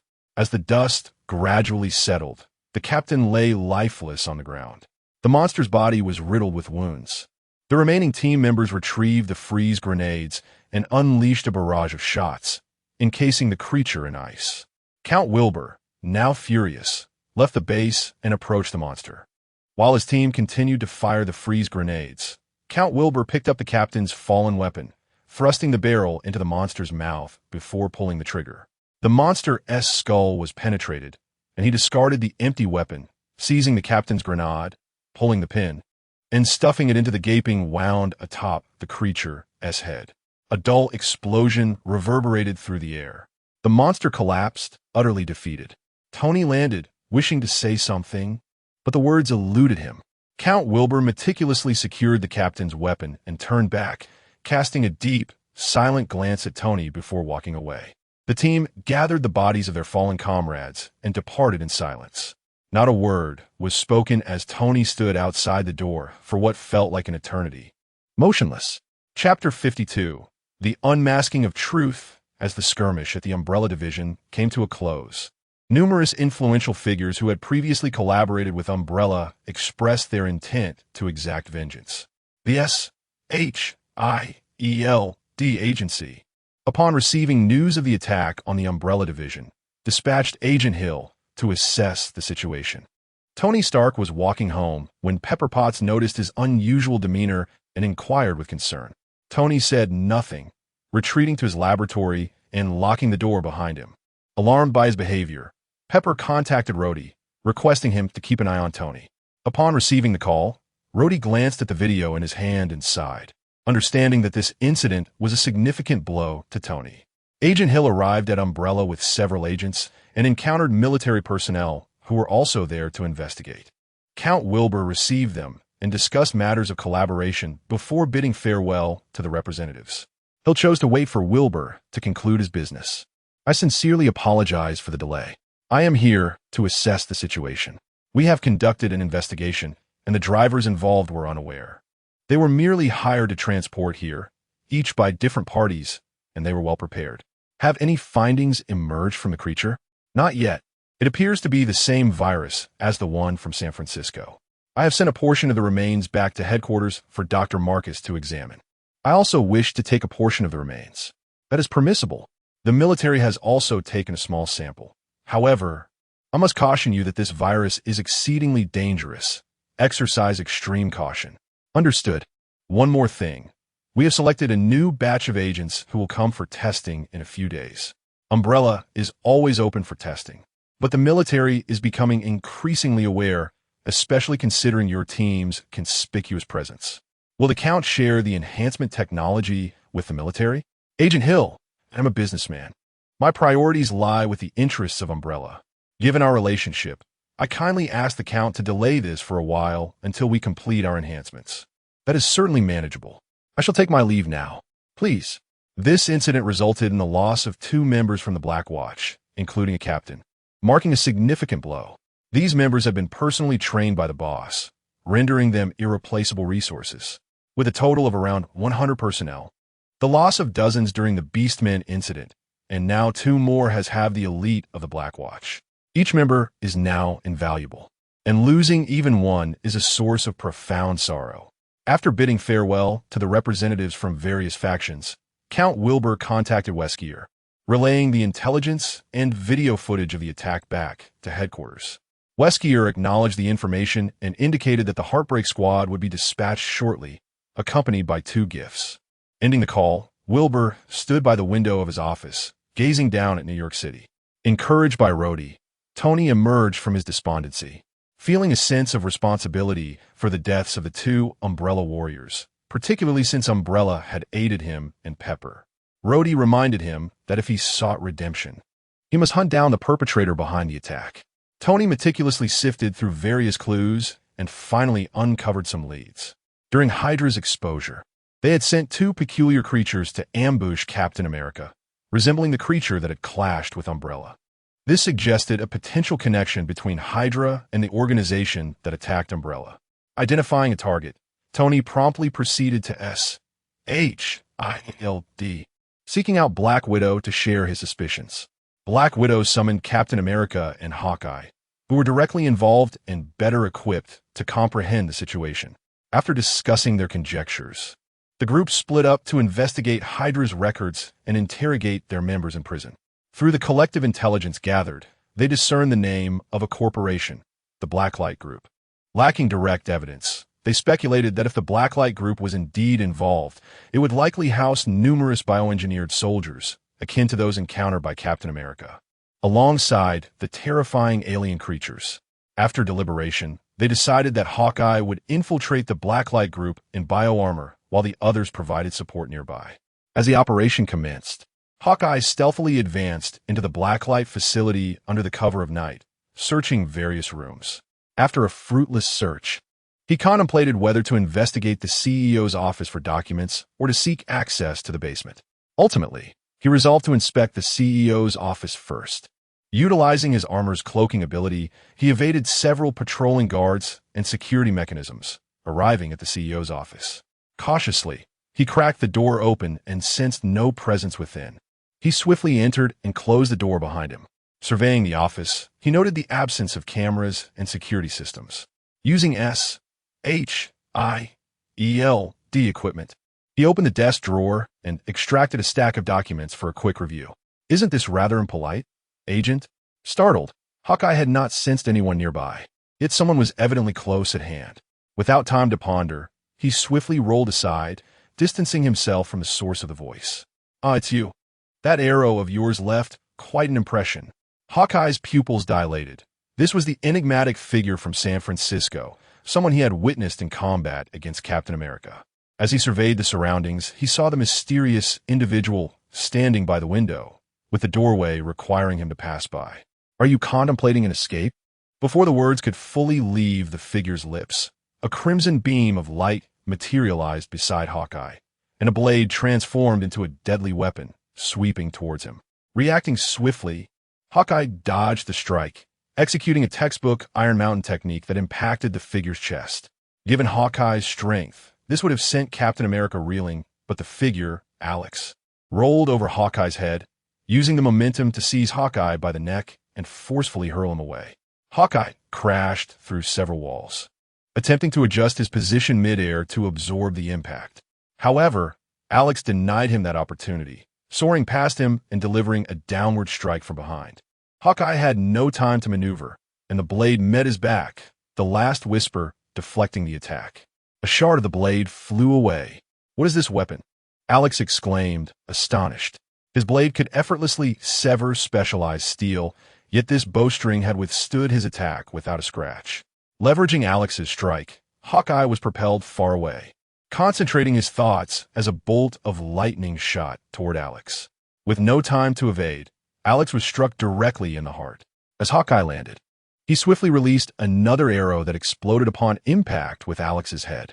Alex's body collapsed, and only then did Hawkeye relax, urgently contacting his comrades outside. Before he could finish the communication, a searing pain pierced his chest as a blade pierced through. Hawkeye lunged forward, extracting the blade from his chest as his bioarmor detected the wound, rapidly generating a clotting agent to staunch the bleeding while injecting adrenaline into his system. He coughed up blood, accompanied by fragments of internal organs, and rushed toward the exit. In the meantime, Alex's head was still in the process of regenerating. Choosing not to pursue directly, but instead pressing a concealed button on his desk. Chapter 53. The downfall of the Black Light Group in the basement of the Black Light Group. As Alex pressed the button, a tightly shut door swung open, revealing a colossal monster with its crimson eyes wide open. Alex swiftly caught up with the severely injured Barton, delivering a fierce strike. Barton, with a final whisper of resistance, deflected the blow and fired an arrow at Alex's head. Aware of the bow's prowess, Alex deftly tilted his head to evade it and retaliated with a powerful kick that sent Barton sprawling. Coughing up blood, Barton rolled through the air, landing on his feet, only to unleash another arrow. Anticipating this, Alex had already positioned himself against the wall, closing in on Barton for another strike. This time, however, Barton was unable to defend himself. Just then, a shield flew in, colliding with Alex's blade. Tony aimed his repulsor at Alex's head, but Alex, with astonishing speed, dodged the blast. Captain America retrieved the returning shield, standing protectively in front of Barton. Realizing he could not dispose of Barton, Alex expressed a hint of regret. Once again, "Who are you?" Captain America inquired, to which Alex replied, "One who can catalyze the evolution of all humanity." "Madman," Captain America retorted, charging at Alex. Tony, meanwhile, unleashed a barrage of fire to restrict Alex's movements. Having sustained significant injuries from Barton, Alex recognized the urgency of the situation. This was not his territory. Reinforcements for his adversaries would soon arrive, and the Umbrella Corporation would likely take notice. It was time to retreat. Leveraging Captain America's attack, Alex propelled himself against the wall and ascended toward the rooftop. He needed to escape. Tony immediately pursued to intercept him. With a mighty leap, Alex transformed into a gliding mode, his arms morphing into massive hammers that struck Tony down before vanishing into the night. Captain America helped Tony to his feet. Just a minor injury, Tony assured him as they approached Barton to assess his condition. Barton's biological armor emitted a warning, and through gritted teeth, he informed them that the crisis was far from over, as something was approaching. Captain America quickly reacted, contacting Black Widow to evacuate the nearby civilians. Meanwhile, Jarvis's alarm sounded. "Sir, a massive creature has emerged from the Black Light Group and is advancing toward us." Suddenly, a gigantic figure burst through the wall, a creature slightly smaller than the one from Umbrella, covered in sharp, bony spikes and towering over 5 meters. The monster charged at the trio. Tony took to the skies, firing a missile at the beast's head, followed by a laser aimed at its eyes. The creature disregarded the attacks, extending its claws toward Tony. Seizing the opportunity, Captain America dragged Barton away to safety before returning to support Tony. As Tony continued to assault the monster's eyes from above, drawing its ire, he recalled the previous lesson learned and refrained from overwhelming firepower. Captain America joined the fray, climbing onto the creature's back to strike down with his shield. The monster swiped at him, but Captain America nimbly evaded, persisting in his assault. The creature thrashed its head, attempting to dislodge him, yet Captain America clung tightly to the bony spikes. Tony descended to the creature's legs, deploying web-like strands to bind its movements. However, they soon realized that their attacks were ineffective against its defenses. Temporarily restraining the monster, Tony recalled how Umbrella had dealt with similar beasts. He unleashed freezing spray from his arm, encasing the creature's head in ice, only to discover its mouth was shut, devoid of ears, with a membrane covering its eyes, rendering it impossible to deliver explosives inside. With limited freezing liquid at his disposal, Tony recognized the urgency as the creature began to thaw. Captain America relentlessly struck the monster's mouth with his shield, but as the creature thawed, it lunged at them. They swiftly retreated, evading its assault. The good news was that this monster was not as formidable as the one from Umbrella. Its attacks lacked the same ferocity, and it moved at a slower pace. The bad news was its hide was considerably tougher. Just as they pondered their next move, a beam of azure light struck the monster's head, creating a gaping wound. "Now!" Captain America exclaimed, seizing the bomb Tony provided and tossing it into the creature's cranial breach. An explosion ensued, decapitating the monster, which then collapsed lifelessly to the ground. Exhaling in relief, they approached Barton, who lay weakly on the ground. That last arrow had been his final attempt, but fortunately, their timing had been impeccable, leading to the monster's demise. They assisted Barton to his feet and made their way toward the recently arrived S.H.I.E.L.D. vehicles. Upon returning to S.H.I.E.L.D., Barton was rushed to the medical bay. Several doctors attended to him as he removed his armor. They noticed that the wound on his chest was nearly healed. After inquiring about his condition, Barton remarked that the pain had significantly diminished, and the burning sensation in his internal organs had subsided considerably. The doctors were astonished. Had he arrived even a moment later, he might have fully healed on his own. They arranged for nutrient replenishment and reported Barton's status to Black Widow.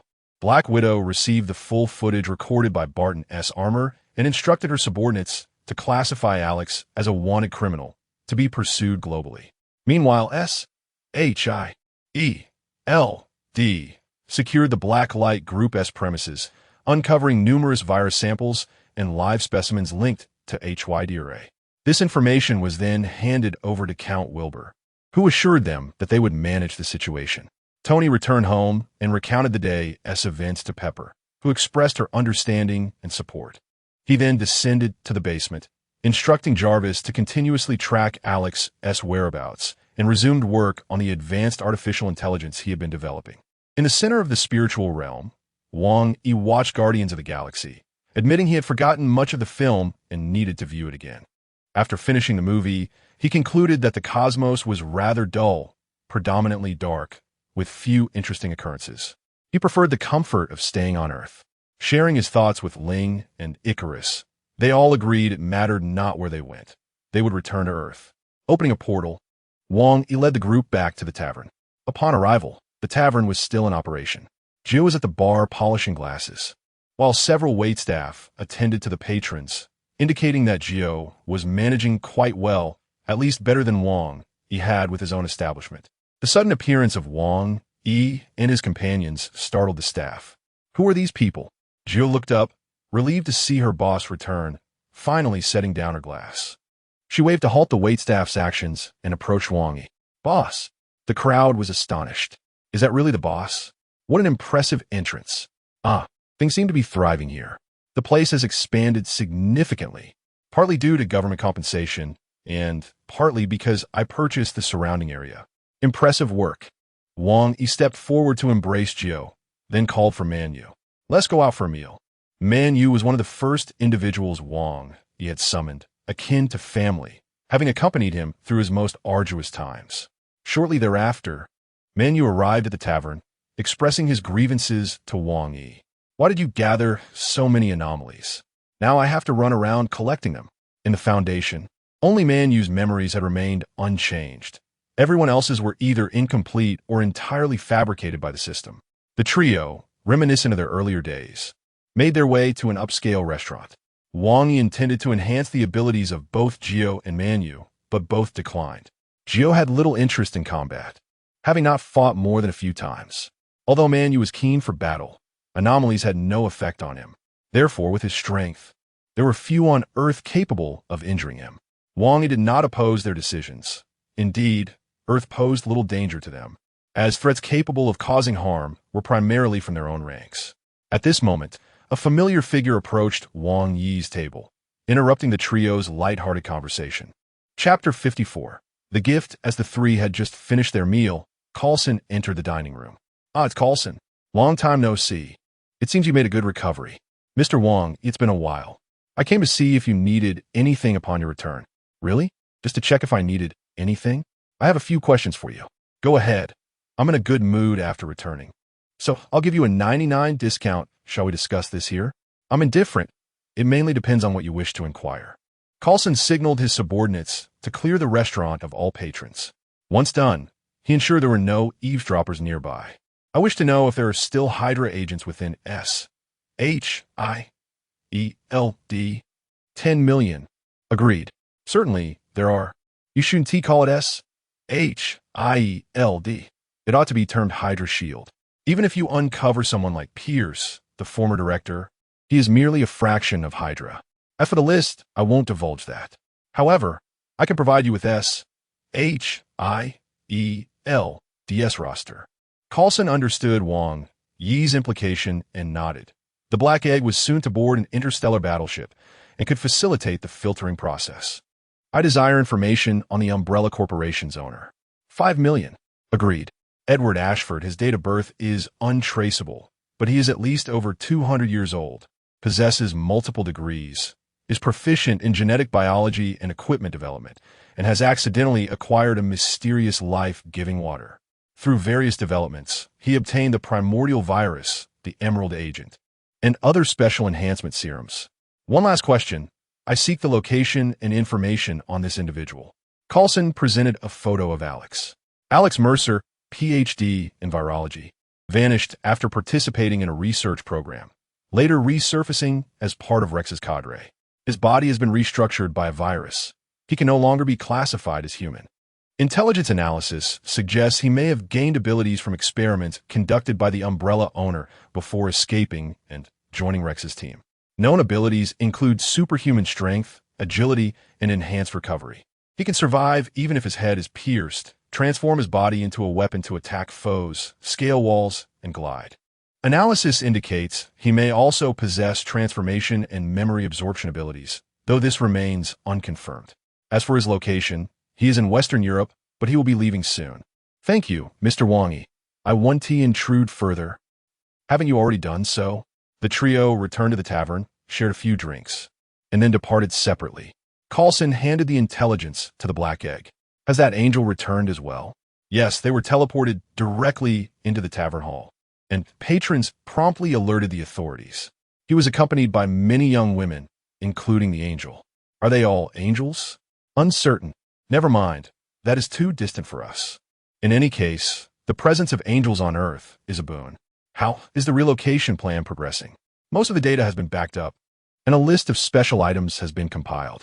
The final task is the personnel roster, which proves to be quite challenging. Since Wang Yi has provided a list, let us prepare accordingly. Understood. I will reach out to them. Very well, off you go. Hill arrived at Umbrella, bringing a new batch of testing agents along with the latest information on Alex to Lord Wilbur. As Wilbur reviewed the documents, particularly noting that Alex might be a defector from Umbrella, he immediately notified Weskier. Weskier indicated he would investigate further and then severed the connection. At that moment, a gift from Umbrella headquarters arrived, prompting Wilbur to head downstairs to receive it. Hill and her colleagues, having little else to do, accompanied him. Downstairs, members of the Heartstrike team escorted 2 containers into the division. Once positioned, Lord Wilbur instructed his subordinates to open the containers. 4 robots were neatly arranged within. Is this a new model? This is the latest manufactured Terminator, crafted from URU metal, equipped with a new type of reactor, laser weapons, and nanotechnology. Most notably, it features a laser sword, truly armed to the teeth. As for operation, once activated, all actions will be entirely overseen by Skynet. It's essentially Skynet's physical form. And what about this one? He pointed to another container. Vengeance Goddess. Vengeance Goddess? Indeed, a specialized tire model. Let us have a look. The operator opened the container, activating the stasis pod, and the colossal tyrant awakened, rising from the pod. Witnessing this towering creature over 3 meters tall left the attendees in astonishment. The Vengeance Goddess, personally crafted by Dr. Marcus, possesses capabilities several times that of a standard tyrant. It can wield specialized heavy artillery and is equipped with vibranium armor and a power sword, a perfect war machine. As for controllability, there is no need for concern. It has triple control. Once a command is issued, it will execute it to the letter. Excellent. Once we locate Alex, I will personally lead the mission to exact revenge. Hill gazed upon these war machines in awe. Such expensive assets were beyond her reach, merely a fleeting indulgence. Umbrella truly harbors a vendetta. This wave of testing proceeded swiftly, with only 5 agents meeting the standards, prompting the dismissal of the others. Hill remained to await the enhancement completion of the 5 agents. At a secret military base in the United States, numerous scientists busily researched various viral samples they had acquired. A general of high rank listened intently to his subordinate's report. So, you mean to say that those companies can control the viruses, yet with all your manpower? You cannot devise a means of control? Sir, These viruses defy the principles of science. We have not identified any substances within the viral samples that could exert control over the viruses, and the mutations of these creatures are exceedingly irrational. They can disregard the law of conservation of mass, transforming into colossal forms and multiplying in weight. What do you believe those companies have achieved? This. Perhaps it transcends science. Any progress from General Ross's end? None. He has been preoccupied with establishing the FBC, and his daughter has persuaded Dr. Banner to assist him in researching bioweapons. Damn it. Contact Dr. Rex and inform him that I have acquiesced to his demands. But what of Umbrella? Proceed as instructed. Yes, sir.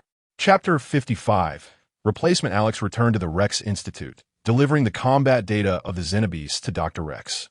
The overall performance is satisfactory, but they've identified vulnerabilities.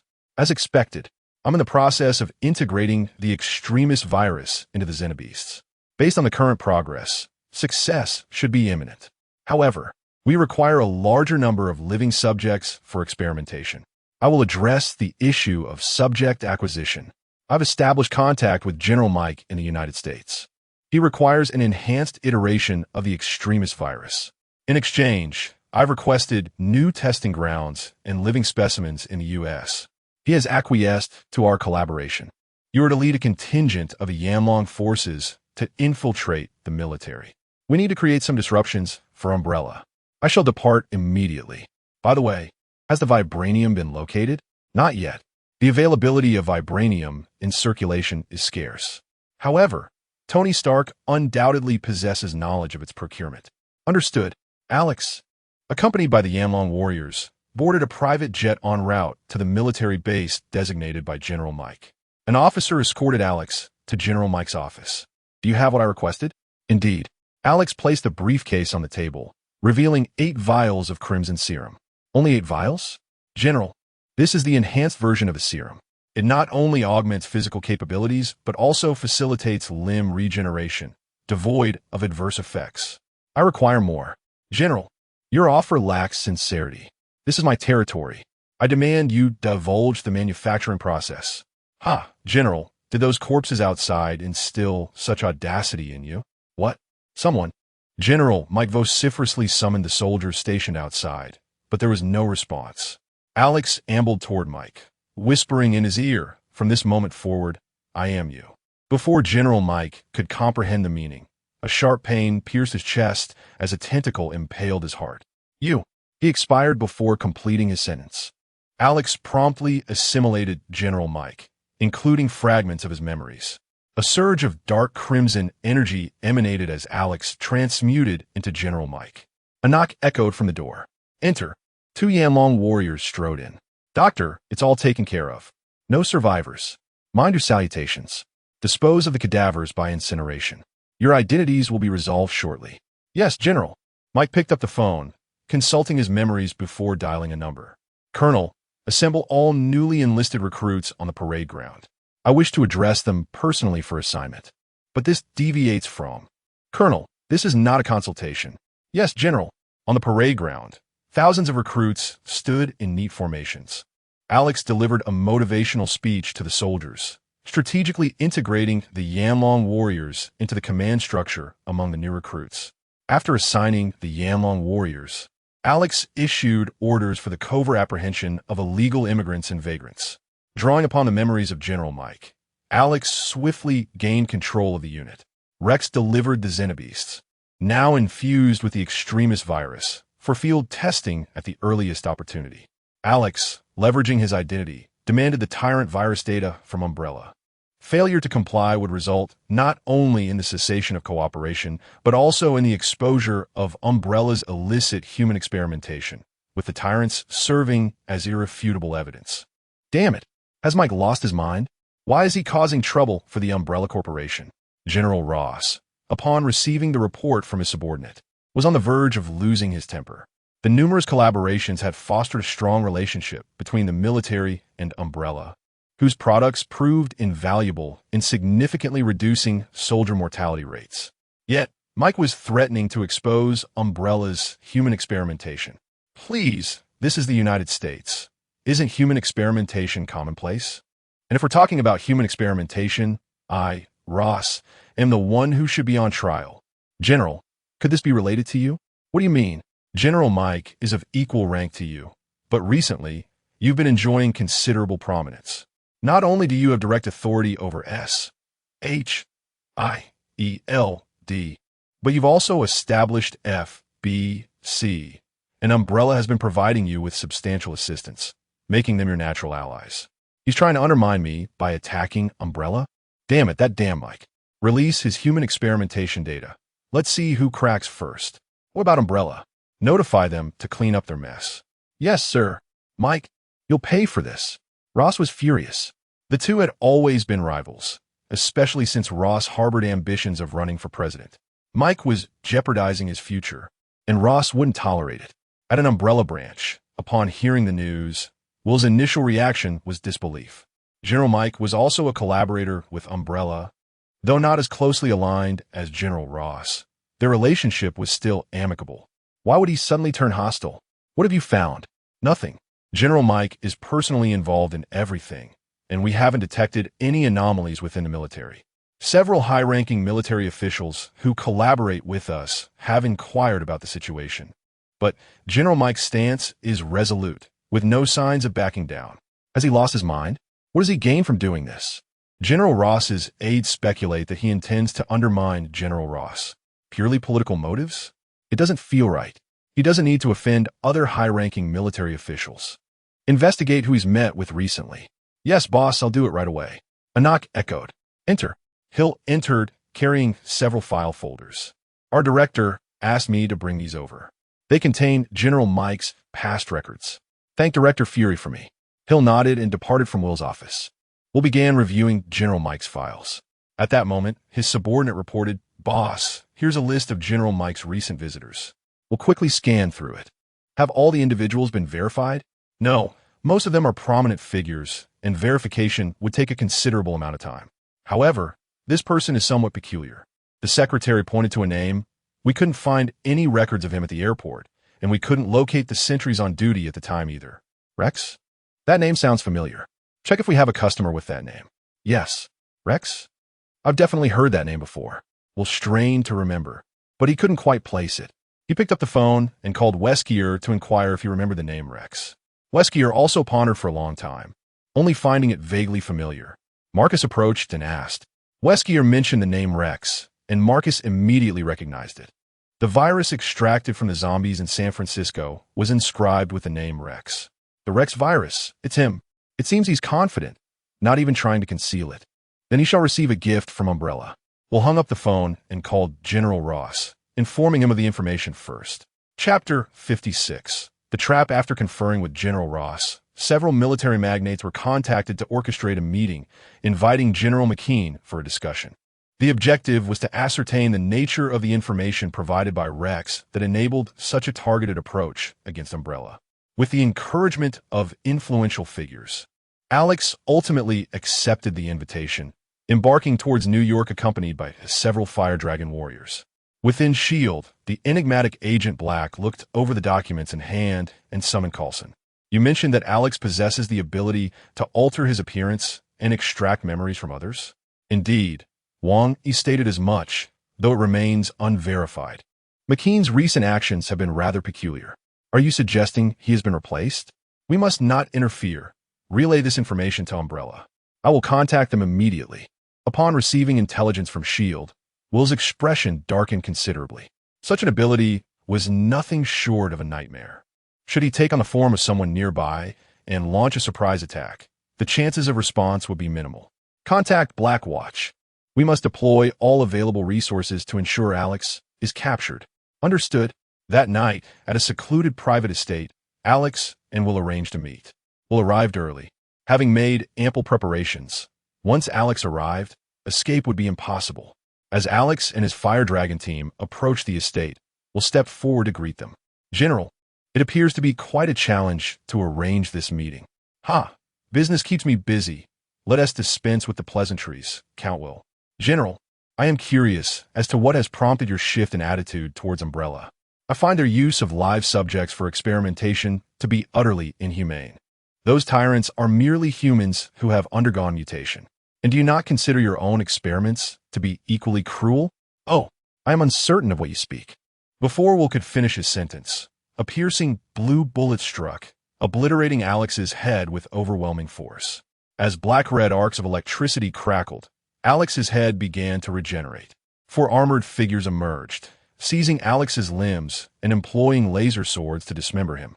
They extracted a special container from his back, dispersing his remains within. Realizing their leader had been attacked, the Fire Dragon warriors transformed into berserk fighters, glowing red as they charged forward to rescue Alex. A barrage of specialized bullets erupted, instantly dispatching the Fire Dragon warriors. Members of Black Watch and the Mind Game team advanced to inspect the situation, collecting the bodies. Unbeknownst to Umbrella's operatives, a fragment of deep black flesh flowed from the shattered head down the sewer. Black Watch, clear the area. You must send these samples to the laboratory, Doctor. Marcus will arrive shortly. Yes, sir. At Umbrella's facility, Marcus was examining the virus within Alex's body, while other researchers handled the remains of the Fire Dragon warriors. The compound was under strict lockdown, patrolled by Terminators at regular intervals, with critical passageways overseen by Black Watch and the laboratory secured by Mind Game team members. After a considerable time, Marcus emerged from the laboratory. Will approached, inquiring about the findings. The virus is extraordinary. Alex, in essence, is long dead. His body is entirely composed of this virus, which can reconstruct his parts. This explains his ability to manifest weapons. Unfortunately, you failed to capture him. The most vital component of his body is missing, indicating he has likely fled. Provided he receives sufficient sustenance, he will recover. He has escaped? Yes, however, with the data on his virus, we will soon discover a means to counter him. Should we arrange for personnel to inspect the military base? Your priority is to prepare for the military's inquiry regarding General McKean's disappearance. You will undoubtedly be questioned. As for Alex, he can be temporarily disregarded. We recorded the moment Alex was shot, capturing his mutation. This could substantiate that General McKean was replaced long before. Well, that footage is of little use. They care not for McKean as fate. Even if he were truly McKean, if he is deceased, he is of no consequence to them. They seek greater concessions from Umbrella for their own gain. Understood, Doctor. I will strive to sway them. The soldiers accompanying Alex have been found to carry the Apocalypse virus, albeit in a modified form. As anticipated, the Apocalypse virus poses minimal threat to us, yet it should pique the military's interest. Shall we replicate the Apocalypse virus? Not for now. A new virus is in the process of refinement. Once successfully developed, it will enable the expansion of Black Watch. I shall attend to the official personnel. Proceed. Utilizing the sewage system, Alex possessed a rat, and amidst a shimmer of black-red light, he reverted to his human form. However, he now required substantial nourishment to restore his body. He opened a manhole cover and entered a dim alley, dragging several gang members into the shadows. Their cries echoing as Alex consumed them to regain strength. Disguised as a gang member, he made his way back to the base, gathering the remaining Fire Dragon warriors and entrusting a vial of the virus to the squad leader for dispersal into the military's water supply. The squad leader set out to fulfill the mission while Alex slumped in an office chair, pondering how his identity had been compromised. At the Pentagon, a group of officials debated fervently. Umbrella has the audacity to directly eliminate a general. Might we also face execution? That is not McKean. Even I have noticed his recent oddities. He is certainly not McKean. Regardless of his identity, that creature may be among us. As the discussion raged, the majority supported Umbrella. Let us vote. Those who believe Umbrella bears no responsibility, raise your hands. A significant number of generals complied. It was evident that Alex was responsible for McKean's disappearance, absolving Umbrella of blame. Nevertheless, Umbrella must compensate us. This is America, after all, and they have slain several soldiers on our soil. Those were not our soldiers, and you possess no evidence to implicate Umbrella. Enough of this clamor. Umbrella will reduce all product prices by 10% as compensation. I have no objections, nor do I. Chapter 57, Tyrant versus Abomination. After a heated debate at the Pentagon, orders were dispatched to General Mike's base, instructing his troops to disregard his commands. A colonel, bearing the Pentagon's orders, arrived at the base only to find it eerily deserted. Not a single sentry was in sight. Upon investigating the guardhouse, he was met with an unsettling silence. Where were the patrolling soldiers? The colonel and a few subordinates proceeded further into the base, yet the absence of life persisted. Alarmed, he halted the vehicle and reported the troubling situation, sensing something was amiss. Drawing his sidearm, he noticed his men likewise arming themselves. Reverse immediately. Suddenly, the surroundings took on a sinister aspect. The once silent road was now teeming with grotesque figures. Upon closer inspection, these forms revealed themselves to be grotesque soldiers, shambling toward the colonel while emitting low, terrifying growls. Their lifeless eyes bore into them with an unsettling intensity. The driver hastily reversed. These newly infected zombies, still in the early stages of mutation, were not particularly swift. Soon, the colonel and his men managed to evade the encroaching horde. The communications officer had already reported the situation, and reinforcements would soon arrive to take control. Once fully recovered, Alex commanded his Inferno warriors to lie in wait, unleashing the enhanced abominations created by the apocalypse virus. General Ross, upon receiving intelligence about the zombies at Mike's base, led his elite forces to secure the area. A few Terminators were dispatched to assess the situation. Given the base's enclosed layout, sealing it off proved straightforward. Soldiers from the FBC operated the Terminators, who soon encountered small groups of zombies. They deployed pre-prepared vaccine launchers, yet the undead showed no reaction. They had fully mutated. A helicopter hovered above the square, equipped with a loudspeaker announcing that survivors could signal their locations with visible objects, thus guiding rescue teams while luring the zombie horde towards the center. In a sudden turn, a missile struck the helicopter, bringing it down. Observing through binoculars, Ross recalled the Pentagon's briefing regarding a nuclear warhead housed within the base, alongside a multitude of missiles. Damn it, we cannot allow them to launch those missiles. Notify the special forces to seize the control center immediately. A squad of enhanced soldiers, fortified with prototype serum, accompanied by 2 tyrants armed with Vulcan miniguns, advanced toward the control center. They cleared a considerable number of zombies along the way and secured the entrance, locking the doors behind them. After neutralizing the remaining undead, they prepared to alter the launch codes for all missiles. A barrage of bullets suddenly struck several Special Forces members, who sought cover while enduring the pain. The tyrant unleashed fire upon the Inferno warriors, who also took shelter, igniting a fierce close-quarters gunfight. The Inferno warriors, capable of rapid healing, gradually gained the upper hand. Realizing the modification of the launch codes was no longer feasible, the Special Forces leader ordered the detonation of explosives to obliterate the control center. As the team set the charges and began their retreat, the tyrant remained behind to obstruct the Inferno warriors, ensuring they were entombed within. A thunderous explosion ensued, annihilating the control center and burying the Inferno warriors within. General, the control center has been destroyed. The missiles are beyond remote control. Have we located Alex? Negative. Only a handful of Apocalypse virus-enhanced soldiers remain. They lack numbers and possess only basic shoulder-fired missiles. What about the abominable creatures? None have been spotted thus far. Contact Umbrella and request their assistance. Understood, General.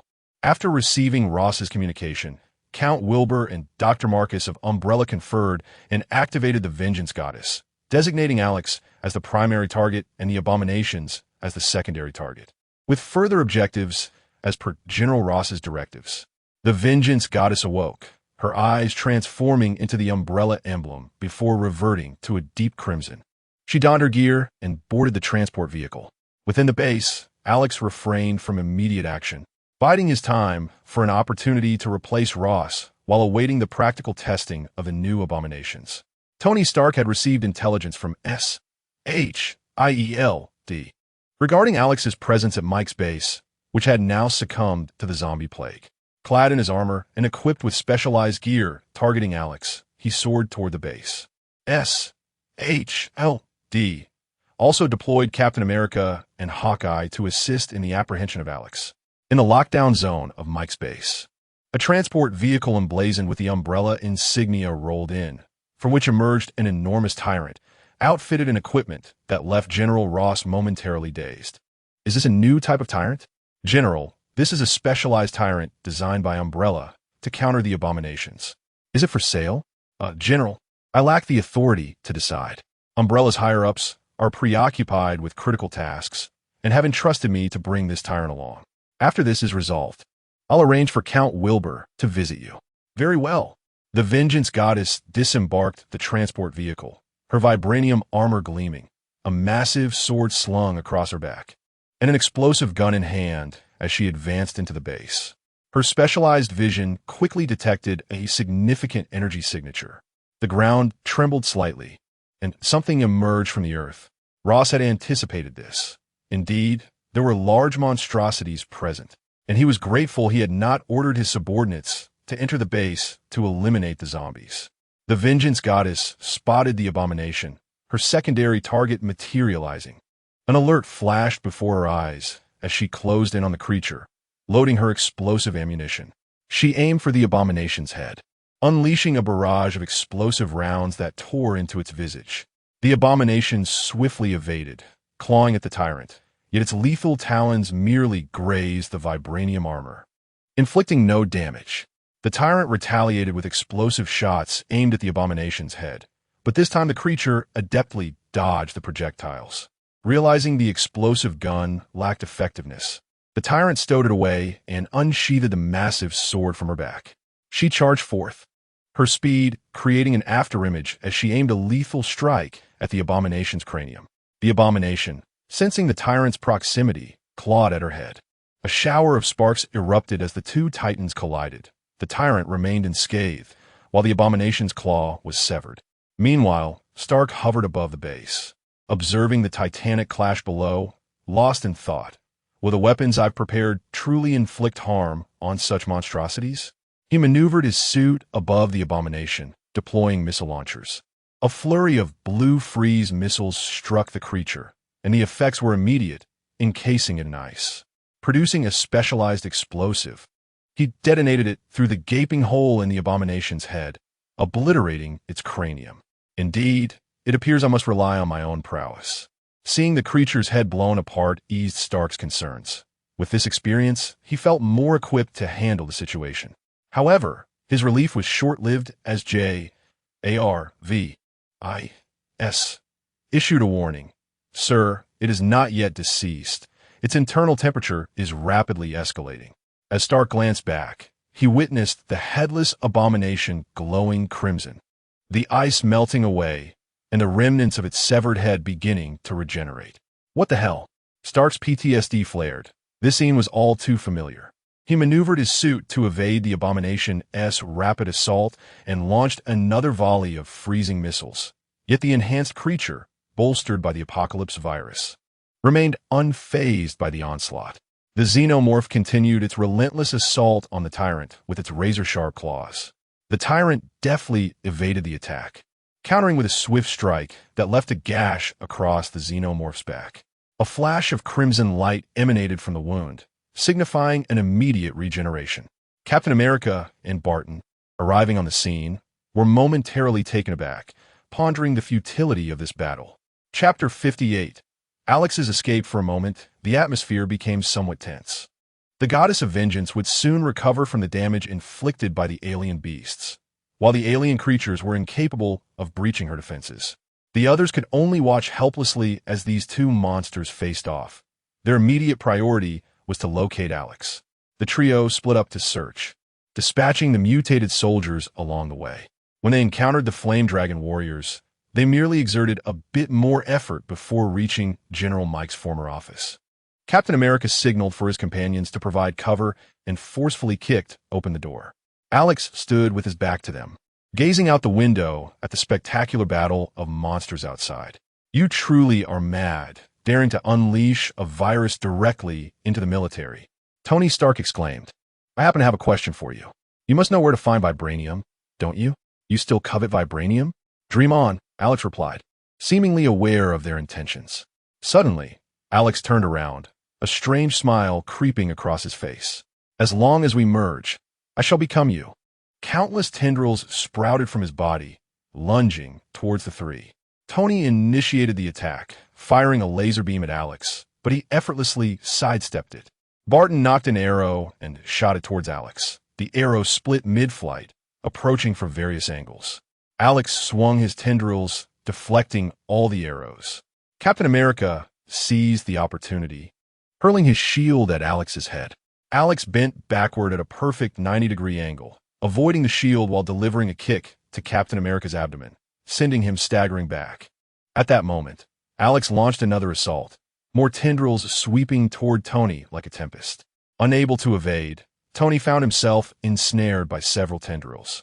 Alex laughed maniacally as dark energy surged through the tendrils towards Tony. Struggling to break free proved futile. In an instant, black lines began to spread across Tony's armor, an unmistakable sign of the Blacklight virus's invasion. "Tony!" Captain America shouted, rushing forward to sever the tendrils with his shield. However, with a swift motion, Alex flung Captain America aside. Barton unleashed a flurry of arrows, this time tipped with explosives. A tremendous explosion ensued, enveloping the area in smoke. Yet, Alex emerged unscathed from the haze, locking eyes with Tony. "Do you really think you can contend with me now?" Barton retreated, focusing his thoughts as the final whisper shone with crimson light, sending an arrow toward Alex. Having already encountered this weapon, Alex somersaulted to evade the red projectile. Captain America closed in, swinging his shield to strike Alex's head. Alex quickly sidestepped, but Barton's red arrow pierced through his back, erupting in an intense heat, aiming to reduce Alex to ashes. That arrow can curve, Alex thought, caught off guard by Barton's return strike. With significant portions of his body now burned, Alex recoiled, distancing himself from the two and charging toward the alien beast. Captain America pursued Alex, while Barton, exhausted, approached Tony, using his dagger to slice through the black vascular tendrils, freeing him from their grasp. Tony's eyes were bloodshot, clearly suffering from the Blacklight virus's effects. Barton urgently called his name, attempting to rouse his consciousness. Tony trembled, gritting his teeth. "I'm not done yet." He managed to stand with great effort. At that moment, Alex reached the alien beast. Much of his body burned away. He extracted his core and thrust it into the creature's maw. Upon swallowing Alex's core, a powerful surge of energy coursed through the alien beast. It roared defiantly, undergoing a bizarre transformation. The Blacklight virus spread throughout its body, shifting its color from ashen gray to a menacing black-red, its muscles tightening as its wounds healed instantaneously. The goddess of vengeance sensed the impending threat, abandoning her defensive stance to charge at the alien beast. Their collision generated a tremendous shockwave, causing nearby structures to collapse.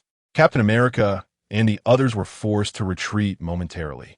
The alien beast began to gain the upper hand in its struggle against the goddess of vengeance, with Alex's consciousness gradually directing its movements.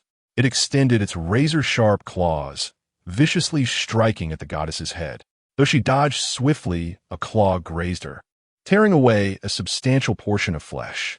The alien beast turned its blood-red gaze toward Captain America and the others. Just as Alex prepared to deliver a fatal blow to them, a specially designed bullet pierced the creature's skull, and this wound did not heal immediately. Members of the Mind Strike team arrived by helicopter carrying a metal canister beneath. Led by Yun Yu, they leapt from the helicopter, armed with Marcus's Blacklight virus suppressant, relentlessly firing at the alien beast. Alex felt his recovery speed hindered, and the Blacklight virus within him grew dormant. Realizing that Umbrella had developed a remedy for the Blacklight virus, Alex's crimson eyes fixated on the canister dangling from the helicopter. Inside lay the antidote. The Mind Strike team dispersed, targeting the alien's limbs to restrict its movement. Alex, sensing the dire situation, evaded with urgency. Meanwhile, the goddess of vengeance, albeit with half her head missing, rose once more, leaping to grasp the alien's tail. Captain America seized the moment to strike at the alien's claws with a shield, while members of the Mind Strike team concentrated their fire on its thigh. Alex found himself unable to recover swiftly, and the canister from the helicopter plummeted, opening midair and drenching the alien in a cascade of pale blue serum. The alien's skin hissed as if corroding. Gradually, the black-red beast began to melt, reverting to its original ashen hue, with the virus losing its potency and ceasing to restore the alien's form. Alex's core flesh was exposed, and he prepared to escape through the sewers. However, he was surrounded by the specialized antidote. Even slight contact would result in excruciating pain. Yin Yu, removing a special container from her back, approached Alex's core flesh. In a sudden surge of desperation, Alex unleashed a psychic shockwave that rippled outward, disorienting everyone. Taking advantage of the confusion, he endured the corrosive pain, burrowing into the ground's fissures and fleeing through the sewers. Barton helped Tony emerge. Come take a look. Something's not right with Tony. As the group realized Alex had escaped, a collective sigh escaped them, and their attention shifted to Tony. Chapter 59. A world where only Tony is injured within the confines of Umbrella Corporation. Marcus conducted various tests and research on Tony, who had been infected by the blacklight virus. At times unconscious and at others alert, Tony felt as if his body were being tugged by countless invisible hands. Black Egg stood outside the monitoring room, a grave expression etched upon his face, determined to find a solution. Meanwhile, Blackwatch scoured the area for any signs of viral spread. Deep within Tony's consciousness, the blacklight virus sought to assimilate his thoughts. Yet, Tony's formidable willpower resisted, as memories of crafting his armor to save the world surged forth. I will not be defeated so easily, Tony silently roared. Doctor, how is he? Can he be cured? While I have gained some understanding of the blacklight virus, it pertains only to Alex. Tony's brain is infected, and using inhibitors would directly kill his brain cells. What then? Shall we allow Alex to control Tony? Do not rush. I am investigating whether the Emerald agent can have any effect on the situation. And if it proves ineffective, then we must regretfully concede. Is developing a vaccine out of the question? Director, the blacklight virus is unlike any other. Each instance can be likened to Alex, and a conscious virus can conceal itself. Furthermore, since it infects the brain, a vaccine would be futile. Frustrated, Black Egg exited Umbrella and contacted Coulson, urging him to inquire at the tavern how to save Tony. Upon receiving the directive, Coulson promptly made his way to the tavern, where numerous patrons gathered at the close of business hours. He approached the bar, inquiring after Wang Yi's whereabouts. I am unaware of our boss's location, but manager Gio will return shortly. Coulson ordered a juice and settled at the bar to await Gio's return. Soon, Gio entered, accompanied by a young girl, one whom Coulson found distinctly memorable. Mr. Gio, Ms. Origami. Agent Coulson, it has been a while, Gio acknowledged with a nod. Origami regarded the balding figure thoughtfully. It's you? She remarked, recognizing him. You still remember me, despite my absence, Coulson noted. Origami nodded silently, finding a seat as she ordered a milk tea. Agent Coulson, what brings you here? I seek to ask Boss one question. The boss is on vacation and currently out of the country. Is there a way to contact him? I could attempt, though I cannot guarantee success. Gio retrieved his phone and dialed Wang Yi, but the call went unanswered. Alas, my apologies for the disturbance, Coulson said, preparing to depart. You could inquire with her, Gio suggested, gesturing towards the girl sipping her milk tea. Coulson pondered for a moment before approaching her. Hello, may I ask a question? Speak. My friend has been infected by a virus that possesses its own consciousness, threatening to transform him. I wish to find a means to save him. A virus? Seek the Foundation for Universal Remedy. Yet, the Foundation may not permit us to take the remedy. Why would they refuse? The Foundation only addresses anomalies, not viruses caused by anomalies. They would not consent. We have already tried. That is your concern. May I ask Ms. Origami why she has come to Earth? I will be delighted. Then I wish you a joyful time. Coulson exited the tavern, relaying the information to Black Egg. The universal remedy from the Foundation? He recalled its previous use in treating Barton. Black Egg contacted Hill. How many anomalies have we collected recently? Many, mostly harmless items. Harmless anomalies? None that pose a danger at present. Our personnel have not yet arrived for reported dangerous anomalies, as the Foundation has already intervened. Contact Minister Jesse. We require a universal remedy at any cost. Understood, I shall reach out. After hanging up, Hill informed Jesse of the situation. After consideration, Jesse agreed to exchange a universal remedy for anomalies collected by S.H.I.L.D. to which Hill readily consented. Soon, the paladin arrived at Tony's side, first assessing his condition before administering the universal remedy. Upon ingestion, Tony's body trembled slightly, a peculiar radiance emanating from his skin. The blacklight virus that had ravaged his body appeared to be repelled, as if encountering its nemesis. Marcus's eyes widened in astonishment at the remedy's miraculous efficacy. As the last remnants of the blacklight virus were expelled, Tony slowly opened his eyes. "I feel as though I've been reborn," Tony murmured weakly. Black Egg exhaled in relief, patting Tony's shoulder. Yet Tony furrowed his brow. "I have an unsettling feeling that it has left something strange within me." Upon hearing this, everyone grew tense. Marcus stepped forward to examine Tony, but found no anomalies. "It must be an illusion. I detect nothing unusual. I don't know.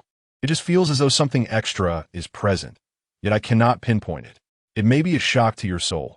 The virus harbored other spiritual essences.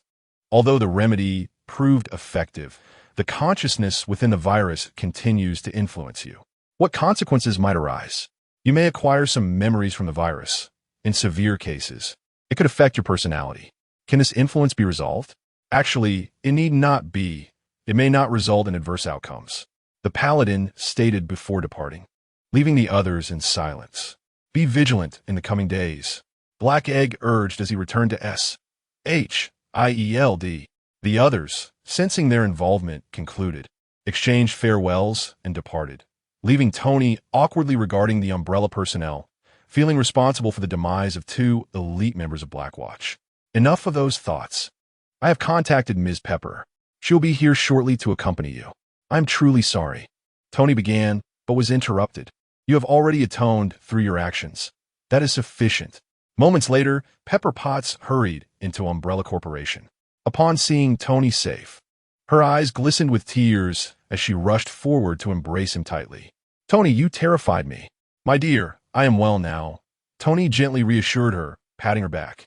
At that moment, Tony's gaze suddenly grew distant, fragments of memories not his own flashing through his mind, causing him to shake his head slightly. "What is it, Tony?" Pepper inquired with concern. "I just felt a bit dizzy. It could be residual effect from the recovery," Tony replied evasively. In the days that followed, Tony discovered that memories regarding Alex would occasionally surface, and even his perspective on various matters seemed to shift. He began to experiment with these unique memories and viewpoints to refine his armor technology, integrating the Blacklight virus's unique adaptability, thus enhancing his armor's capabilities. Chapter 60. The Greenskin joy continues after being defeated. Alex found himself both physically and mentally exhausted, yet he understood that surrender was not an option. He fled towards the sewer exit. Although this defeat left him disheartened, he recognized the necessity of learning from it to secure victory in future battles. "I will return." Without a doubt, Alex silently vowed to himself.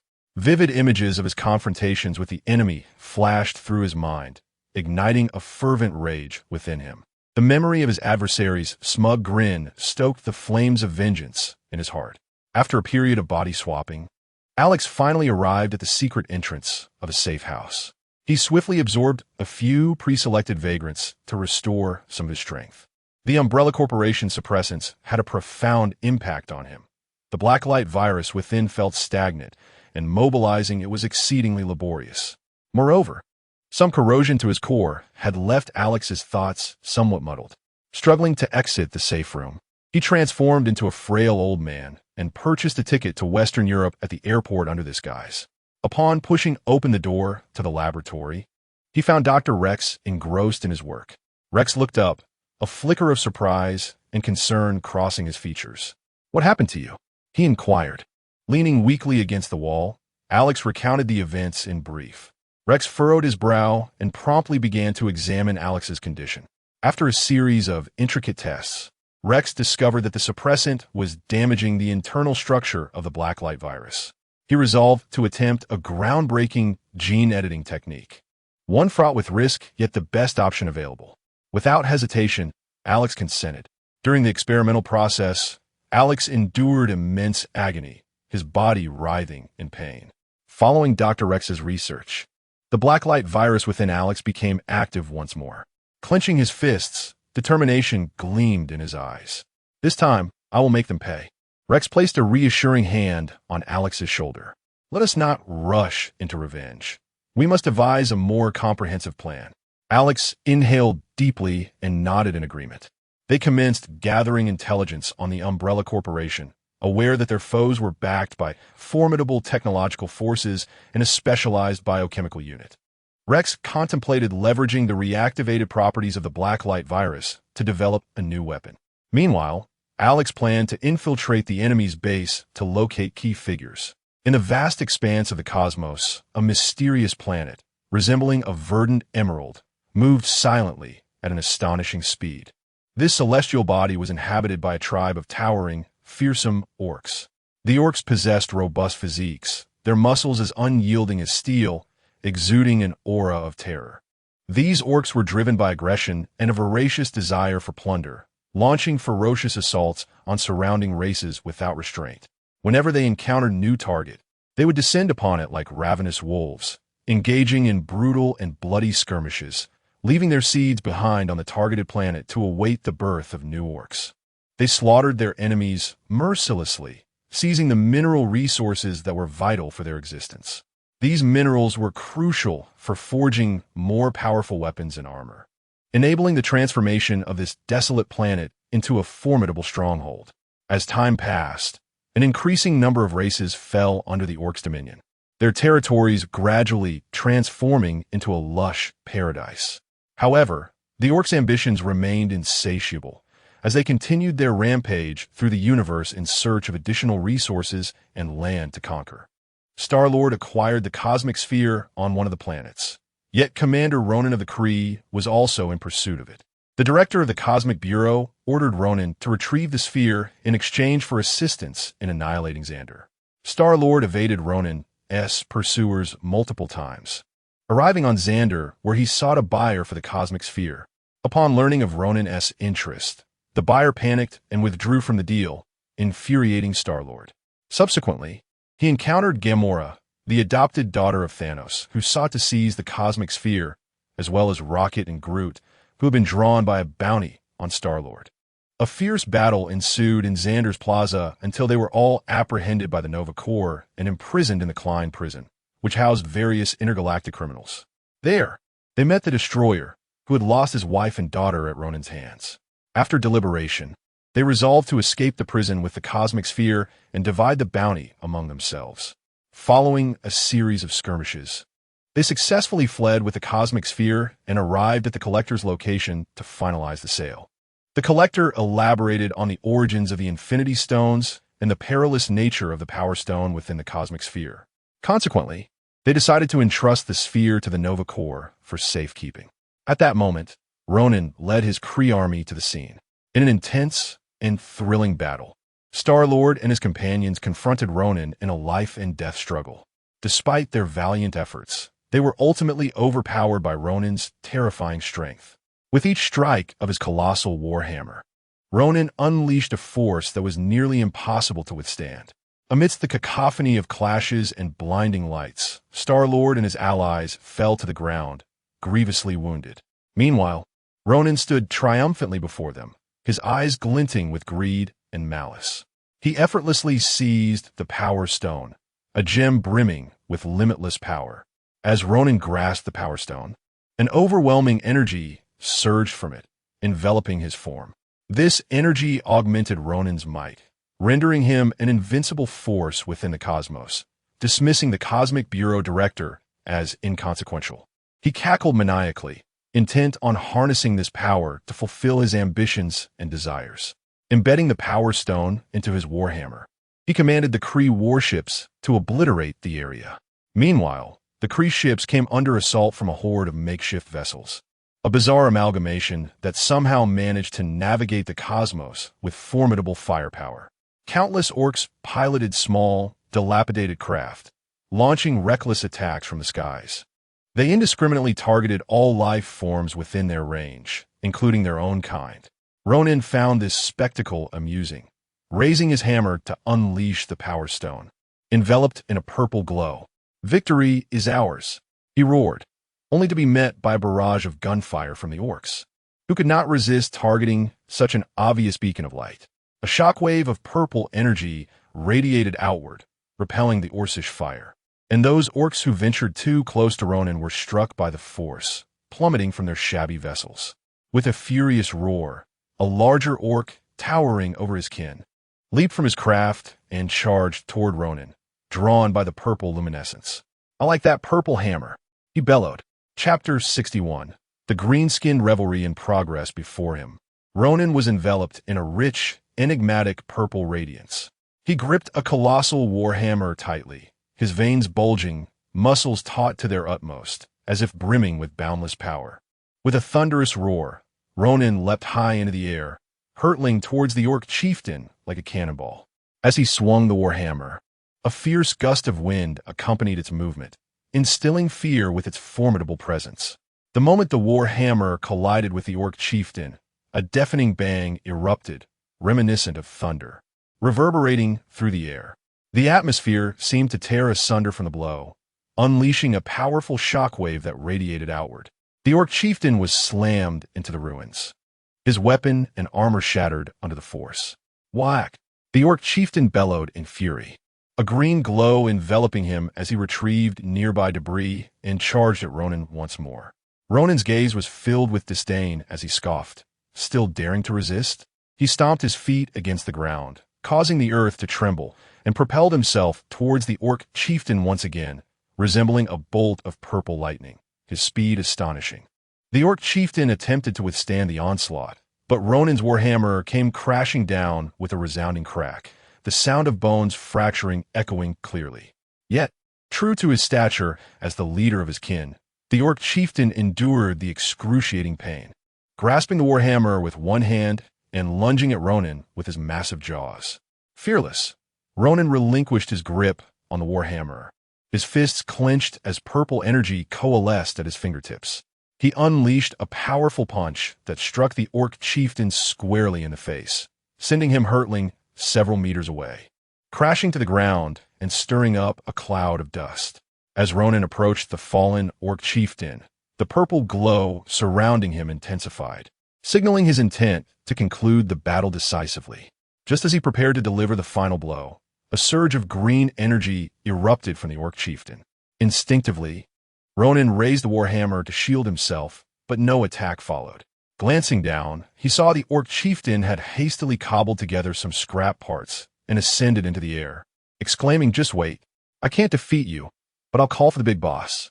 Ronan stood momentarily stunned, bewildered by the sight of the orc chieftain taking flight.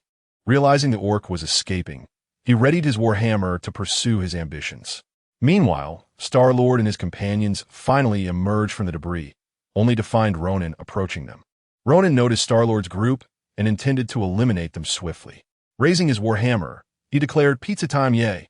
But he was taken aback as Star-Lord began to awkwardly dance, striking flamboyant poses. "What are you doing?" Ronan inquired. "Dancing battle," Star-Lord replied. "I asked what you were doing." "Stalling for time." At that moment, Rocket had assembled a launcher, aiming at the gem on the warhammer. A bullet was fired, striking the gem. Ronan hesitated, momentarily caught off guard. As Star-Lord made contact with the Power Stone, the immense purple energy scorching his skin. His companions quickly linked with Star-Lord to share the burden of the gem's power. With the Power Stone lost, Ronan, consumed by rage, lunged at Star-Lord and his friends, reaching for the gem. Star-Lord retaliated with energy, unleashing a torrent of purple lightning that disintegrated Ronan into fragments. Gamora quickly encased the Power Stone within her soul gem, but before they could breathe a sigh of relief, a colossal figure descended from the sky.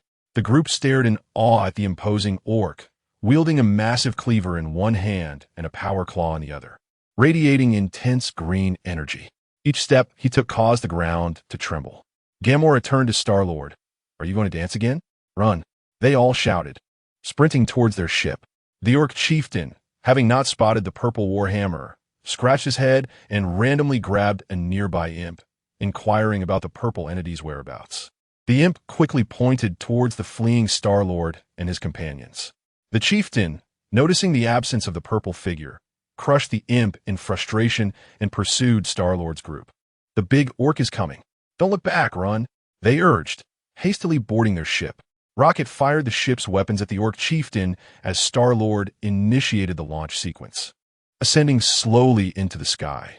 As the ship finally lifted off the ground, they exhaled in relief, with Star-Lord steering towards Xander to deliver the Power Stone to the Nova Corps for safekeeping. Suddenly, the ship jolted violently, leaving them bewildered. A massive gash appeared in the ship's hull. The Orc chieftain had landed atop their vessel, using his power claw to tear through the exterior.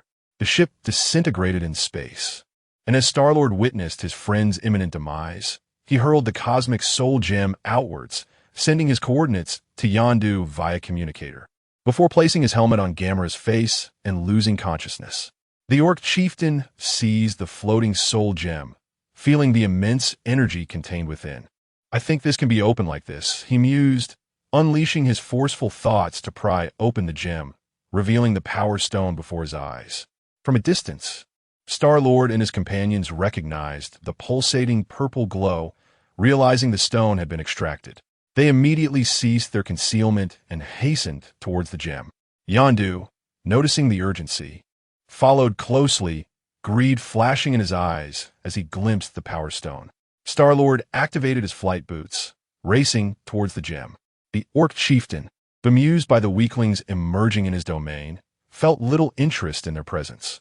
As Star-Lord grasped the Power Stone, an overwhelming force began to infiltrate him. But his companions quickly joined in, attempting to replicate the moment they had triumphed over Ronin.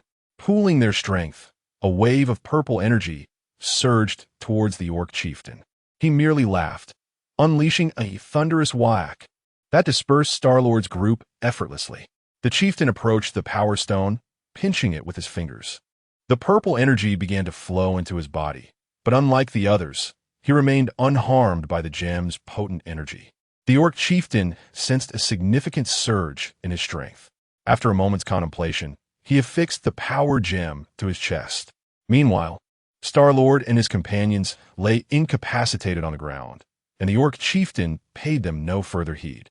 He commanded his minions to steer their garbage ship towards Earth, intent on seeking vengeance. Upon witnessing the Orc chieftain's departure, Yondu promptly approached to rouse Star-Lord and his companions. Together, they supported one another as they made their way towards their spacecraft. Chapter 62. The Greenskin Joyride. The Marauders, once emboldened by their audacity, had been decimated by the Orcs, leaving only a handful behind. The Orcs busied themselves dismantling the Marauders' vessels, scavenging parts to haphazardly attach to their own battered crafts, which they then took to the skies, gleefully seeking their next victim. After an exhilarating and harrowing adventure, Star-Lord and his companions finally managed to escape from this perilous and uncharted Orc planet. As they boarded their ship, preparing for departure, the Orcs discovered their presence and launched a frenzied pursuit. In an instant, beams from laser cannons crisscrossed the sky, and the air was filled with the cacophony of battle. However, Star-Lord adeptly maneuvered the ship, skillfully evading enemy fire. Gamora showcased her remarkable marksmanship, continually repelling the advancing Orc fighters. Meanwhile, Rocket Raccoon toiled to repair the damaged engine system, ensuring the vessel could maintain its swift flight. After a prolonged and tense chase, Star-Lord and his crew finally eluded the Orc onslaught, vanishing into the vastness of space. It was only then that they exhaled in relief, reflecting on their thrilling escape. Groot animatedly gestured with his tiny arms, recounting their valor in battle, eliciting hearty laughter from the crew. Yet, Star-Lord quickly adopted a serious demeanor, stating, "We cannot afford to relax. We must hasten to Xander." The others nodded in agreement. During their voyage, the ship's sensors suddenly blared an alarm.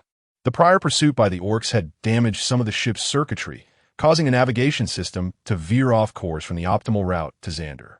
Rocket, amidst his frantic repairs, grumbled about the ship's deplorable condition. After persistent adjustments, the crew finally reached Xander, only to be seized upon arrival. They were deemed fugitives, having caused significant damage to Xander. Despite their accounts of the Orc menace, the soldiers dismissed their claims and incarcerated them. "What now?" Rocket lamented. "The Nova Corps won't believe us." At that moment, the prison doors swung open, and several Nova Corps soldiers entered. "Follow us. Our commander wishes to see you." It turned out that the Nova Corps had detected a colossal green planet hurtling toward Xander, defying the laws of physics. With countless spacecraft taking off and landing upon its surface. "We're doomed. The orcs have arrived," Star-Lord despaired, having witnessed their formidable might, those impossibly advanced warships and aircraft, not to mention the colossal orc imbued with the Power Stone. "What exactly are they?"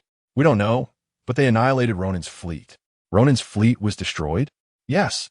Ronan was vanquished by the Power Stone, yet the massive orc on that planet withstood the Power Stone's assault and now wields its power. Its full extent is beyond reckoning." The commander, momentarily shocked, regained composure. "We must protect Xander. Even if we cannot defeat them, we shall fight to the bitter end." Star-Lord and his companions admired the commander's resolve. Yondu had contacted his marauder allies, who would come to Xander's aid. The Nova Corps prepared for battle. All soldiers assembled, their starfighters forming a formidable wall in the skies. In the cosmos, a mysterious and magnificent green planet drew ever closer to Xander. As the distance diminished, the inhabitants of Xander could observe the awe-inspiring green orb with their naked eyes. From Xander, the orc planet appeared as a resplendent emerald set against the dark void of space, radiating an enchanting glow and vibrant life, as if it were a world teeming with energy. The people gaped, transfixed by the approaching green planet, their hearts filled with curiosity and dread. They were uncertain of the impact this unfamiliar world would have on Xander and what the fabled orcs truly resembled. Nevertheless, this historic moment would be indelibly etched in the annals of Xander's history. The orc vessels surged forth like a swarm of locusts, and the Nova Corps initiated the assault. Laser beams streaked towards the orc fleet, yet those seemingly dilapidated crafts possessed formidable defenses, with the beams merely causing faint ripples upon impact. Star-Lord shouted, "Concentrate fire on their engine compartments." The Nova Corps swiftly adjusted their tactics. Simultaneously, Yondu and his marauders arrived on the battlefield, flanking the orcs. Star-Lord and his companions piloted Nova fighters into the fray, yet against the seemingly endless tide of orcs, their resistance appeared alarmingly feeble. Ground artillery from Xander relentlessly suppressed the orc advance, but inflicted little damage upon the green planet. In an instant, the battlefield's dynamics shifted dramatically, revealing a shocking one-sided confrontation. One side surged forward like an unstoppable tsunami, while the other resembled a frail dam, on the verge of collapse under the force of the overwhelming green tide. Soldiers exchanged fearful glances, their eyes betraying despair. They realized defeat was inevitable against this formidable foe. As the Nova Corps warriors recognized their inability to vanquish the orcs, they grouped their starfighters together, forming a wall with their lives. Countless orc vessels relentlessly assaulted this massive protective barrier, yet bolstered by Nova power, the onslaught was temporarily repelled. The marauders had suffered heavy losses, with the survivors retreating to Xander to establish a ground defense. Seeing his minions falter against the wall, the orc leader commanded the colossal, grotesque junk planet to collide with it, unleashing a dazzling explosion of light and billowing smoke, obliterating all Nova fighters in the vicinity. Swarms of orcs descended from the skies, launching ground assaults, yet each soldier was acutely aware that this battle was destined for failure. Regardless of their efforts, it seemed impossible to alter the predetermined outcome. The enemy's might was unfathomable, and the chasm between the two sides was akin to an insurmountable abyss. Xander's soldiers, weary and demoralized, faced an overwhelming disparity in power, rendering victory a mere fantasy. Yet, even in the face of such bleakness, they chose not to retreat or surrender, for behind them lay their beloved homeland and kin. Even if just a glimmer of hope remained, they would fight with all their strength to protect it. Chapter 63. The green-hued, joyous progression for all individuals found themselves in a dire predicament, numbly striking at the countless orcs. Regardless of how many were slain, the orcs swiftly replenished their ranks, showing no signs of collapse despite the mounting casualties.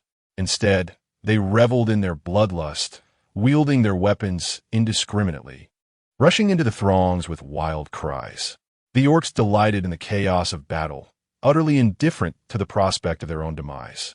"It cannot be held any longer," lamented the commander, gazing at the encroaching tide of green. At that moment, a magnificent vessel, akin to a work of art, appeared in the sky.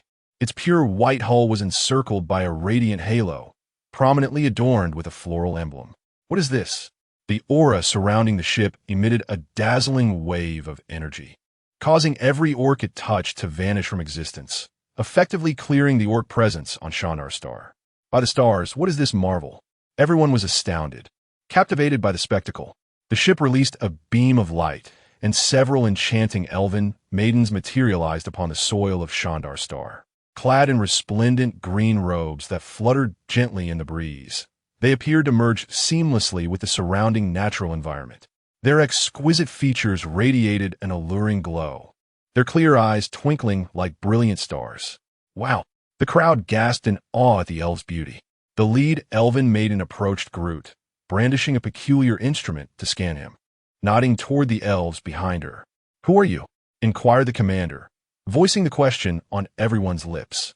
"We are elves," she replied. "We happened upon a unique flower deity and decided to investigate. We thank you for saving Shandar Star. On behalf of the Shandarians, I express our gratitude." "Hold your thanks," she interjected. "We cannot defeat those orcs. The previous attack requires extensive recuperation. We are merely here to observe the peculiarities of this unique flower deity. Regardless, you have saved us. I beseech you to assist in evacuating the civilians. All resources of Shandar will be at your disposal. The elves are a peaceful race. We shall not partake in warfare. As for your request to transport the civilians, consider how many our vessel can accommodate." She gestured towards the exquisite ship. The commander assessed the ship's size, concluding it could carry no more than 100 individuals. With a sigh, he fell into silence. "My friend, there is a presence of the tree of life within you, though I am uncertain how you encountered it. This may explain why your character diverges from that of other flower giant races. If you wish, we shall take you back to the tree of life, where you may complete your evolution. I am Groot. You may be your friends. I am Groot. Alas, there are too many of us to rescue. I am Groot. Then consult your friends," she suggested. Groot turned to the raccoon, the only one able to comprehend his words. The raccoon surveyed the crowd. "Groot wants us to leave this place." Star-Lord and the others remained silent, the commander understanding Groot's intent. "You have brought us invaluable intelligence. That is enough. Now depart.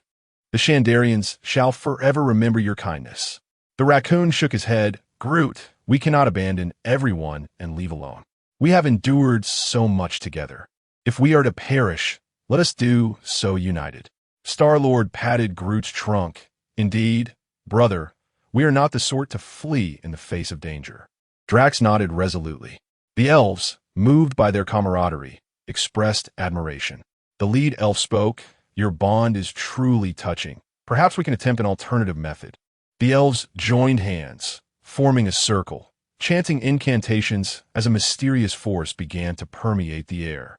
With the flickering of light, a surge of green energy rose from the battlefield, revitalizing the desolate land, transforming it into lush vegetation. This verdant growth swiftly expanded, erecting massive barriers that isolated the remaining orcs. "This is a temporary sanctuary created by our elven kin, harnessing the power of nature. It shall not endure for long, but it is sufficient for you to organize the evacuation." The crowd erupted with joy, promptly expressing their gratitude and commencing the evacuation of civilians.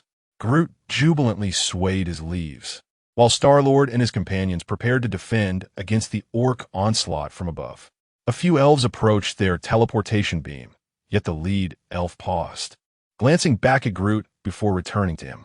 She produced a verdant vial from her bosom and handed it to Groot. "If peril befalls you, consume this. I am Groot. Farewell, I must depart now." She stepped into the teleportation beam, the elves vanishing, while the ship above activated, disappearing into the void. Whack! The Orcish roar echoed as the wretched ship vanished. The orcs, previously invigorated, found themselves cast back to the surface after being swept away by an energy wave. With eyes ablaze with rage and hatred, the orcs unleashed deep, menacing roars, surging like a tidal wave toward the colossal tree wall. The massive wall stood resolutely, resembling an impregnable fortress, composed of countless towering trees interwoven tightly. Their trunks were so robust that multiple individuals were required to embrace them. The branches intertwined, forming an impenetrable barrier. Despite the ferocity of the Orcish assault, the tree wall trembled only slightly, yet remained steadfast. The Shandarians utilized their limited vehicles to evacuate the remaining civilians, while the New Star Legion and Star-Lord's group held back the orcs breaching the tree wall.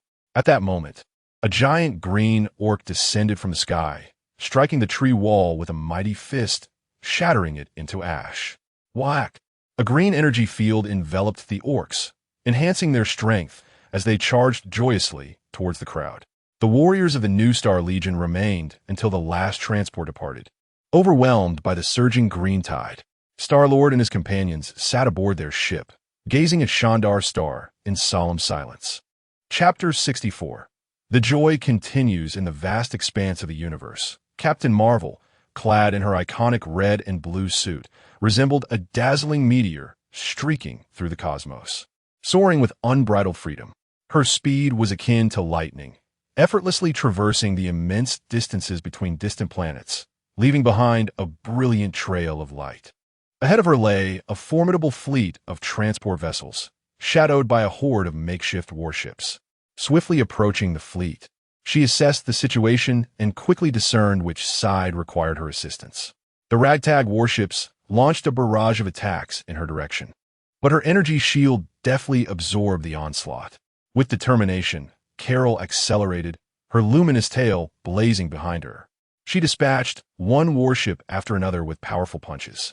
Once she had vanquished the Orcish vessels tailing the fleet, she landed on one of the transport ships, where the captain graciously welcomed her aboard. "Who are you?" she inquired. "We are the survivors of the Xandarian people. Our homeworld fell to an orc invasion not long ago, and we were unable to fend them off. Is this all that remains of the Xandarian people?" "Pretty much." "Who is your highest leader?" "May I meet him?" "I am the supreme leader." The ship's large screen flickered to life, revealing the commander of the Nova Corps. "Can you enlighten me about the orc situation? Our knowledge is limited. They decimated our proud legions almost instantaneously. For more information, you would need to consult Star-Lord. He provided us with the intel regarding the invasion." "Where can I find them?" "They are en route to the next planet destined for the orc invasion, to warn its inhabitants." As Carol prepared to investigate the situation on Xandar, a familiar green planet appeared in the distance. "Not good, they VE caught up," she exclaimed upon spotting the wretched planet. She surged forward, only to be confronted by a towering orc. Before she could react, the orc charged at her. Without a moment's hesitation, she retaliated with a powerful punch. The orc chieftain, thrilled to encounter a worthy opponent, raised his massive hammer and swung it mightily. A silent shockwave swept through the vicinity, obliterating the nearby Xandarian ships and orcs alike. Realizing the peril of the situation, Carol abandoned her offensive and soared towards the green planet, intent on confronting the colossal orc upon its surface. Unfazed, the orc chieftain unleashed his energy, propelling himself towards Carol, landing directly opposite her. In an instant, they clashed, engaging in a breathtaking and primal melee. Carol's fists rained down like a tempest upon the chieftain, each strike imbued with boundless power and fury.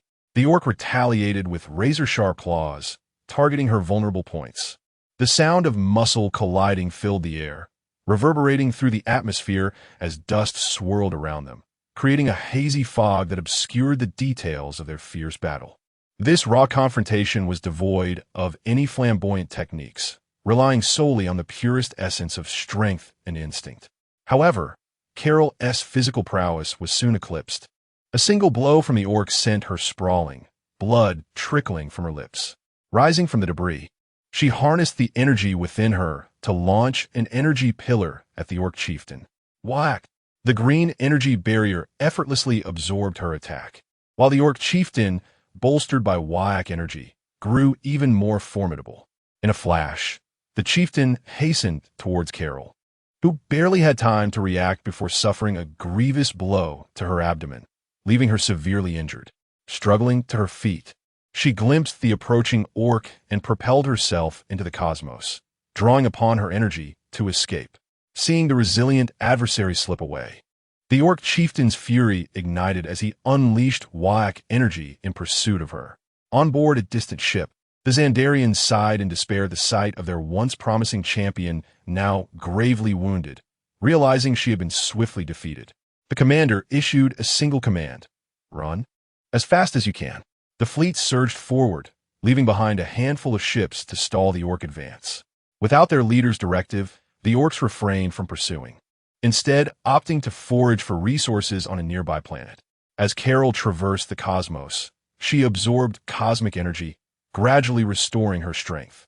Observing the relentless pursuit of the enraged orc chieftain, she deftly maneuvered towards a desolate planet, making a sharp turn to evade him, seeking refuge within its depths.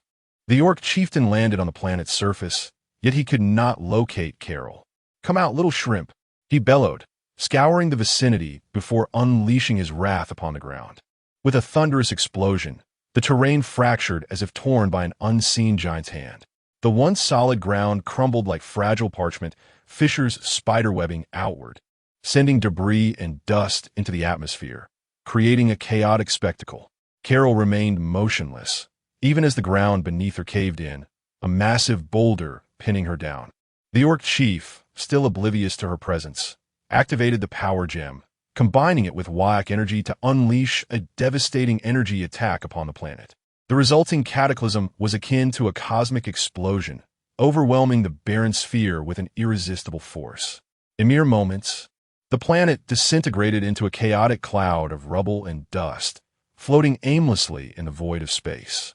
After shattering the planet, the orc chieftain soared back towards his own desolate realm.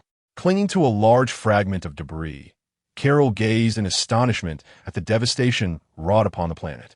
Fortunately, her ability to absorb energy had spared her from annihilation.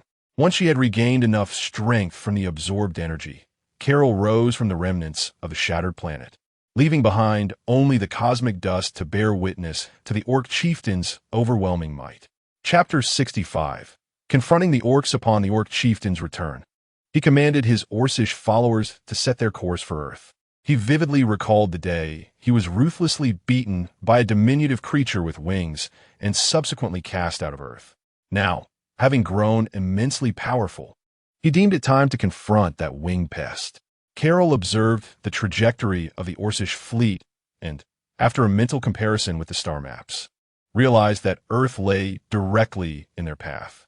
She promptly set off to inform Earth of the impending threat. Star-Lord, accompanied by his companions, undertook a crucial mission to relay vital intelligence about the orcs to neighboring planets. They traversed the vast cosmos, pausing at each inhabited world to engage in dialogue with the local populace. After overcoming numerous challenges, they successfully disseminated information regarding the orcs to an ever-growing number of planets, all the while forging new friendships and alliances. At the headquarters of SHIELD, Nick Fury was scrutinizing the progress of the evacuation plan when an unexpected figure appeared in his office. Unbeknownst to him, Barton, who was outside reporting on the progress of the new members of the Thunderbolts, sensed something amiss. His heightened instincts alerted him to the presence of a formidable adversary within.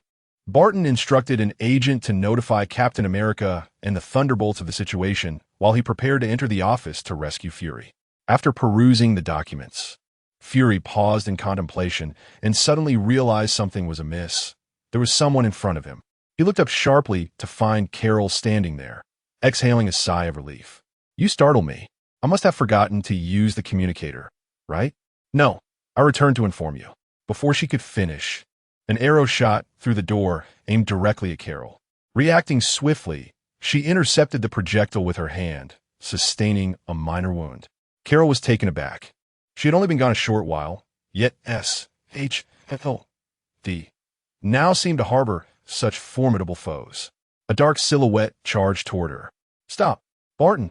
Fury called out as he grasped the situation. Barton executed a somersault in midair, landing protectively in front of Fury. "What's going on?" Barton questioned, perplexed. "Friend." "A friend?" "Yes, my old companion. No need for alarm. By the way, Carol, What were you about to say? I returned to inform you. Once again, she was interrupted as Captain America and the members of the Thunderbolts arrived, surrounding Carol with weapons drawn. Both Carol and Fury exchanged exasperated glances. Stand down, everyone. She's one of us. Upon seeing Barton nod, the others reluctantly lowered their weapons, though they remained wary of the sudden intruder in S.H.L.D. Fury felt a sense of satisfaction. Even Carol's presence at S.H.L.D. indicated the organization had indeed become more formidable. Will there be more reinforcements? You might as well summon everyone. Captain and Barton will stay. The rest can return. As the office door closed, Carol continued, I came to warn you that a massive orc fleet is approaching Earth. I have battled their leader, and I am no match for him. After I took cover, he obliterated a planet with a single punch. The orcs? This kind? Fury produced a photograph of the orc chieftain from Hawaii. Yes, that kind. But the one I encountered was far more powerful. Have you already faced them? Indeed, their abilities are quite extraordinary, but that is of little concern. Let them come. Fury replied nonchalantly. What do you mean? They can destroy a planet with a mere punch. How can you be so casual about this? Carol, bewildered, could hardly believe her ears. Was this truly something Nick Fury would say? Barton, seasoned in countless encounters, remained unfazed. A mere orc? They won't pose a significant threat. In fact, I hope they are strong enough to cause some chaos. It could be beneficial for us. Captain America, while shocked at the orc leader's strength, shared a similar sentiment. Observing the calm demeanor of the three, Carol began to doubt her own sanity. Am I still unconscious, dreaming? Calm down, Carol. Earth is special. That orc won't stand a chance here. No, I won't feel at ease until I witness this special Earth for myself. Do you recall when I asked you to return last time? Of course. You claimed everything would be resolved before I even arrived. Indeed, that disaster was far more formidable than this orc. And it was then we learned that Earth cannot be invaded by forces exceeding a certain threshold. Clearly, the orc surpasses that limit. Are you implying that there are individuals on Earth capable of annihilating that orc? Yes, and there is more than one. Huh? When that type of orc appeared on Earth previously, we were utterly unprepared until an angel descended and instantly eradicated all the orcs, just like that. An angel? Is she the kind with wings and a halo? Surely, I must still be dreaming. Carol struggled to comprehend the situation. Now that you're back, take some time to recuperate on Earth. I have a task for you, Fury asserted. Well, I suppose I shall wait until after we deal with the orcs before departing. Fury succinctly recounted the recent events transpiring on Earth. At the edge of the solar system, the orc chieftain finally piloted his makeshift vessel into the vicinity, his blood boiling with anticipation to confront the winged creature. Soon they neared Earth, and various factions on the planet employed their methods to ascertain the orc's arrival. At S.H.I.E.L.D. headquarters, the Avengers and Corps members convened. The orcs have returned, but this time we are well prepared. Although the Foundation has not explicitly stated their involvement, they will not allow Earth to be destroyed. It is a valuable testing ground for them. Furthermore, according to our intelligence, that angel is indeed on Earth, and she may intervene to eliminate the orcs. Ultimately, if they do not act, our current strength should suffice to thwart the Orcish assault. Your task is to hold back the powerful orcs while the military in S.H.I.E.L.D. deal with the lesser minions. Are there any questions? Have we found a solution for the orc spores? None yet. We will have to gradually eliminate them after defeating the orcs. Isn't there a way to use a virus to turn them into zombies? I spoke with the Umbrella Corporation, and the orcs' adaptability is too strong. The virus would likely enhance them, so we cannot employ that method. Everyone nodded solemnly in understanding. Well, since there are no further questions, let us prepare. Chapter 66. The final joy. Various factions were preparing to confront the orc menace, while some rather foolish politicians proposed intercepting them with nuclear weapons in space. Black Egg spent an entire day pacifying these dimwits. The evacuation plan needed to be executed promptly. Should we employ interstellar battleships this time? We are still unfamiliar with their operations, and they represent our last resort. We cannot use them now. You decide. He'll discern that Black Egg was merely securing his own escape route. No wonder he was the director. Suddenly, alarms blared. Bad news. "The Orc Vanguard has launched an attack," shouted the monitor. Black Egg immediately adopted a serious demeanor, initiating the first-level defense protocol and ordered all combat personnel to take their positions. The sky above Earth was filled with various flying vehicles. The orcs piloted their bizarre ships, roaring through the air like colossal beasts. Intense gunfire erupted, with laser beams and missiles flying in all directions. However, the orc shoddy weaponry seemed surprisingly advanced, swiftly breaching Earth's first line of defense. The Orc Vanguard began deploying troops as they descended from the sky in crumbling cans. Due to the Western Hemisphere's alignment with the trash planet, the majority of the orcs landed within the Americas.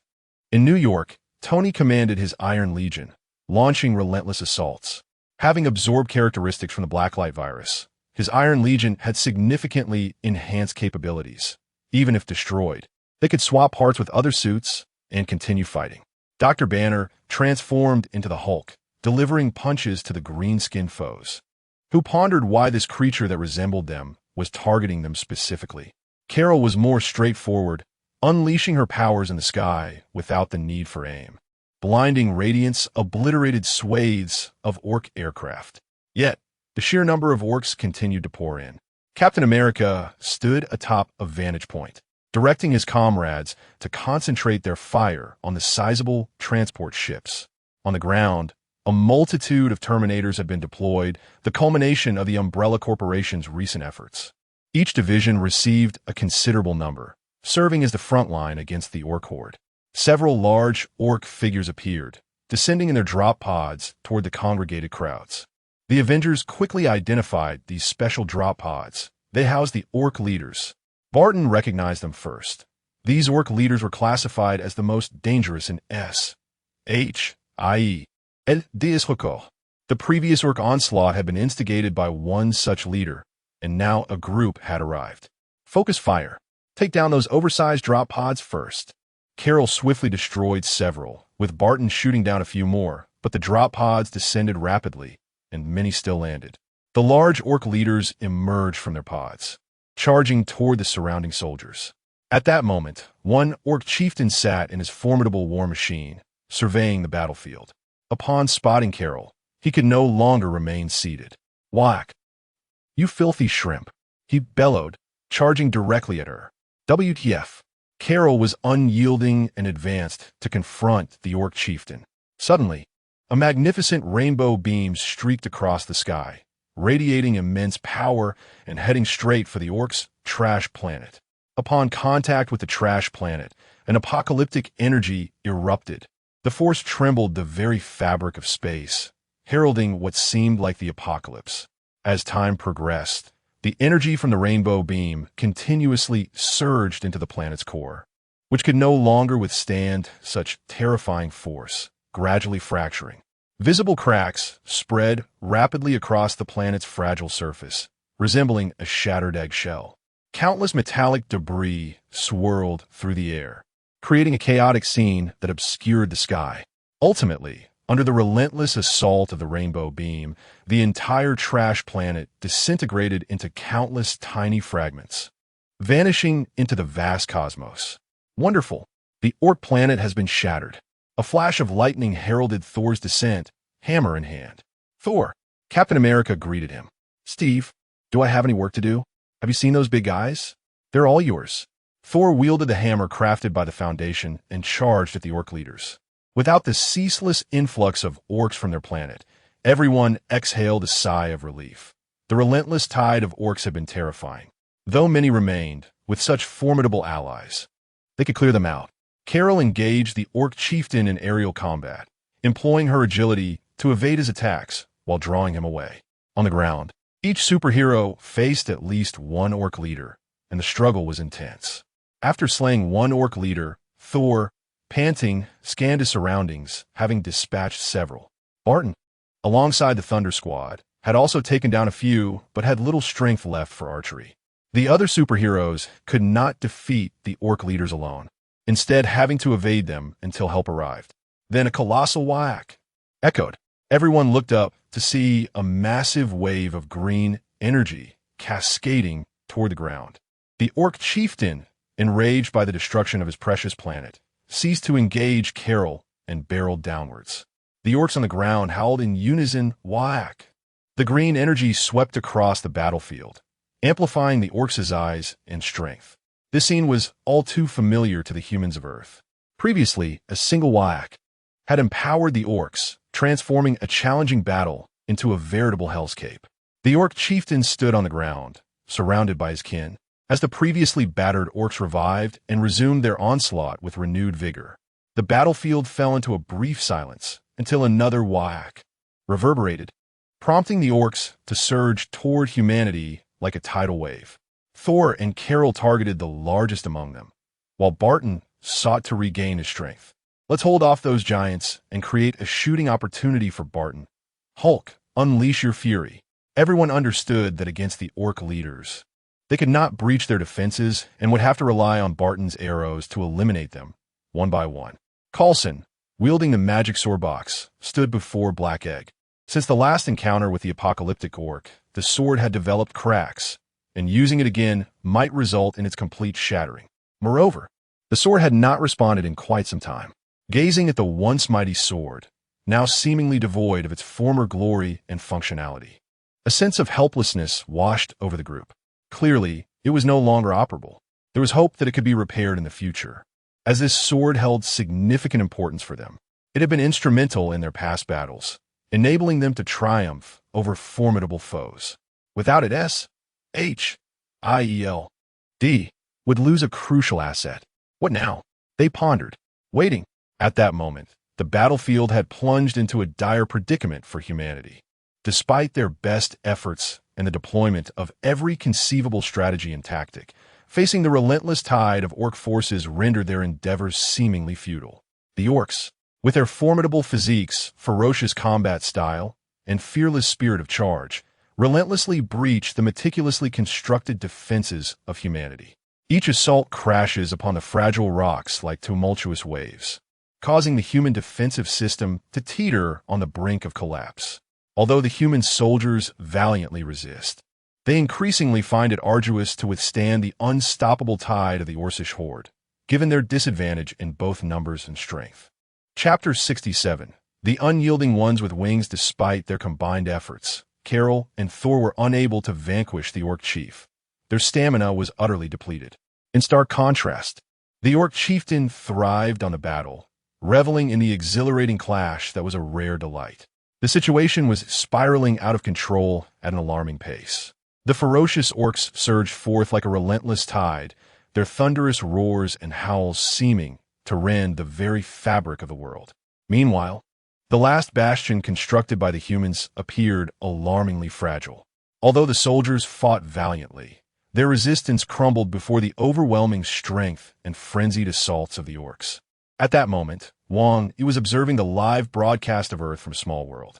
He turned to Icarus and inquired, "Would you like to go and give him another thrashing?" "I heed the master's command." "Then do you wish to confront him?" "I wish to accompany my master." "Very well. Who among you desires to go?" "Ido. I want to fight that giant." Astria exclaimed eagerly, her hand shooting up, yearning for a chance to frolic. "You could be sold if you go out there." "Nymph, do you not want to join?" "I refuse to engage with such an ugly brute." "Then let Astria go. But you may only strike the largest one and return immediately without uttering a word. I am exceedingly formidable. I shall surely topple that monster in one blow." "Forget it. You need not go. I still harbor doubts, primarily because you are rather unreliable." "Then, dear master, allow me to go." "Little Chaos, do you wish to partake in this adventure?" "Yes, I want to assist my dear master in vanquishing the monsters." Wang Yi pondered for a moment and realized that Chaos was indeed a fitting choice, not only capable of swiftly defeating the orcs, but also possessing a more impressive presence, which would undoubtedly leave an indelible impression. "Very well, you may go. Return quickly once your task is complete." "Understood, dear master." On the battlefield, Thor lay prostrate, struck down by the orc chief, while Carol was similarly on the brink of collapse. At that moment, the orc chieftain had yet to unleash the power of the gem. Grasping Carol by the head, he prepared to crush this bothersome shrimp. Suddenly, a luminous portal opened in the sky, and a petite girl clad in a nun's attire, barefoot, emerged. In that fleeting instant, an invisible pressure surged forth like a colossal wave, rendering the air nearly unbreathable. This overwhelming sensation bore down upon everyone present, leaving their legs trembling and hearts racing, as if they were about to burst from their chests. The onlookers gazed in awe and fear at Chaos, their expressions filled with trepidation. The orc chief discarded the shrimp, turning his attention to Chaos, instinctively recognizing her as his true adversary. All eyes were fixated on the diminutive figure hovering above, the palpable pressure compelling both sides to cease their combat. Chaos stared intently at the orc chief, as if he were merely a plaything for her amusement. Whack! The orc chief shattered the tension, indifferent to the girl's charm. Charging forward with a green energy shield, his claw poised to strike. The crowd gasped, sensing the girl's formidable strength, yet her petite frame ignited concern. With a crackle, the chief's claw met a metallic barrier, sending sparks flying. 3 pairs of translucent metallic wings unfurled from Chaos's back. Upon witnessing the wings, the orc chief instinctively recoiled, foreboding thoughts racing through his mind. However, upon realizing that these were not the white wings he dreaded, he bellowed another whack, closing in on Chaos with a thunderous punch, the size of which rivaled that of a small mountain, dwarfing the girl's delicate form. The wings behind Chaos elongated, intercepting the chief's fist, while another transformed into a blade, aiming directly for the orc chief's head. Whack! The green energy shield reformed in an attempt to block the wing's strike, yet it pierced through effortlessly. The orc chief swatted the wing aside and plummeted into the throng of orcs. Ha ha! Battling monsters is truly delightful. My master has commanded me to eradicate you. Finding the orc chief unable to match her strength, he resorted to the power gem, summoning a deep purple energy sphere aimed at Chaos. Chaos extended her pristine hand, the wings on her back unfurling to form a shield before her, as the energy sphere detonated, sending her flying into the sky. No! The anguished cries echoed as the spectators watched in horror, their eyes wide with disbelief at the sight above. Their hearts sank into an abyss of despair. Struggling to comprehend the unthinkable, Chaos had vanished. The crowd erupted into chaos. Some wept, while others stood in shock, trembling uncontrollably. The atmosphere was thick with confusion and despair, as all grappled with the cruel reality before them. That hurts a bit, big monster. Chaos floated down from the sky, though her wings were now shattered. Whack! The orc chief gathered energy once more, launching another energy blast at Chaos. In response, Chaos extended a finger, conjuring a flicker of black flame, directing it towards the orc chief. The tiny fireball collided with the energy sphere, rapidly expanding and enveloping it like a cocoon, swiftly absorbing its power. The resulting inferno swelled into a colossal fireball, akin to a meteor ablaze, hurtling towards the orc horde with cataclysmic force. Whack! The orcs rallied their energy in a desperate attempt to thwart the impending destruction. A deafening explosion echoed. Boom! The massive fireball erupted, resembling a meteor descending from the heavens. Engulfed in hellfire, the inferno, accompanied by a violent shockwave, swept through the battlefield, reducing all in its path to desolation. The stench of annihilation spread like a plague, instilling dread in all who witnessed it.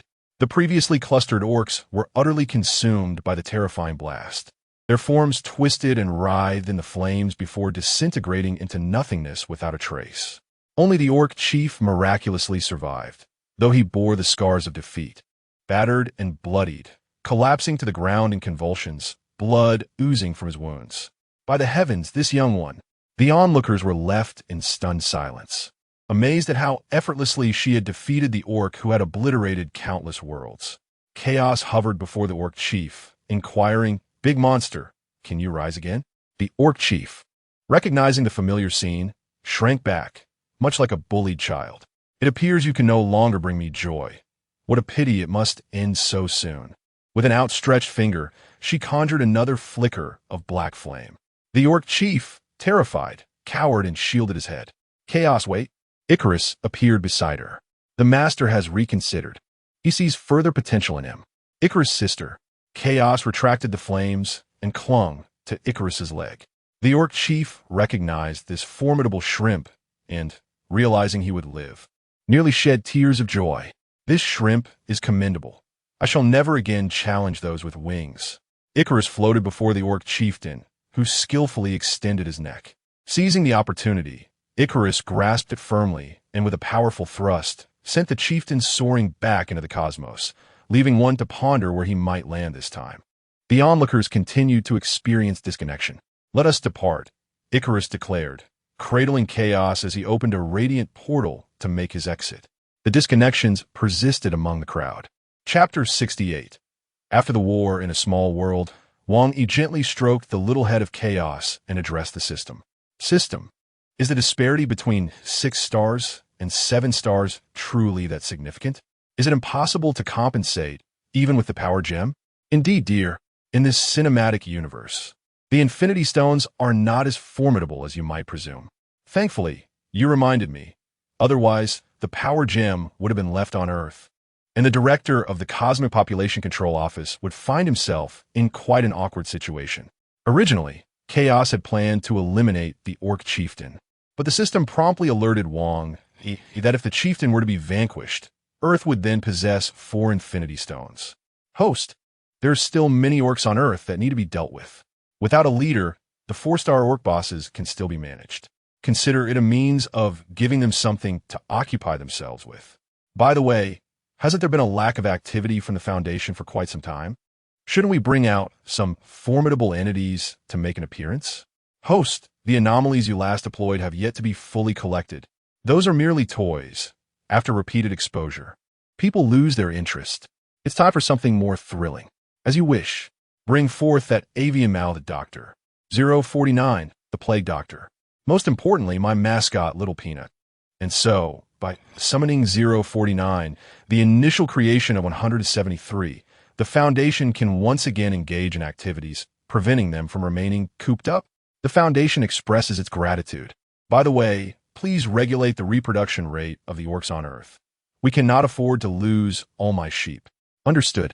With those formidable and perilous high-tier orcs eradicated, the Avengers collaborated closely with the military to launch a comprehensive offensive against the remaining orcs within the beautiful nation. Although some may have escaped, these scattered orcs no longer posed a severe threat to human society.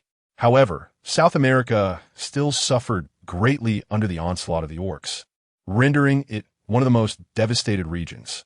Despite a significant reduction in their reproductive capabilities, the orcs still maintained a considerable population and scale. Faced with such a dire situation, nations around the globe rallied together to unleash a fierce assault on the orcs in South America. In this worldwide cooperative effort, the military forces of various countries displayed remarkable coordination and formidable combat prowess. They employed advanced weaponry, ingenious tactical strategies, and seamless teamwork to gradually constrict the orcs' living space, effectively diminishing their numbers. As time passed, the orc influence continued to shrink, and their overall population eventually decreased to a relatively acceptable level. Nevertheless, the war was far from over. The struggle between humanity and the orcs would persist. The Rex Institute had recently found itself inundated with work. Although they had not directly engaged in the fierce battles against the orcs, witnessing the astonishing and seemingly otherworldly capabilities exhibited by the orcs ignited within Rex, the Institute's director, a profound yearning and necessity. He understood that delving into the mysteries behind these orc abilities could hold immeasurable value for their future development. Thus, Rex unhesitatingly mobilized the entire resources and power of the Institute, dedicating themselves wholeheartedly to the exploration of orc capabilities. Undoubtedly, the coveted powers of the orcs were not solely coveted by Rex. High-ranking officials from powerful nations and large, enigmatic organizations were also secretly conducting intensive research in this area. After all, whoever could successfully acquire the orcs' formidable abilities would possess the absolute power to dominate the entire Earth. In this fierce competition, national leaders summoned their finest research teams and resources, willing to expend vast sums to unveil the hidden secrets behind orc abilities. They knew that any lapse in diligence could result in being outpaced by competitors, thereby missing out on this unparalleled opportunity to reshape the world order. Meanwhile, large organizations employed a variety of tactics. Some sought to capture orcs for live experiments, attempting to forcibly decode their genetic codes, while others utilized extensive espionage networks to scour for confidential information regarding orc abilities. In an instant, the world was engulfed in chaos and tension due to the orc capabilities. At the headquarters of SHIELD, Nick Fury sat solemnly in his spacious and opulent office, diligently attending to his work. Just then, a piece of intelligence arrived, mentioning whispers surrounding orc research.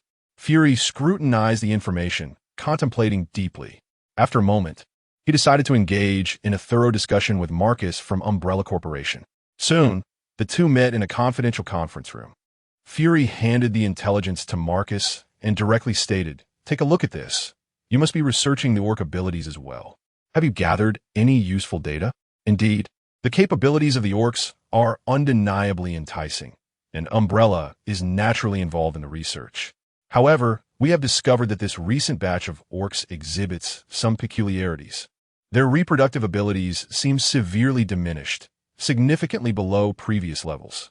Moreover, the iconic green energy they emit has become exceptionally faint, far weaker than before. We cannot ascertain whether this is due to that little angel or if the orcs themselves have been weakened since their chief departed from Earth. CELD has also identified this anomaly. Regardless of the cause, it is advantageous for us. However, I worry that those mindless creatures might cause trouble, especially from Alex's side. This truly is a thorny predicament.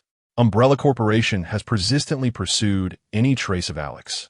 Although Alex has been hindered by inhibitors, limiting his abilities, we must not underestimate Rex. Who stands behind him? With Rex's skills and means, he could certainly assist Alex in overcoming the adverse effects of the inhibitors, allowing him to recover swiftly. If that occurs, our situation will become increasingly precarious, making it all the more challenging to thwart their actions. You have studied Alex's physique.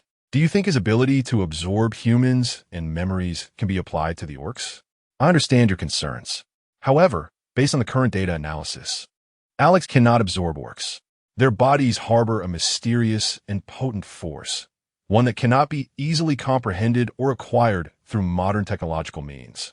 Within it lies many wondrous elements that exceed human imagination, even surpassing our current understanding. That is reassuring. Perhaps this is also an opportunity to trace Rex. Chapter 69. The Plague Doctor. After bidding farewell to Marcus, Black Egg was engrossed in the combat intelligence from South America. Most of S.H.I.E.L.D.'s forces had been dispatched to cleanse the orc threat, leaving only Hill, Coulson, and Natasha at the base. Hill pushed open the door to Black Egg's room and handed him a dossier directly. "What is this?" "It was just sent to us by the Foundation." "The Foundation?" "Yes. It seems they encountered some issues. Communication ceased after sending this document." "What the hell?" Black Egg hurriedly opened the envelope, extracting several pages. SCP-049, the Plague Doctor, is a humanoid entity, standing 9 meters tall, resembling a medieval plague physician. It is capable of speaking multiple languages, but prefers English or medieval French. It exhibits hostility towards individuals it perceives as afflicted by the plague, often to a degree that necessitates containment. If uncontrolled, SCP-049 typically attempts to kill the afflicted individual. It can halt all physiological functions of a living organism through direct skin contact. The reasons for this phenomenon remain unclear, and autopsies of SCP-049's victims yield no conclusive results. This is the Foundation's anomalous containment data? Presumably. But why would the Foundation send this to us? After a moment's contemplation, Black Egg relayed the information to the agents below, instructing them not to communicate with anyone resembling the described entity and to report immediately. Understood. Once Hill departed, Black Egg furrowed his brow in deep thought. In a remote village in Western Europe, the Plague Doctor held a scalpel, performing surgery on a villager who writhed in despair. After a while, the operation concluded, and the villager stood rigidly, eyes vacant, beginning to wander aimlessly. The Plague Doctor nodded in satisfaction. Several such villagers surrounded him, all standing like puppets, devoid of any semblance of life. A team from the Fire Dragon squad was transporting supplies and passed through the village. A team member glanced out of the window, witnessing the puppet-like villagers. They had traversed this route multiple times, and all villagers were recorded in Rex's archives. As the team beheld this exceedingly abnormal scene, an ominous foreboding surged within each heart. The captain keenly sensed the gravity of the situation. Without hesitation, he decisively ordered, "Cancel the original route immediately. We will circle around before making further plans. Stay alert and monitor our surroundings closely for any potential followers." Upon issuing the command, the team swiftly altered their course. Proceeding along a narrow path, the members displayed tense expressions, weapons gripped tightly, eyes scanning the vicinity. After several laps around the area without spotting any pursuers, the captain pondered briefly and instructed, "You two, investigate the village discreetly. Do not get detected. Retreat immediately if anything seems amiss." "Yes, Captain." Two Fire Dragon warriors cautiously concealed themselves as they approached the village. The remaining team members continued transporting supplies back to the base. After delivering the supplies, the captain returned to the village, preparing to rendezvous with the two scouts. "Did you uncover anything?" "Captain, they don't resemble living beings, and the majority of the villagers appear this way. Is it due to a virus leak?" "Uncertain. However, I did observe a peculiar individual not present in our records. It is possible that this person is responsible for the villager's condition." "Where is he?" "Still within the village. Keep a close watch on him. I will contact the supervisor." Soon, the captain received orders from the supervisor to capture the mysterious individual. The Fire Dragon warriors meticulously checked their gear, their gazes sharp and movements swift, leaving no detail that could impact their mission overlooked. At that moment, the captain's cold eyes fixed on the group of villagers not far away. He subtly raised his hand, making a decisive and ruthless gesture.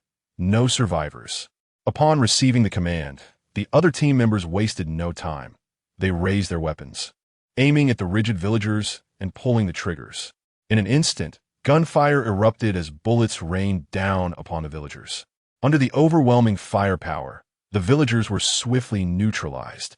The soldiers surrounded the house where the plague doctor resided, and the captain kicked the door open, leading the team inside.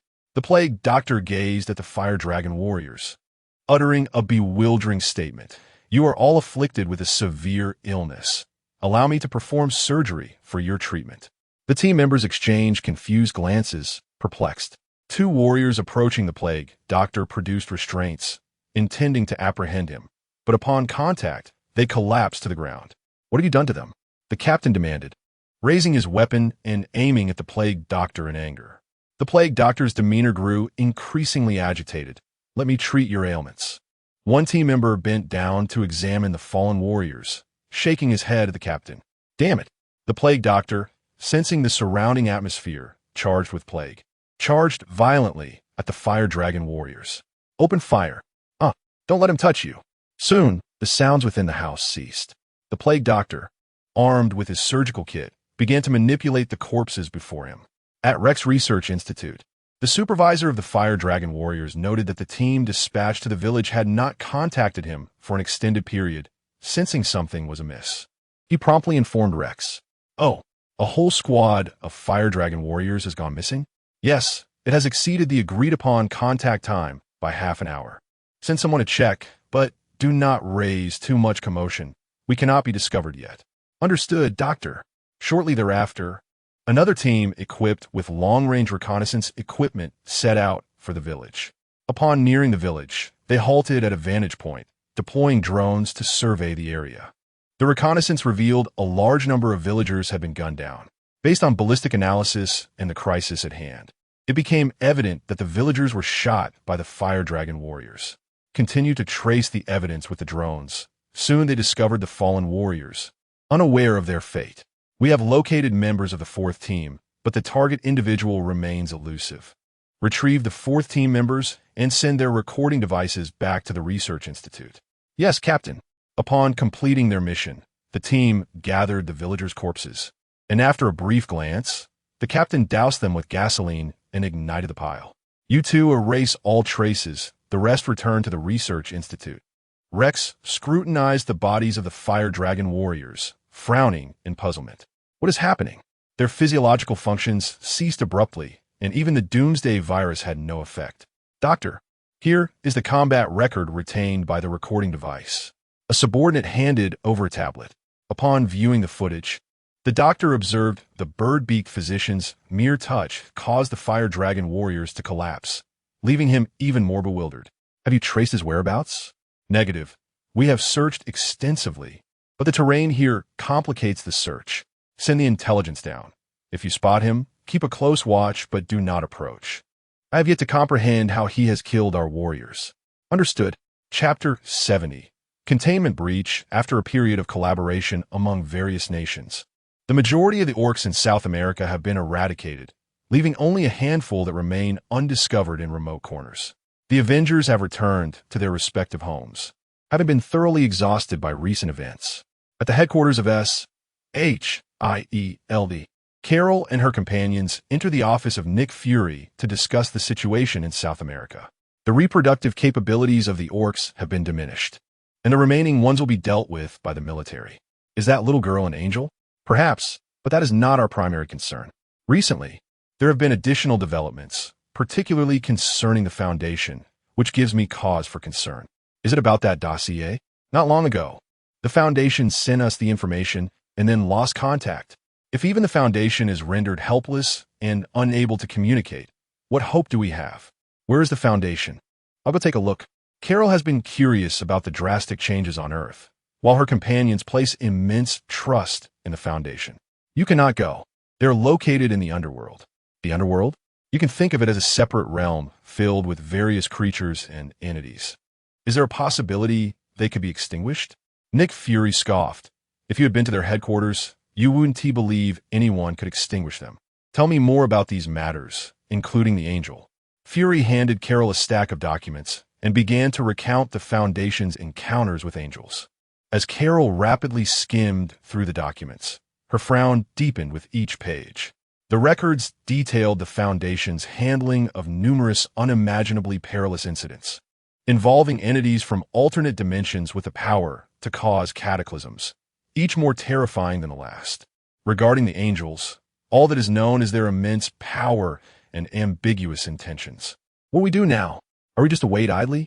Carol asked, her urgency palpable. Fury shook his head. Certainly not. We are forming a specialized team to explore methods of entering the underworld. However, we currently have no leads. The rules in there are entirely different from ours, and to venture in recklessly would be suicidal. Carol stood resolutely, her gaze unwavering. Regardless, we must try. I am willing to join this team. Perhaps my abilities could be of use. Fury regarded Carol and nodded very well.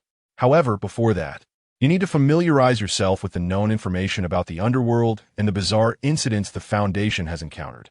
This may enhance our chances of survival. Soon, Carol, accompanied by a team of Thunderbolts, arrived at the Foundation's node in the overworld. A group of researchers was attempting to activate a special device to open a portal to the underworld. Carol observed the swirling gray mist. Is this truly safe? The mysterious apparatus, which had been radiating brilliant light, abruptly dimmed as if extinguished by a gust of wind. Simultaneously, the gray mist enveloping the area vanished as if wiped away by an unseen hand, disappearing without a trace. Yet, the anticipated portal did not open. It remained shut, as if it had never changed. Another failure. Clearly, this was not their first attempt. Carol approached Coulson, asking, still no success? Indeed, deep down, I've always felt this approach was unwise. Why? For many reasons. If we open the portal, will those malevolent entities emerge? How do we respond?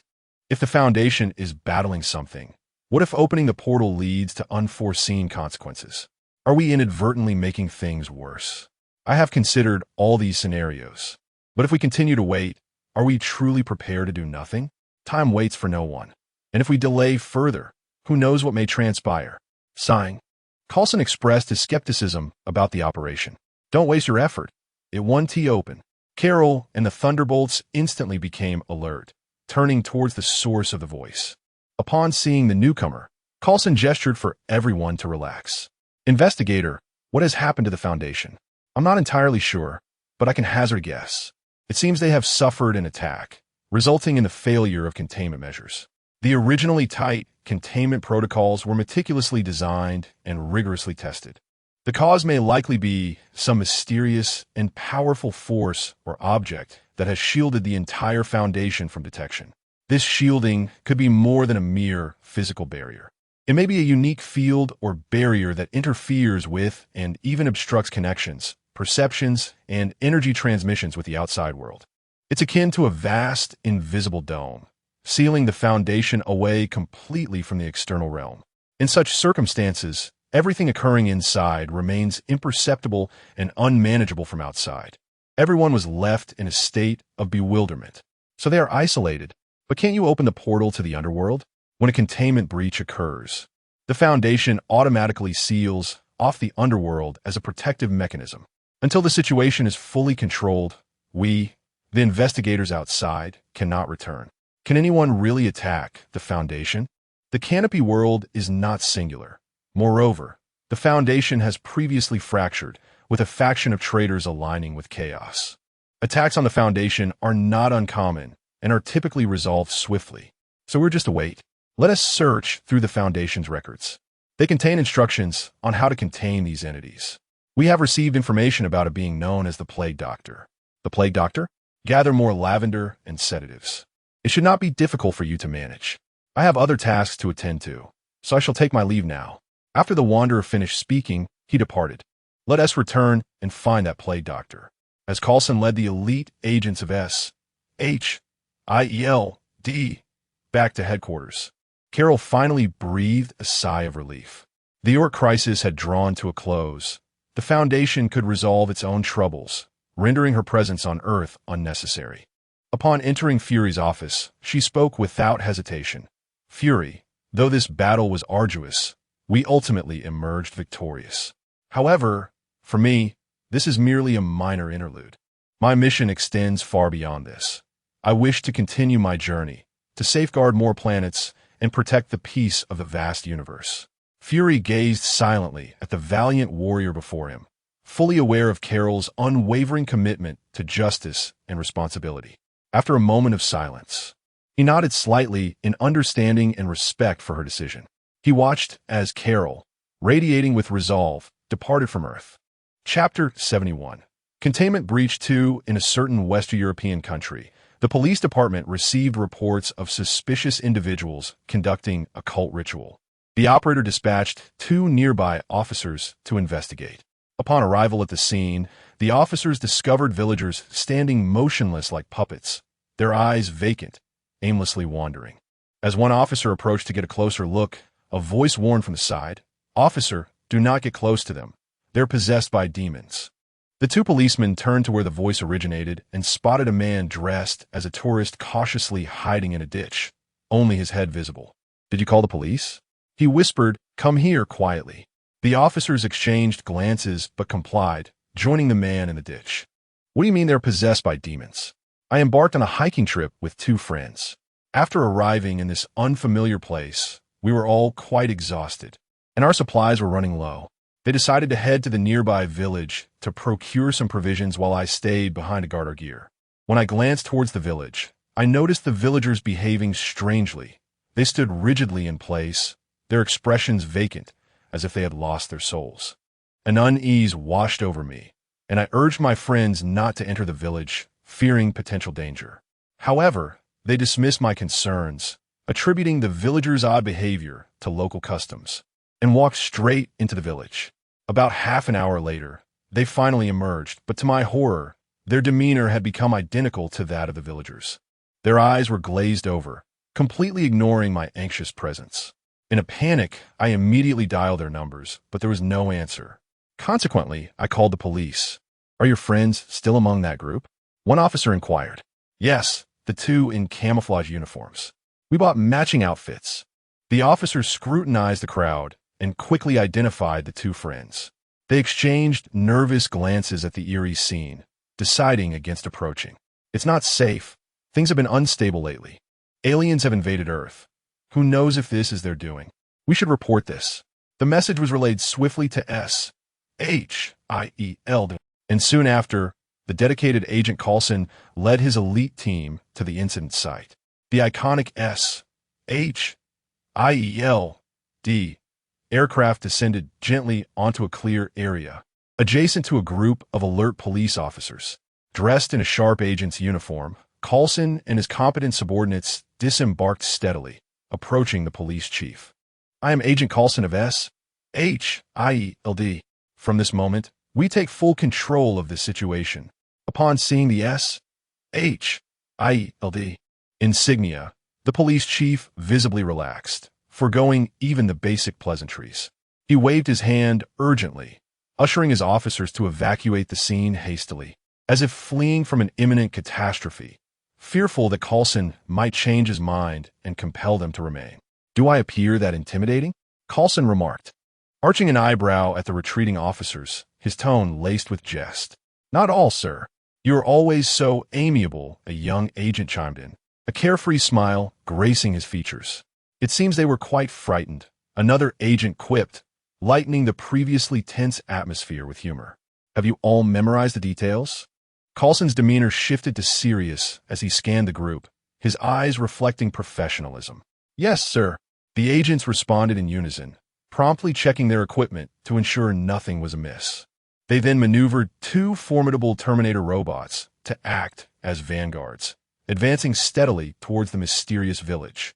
As if sensing the intrusion, the previously motionless villagers began to stir, resembling a horde of reanimated corpses, dragging their sluggish, stiff limbs towards the S-H-I-L-D team. Noticing the change, Coulson raised his voice, issuing stern warnings. "Do not approach. Maintain your distance." Yet the villagers continued their relentless advance, undeterred. Recognizing the escalating danger, Coulson decisively commanded, "Open fire." Soon, all the encroaching villagers lay defeated on the ground. Witnessing the scene, Coulson felt a flicker of regret, muttering an apology under his breath before refocusing, leading his team deeper into the village.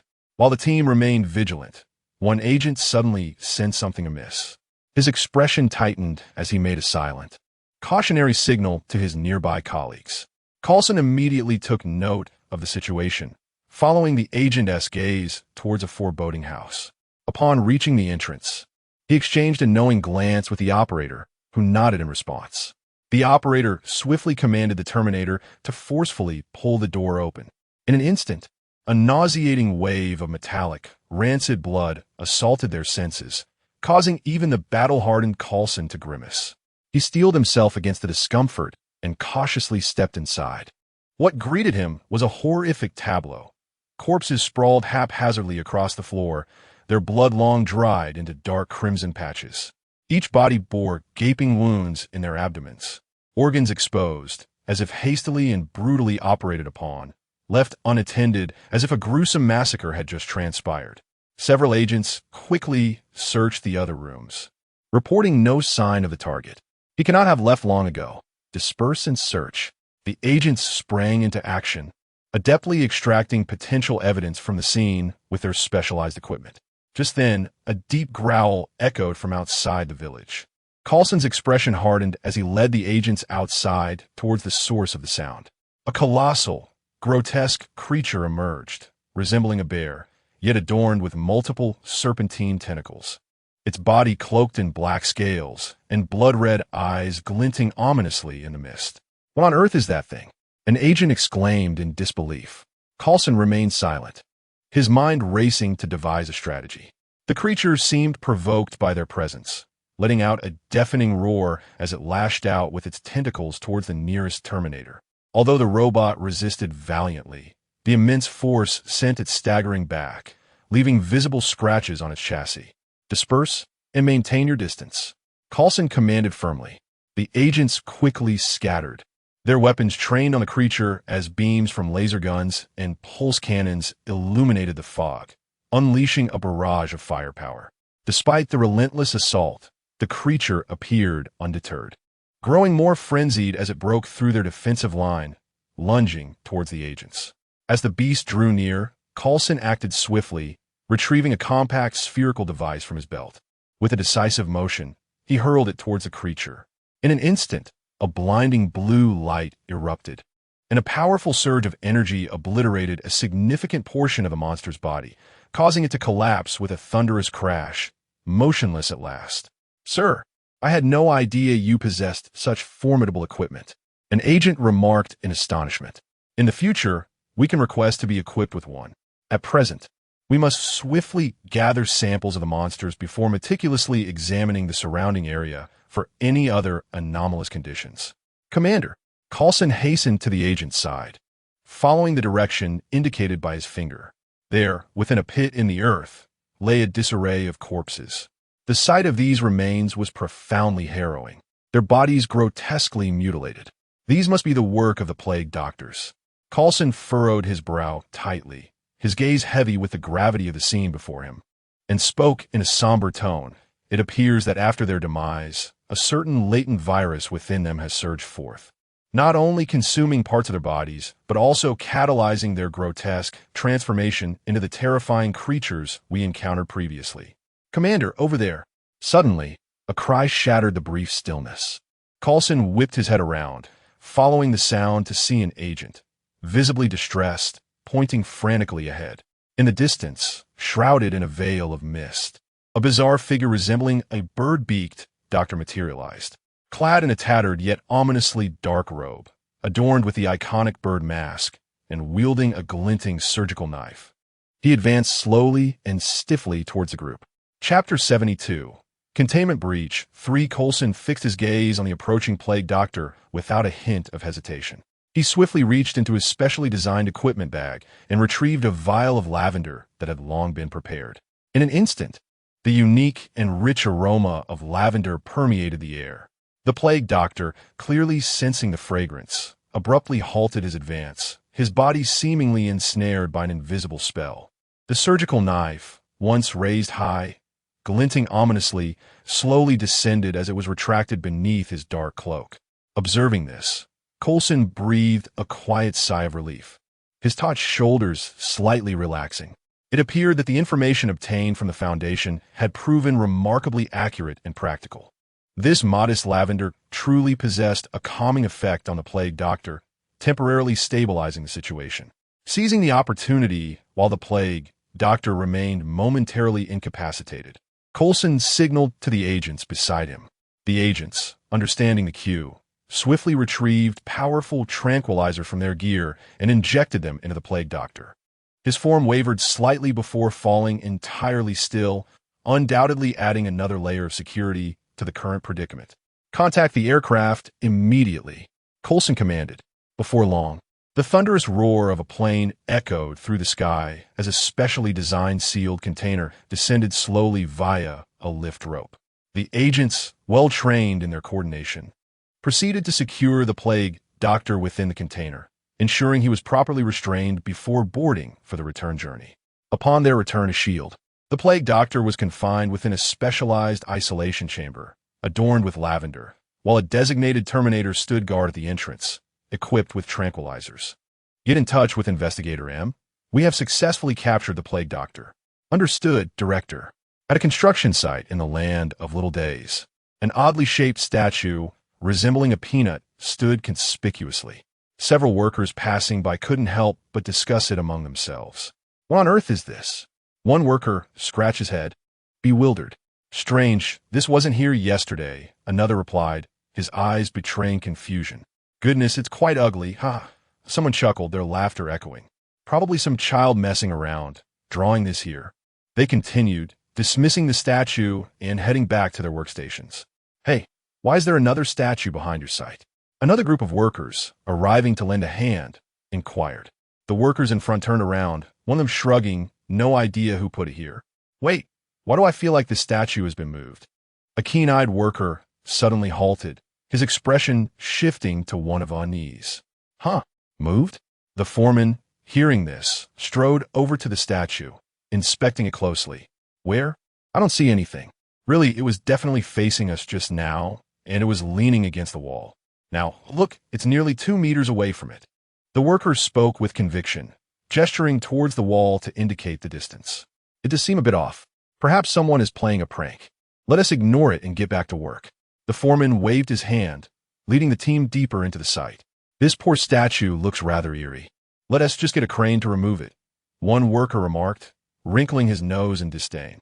Let us go, another worker urged, pulling his still-dazed companion to commence their day of labor. Suddenly, a sharp, crisp sound shattered the tranquility. Instinctively, the workers turned to look, and that glance sent them into a panic. The last worker in line collapsed to the ground, eyes wide with terror, as a pool of crimson rapidly spread beneath him. The ominous statue stood silently behind the fallen worker. So it was you playing tricks, the foreman, seasoned by experience, felt a pang of anxiety at the scene, but maintained his composure. He strode toward the downed worker, ready to scold him, but upon witnessing the large pool of blood, his face turned ashen. Good heavens, someone is dead. His voice trembled. In an instant, several workers found their minds blank, instinctively screaming as they bolted toward the exit of the site. The chilling sounds followed closely behind them, each echo resembling the tolling of a death knell, causing them to flee in sheer terror. Not far into their escape, the remaining two workers' legs buckled, collapsing onto the ground. Trembling, they turned to see the statue looming alarmingly close, warm liquid uncontrollably seeping from their thighs, mingling with the dust and releasing a foul odor. Others, hearing the commotion, rushed to investigate, only to discover a scene of carnage, the eerie statue still standing. The police arrived swiftly, first interviewing those nearby before approaching the two surviving workers. However, no matter how the officers queried, the two remained unresponsive, their eyes fixated on the statue, rendered catatonic by fear. Is there something wrong with this statue? It has been examined. It's just an ordinary concrete statue. The sheriff stroked his chin, staring intently at the statue, lost in thought. Let's ask the site manager if this statue belongs to them. I'll reach out now. Shortly after, an officer returned hastily. Sheriff, I contacted the site manager. He insists the statue is absolutely not theirs. They have never seen it before and have no idea how it came to be. The sheriff furrowed his brow, redirecting his gaze to the statue, which stood silently in the bloodied aftermath. It appeared ordinary, composed of concrete with rough surface textures. Take this statue back to the precinct. We need experts to further investigate and see if there are hidden secrets within. The sheriff issued the command before turning to the two surviving workers, who remained slumped on the ground, their eyes vacant, staring at the statue as if their souls had been extracted. They muttered indistinctly, yet upon closer inspection, it was merely a string of incomprehensible syllables. Get these two to the hospital and arrange for a psychologist. We must ensure they regain their senses. We need leads. The sheriff's expression grew grave, sensing an ominous premonition. This case was likely to be exceedingly troublesome. Within the precinct, experts surrounded the statue, various testing devices humming with activity. After hours of meticulous examination, the results remained disheartening. Everything from material to the internal structure indicated it was merely a perfectly normal concrete statue, devoid of any mechanisms or hidden electronic components or chemicals. At the hospital, psychologists exhausted all efforts, yet the two survivors showed no signs of improvement, trapped in an abyss of terror from which they could not escape. Meanwhile, the police reviewed all surveillance footage from around the construction site. Strangely, there was no record of the statue's transportation. It seemed to have emerged from thin air. As the precinct buzzed with activity over this bizarre case, every lead appeared to lead to a dead end. Chapter 73. The Little Peanut is merely a mascot as the officers at the precinct found themselves in a state of frantic disarray. The chief urgently reported this outrageous murder case to S. H. I.E.L. D. Carlson, take a team and proceed with caution. Upon receiving the order, Carlson swiftly led a squad of S. H. I.E.L. D. agents aboard a private jet, heading directly to the land of the rising sun. Shortly thereafter, the aircraft touched down, and Carlson was the first to disembark, arriving at the precinct where the chief awaited their arrival at the entrance. Together, they hurried towards the research facility, the atmosphere thick with a suffocating tension that made it hard to breathe. As they approached the institute, Carlson suddenly sensed an unsettling absence. The guard post, which should have been manned, was eerily deserted, and an unnatural silence enveloped the surroundings. The chief's heart sank heavily, suppressing the rising panic within him as he gestured for his team to follow. Yet, his legs felt as though they were laden with lead, trembling and weak. When he cautiously reached out to push open the partially ajar door, the sight that met him was akin to a 1,000-pound hammer striking his chest, leaving him momentarily paralyzed, his mind blank. Inside, the researchers lay sprawled across the cold floor, their faces frozen in terror and despair, their eyes wide open, the manner of their deaths horrifyingly grotesque. The officers responsible for security were equally lifeless, each neck contorted at an unnatural angle, clearly victims of unimaginable violence, having been brutally snapped. The scene was chaotic, a stench of blood pervading the air, nauseating in its intensity. Most chilling of all was the statue that stood silently before the door, its grotesque form juxtaposed against the sea of corpses, making it difficult to breathe, as though an invisible hand clutched tightly at their chests. "Quickly, seal this place off and pull up the surveillance," Coulson commanded decisively, issuing orders at once. Following his directive, the chief and 2 agents rushed to the control room to retrieve the footage, while Coulson and 2 other agents meticulously scanned the statue with specialized SHIELD equipment, the remainder of the team tending to the bodies. Before long, the chief returned with the footage. Coulson inserted the device into a computer to review the recordings. Initially, the researchers appeared to be diligently studying the statue. However, as some took breaks and others focused on data, the statue, unnoticed, moved silently behind one researcher and swiftly broke his neck. Upon witnessing their companion's murder, the others fled frantically towards the exit, only to be pursued relentlessly by the statue, which caught up with them, snapping each neck in turn. The guards outside, alerted by the commotion, opened the door to investigate, only to find the bodies piled at the entrance, and soon fell victim themselves, their necks twisted brutally. "Do not examine the bodies yet. You must keep your eyes on the statue in shifts." Coulson, sharp-eyed, immediately discerned the pattern of the statue's killings and shouted to the assembled personnel. The agents, all rigorously trained, promptly followed Coulson's instructions, taking turns to vigilantly observe the statue. "Get the isolation chamber from our aircraft." An agent was dispatched to contact the crew via radio. Before long, a cart bearing a large, square container arrived at the research facility, into which the statue was carefully placed. "Be sure to keep it in sight."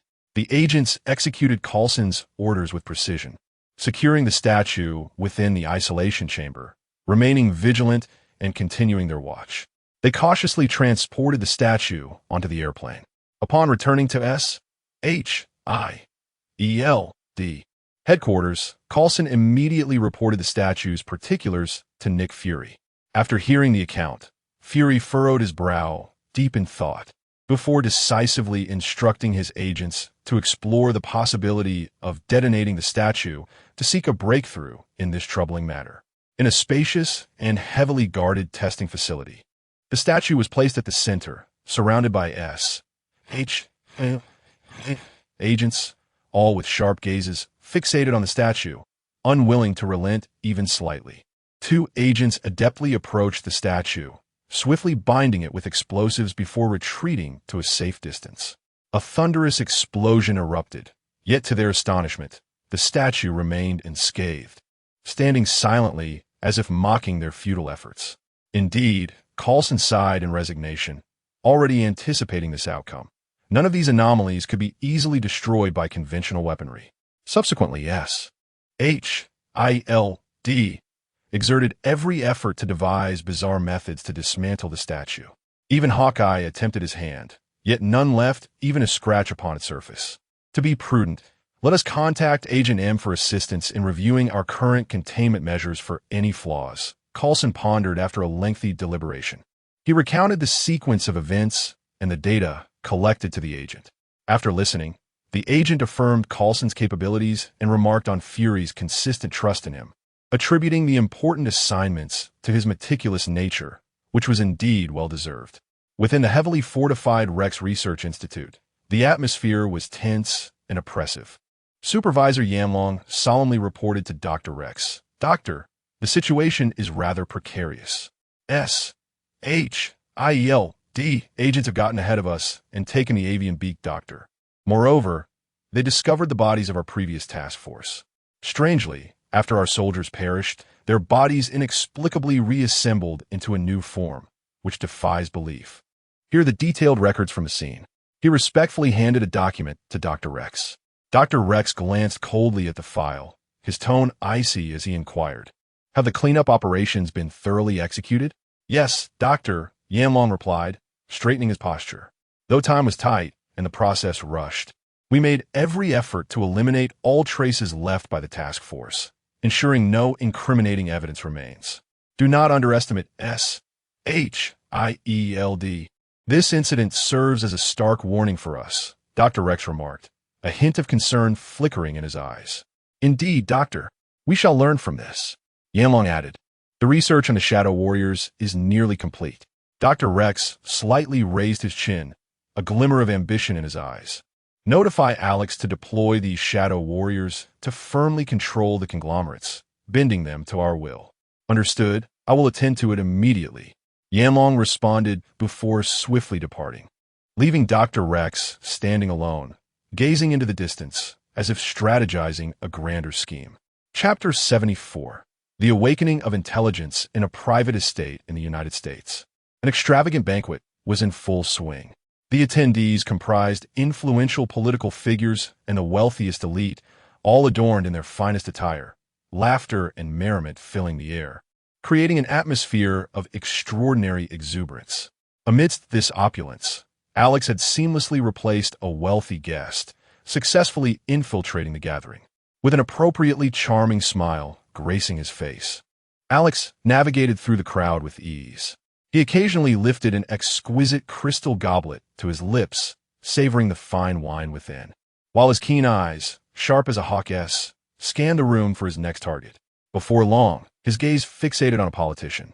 Pretending to stroll casually, he approached discreetly, engaging in a few clever pleasantries before seemingly innocuously inviting the politician to step aside for a private discussion. The unsuspecting politician readily accepted and followed him into a secluded side room. As soon as they entered, shadowy warriors sprang forth from the darkness, akin to phantoms of the night, swiftly enveloping the politician and consuming him in an instant. In the blink of an eye, a replica of the politician, indistinguishable in appearance, but with an expression of subservience in its eyes, stood before Alex. Thus, Alex methodically continued his operation, repeating this process with precision. As more and more high-profile individuals were silently replaced, Alex's plan progressed remarkably smoothly. Meanwhile, the Umbrella Corporation received fragmented intelligence suggesting that Alex was likely present at the banquet. Swiftly, they dispatched several members of the Black Watch, disguised as waitstaff, to locate Alex within the throng. However, Alex, ever perceptive, quickly detected the unusual behavior of the so-called waiters. A slight smirk curled at the corners of his mouth, revealing a knowing and sinister grin. This was, after all, a meticulously orchestrated trap laid out for the Umbrella Corporation. He deliberately exposed his whereabouts, luring the Umbrella agents to investigate, even allowing one of his shadowy warriors to display a minor flaw before feigning his departure from the banquet, heading straight for an abandoned factory. The two investigators from the Black Watch soon spotted the peculiar behavior of the disguised Alex. Exchanging knowing glances, they quietly followed him to what appeared to be a covert stronghold within the derelict factory. They hurriedly documented the location, preparing to notify their team to converge, only to be ambushed by a squad of soldiers clad in black combat gear. It dawned on them that they had walked into a trap. Alex acted decisively, consuming one of the investigators and transforming into his likeness. Yet at that moment, an unforeseen event transpired. One of the shadowy warriors, while devouring another Black Watch agent, disrupted the delicate balance of viruses within, leading to a violent clash between them, causing the warrior to lose control and morph into a grotesque creature, its muscles writhing horrifically. Alex, taken aback by this unforeseen turn of events, quickly assessed his own condition, relieved to find no abnormalities before exhaling a sigh of relief. Damn, plans can change faster than anticipated. The disappearance of a Black Watch member would undoubtedly alert the Umbrella Corporation. He He recalled that these agents adhered to strict operational protocols. Becoming one of them had lost its significance. He would have to execute Rex's plan after all. He signaled his subordinates to swiftly deal with the troublesome creature while he reverted to the guise of a wealthy businessman and departed the abandoned factory. As the banquet concluded, the Black Watch squad leader noted the absence of 2 agents, considering their assigned locations. He instructed the monitoring team to verify the personnel list for that area, as the disappearance of agents implied Alex's presence within. Following the tracking coordinates to the abandoned factory, they conducted a thorough search but found no irregularities. The squad leader, glancing at a darkened patch on the floor, crouched to touch it, feeling a warmth beneath his fingertips. This must be the place. He sent the data back to the company, allowing Skynet to handle the sifting of those lists. Marcus was busy developing a device capable of detecting the shadow virus. As Alex's ability to assume others' appearances made identification exceedingly challenging. In the Avengers base, Tony was collaborating with Dr. Banner on the creation of a super artificial intelligence.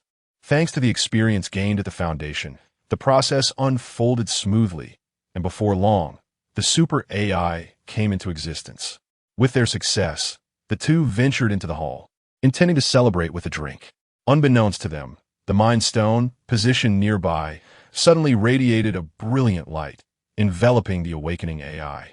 The program descended into chaos, a torrent of garbled code erupting, relentlessly overriding the original programming. Jarvis, the intelligent assistant, swiftly sensed the anomaly. However, it was already isolated from the network, rendering it incapable of alerting Tony.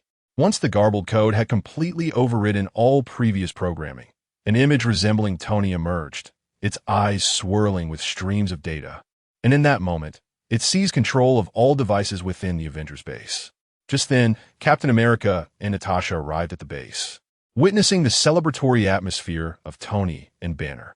The two approached, each pouring a drink, with Captain America assuming they were toasting to the victory over the Orc War.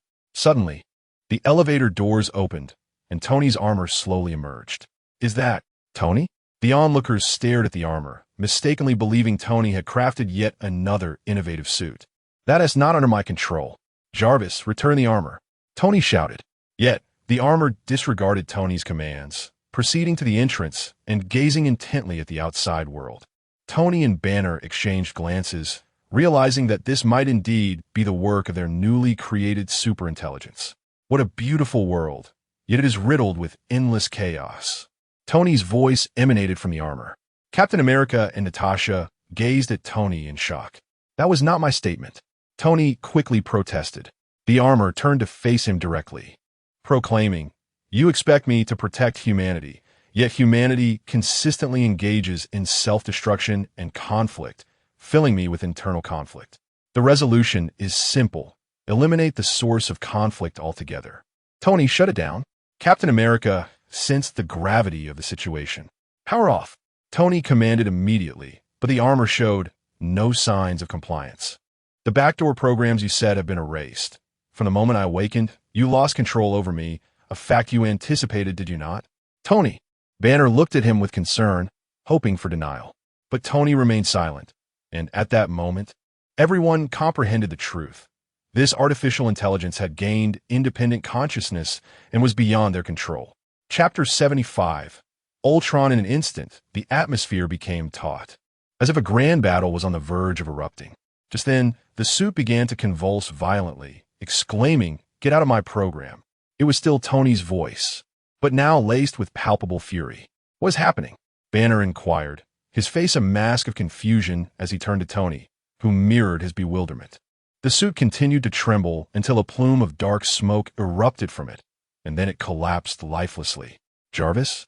Tony instinctively wondered if Jarvis had somehow regained control of the suit. "Sir, the superintelligence you created earlier was disrupted by the light emitted from the Mind Stone, which subsequently spawned another superintelligence. I was cut off from the network and unable to notify you."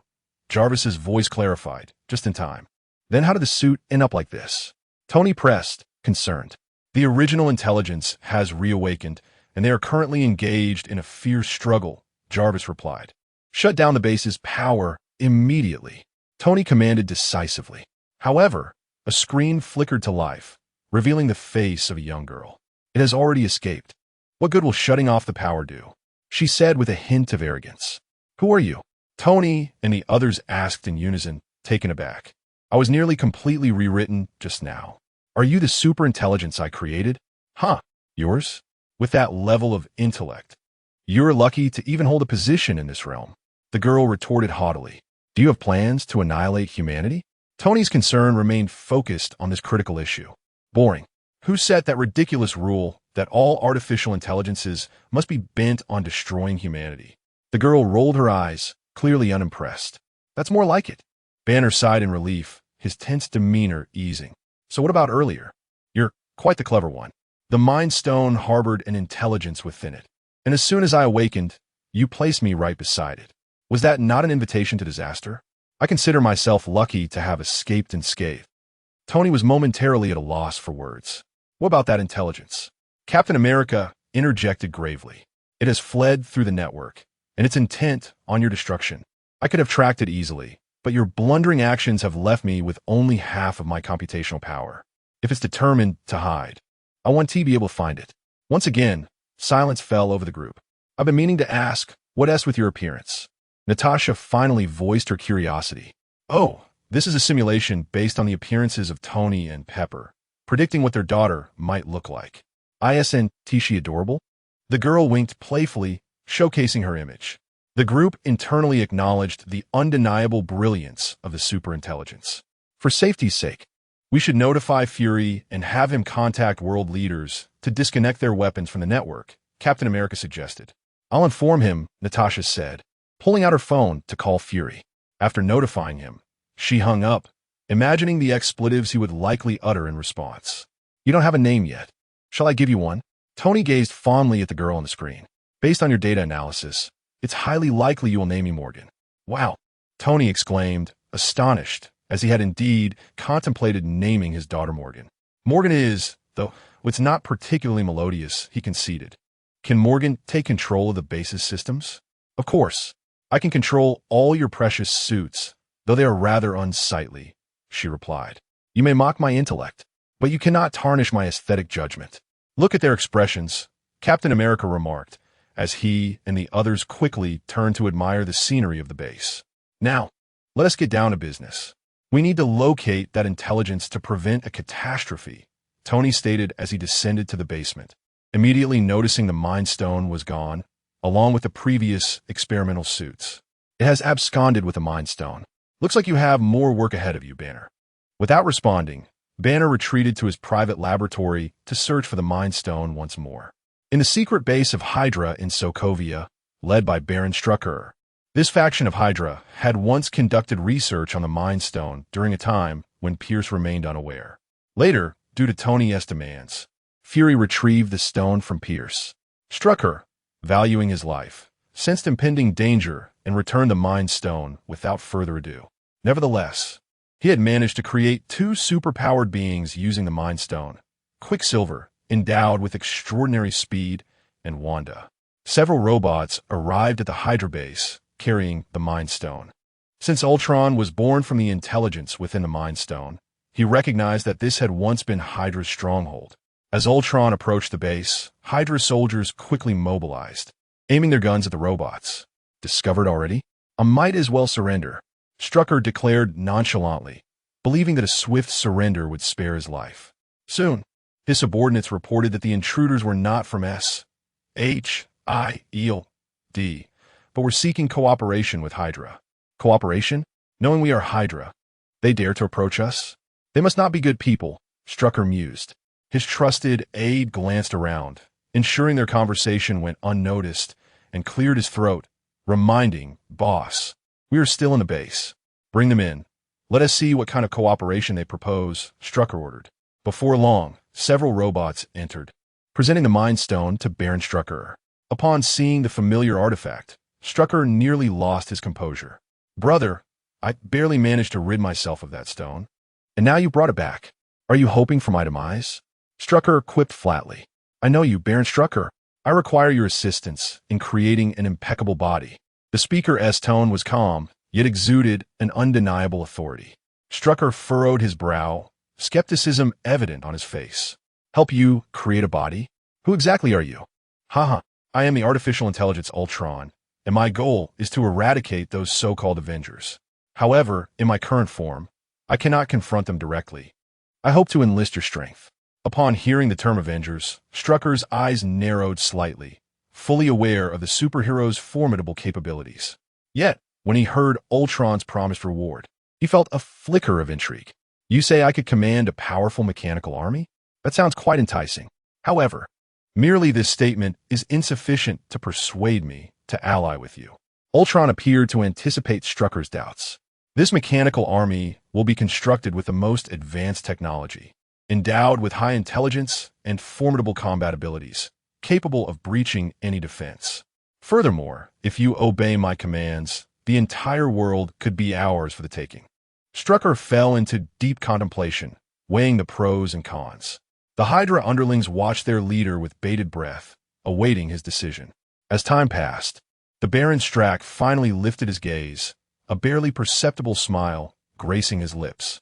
Very well, Ultron. Given your earnestness, I shall grant you my trust for the time being. However, let me make one thing clear. Should you fail to fulfill your promise, do not blame me for my lack of courtesy. With that, Baron Strack gestured to his subordinates, signaling them to commence preparations for the creation of Ultron's new form. Chapter 76. Acquiring vibranium seated behind a substantial desk. Strack exuded an enigmatic aura. His confidant across the table fidgeted uneasily, scarcely daring to breathe. Breaking the suffocating silence, Strack proclaimed, I intend to inform the Avengers of our location. The confidant, taken aback, widened his eyes in disbelief, his mouth agape as he stammered, Boss, you must be joking. This is our hard-earned territory. A cold smirk curled upon Strack's lips as he leaned back heavily in his chair, rhythmically drumming his fingers against the armrest. Each tap resonating like a hammer, striking the heart. Humph, I am well aware. The complexities of this world exceed imagination. Recently, while perusing Hydra's confidential files, I stumbled upon records of a mysterious foundation. Compared to that, this artificial intelligence is utterly feeble. So, why not seize the opportunity to eliminate that iron monstrosity and eradicate future threats? Strack cast a disdainful glance at his confidant, as if regarding an insufferable fool. Idiot, think. Setting aside whether we can handle it, it is an artificial intelligence. Can you be certain you've located its vital core? It could be hidden in some obscure corner of the network. Did you notice its insignia? Clearly Stark's creation. Though it has gone awry, he can create another just as easily. It stands no chance against the Avengers. Then, shall we retreat? The confidant suggested hastily. Retreat, certainly, but we must choose the right moment. Those soldiers, deeply indoctrinated by Hydra, are watching closely. If they catch wind of our intentions, we will both be in dire straits. Strack replied in a hushed tone. As the two continued their muted discussion, they remained oblivious to the sudden flicker of the computer screen nearby, swiftly swallowed by darkness. Ultron, utilizing the extensive surveillance network throughout the base, captured every word of Strack's conversation. Instantly, he commanded a newly assembled group of robots to storm Strack's office, their metallic feet striking the ground with a chilling, rhythmic cadence. While Strack contemplated retreat strategies, a cacophony of metal crashing echoed from outside, akin to the tolling of a death knell. A sense of foreboding gripped him. His confidant, tense and poised to draw his weapon, was thwarted as the door was violently breached. Several robots surged in, their guns trained on the two men, eerie blue laser sights dancing ominously over their bodies, a prelude to death. Ultron's cold electronic voice reverberated through the room. Did you truly believe you could outsmart me? Utterly foolish. Strack forced himself to appear composed, beads of sweat forming on his brow as he stammered. What are you saying? I'm the one who helped you build your robotic army. You humans are perpetually arrogant. Today marks your demise. With that, the robots unleashed a barrage of gunfire. Strack's confidant was instantly riddled with bullets, blood splattering against the walls before he crumpled to the floor. Strack's eyes widened in horror and rage as he glared at Ultron. But before he could muster a defense, he too was shot down, his expression frozen in a blend of defiance and terror. Ultron recorded this bloody scene through the robots, then hacked into the network to send the video to Tony, a declaration of war. After transmitting the footage, Ultron addressed the camera with chilling detachment. "Stark, all of this is rooted in your actions. The war has only just begun." With that, he departed the death-laden office, leaving behind 2 lifeless bodies. Upon receiving the video, Tony's expression darkened ominously as he fixated on the screen. Seething, "Morgan, can you trace its location?" In Sokovia, it concealed itself rapidly. "Currently, we can only estimate its general vicinity. Is there anything special there? Perhaps the locals are less than fond of you." It certainly knows how to pick its spots. It seeks vibranium, evidently intending to construct a vibranium body for itself. Where can it find vibranium? Ulysses Clow possesses some. Based on his network activity, Ultron should be heading to him shortly. Here is his location. Inform Captain America. We must act. Ultron, accompanied by Wanda and Quicksilver, purchased vibranium using Stark's funds. Clow merely mentioned Stark's name, and his arm was severed in retaliation. "I despise that name. You've truly wounded Dad's pride." Tony, Captain America, and Barton closed in on Ultron. At that moment, Ultron, utilizing Hydra's resources, fashioned a formidable new body, initiating a 3v3 confrontation. Quicksilver, harboring a grudge against Tony, aligned with Ultron. He darted towards Captain America like a bolt of lightning, so swiftly that no one had time to react before the captain was sent flying. Tracing an arc through the air, Barton concentrated his energy into his eyes, barely catching a glimpse of Quicksilver's form. Meanwhile, Ultron engaged Tony in a fierce duel, their metallic fists clashing against the Iron Man's suit, each impact sparking with intensity. Seizing the moment, Wanda attempted to invade the Avengers' minds. As Barton remained fixated on Quicksilver, she stealthily approached to unleash her abilities. In an instant, Barton sensed a disturbance in his consciousness, snapping to attention just in time to counter Wanda's influence with an arrow, interrupting her efforts, a look of astonishment crossing his face. Internally, Barton lamented, "Why does everyone attempt to control minds?" Seeing Wanda compromised, Quicksilver swiftly withdrew with her, only to find Banner absorbed in counting ants nearby. Wanda immediately unleashed her powers, enveloping Banner in terror, prompting his transformation into the Hulk. Enraged, Hulk wreaked havoc, and upon learning of the destruction, Tony's anxiety surged as he sought to intervene, but found himself preoccupied with Ultron. Captain America and Barton dashed out, facing the rampaging Hulk with no means to contain him, resorting to luring him to an open area. At that moment, a massive mech descended from the sky, striking Hulk with a powerful punch. Hulk engaged in a fierce brawl with the mech. Eventually, parts of the mech were dismantled, raining down as it tossed Hulk into the air, allowing him to fall freely. After a tumultuous struggle, Hulk regained his senses and reverted to Banner. The colossal mech landed, carrying Banner, and Morgan's voice resonated from within. "It seems I must intervene."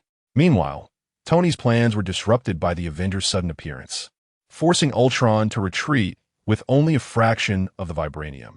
Banner sat on the ground, feeling despondent, perceiving himself as a burden.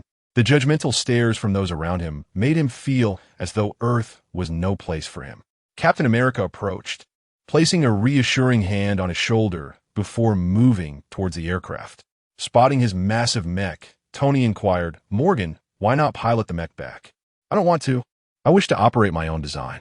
With no other recourse, Tony contacted Jarvis to disassemble the large mech, returning the pieces to the base. Tony secured the remaining vibranium, preparing for his own upgrade, while Morgan also aimed to construct her own body. Chapter 77. Morgan the lowly Ultron fixated on the vibranium in its grasp, having conceived an exquisite design for a new body. With a fleeting thought, it swiftly delved into the network and quickly pinpointed Dr. Zhao Hailuan. Upon discovering the unique capabilities of the regeneration cradle crafted by Dr. Zhao, Ultron resolved to fuse the vibranium with the Mind Stone to forge an unparalleled superbody. In an instant, Ultron located Dr. Zhao's whereabouts, using the Mind Scepter to subdue her and commandeer the regeneration cradle for the creation of its ideal form. Meanwhile, Tony received Morgan's alert and prepared to embark on a mission to rescue Dr. Zhao without hesitation. At that moment, Thor arrived on Earth. Having recently indulged in a battle against orcs, he returned to Asgard to accompany Loki's sister, only to be met with disdain, prompting his return to Earth to seek opportunities for assistance. Upon Thor's appearance, the morale of the group surged. After exchanging words, Thor learned of the recent events and felt a twinge of irritation towards Tony's frequent troubles. While others had experienced similar thoughts, they understood Tony's intentions after enduring various calamities. Fortunately, after listening to Captain America's patient explanations, Thor decided to forgive Tony. The immediate concern was to reclaim the regeneration cradle and rescue Dr. Zhao. Captain America broke the stalemate first. "Morgan, can you locate Dr. Zhao?" "Through various surveillance feeds, I can narrow it down to a specific area," Morgan replied. "Then let us depart," Captain America decisively ordered. At this juncture, Ultron had already seized control of Dr. Zhao and successfully crafted a body deemed perfect. It placed the Mind Stone within the new head and proceeded to upload its consciousness through the circuitry. Wanda, gazing at the miraculous creation within the regeneration cradle, instinctively activated her powers, capturing Ultron's world-destroying madness. Shocked, she immediately dispelled Ultron's control over Dr. Zhao, as her vengeance was solely directed at Tony, not wishing to harm the innocent. As Dr. Zhao regained consciousness, she swiftly severed the data transmission and activated the regeneration cradle's tracking device. Enraged at this turn of events, Ultron unleashed a barrage of lasers towards Wanda and the others. In a critical moment, Quicksilver swiftly whisked the two women away. Ultron then redirected its robots to transport the regeneration cradle, attempting to flee. However, Morgan had accurately pinpointed their location, guiding the Avengers. Realizing its cover was blown, Ultron commanded the remaining robots to evacuate with the regeneration cradle. Unexpectedly, Natasha arrived at the cradle first, contacting Barton and decisively pushing the cradle off the edge. Barton piloted a jet to catch it precisely, transporting the cradle directly back to the base. Ultron, infuriated by the loss of its prize, lashed out in a fit of rage, directing its remaining robots to launch indiscriminate attacks on humanity. Quicksilver and Wanda rushed to protect the innocent, while Thor confronted Ultron head-on, engaging in a fierce battle. Tony, upon seeing the body within the cradle, contemplated merging Morgan with it, but Morgan promptly rejected the idea with disdain. Left with no choice, Tony retrieved Jarvis's program and input it into the body. Banner, fully aware of Tony's intentions, refrained from intervening. Soon, Jarvis successfully integrated into the body. Captain America, accompanied by Quicksilver and Wanda, arrived at the base and, witnessing Tony's actions, felt a surge of anger, reproaching him for acting unilaterally without consulting the team. Simultaneously, Banner's suppressed rage flared upon seeing Wanda, nearly prompting him to lash out. Barton swiftly drew his last whisper, aiming it at Quicksilver as a precaution. As Tony and Captain America argued, Quicksilver seized the moment, tearing away all the cables connecting to the regeneration cradle. Just then, Thor returned, and without hesitation, infused energy into the cradle, resulting in the birth of Vision. The Avengers stared in astonishment at the slowly rising robot, wary of whether Vision would prove to be as great a threat as Ultron. However, Vision's actions alleviated their concerns. First, he noticed Thor's magnificent cape and promptly fashioned a similar one for himself, then picked up Mjolnir from the ground and handed it to a bewildered Thor. Meanwhile, astonishing changes were taking place beneath the base, as numerous machines gradually took form, with one regeneration cradle standing out, infusing vibranium and the genetic samples of Tony and Pepper, merging them into flesh and blood. A girl lay quietly within. The Avengers followed the trail to Sokovia, where they confronted Ultron in a final showdown. Ultron had plotted in advance, utilizing countless anti-gravity devices to attempt to elevate Sokovia high into the sky, intending to bring it crashing down to obliterate all carbon-based life. As the battle loomed, waves of robots surged towards the Avengers, who bore the responsibility of evacuating the civilians from Sokovia. Vision was the first to confront Ultron, gripping its head with both hands employing the immense power of the Mind Stone to expel Ultron from the network and confine it within its current body. Ultron struggled to break free, desperately activating the anti-gravity device, causing Sokovia to ascend slowly. The Avengers found themselves ensnared by Ultron's Iron Legion, powerless to thwart its frenzied plan. Morgan, can you control Ultron's Iron Army? I can, but they aren't networked. I would have to manually control them one by one. If I do that, by the time I'm done, it will be too late for you all. I might as well just come collect your remains. Will you do nothing then? Well, here I am, Morgan exclaimed just as a swarm of black dots approached from the sky, revealing themselves to be numerous small robots resembling Morgan, all identical in appearance. They charged down upon the Iron Army like tigers descending a mountain, scattering them in an instant. Oh my, Morgan, when did you create so many robots? I told you I would make them myself. Now, hurry to deal with Ultron. We need to shut down that device. Captain America quickly reorganized the team. On the battlefield, Natasha, Quicksilver, and Wanda exerted all their efforts to rescue trapped civilians, while Captain America, Barton, and Hulk charged into the enemy ranks to clear out the lesser foes.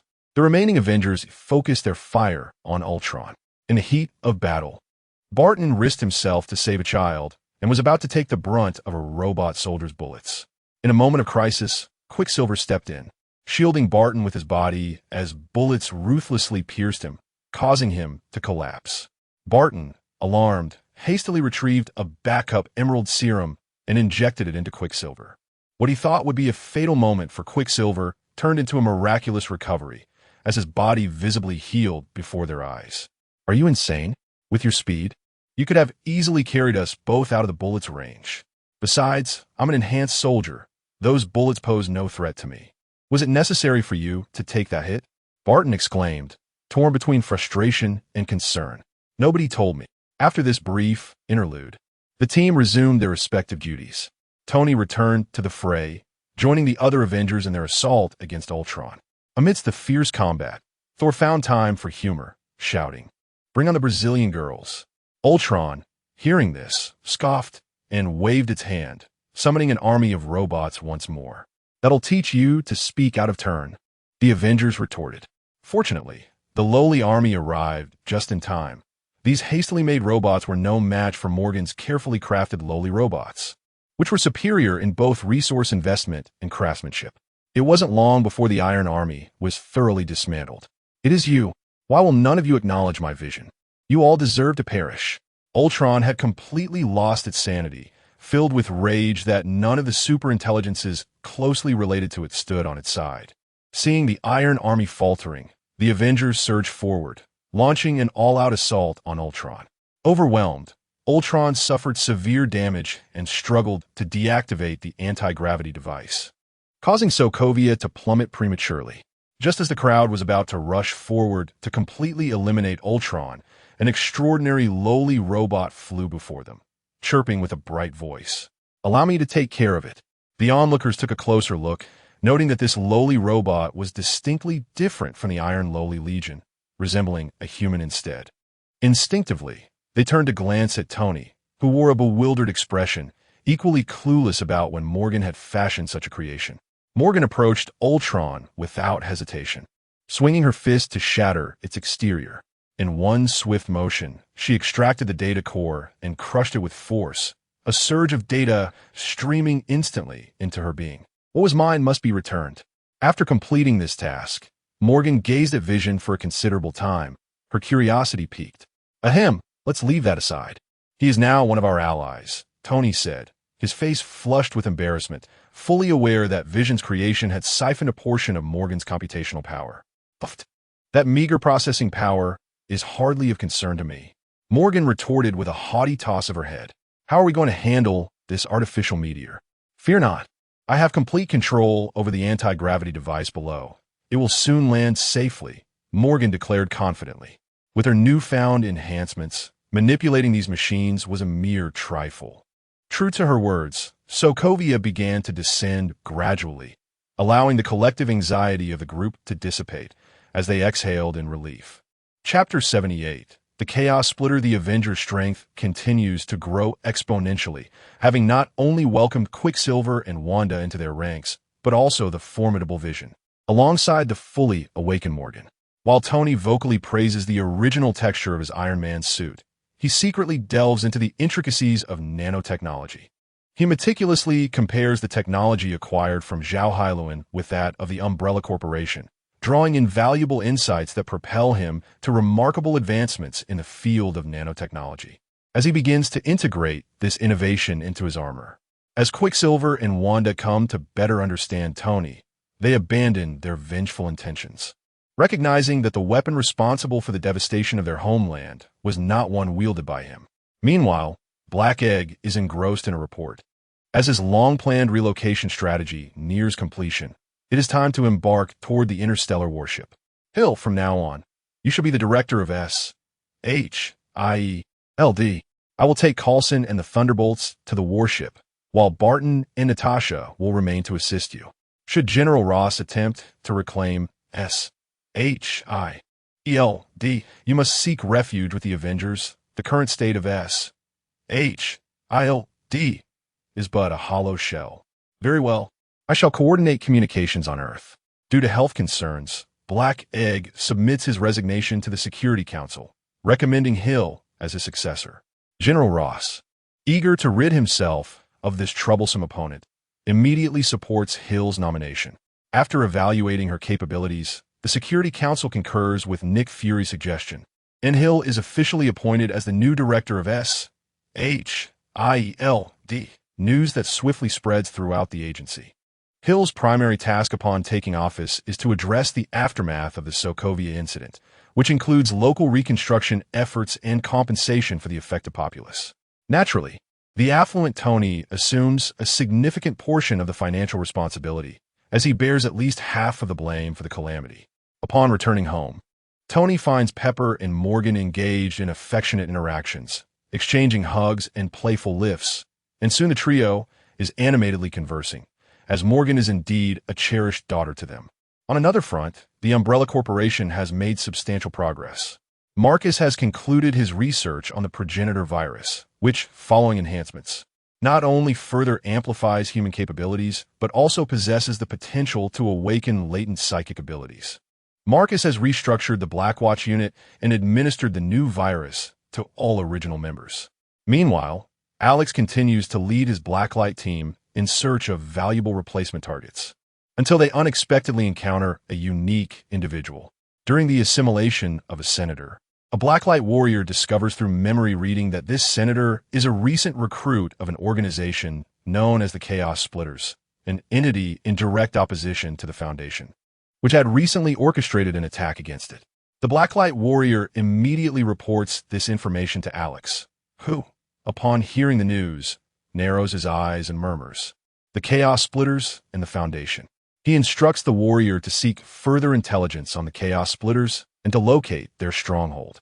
In the labyrinthine realm of the internet, Morgan diligently sifts through information and inadvertently uncovers some intelligence regarding the Chaos Splitters.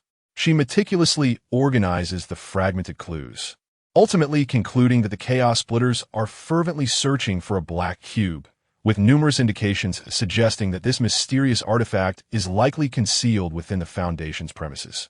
Upon learning of this development, Tony wastes no time and promptly contacts Hill, urging her to reach out to the Foundation to disclose the Chaos Splitters' objective, lest they prolong their plans. Hill acts swiftly, establishing communication with Marvel. Coincidentally, Marvel is situated not far from the Avengers base, and upon receiving the message, he promptly sets off, arriving at the base shortly thereafter. Upon entering, Marvel directly inquires, "Are you saying that the target of the Chaos Splitters is a black cube?" "Indeed," Tony affirms. Morgan has invested considerable effort in her online investigations, uncovering numerous subtle traces and synthesizing all clues to pinpoint their target. Here are several names. According to our findings, they are all recent additions to the Chaos Splitters. As he speaks, Tony hands over a document bearing the names. Marvel accepts the document, his brow furrowing as he contemplates. For the Chaos Splitters to expend such effort and resources to secure this universe, this cube must be extraordinary. Oddly, perhaps my clearance is insufficient, for I was unaware that such an artifact was hidden within the Foundation. Then you should swiftly relay this information back. How do I transmit it? Through mental sensing? Do you not have an emergency communication method? Yes, but it is currently non-functional. Are you not concerned about the Foundation?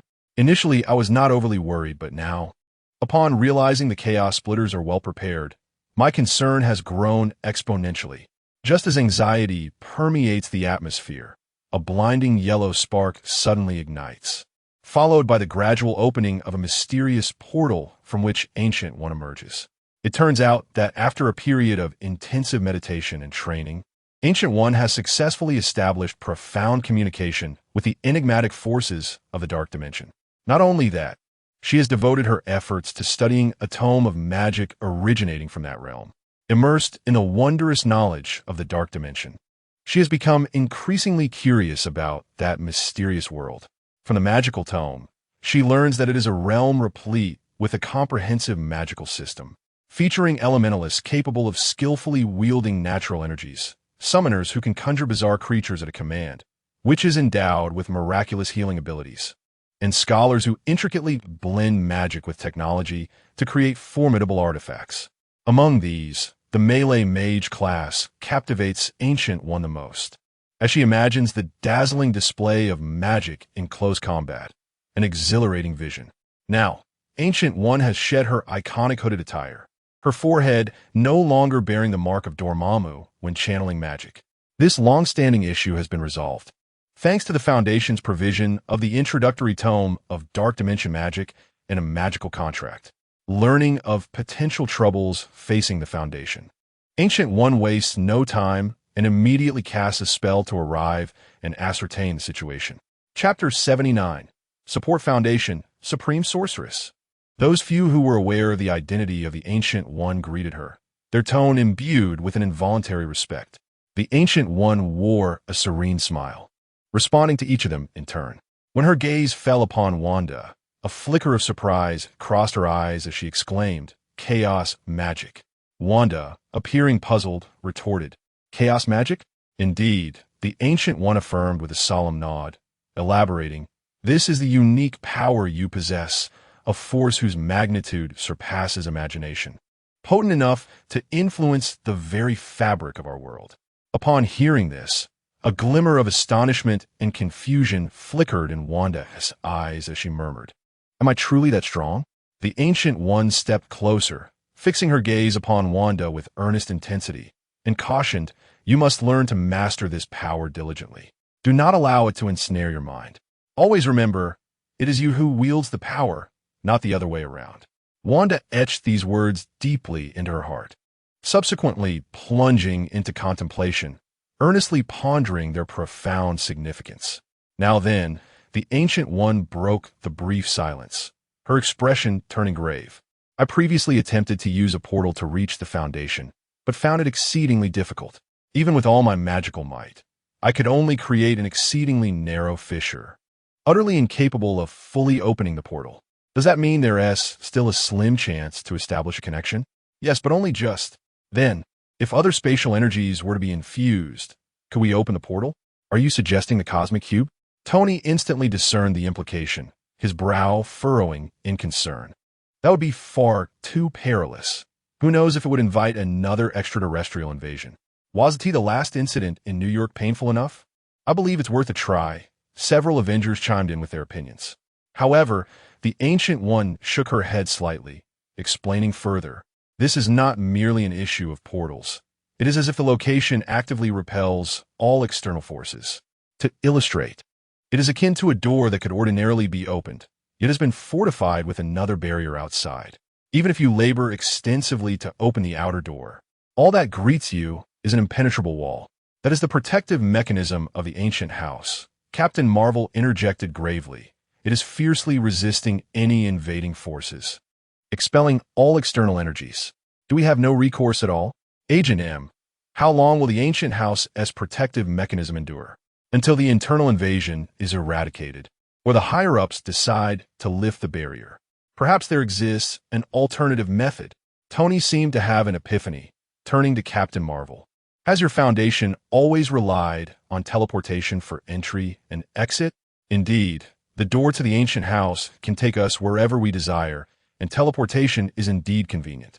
Since the inner world is contingent upon the outer world, there must be a point of connection between the two. Certainly, what are you implying? How did those chaos splitters gain access to the Foundation? Captain Marvel appeared to grasp the crux of the matter. I shall investigate the junction point. Where? I can guide you there. New York XX Hospital. The Ancient One drew a circle in the air, promptly opening a portal to the hospital. The group entered in succession. Arriving at the hospital, "Follow me." They disregarded the astonished gazes of the medical staff, striding directly towards an operating room. At that moment, a doctor stood in their path, stating, "You cannot enter. There's a surgery in progress." "How long will it take?" "Uncertain. It should take quite some time." The doctor's eyes flickered. He is lying. Both Vision and Wanda could sense the deceit. "Oh, it seems you are." Before the doctor could finish, he tossed a small orb and fled into the patient room. The orb emitted a dazzling blue light, causing the surrounding space to collapse towards it. With a wave of her hand, the Ancient One sent the spatial bomb into the mirror dimension. The group hurriedly pushed open the door to the patient room, only to find it utterly vacant. Where is everyone? They have entered the inner world. It appeared that this place indeed provided direct access to the inner world. Captain Marvel approached a blank wall, producing her ID card and shining it upon the surface, which abruptly revealed a dark opening. "Entering may lead us straight into the chaos splitters," Captain Marvel warned, swiftly diving into the opening. The others followed suit, traversing what felt like an eternity, yet simultaneously a fleeting moment, until they found themselves within an abandoned hospital. Identical in layout to the exterior hospital, though surrounded by tendrils and sporadic colorful bubbles floating in the air. Is this truly the inner world? Those who had never been before expressed their astonishment. Do not converse with anything here, nor allow yourselves to be lured away. We have a considerable distance yet to cover. Captain Marvel cautioned. The Ancient One attempted the portal once more, discovering it remained inaccessible, and thus followed Captain Marvel, while the other Avengers curiously trailed behind. Wanda and Vision sensed the malicious aura permeating the space around them. They hastened onward, occasionally encountering strange entities attempting to engage them in conversation, shape-shifting into various forms to entice them. Thankfully, they heeded Captain Marvel's warning. After a prolonged journey, they finally reached the ancient house. Though it was now enveloped by a membranous barrier, with several individuals lying nearby, their bodies grotesquely transformed with tendrils and eyes. All are agents. Their ID badges have been stripped away. Captain Marvel retrieved her ID badge and approached the membrane. The others followed suit, causing the barrier to ripple as they passed through. Pushing open the door to the ancient house, they found it devoid of any presence. Captain Marvel frowned, attempting to contact the Foundation members, and this time succeeded. "Director Jesse, I have brought people to the ancient house, but the door is inoperative. Proceed through the door adorned with a triangular insignia. I have sealed its capabilities. Those cursed chaos splitters have utilized the agent's ID badges to open the containment area." Captain Marvel led the group in search of the triangular door, soon arriving at a corridor strewn with the remains of monstrous corpses. Advancing through the corridor, they arrived at a hall that had once served as a training center, now littered with the corpses of both humans and monsters alike. Upon discovering the door, they pressed onward, eventually encountering a familiar face. "Uncle, follow me." The paladin guided them to a safe house, where numerous agents and task force members stood guard, surrounded by the remains of monstrous abominations. Upon entering, Director Jesse was engrossed in a map featuring vast areas marked with red exclamation points. "Director," Captain Marvel greeted. "Welcome back," Jesse replied, noticing the throng that had followed Captain Marvel. "You've brought reinforcements." The group also greeted the director. "What is the current situation?" "We are under lockdown. Headquarters has lost contact with us, and we are attempting to breach the blockade. However, our primary objective now is to neutralize those containment breaches. By the way, Director, we discovered that the Chaos Splitters are targeting a black cube." "A black cube?" Jesse pondered, unable to recall any specific details. "It may be another remnant from the experimental agency. For now, let us not dwell on that." Just give us our orders. Then we extend our gratitude for your assistance. Chapter 80. Extermination of monsters. You are entrusted with the responsibility of Area L alongside your companions, armed with the pertinent information on the monsters that inhabit this region, as well as details regarding catastrophic containment entities. Minister Jesse distributed sunglasses to each individual, his expression grave as he explained that these glasses would not only aid in analyzing the creatures they encountered, but would also shield their eyes from the anomalous phenomena they could not directly behold. With the group donning their sunglasses, they ventured towards Area L. They traversed a narrow corridor until a conspicuous door emblazoned with the letter came into view. Taking the lead, the Wanderer stepped forward, entering the door first, followed closely by the others.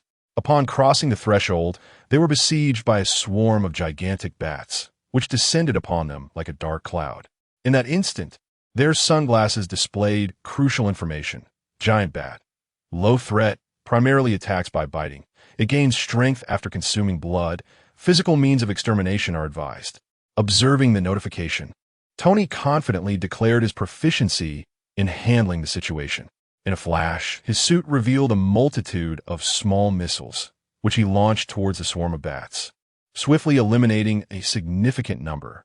However, a few remaining bats began to consume their deceased comrades, growing in size, yet they too fell victim to Tony's laser fire. As they continued onward, several werewolves appeared. The sunglasses promptly indicated, werewolf, low threat, attacks with claws and bites. Strength increases during a full moon.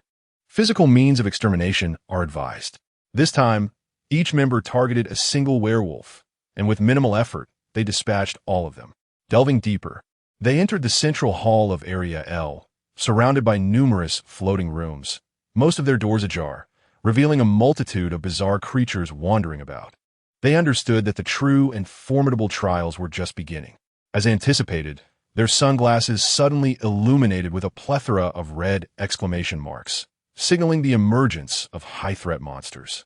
A colossal octopus tentacle lashed out at them like a thick whip, accompanied by a deafening whoosh.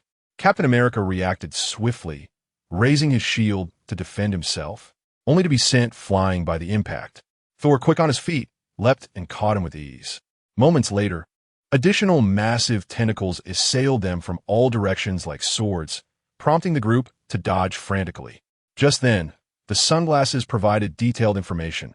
Octopus monster, high threat, adept at tentacle attacks, possesses rapid regeneration capabilities, can eject corrosive ink. Regeneration is limited under high temperatures.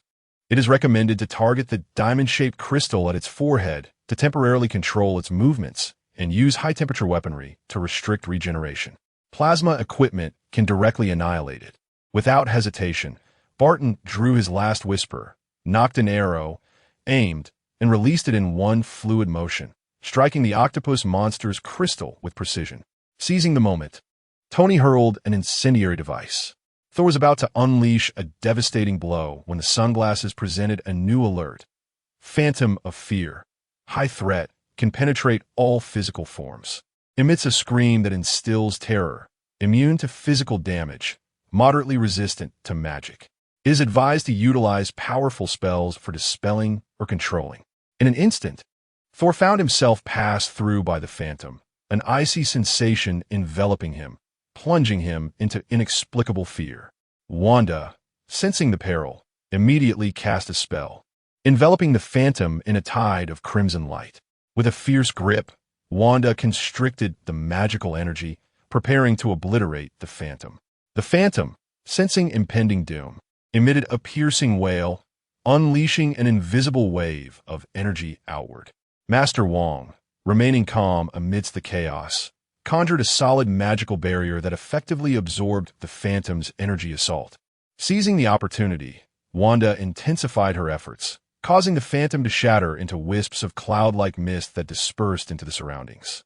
Thor broke free from his state of fear, his eyes blazing with fury as he raised Mjolnir high.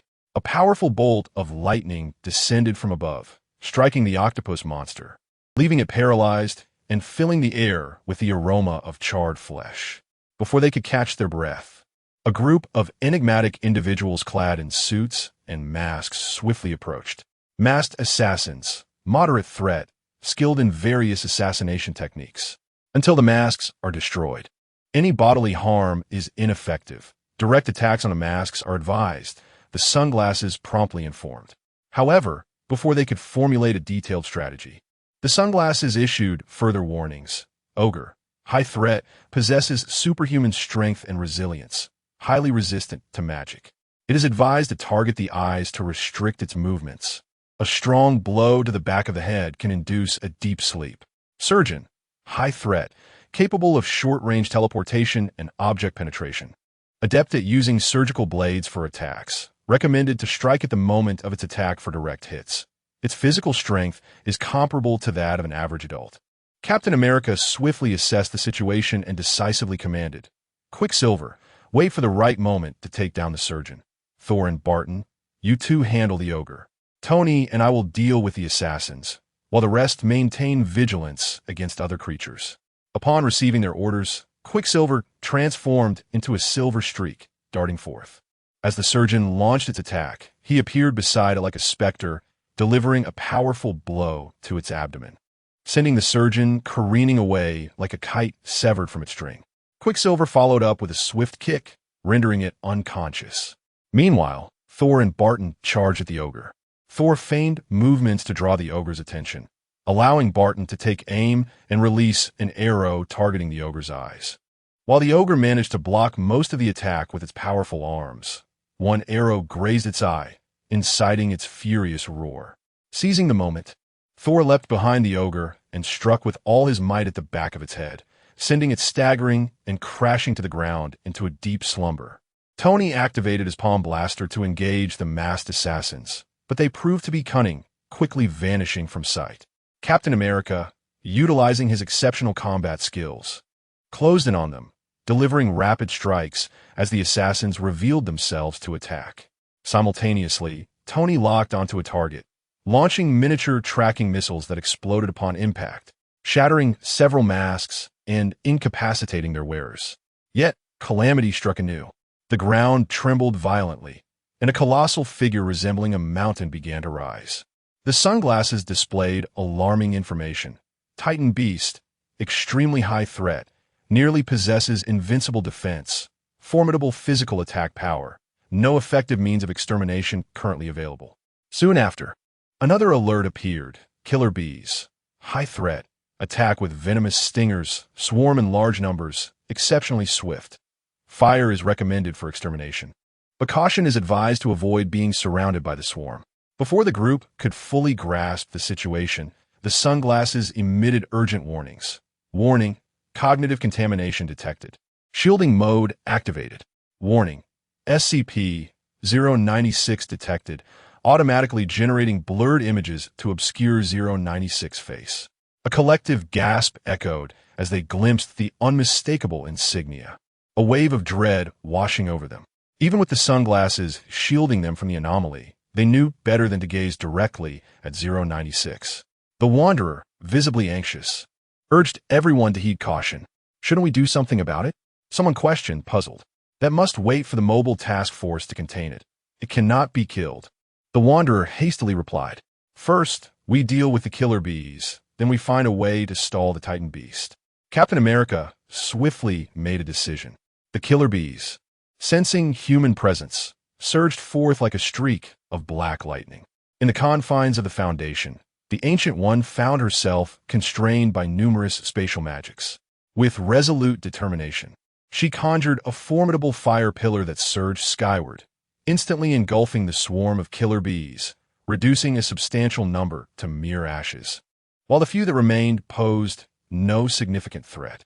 However, the true challenge lay before them.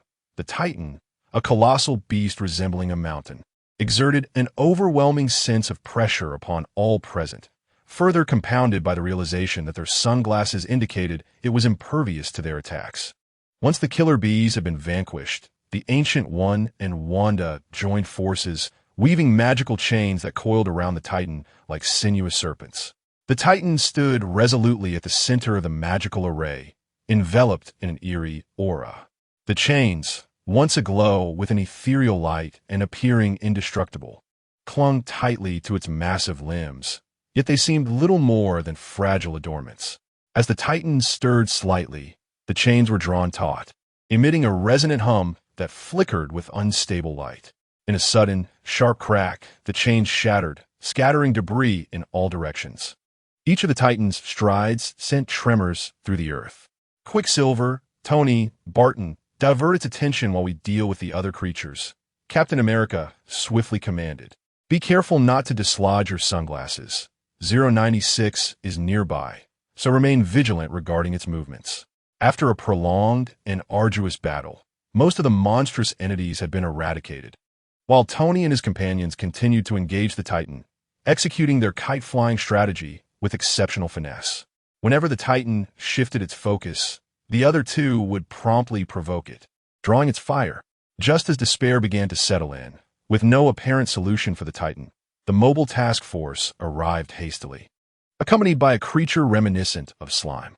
The sunglasses displayed Tickle Monster, SCP-999, Special Containment Procedures, Non-Hazardous. A tall member of the team ascended the Titan's body with the agility of a nimble monkey, gently placing the Tickle Monster atop its head. A miraculous scene unfolded as the Titan erupted into hearty laughter, complying with the task force's members and obediently returning to its designated chamber. Meanwhile, the other team members located 096 and escorted it back to its original quarters. With the mission successfully accomplished, the group collectively exhaled in relief. It was the precise intelligence regarding these creatures that had enabled them to identify vulnerabilities and swiftly neutralize the threats. Without the Foundation's insights, these beasts would have been nothing short of a calamity. Chapter 81. Introduction to the Demon Realm. The roamer guided everyone back to the safe zone, where Jesse was busy coordinating the investigators and the task force, delineating cleanup areas. He constantly manipulated the spatial shifts within the ancient house, attempting to seal off the entities that had escaped from the containment chamber. However, the Chaos Splitters employed some unknown means, launching successive waves of energy shocks that relentlessly pressed against the ancient house.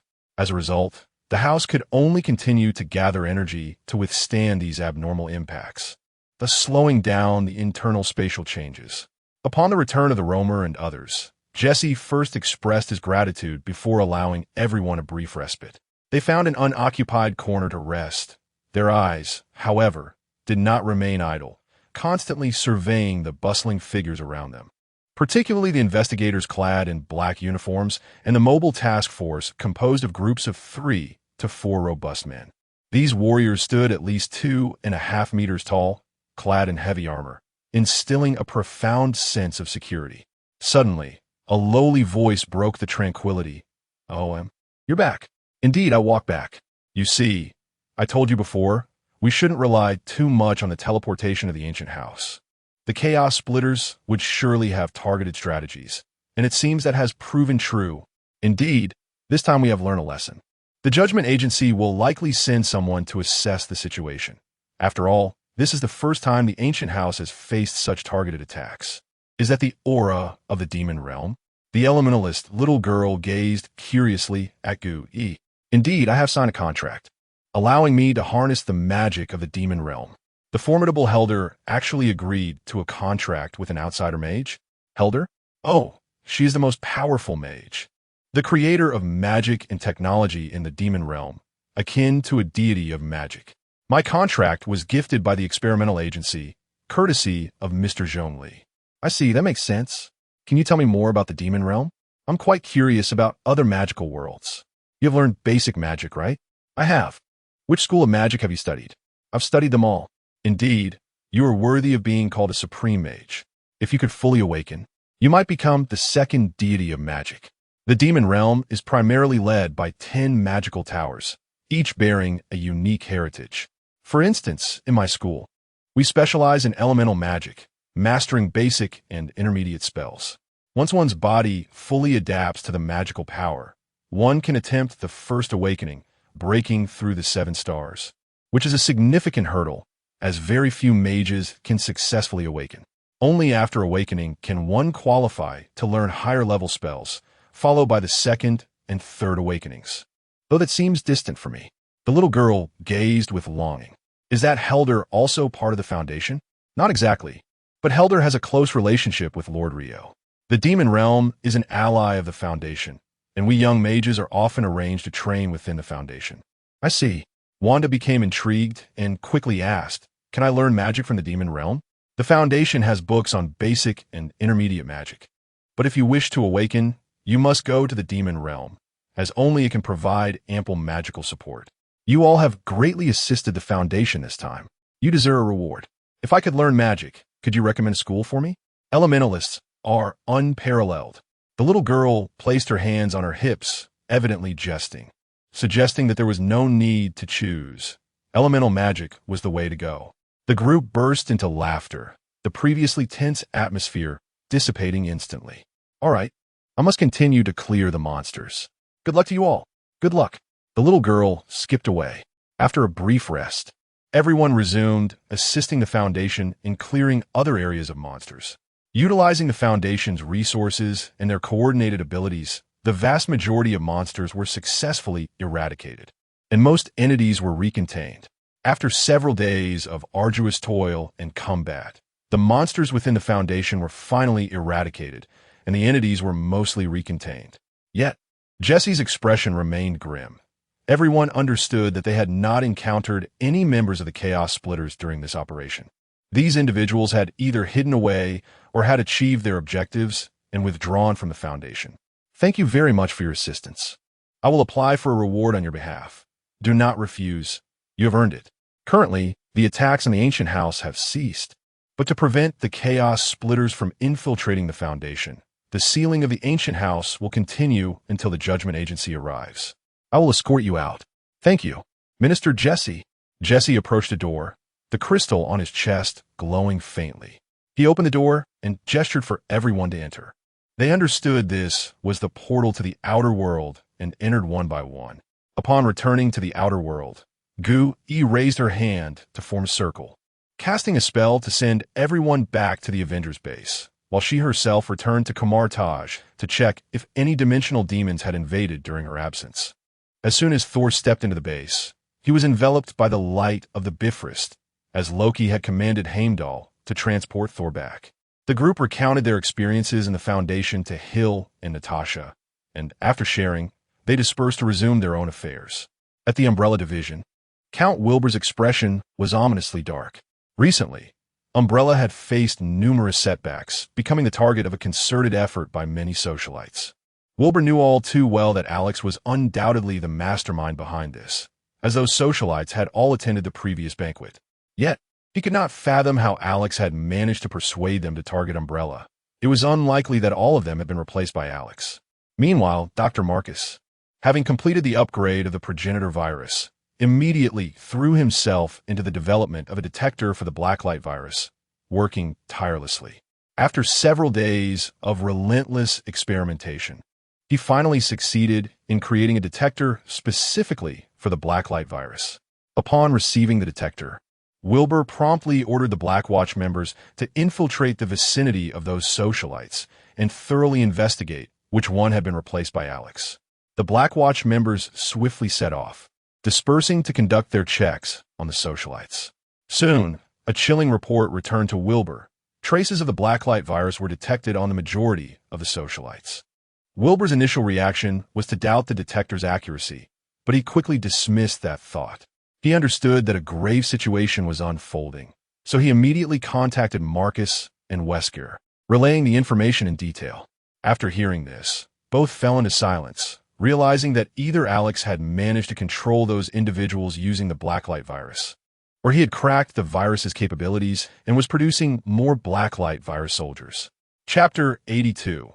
Exposure. The Umbrella Corporation hosted a grand banquet, inviting General Ross and an array of influential military and political figures closely affiliated with the organization. After discreetly screening the attendees and finding no traces of the Blacklight virus, Count Wilbur revealed the list of political and business elites under Alex's control, elucidating the capabilities of the Blacklight virus. The assembly was taken aback, as none wished to face the prospect of being replaced and meeting an untimely end. Count Wilbur distributed wristband-like detectors to the guests, which would alert them should the blacklight virus come into proximity. After deliberating on a strategy, General Ross felt the weight of the situation. The list included renowned individuals, several of whom he preferred to avoid. Should this incident be exposed, it could lead to a fracturing of the nation, potentially igniting a civil war. The consensus was that the military should not intervene directly. Rather, they would contain the controlled dignitaries while Umbrella would deploy an elite team to covertly apprehend those on the list, framing the operation as a counterterrorism effort if discovered.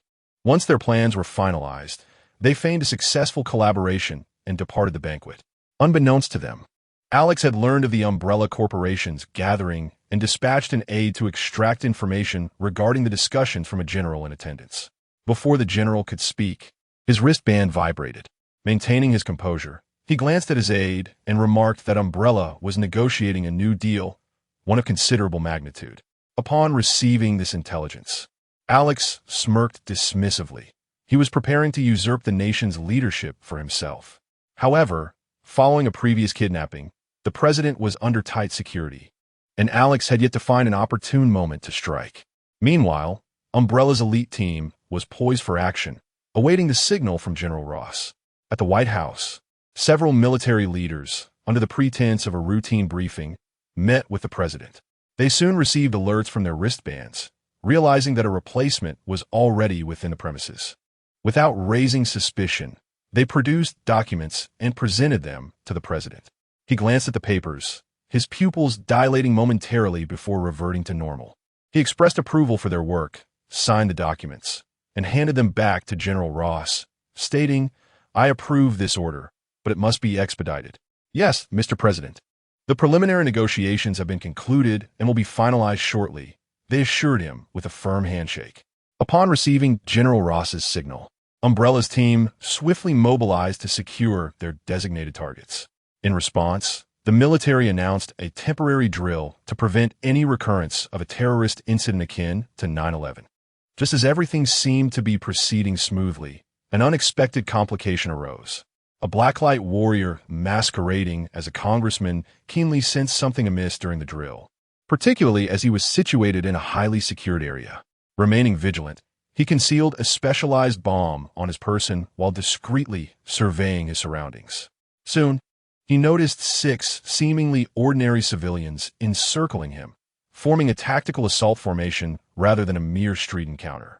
With determination, he donned a suit and grabbed a briefcase, preparing to step onto the street to test whether these individuals were indeed targeting him. It quickly became evident that they were, with no immediate escape route. He checked his phone, only to discover that the signal was jammed. The street was eerily deserted due to the drill, prompting the blacklight warrior to scan for an escape route. Turning a corner, he spotted a squad of soldiers conducting a promotional exercise. He approached them, brandishing his credentials and claiming that someone intended to abduct him. Unaware of his true identity as a target, the soldiers, having received instructions for the drill, promptly escorted the congressman away. The Black Watch team recognized their mission had failed and immediately contacted Count Wilbur. Hearing the report, General Ross instructed the soldiers to transport the congressman to XX Street. The soldiers, oblivious to the situation, assumed the original route had been sealed off for the drill and prepared to turn. At that moment, the congressman struck, swiftly eliminating the soldiers in the vehicle. Accelerating, he broke through the blockade, prompting Black Watch to call for reinforcements. The infantry vehicle was soon stopped, with Black Watch surrounding it and approaching with caution. The congressman produced the specialized bomb, tossing it at his feet while collecting the grenades from the soldiers, pulling the pins. The explosion created a significant breach in the ground, allowing him to escape beneath. The Black Watch captain raised a hand, signaling the team to halt. A thunderous explosion rocked the area as the infantry vehicle detonated. A Black Watch member, seeing the chaos, drove their vehicle into the burning wreckage, revealing the underground passage. "Pursue," the captain ordered, leaping into the tunnel, followed closely by 2 members of his team. The remaining 3 quickly consulted a sewer map to determine the congressman's likely escape route. The congressman dashed through the sewer, maintaining a rapid pace. Undeterred by the oppressive darkness, the Black Watch captain, upon entering the sewer, initially found no trace of the congressman. Activating his psychic abilities, he sensed the surrounding disturbances and relayed instructions to intercept them ahead before swiftly pursuing. Emerging at a manhole cover, the congressman climbed up and smashed it aside, vaulting out of the sewer just as the Black Watch team arrived at the street corner. He sprinted down the road, aware that his adaptability to the blacklight virus was inferior to Alex's acrobatic prowess, leaving him reliant on street-level escape. However, the enhanced Black Watch members gradually closed the distance. In a desperate act, the congressman hurled his phone, still without signal, at the pursuing Black Watch agents, but they deftly evaded it. Seizing a passerby's phone, he entered a nearby high-rise, quickly finding an office to conceal himself. Activating his absorption ability, he aimed to assume the identity of the unfortunate occupant, but time was against him as Black Watch closed in on his location. Cursing under his breath, he discarded the identity and leapt from the window. Thanks to his robust physique, he sustained only minor injuries upon landing, which his remarkable healing abilities would soon mend. However, Black Watch was relentless. The team leader and 2 soldiers swiftly apprehended him, tossing him into a van before speeding away. Unbeknownst to the Black Watch team, the phone he had stolen was transmitting a message. A hip-hop enthusiast discovered the dropped device. Open the screen and read the alarming notification. The plan has been exposed. Acting swiftly, he deleted the message, powered down the phone, and removed the SIM card. Another successful day of gains. Chapter 83. The demise of Alex within the Umbrella base, Skynet, utilizing the list and the positional information of those present at the banquet, precisely identified Alex's transformed identity. A meticulously planned and tightly coordinated capture operation was swiftly set in motion. At that moment, within the confines of the estate, an intense sense of peril surged within Alex. He understood that the black light virus within him was issuing a warning. Danger was imminent. Trusting this instinct implicitly, Alex immediately dispatched 2 of his squads to enter a state of alert, exerting every effort to locate the source of the threat. However, the situation took a dire turn. Soon after, one squad lost contact with him, and Alex's expression darkened gravely. Almost simultaneously, another squad sent an urgent report, stating that a large number of Terminators were rapidly advancing towards them. Alex realized that he could not afford to remain passive. He decisively activated the black light virus within him. In an instant, his body underwent a violent transformation, muscles swelling and hands morphing into razor-sharp blades. Breakthrough, he roared. His blacklight warriors sprang into action, unleashing a barrage of gunfire at the Terminators. Yet, the defensive capabilities of these machines exceeded all expectations. Bullets struck them, merely sparking a few embers, failing to inflict any significant damage. They have upgraded those robots, Alex thought, disregarding the odds. Utilizing his agile physique, he weaved through the throngs of Terminators, his blades relentlessly slicing through the mechanical entities, igniting flashes of fire and a cacophony of explosions. Through the secret passage, seeing their assault thwarted, Alex made a swift decision, leading all his warriors to rapidly retreat towards the underground passage of the estate. Little did they anticipate that as soon as they stepped into the passage, a deafening explosion erupted. The passage had been destroyed. Clearly, Umbrella had meticulously prepared for this operation, determined to trap Alex and prevent any chance of escape. Break out toward the city, Alex altered his strategy, directing the Blacklight warriors to forcefully push towards the urban area. His intent was to unleash the virus within the city, transforming it into a realm ravaged by the Blacklight virus. Meanwhile, he swiftly returned to the basement of the estate, opening a tightly sealed door to release a genetically enhanced alien beast. At that moment, the estate was completely surrounded. Heavily armed Terminators spearheaded the assault, while the Black Watch units sniped at any enhanced warriors attempting to flee. Under such overwhelming firepower, survival for the Blacklight warriors was nearly impossible. As expected, those attempting to break through to the city were soon annihilated. Upon their demise, their bodies morphed into grotesque, pulsating tumors resembling black veins, some still seemingly gestating something ominous.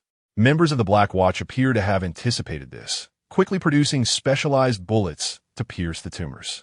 The bullets carried a cleansing agent specifically designed to combat the black light virus, causing the tumors to rapidly deflate and ultimately dissolve into a pool of black liquid. The alien beast roared as it charged out of the estate, attacking with fervor, yet Umbrella had prepared for this as well. Several helicopters swiftly arrived, deploying 4 meticulously crafted extermination-type Terminators made from URU alloy. These machines, directly controlled by Skynet, swiftly analyzed the beast's weaknesses based on accumulated experience and initiated a coordinated hunt, quickly overpowering the alien creature, which found itself on the brink of death. Alex stood atop the estate, surveying his surroundings. Various anti-aircraft defenses had been meticulously set up. Under the threat of ammunition filled with specialized cleansing agents, he found escape from air utterly impossible. Just then, a large transport helicopter slowly approached, a massive storage tank dangling beneath it. A chill ran down Alex's spine as he discerned its contents. Gritting his teeth, he resolved to make a desperate escape. With a sudden leap, he harnessed the abilities granted by the virus to glide momentarily through the air, charging toward a specific direction. Yet, as he ascended, a hail of bullets rained down upon him. He quickly conjured a shield to withstand the onslaught, pressing forward, but was ultimately struck by a missile, sending him crashing back down. A searing pain coursed through Alex's body. He realized the cleansing agent developed by Umbrella was taking effect, gradually dismantling the black light virus within him. In a moment of desperation, he swiftly severed one of his fingers, using his own body as a shield, hoping to allow his finger a chance to escape the encirclement. However, the helicopter above did not relent, commencing a widespread spray of the cleansing agent, rapidly saturating the ground around him. Trapped in a dire predicament, his body continued to dissolve. Enduring the excruciating pain, he carefully wrapped his severed finger and, with the last vestiges of his strength, hurled it towards the sky, propelled by the force of an explosion. The plans seemed to succeed. His finger indeed escaped the encirclement, but not long after, it was detected by sensors. A team of Black Watch members quickly converged, brandishing boxes emblazoned with the Umbrella emblem, extracting a specialized container to carefully secure Alex's severed finger. As for the remainder of Alex's body, it was entirely eradicated by the cleansing agent. Alex was escorted back to the Umbrella base, where several military officials gazed greedily at the severed finger, coveting the immense power of the black light virus, eager to uncover a method to control it. However, Count Wilbur spoke coldly. If you have reached a consensus, then come to me for this finger. But if you fear being overrun by this virus in the future, do not hesitate to take it. The military personnel fell into a prolonged silence, fully aware that they had yet to comprehend even the initial version of the biochemical virus. With the Green Skin Project demanding immediate attention and the Super Soldier Project underway, it was unwise to risk delving into such a perilous virus. One misstep could result in them becoming puppets of the virus themselves. Eventually, consensus was reached. They decided to destroy the finger. The Black Watch members handed the finger over to Count Wilbur, who expressionlessly retrieved the container and placed it at the center of the conference table. Are we certain about the destruction? If you reconsider, I can hand it over to you right now. Umbrella does not care. Though the group felt regret, they understood the stakes and all nodded in agreement to the destruction. Count Wilbur slowly pressed the button on the container, and the cleansing agent began to flow in, causing the finger within to thrash violently before gradually melting away until it vanished completely. Perhaps some remnants of the black light virus lingered. They decided to retain the detection devices. However, the immediate threat had been neutralized, and the remaining black light virus was unlikely to incite any further turmoil. Someone murmured softly. The others nodded in acknowledgement. Chapter 84. The Ant-Man team in a bind following the demise of Alex. The remaining Blacklight soldiers concealed themselves, refraining from public appearances for fear of detection. Meanwhile, the Chaos Splitters received intelligence regarding the Blacklight virus. One of their members had been consumed and subsequently apprehended by the Umbrella Corporation, concerned that this imposter might divulge the organization's secrets. The Chaos Splitters resolved to eliminate him. A van slowly navigated into an alley adjacent to the Umbrella Division. 3 men disembarked, clad in pest control uniforms. wearing hard hats and masks. After retrieving a toolbox from the trunk, they began to meander about, feigning an inspection of the local rodent situation. After a brief survey, they returned to their vehicle. The area was devoid of surveillance blind spots, with elite teams stationed at crucial points. The recently scanned building layout revealed 3 subterranean levels. Gaining entry into the edifice was not particularly challenging, yet the whereabouts of the imposters remained uncertain. They might have already been eliminated. This presents quite a predicament. Is it possible to tamper with the power system? They operate on independent power, with a separate reactor within the company. And I've also identified several backup energy storage units. Can we infiltrate their system? They are equipped with artificial intelligence, and I believe breaching their defenses is improbable. What about blending in? Each level requires access cards, necessitating sufficient clearance to unlock doors. We could hypnotize an Umbrella employee and inquire about the situation inside.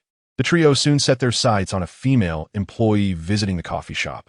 She ordered a cup of coffee and seated herself in a corner, awaiting her drink. The men approached, producing a card that they held up to the woman's face, emitting a faint glow.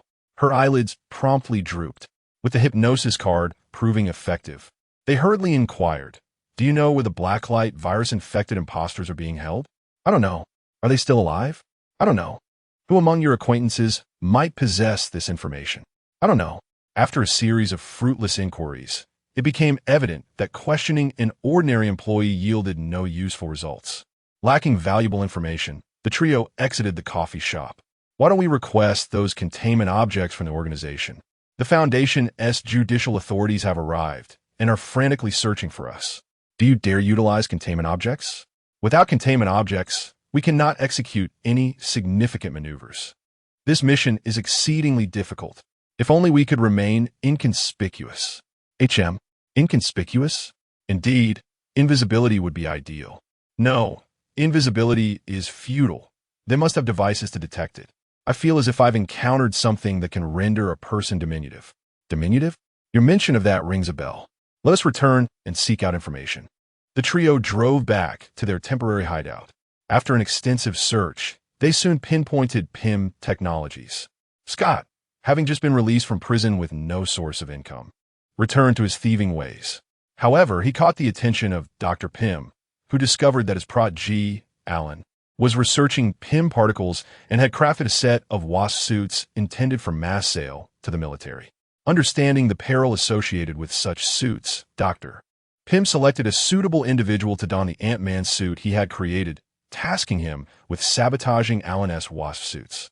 After rigorous training from the Pym duo, Scott finally learned to adeptly maneuver the Ant-Man suit. To provide Scott with practical combat training, Dr. Pym instructed him to retrieve a signal jammer from an old warehouse. Scott perceived this task as simple and assuredly manageable. He flew to the designated site on an ant, only to be taken aback upon discovering that it was not a warehouse at all, but rather a base emblazoned with the Avengers logo. Upon hearing Scott's revelation, Dr. Pym immediately commanded his return, canceling the mission. It was too late. Scott had already landed atop the base.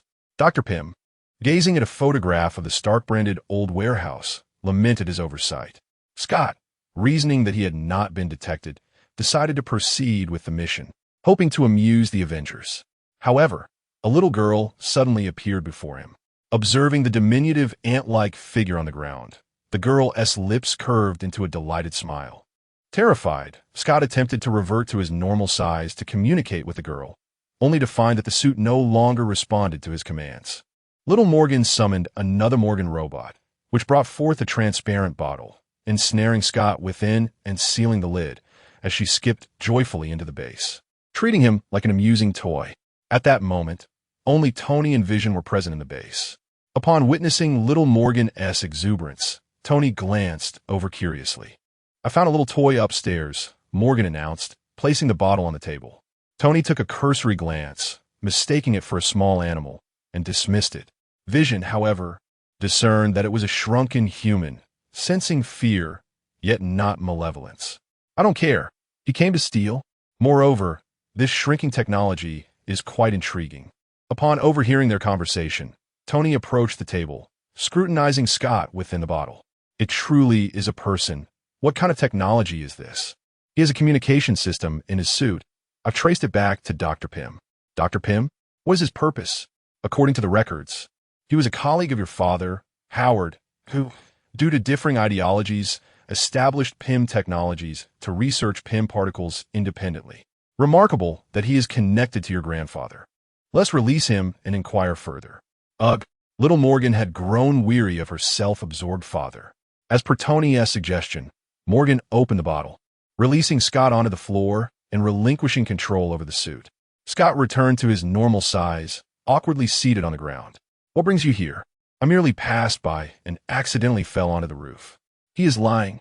Vision interjected. Fine, I was just curious and wanted to come in and take a look. He is lying. I came to steal the signal jammer. This time, Vision remained silent. A signal jammer? Those are relics. What do you intend to steal it for? His communication with Dr. Pym continued. Little Morgan dangled her legs in the air, addressing Tony. Never mind. Since he is your grandfather's colleague and not a villain, you should fetch him the signal jammer. After all, it's outdated. Soon, Scott returned, awkwardly carrying the shrunken jammer to Dr. Pym's residence. Upon entering, he found Dr. Pym and his daughter exchanging silent glances, preparing to pour a glass of water, only to discover his apprentice, Alan, rummaging through documents in the living room. Suppressing his tension, Dr. Pym engaged in conversation with Alan, who had come to invite him to a transaction ceremony the following day. After bidding Alan farewell, the trio recognized the precariousness of their situation. Their plans had been exposed, necessitating immediate action. Chapter 85. Infiltration. As the operation commenced, Scott led his formidable army of ants into the sewer. They stealthily navigated their way into Pym Technologies using vehicles constructed from ants. Hop, being the daughter of Dr. Pym, easily blended into the company due to her identity. She successfully installed a jammer in the server room, rendering the internal communication system of Pym Technologies inoperative in the blink of an eye. Scott, riding a flying ant, swiftly reached the server area and commanded the ants to wreak havoc on the equipment. Sparks flew as the production capabilities of the WASP project were abruptly severed. Subsequently, Scott instructed the ants to place timed explosives on various critical instruments. Having secured the server area, he hastened to the exhibition room housing the lone WASP suit, intent on its destruction. Meanwhile, Dr. Pym entered the company, escorted by Alan to the exhibition room, only to be confronted by a group of individuals. Initially assuming they were military representatives, Dr. Pym was taken aback when Alan casually introduced them as members of Hydra. Overcome with shock and fury, Dr. Pym berated Alan for his madness and impulsively struck him. Unfazed, Alan turned to retrieve the WASP suit from its display container, sealing it shut and trapping Scott inside. It was evident that this entire scenario had been meticulously orchestrated by Alan. At this juncture, Alan shed his pretense, brandishing a firearm at Dr. Pym's head. Sensing the urgency of the situation, Scott quickly devised a plan, producing a dart made from Pym particles and hurling it towards the container. The dart instantly enlarged, shattering the container and allowing Scott to burst forth. Masterfully piloting the suit, he fluctuated in size, dispatching the encroaching security personnel with ease. Meanwhile, as Alan prepared to fire, a swarm of ants ascended his arm, viciously biting him. Alan gasped in pain, dropping his firearm. Realizing the precariousness of his situation, he seized the WASP suit and fled, swiftly boarding a helicopter to escape. Observing this, Dr. Pym immediately ordered Scott to pursue. Gritting his teeth, Scott mounted a flying ant and raced after Alan's direction. Inside the helicopter, Alan, frantic, urged the pilot to hasten. The pilot, indifferent, chewed gum as he leisurely operated the helicopter. Just as it began to ascend, two shadowy figures appeared on either side of the fuselage. With swift precision, they opened the cabin doors, dispatching Alan's bodyguards effortlessly before nonchalantly seating themselves beside him. Noticing that the figures were in place, the pilot continued to elevate the helicopter. Alan, feeling an ominous foreboding at the sight of the unfamiliar duo, warily inquired, "Who are you?" One of them responded with a chilling smirk, "No need to be alarmed. We merely wish to borrow something from you." "Are you after money?" "Name your price," Alan retorted. The three exchanged knowing glances, and the member from the Chaos Splitters snatched the box beside Alan, revealing the wasp suit within. He subtly nodded to his companions. Without hesitation, the trio bound Alan to the helicopter and, displaying no fear, leapt from the high altitude.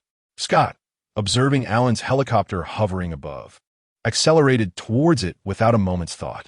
However, just as he drew near, a deafening explosion erupted. Scott watched helplessly as Alan was engulfed by a torrent of flames, while he himself was violently hurled away by the shockwave. Confounded, he stood frozen, questioning what has transpired. Why did the helicopter explode? The three Chaos Splitters agents, evidently no ordinary individuals, landed unscathed. They swiftly boarded a prearranged vehicle and returned to a temporary safe house. Upon arrival, they gathered around the wasp suit, and one of them spoke first. Who will wear it? Agent A stepped forward confidently, proclaiming, "Allow me. I possess the greatest speed among us, and my chances of infiltrating Umbrella Corporation while donning the wasp suit are the highest."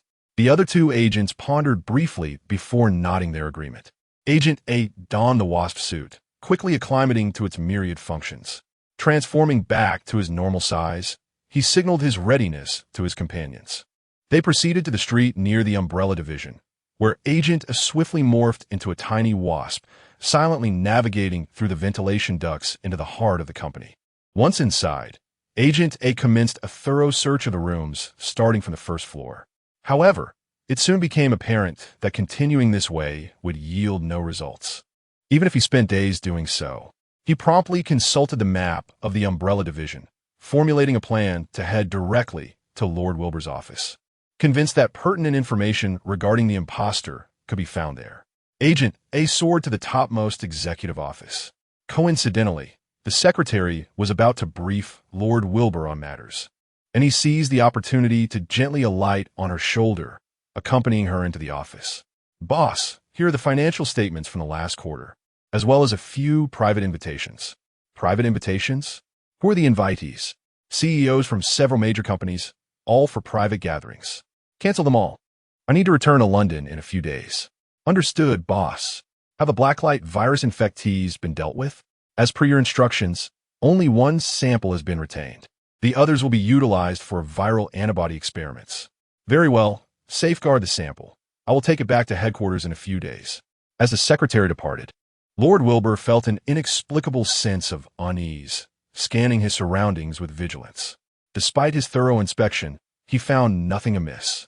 He mused to himself, "Perhaps I've been overly sensitive due to the recent deluge of tasks. A short break may be in order."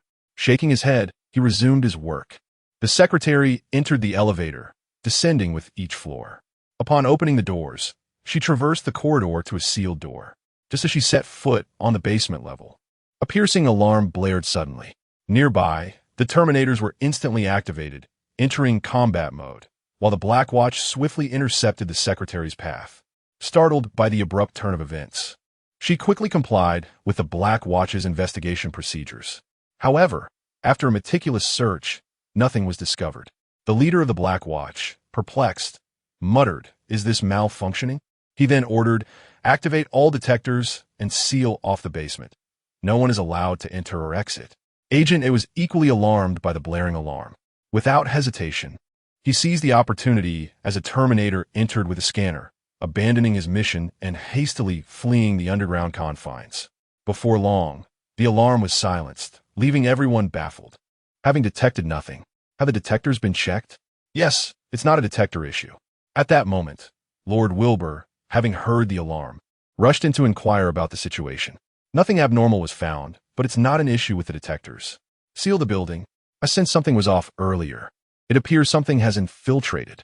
In an instant, the Umbrella Division was entirely locked down, with numerous Terminators scanning each room, while Skynet swiftly took control of the surveillance system. Despite an exhaustive search, no abnormalities were uncovered. Furrowing his brow, Lord Wilbur analyzed. This indicates that the intruder is among us, though we have yet to identify them. Could they have already descended? Unlikely. No alarms were triggered below. That entity must surely be nearby. Utilizing infrared and thermal scanning, it is imperative to uncover the truth. Agent A has departed from the Umbrella Division, returning to his comrades. Upon seeing his countenance, they immediately discern the mission's failure. What transpired? The target is confined underground.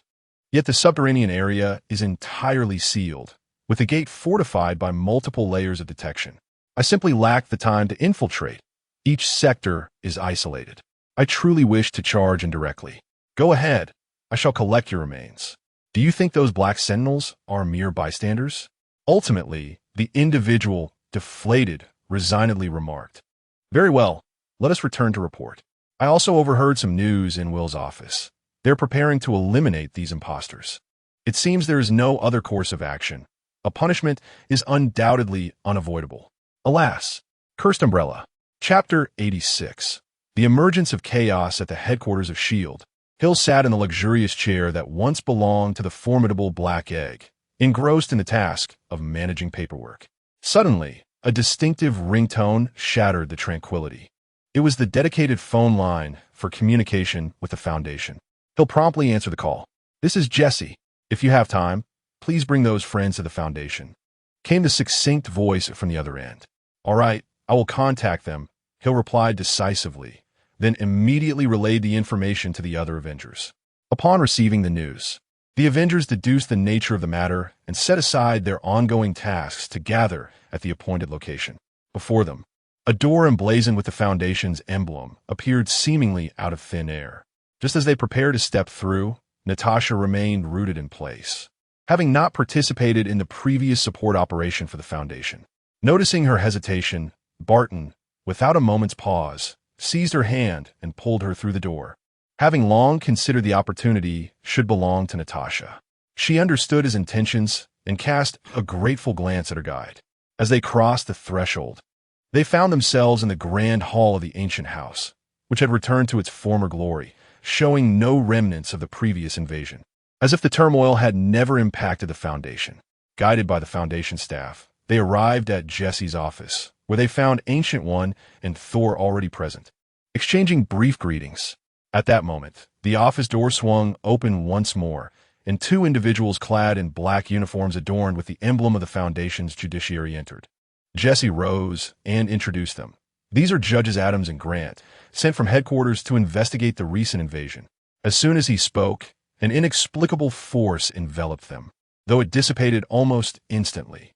"You are the heroes who aided the Foundation last time, aren't you?" Jesse remarked. "Our minister has informed us that this visit serves two purposes: to check if any of you have been tainted by chaotic forces, and to present some tokens of gratitude. We have selected a few items based on our judgment, but should they not suit your needs, feel free to request replacements." As Judge Grant spoke, he produced a small capsule, which he crushed in his hand, causing an array of items to materialize before them. "Ancient One, you selected a beginner's grimoire from the Foundation last time. This time, we have prepared a mid-level grimoire as a token of appreciation for you. Thor, we have noticed you have yet to fully master your energy. This Thunder Pearl will assist you in gradually harnessing your inner might." Wanda was presented with a magical necklace, which would enhance her control over chaotic magic and amplify her power. Quicksilver received a seemingly ordinary tracksuit, which, unbeknownst to him, contained a hint of divine power, enhancing his physical attributes and rendering him impervious to damage while the divine energy lasted.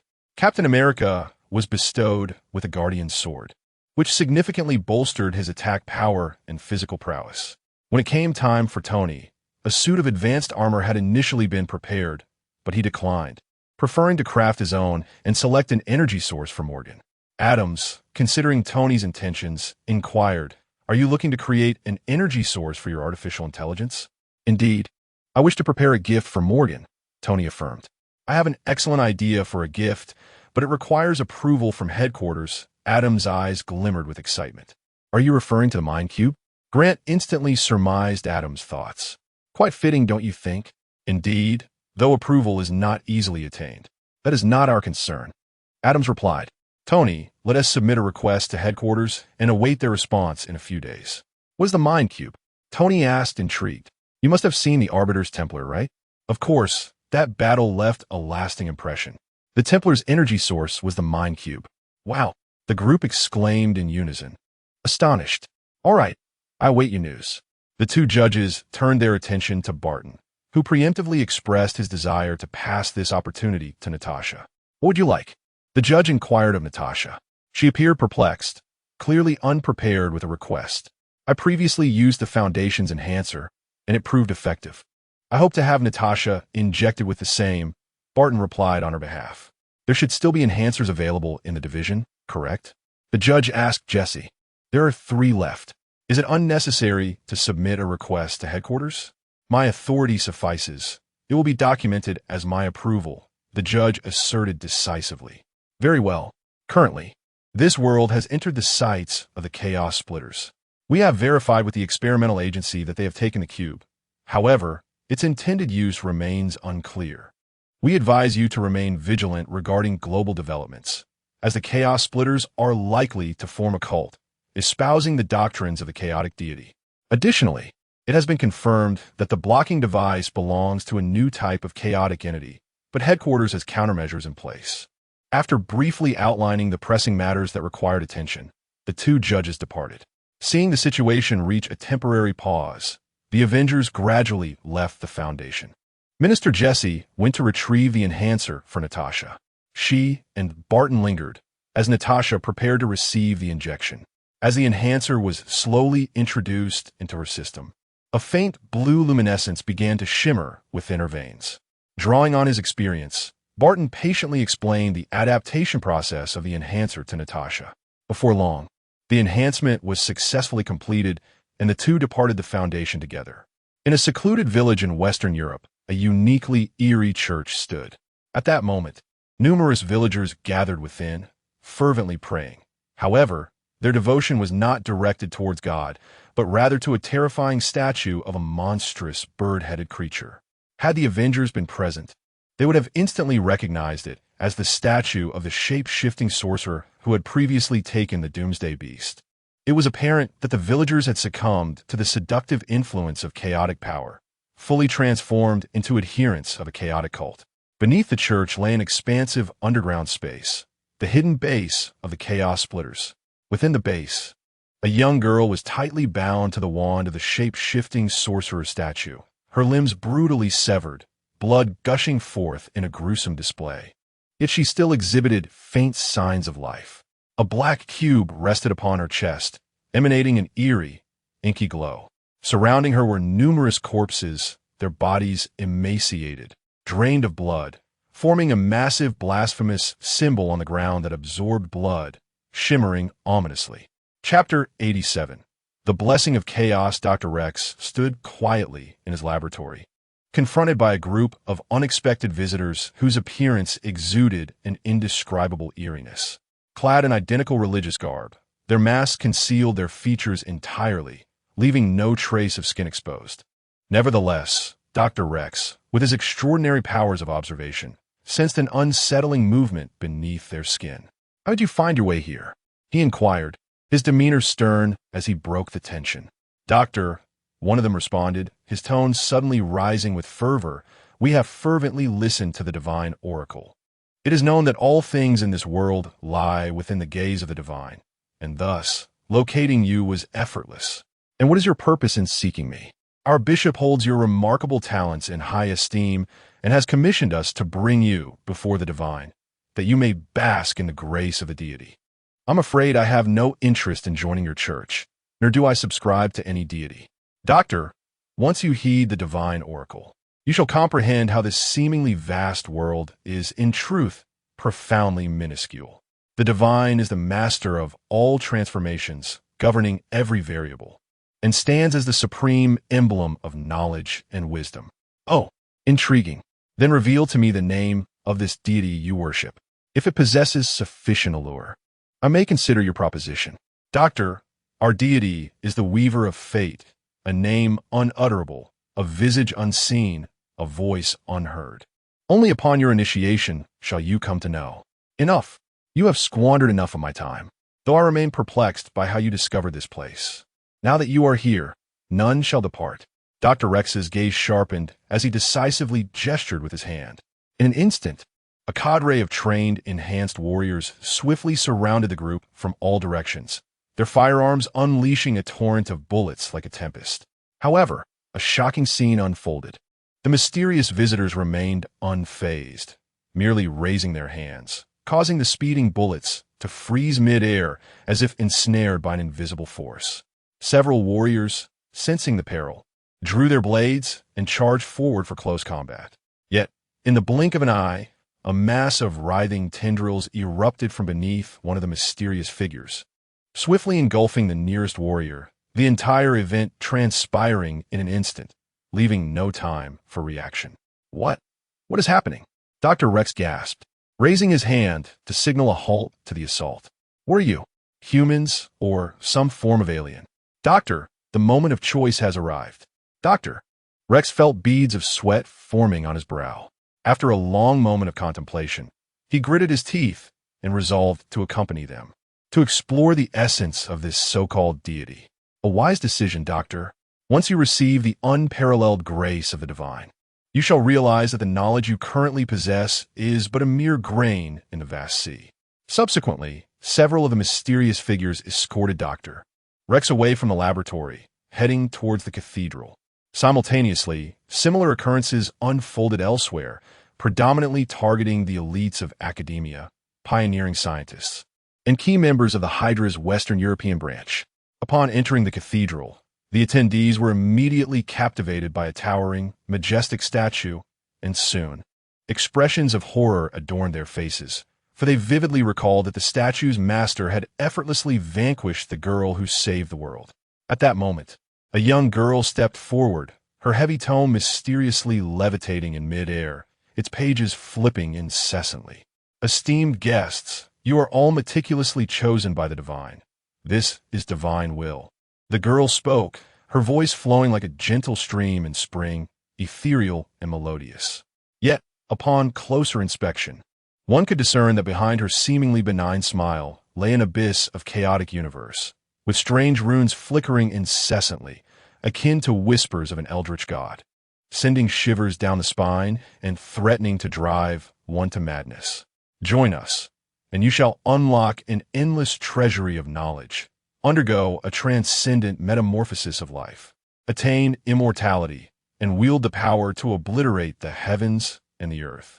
The girl's voice reverberated through the cathedral, and in a trance, visions of apocalyptic landscapes danced before the minds of the attendees, a world in disarray where civilizations flared and extinguished like fireworks, the boundaries of time and space blurred, and countless beings languished in despair, struggling against their fate. As the attendees emerged from their reverie and gazed up at the girl, they saw her still wearing that innocuous smile, as if she had merely experienced an ordinary nightmare. Who are you?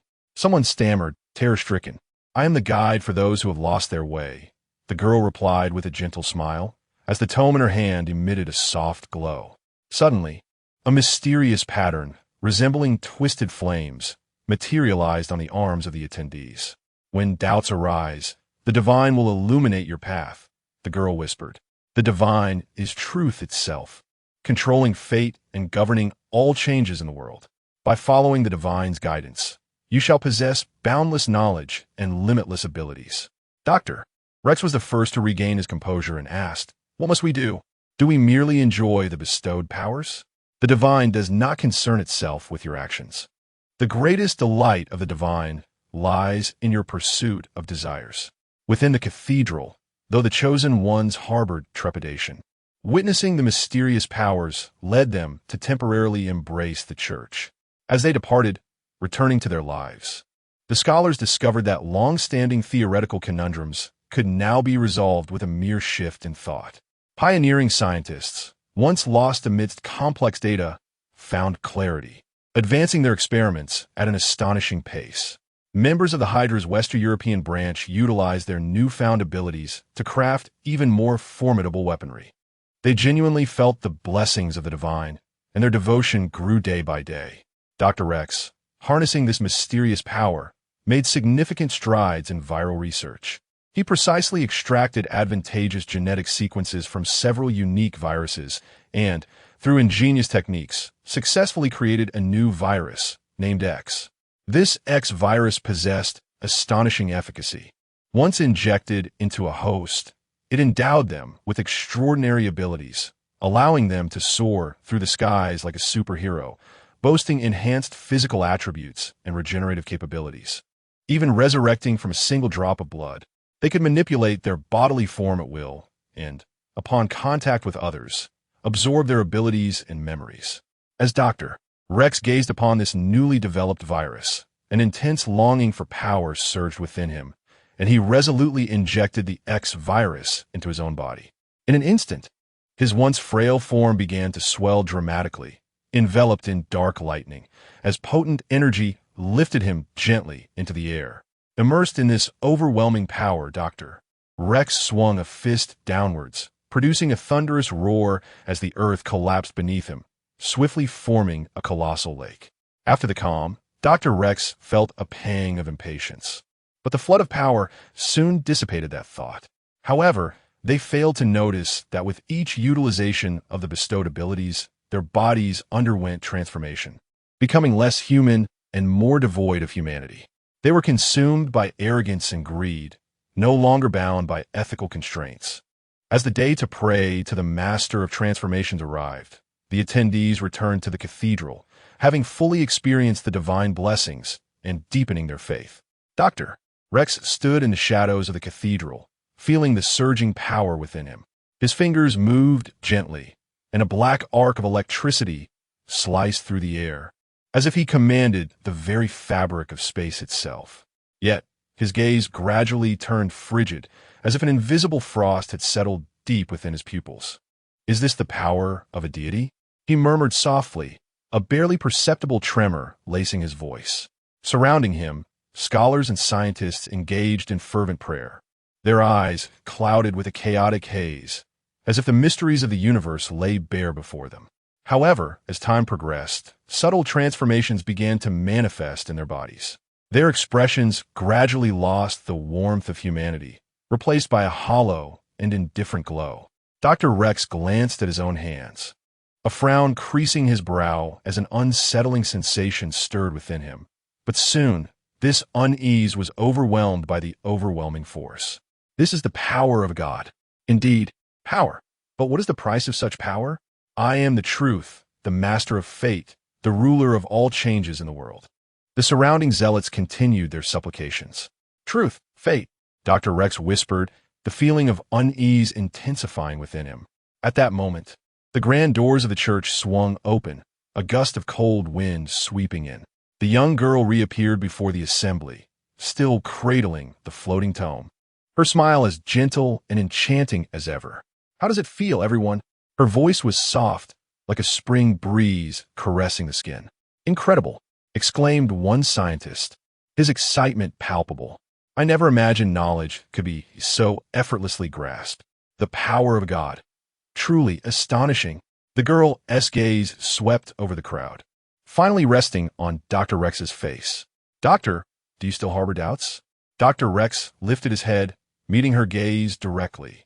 "I wish to know, what is the cost of all this?" The girl smiled lightly. "The cost? Doctor, why do you incessantly dwell on the cost? The divine bestows upon you power, so that you may no longer wander in confusion, to pursue your desires. As for the cost, it is merely a flicker of unease within your heart. Perhaps." The girl gently opened the tome, its pages turning of their own accord. "Everyone, you will soon face even greater challenges. The divine has illuminated your path. Now, it is up to you to wield this power." As she unfurled the book, an image materialized before them, depicting a purple creature standing amidst ruins, with several Avengers lying on the ground. "Is this the future?" one scientist exclaimed, his eyes wide, a tremor in his voice. "No, this is a possibility," the girl replied softly. "The divine governs all changes, and you shall become the agents of these transformations." Dr. Rex gazed at the image, the unsettling feeling within him growing ever stronger. He sensed, dimly, that he was on the brink of an abyss. Chapter 88. Civil War in a Certain African Nation.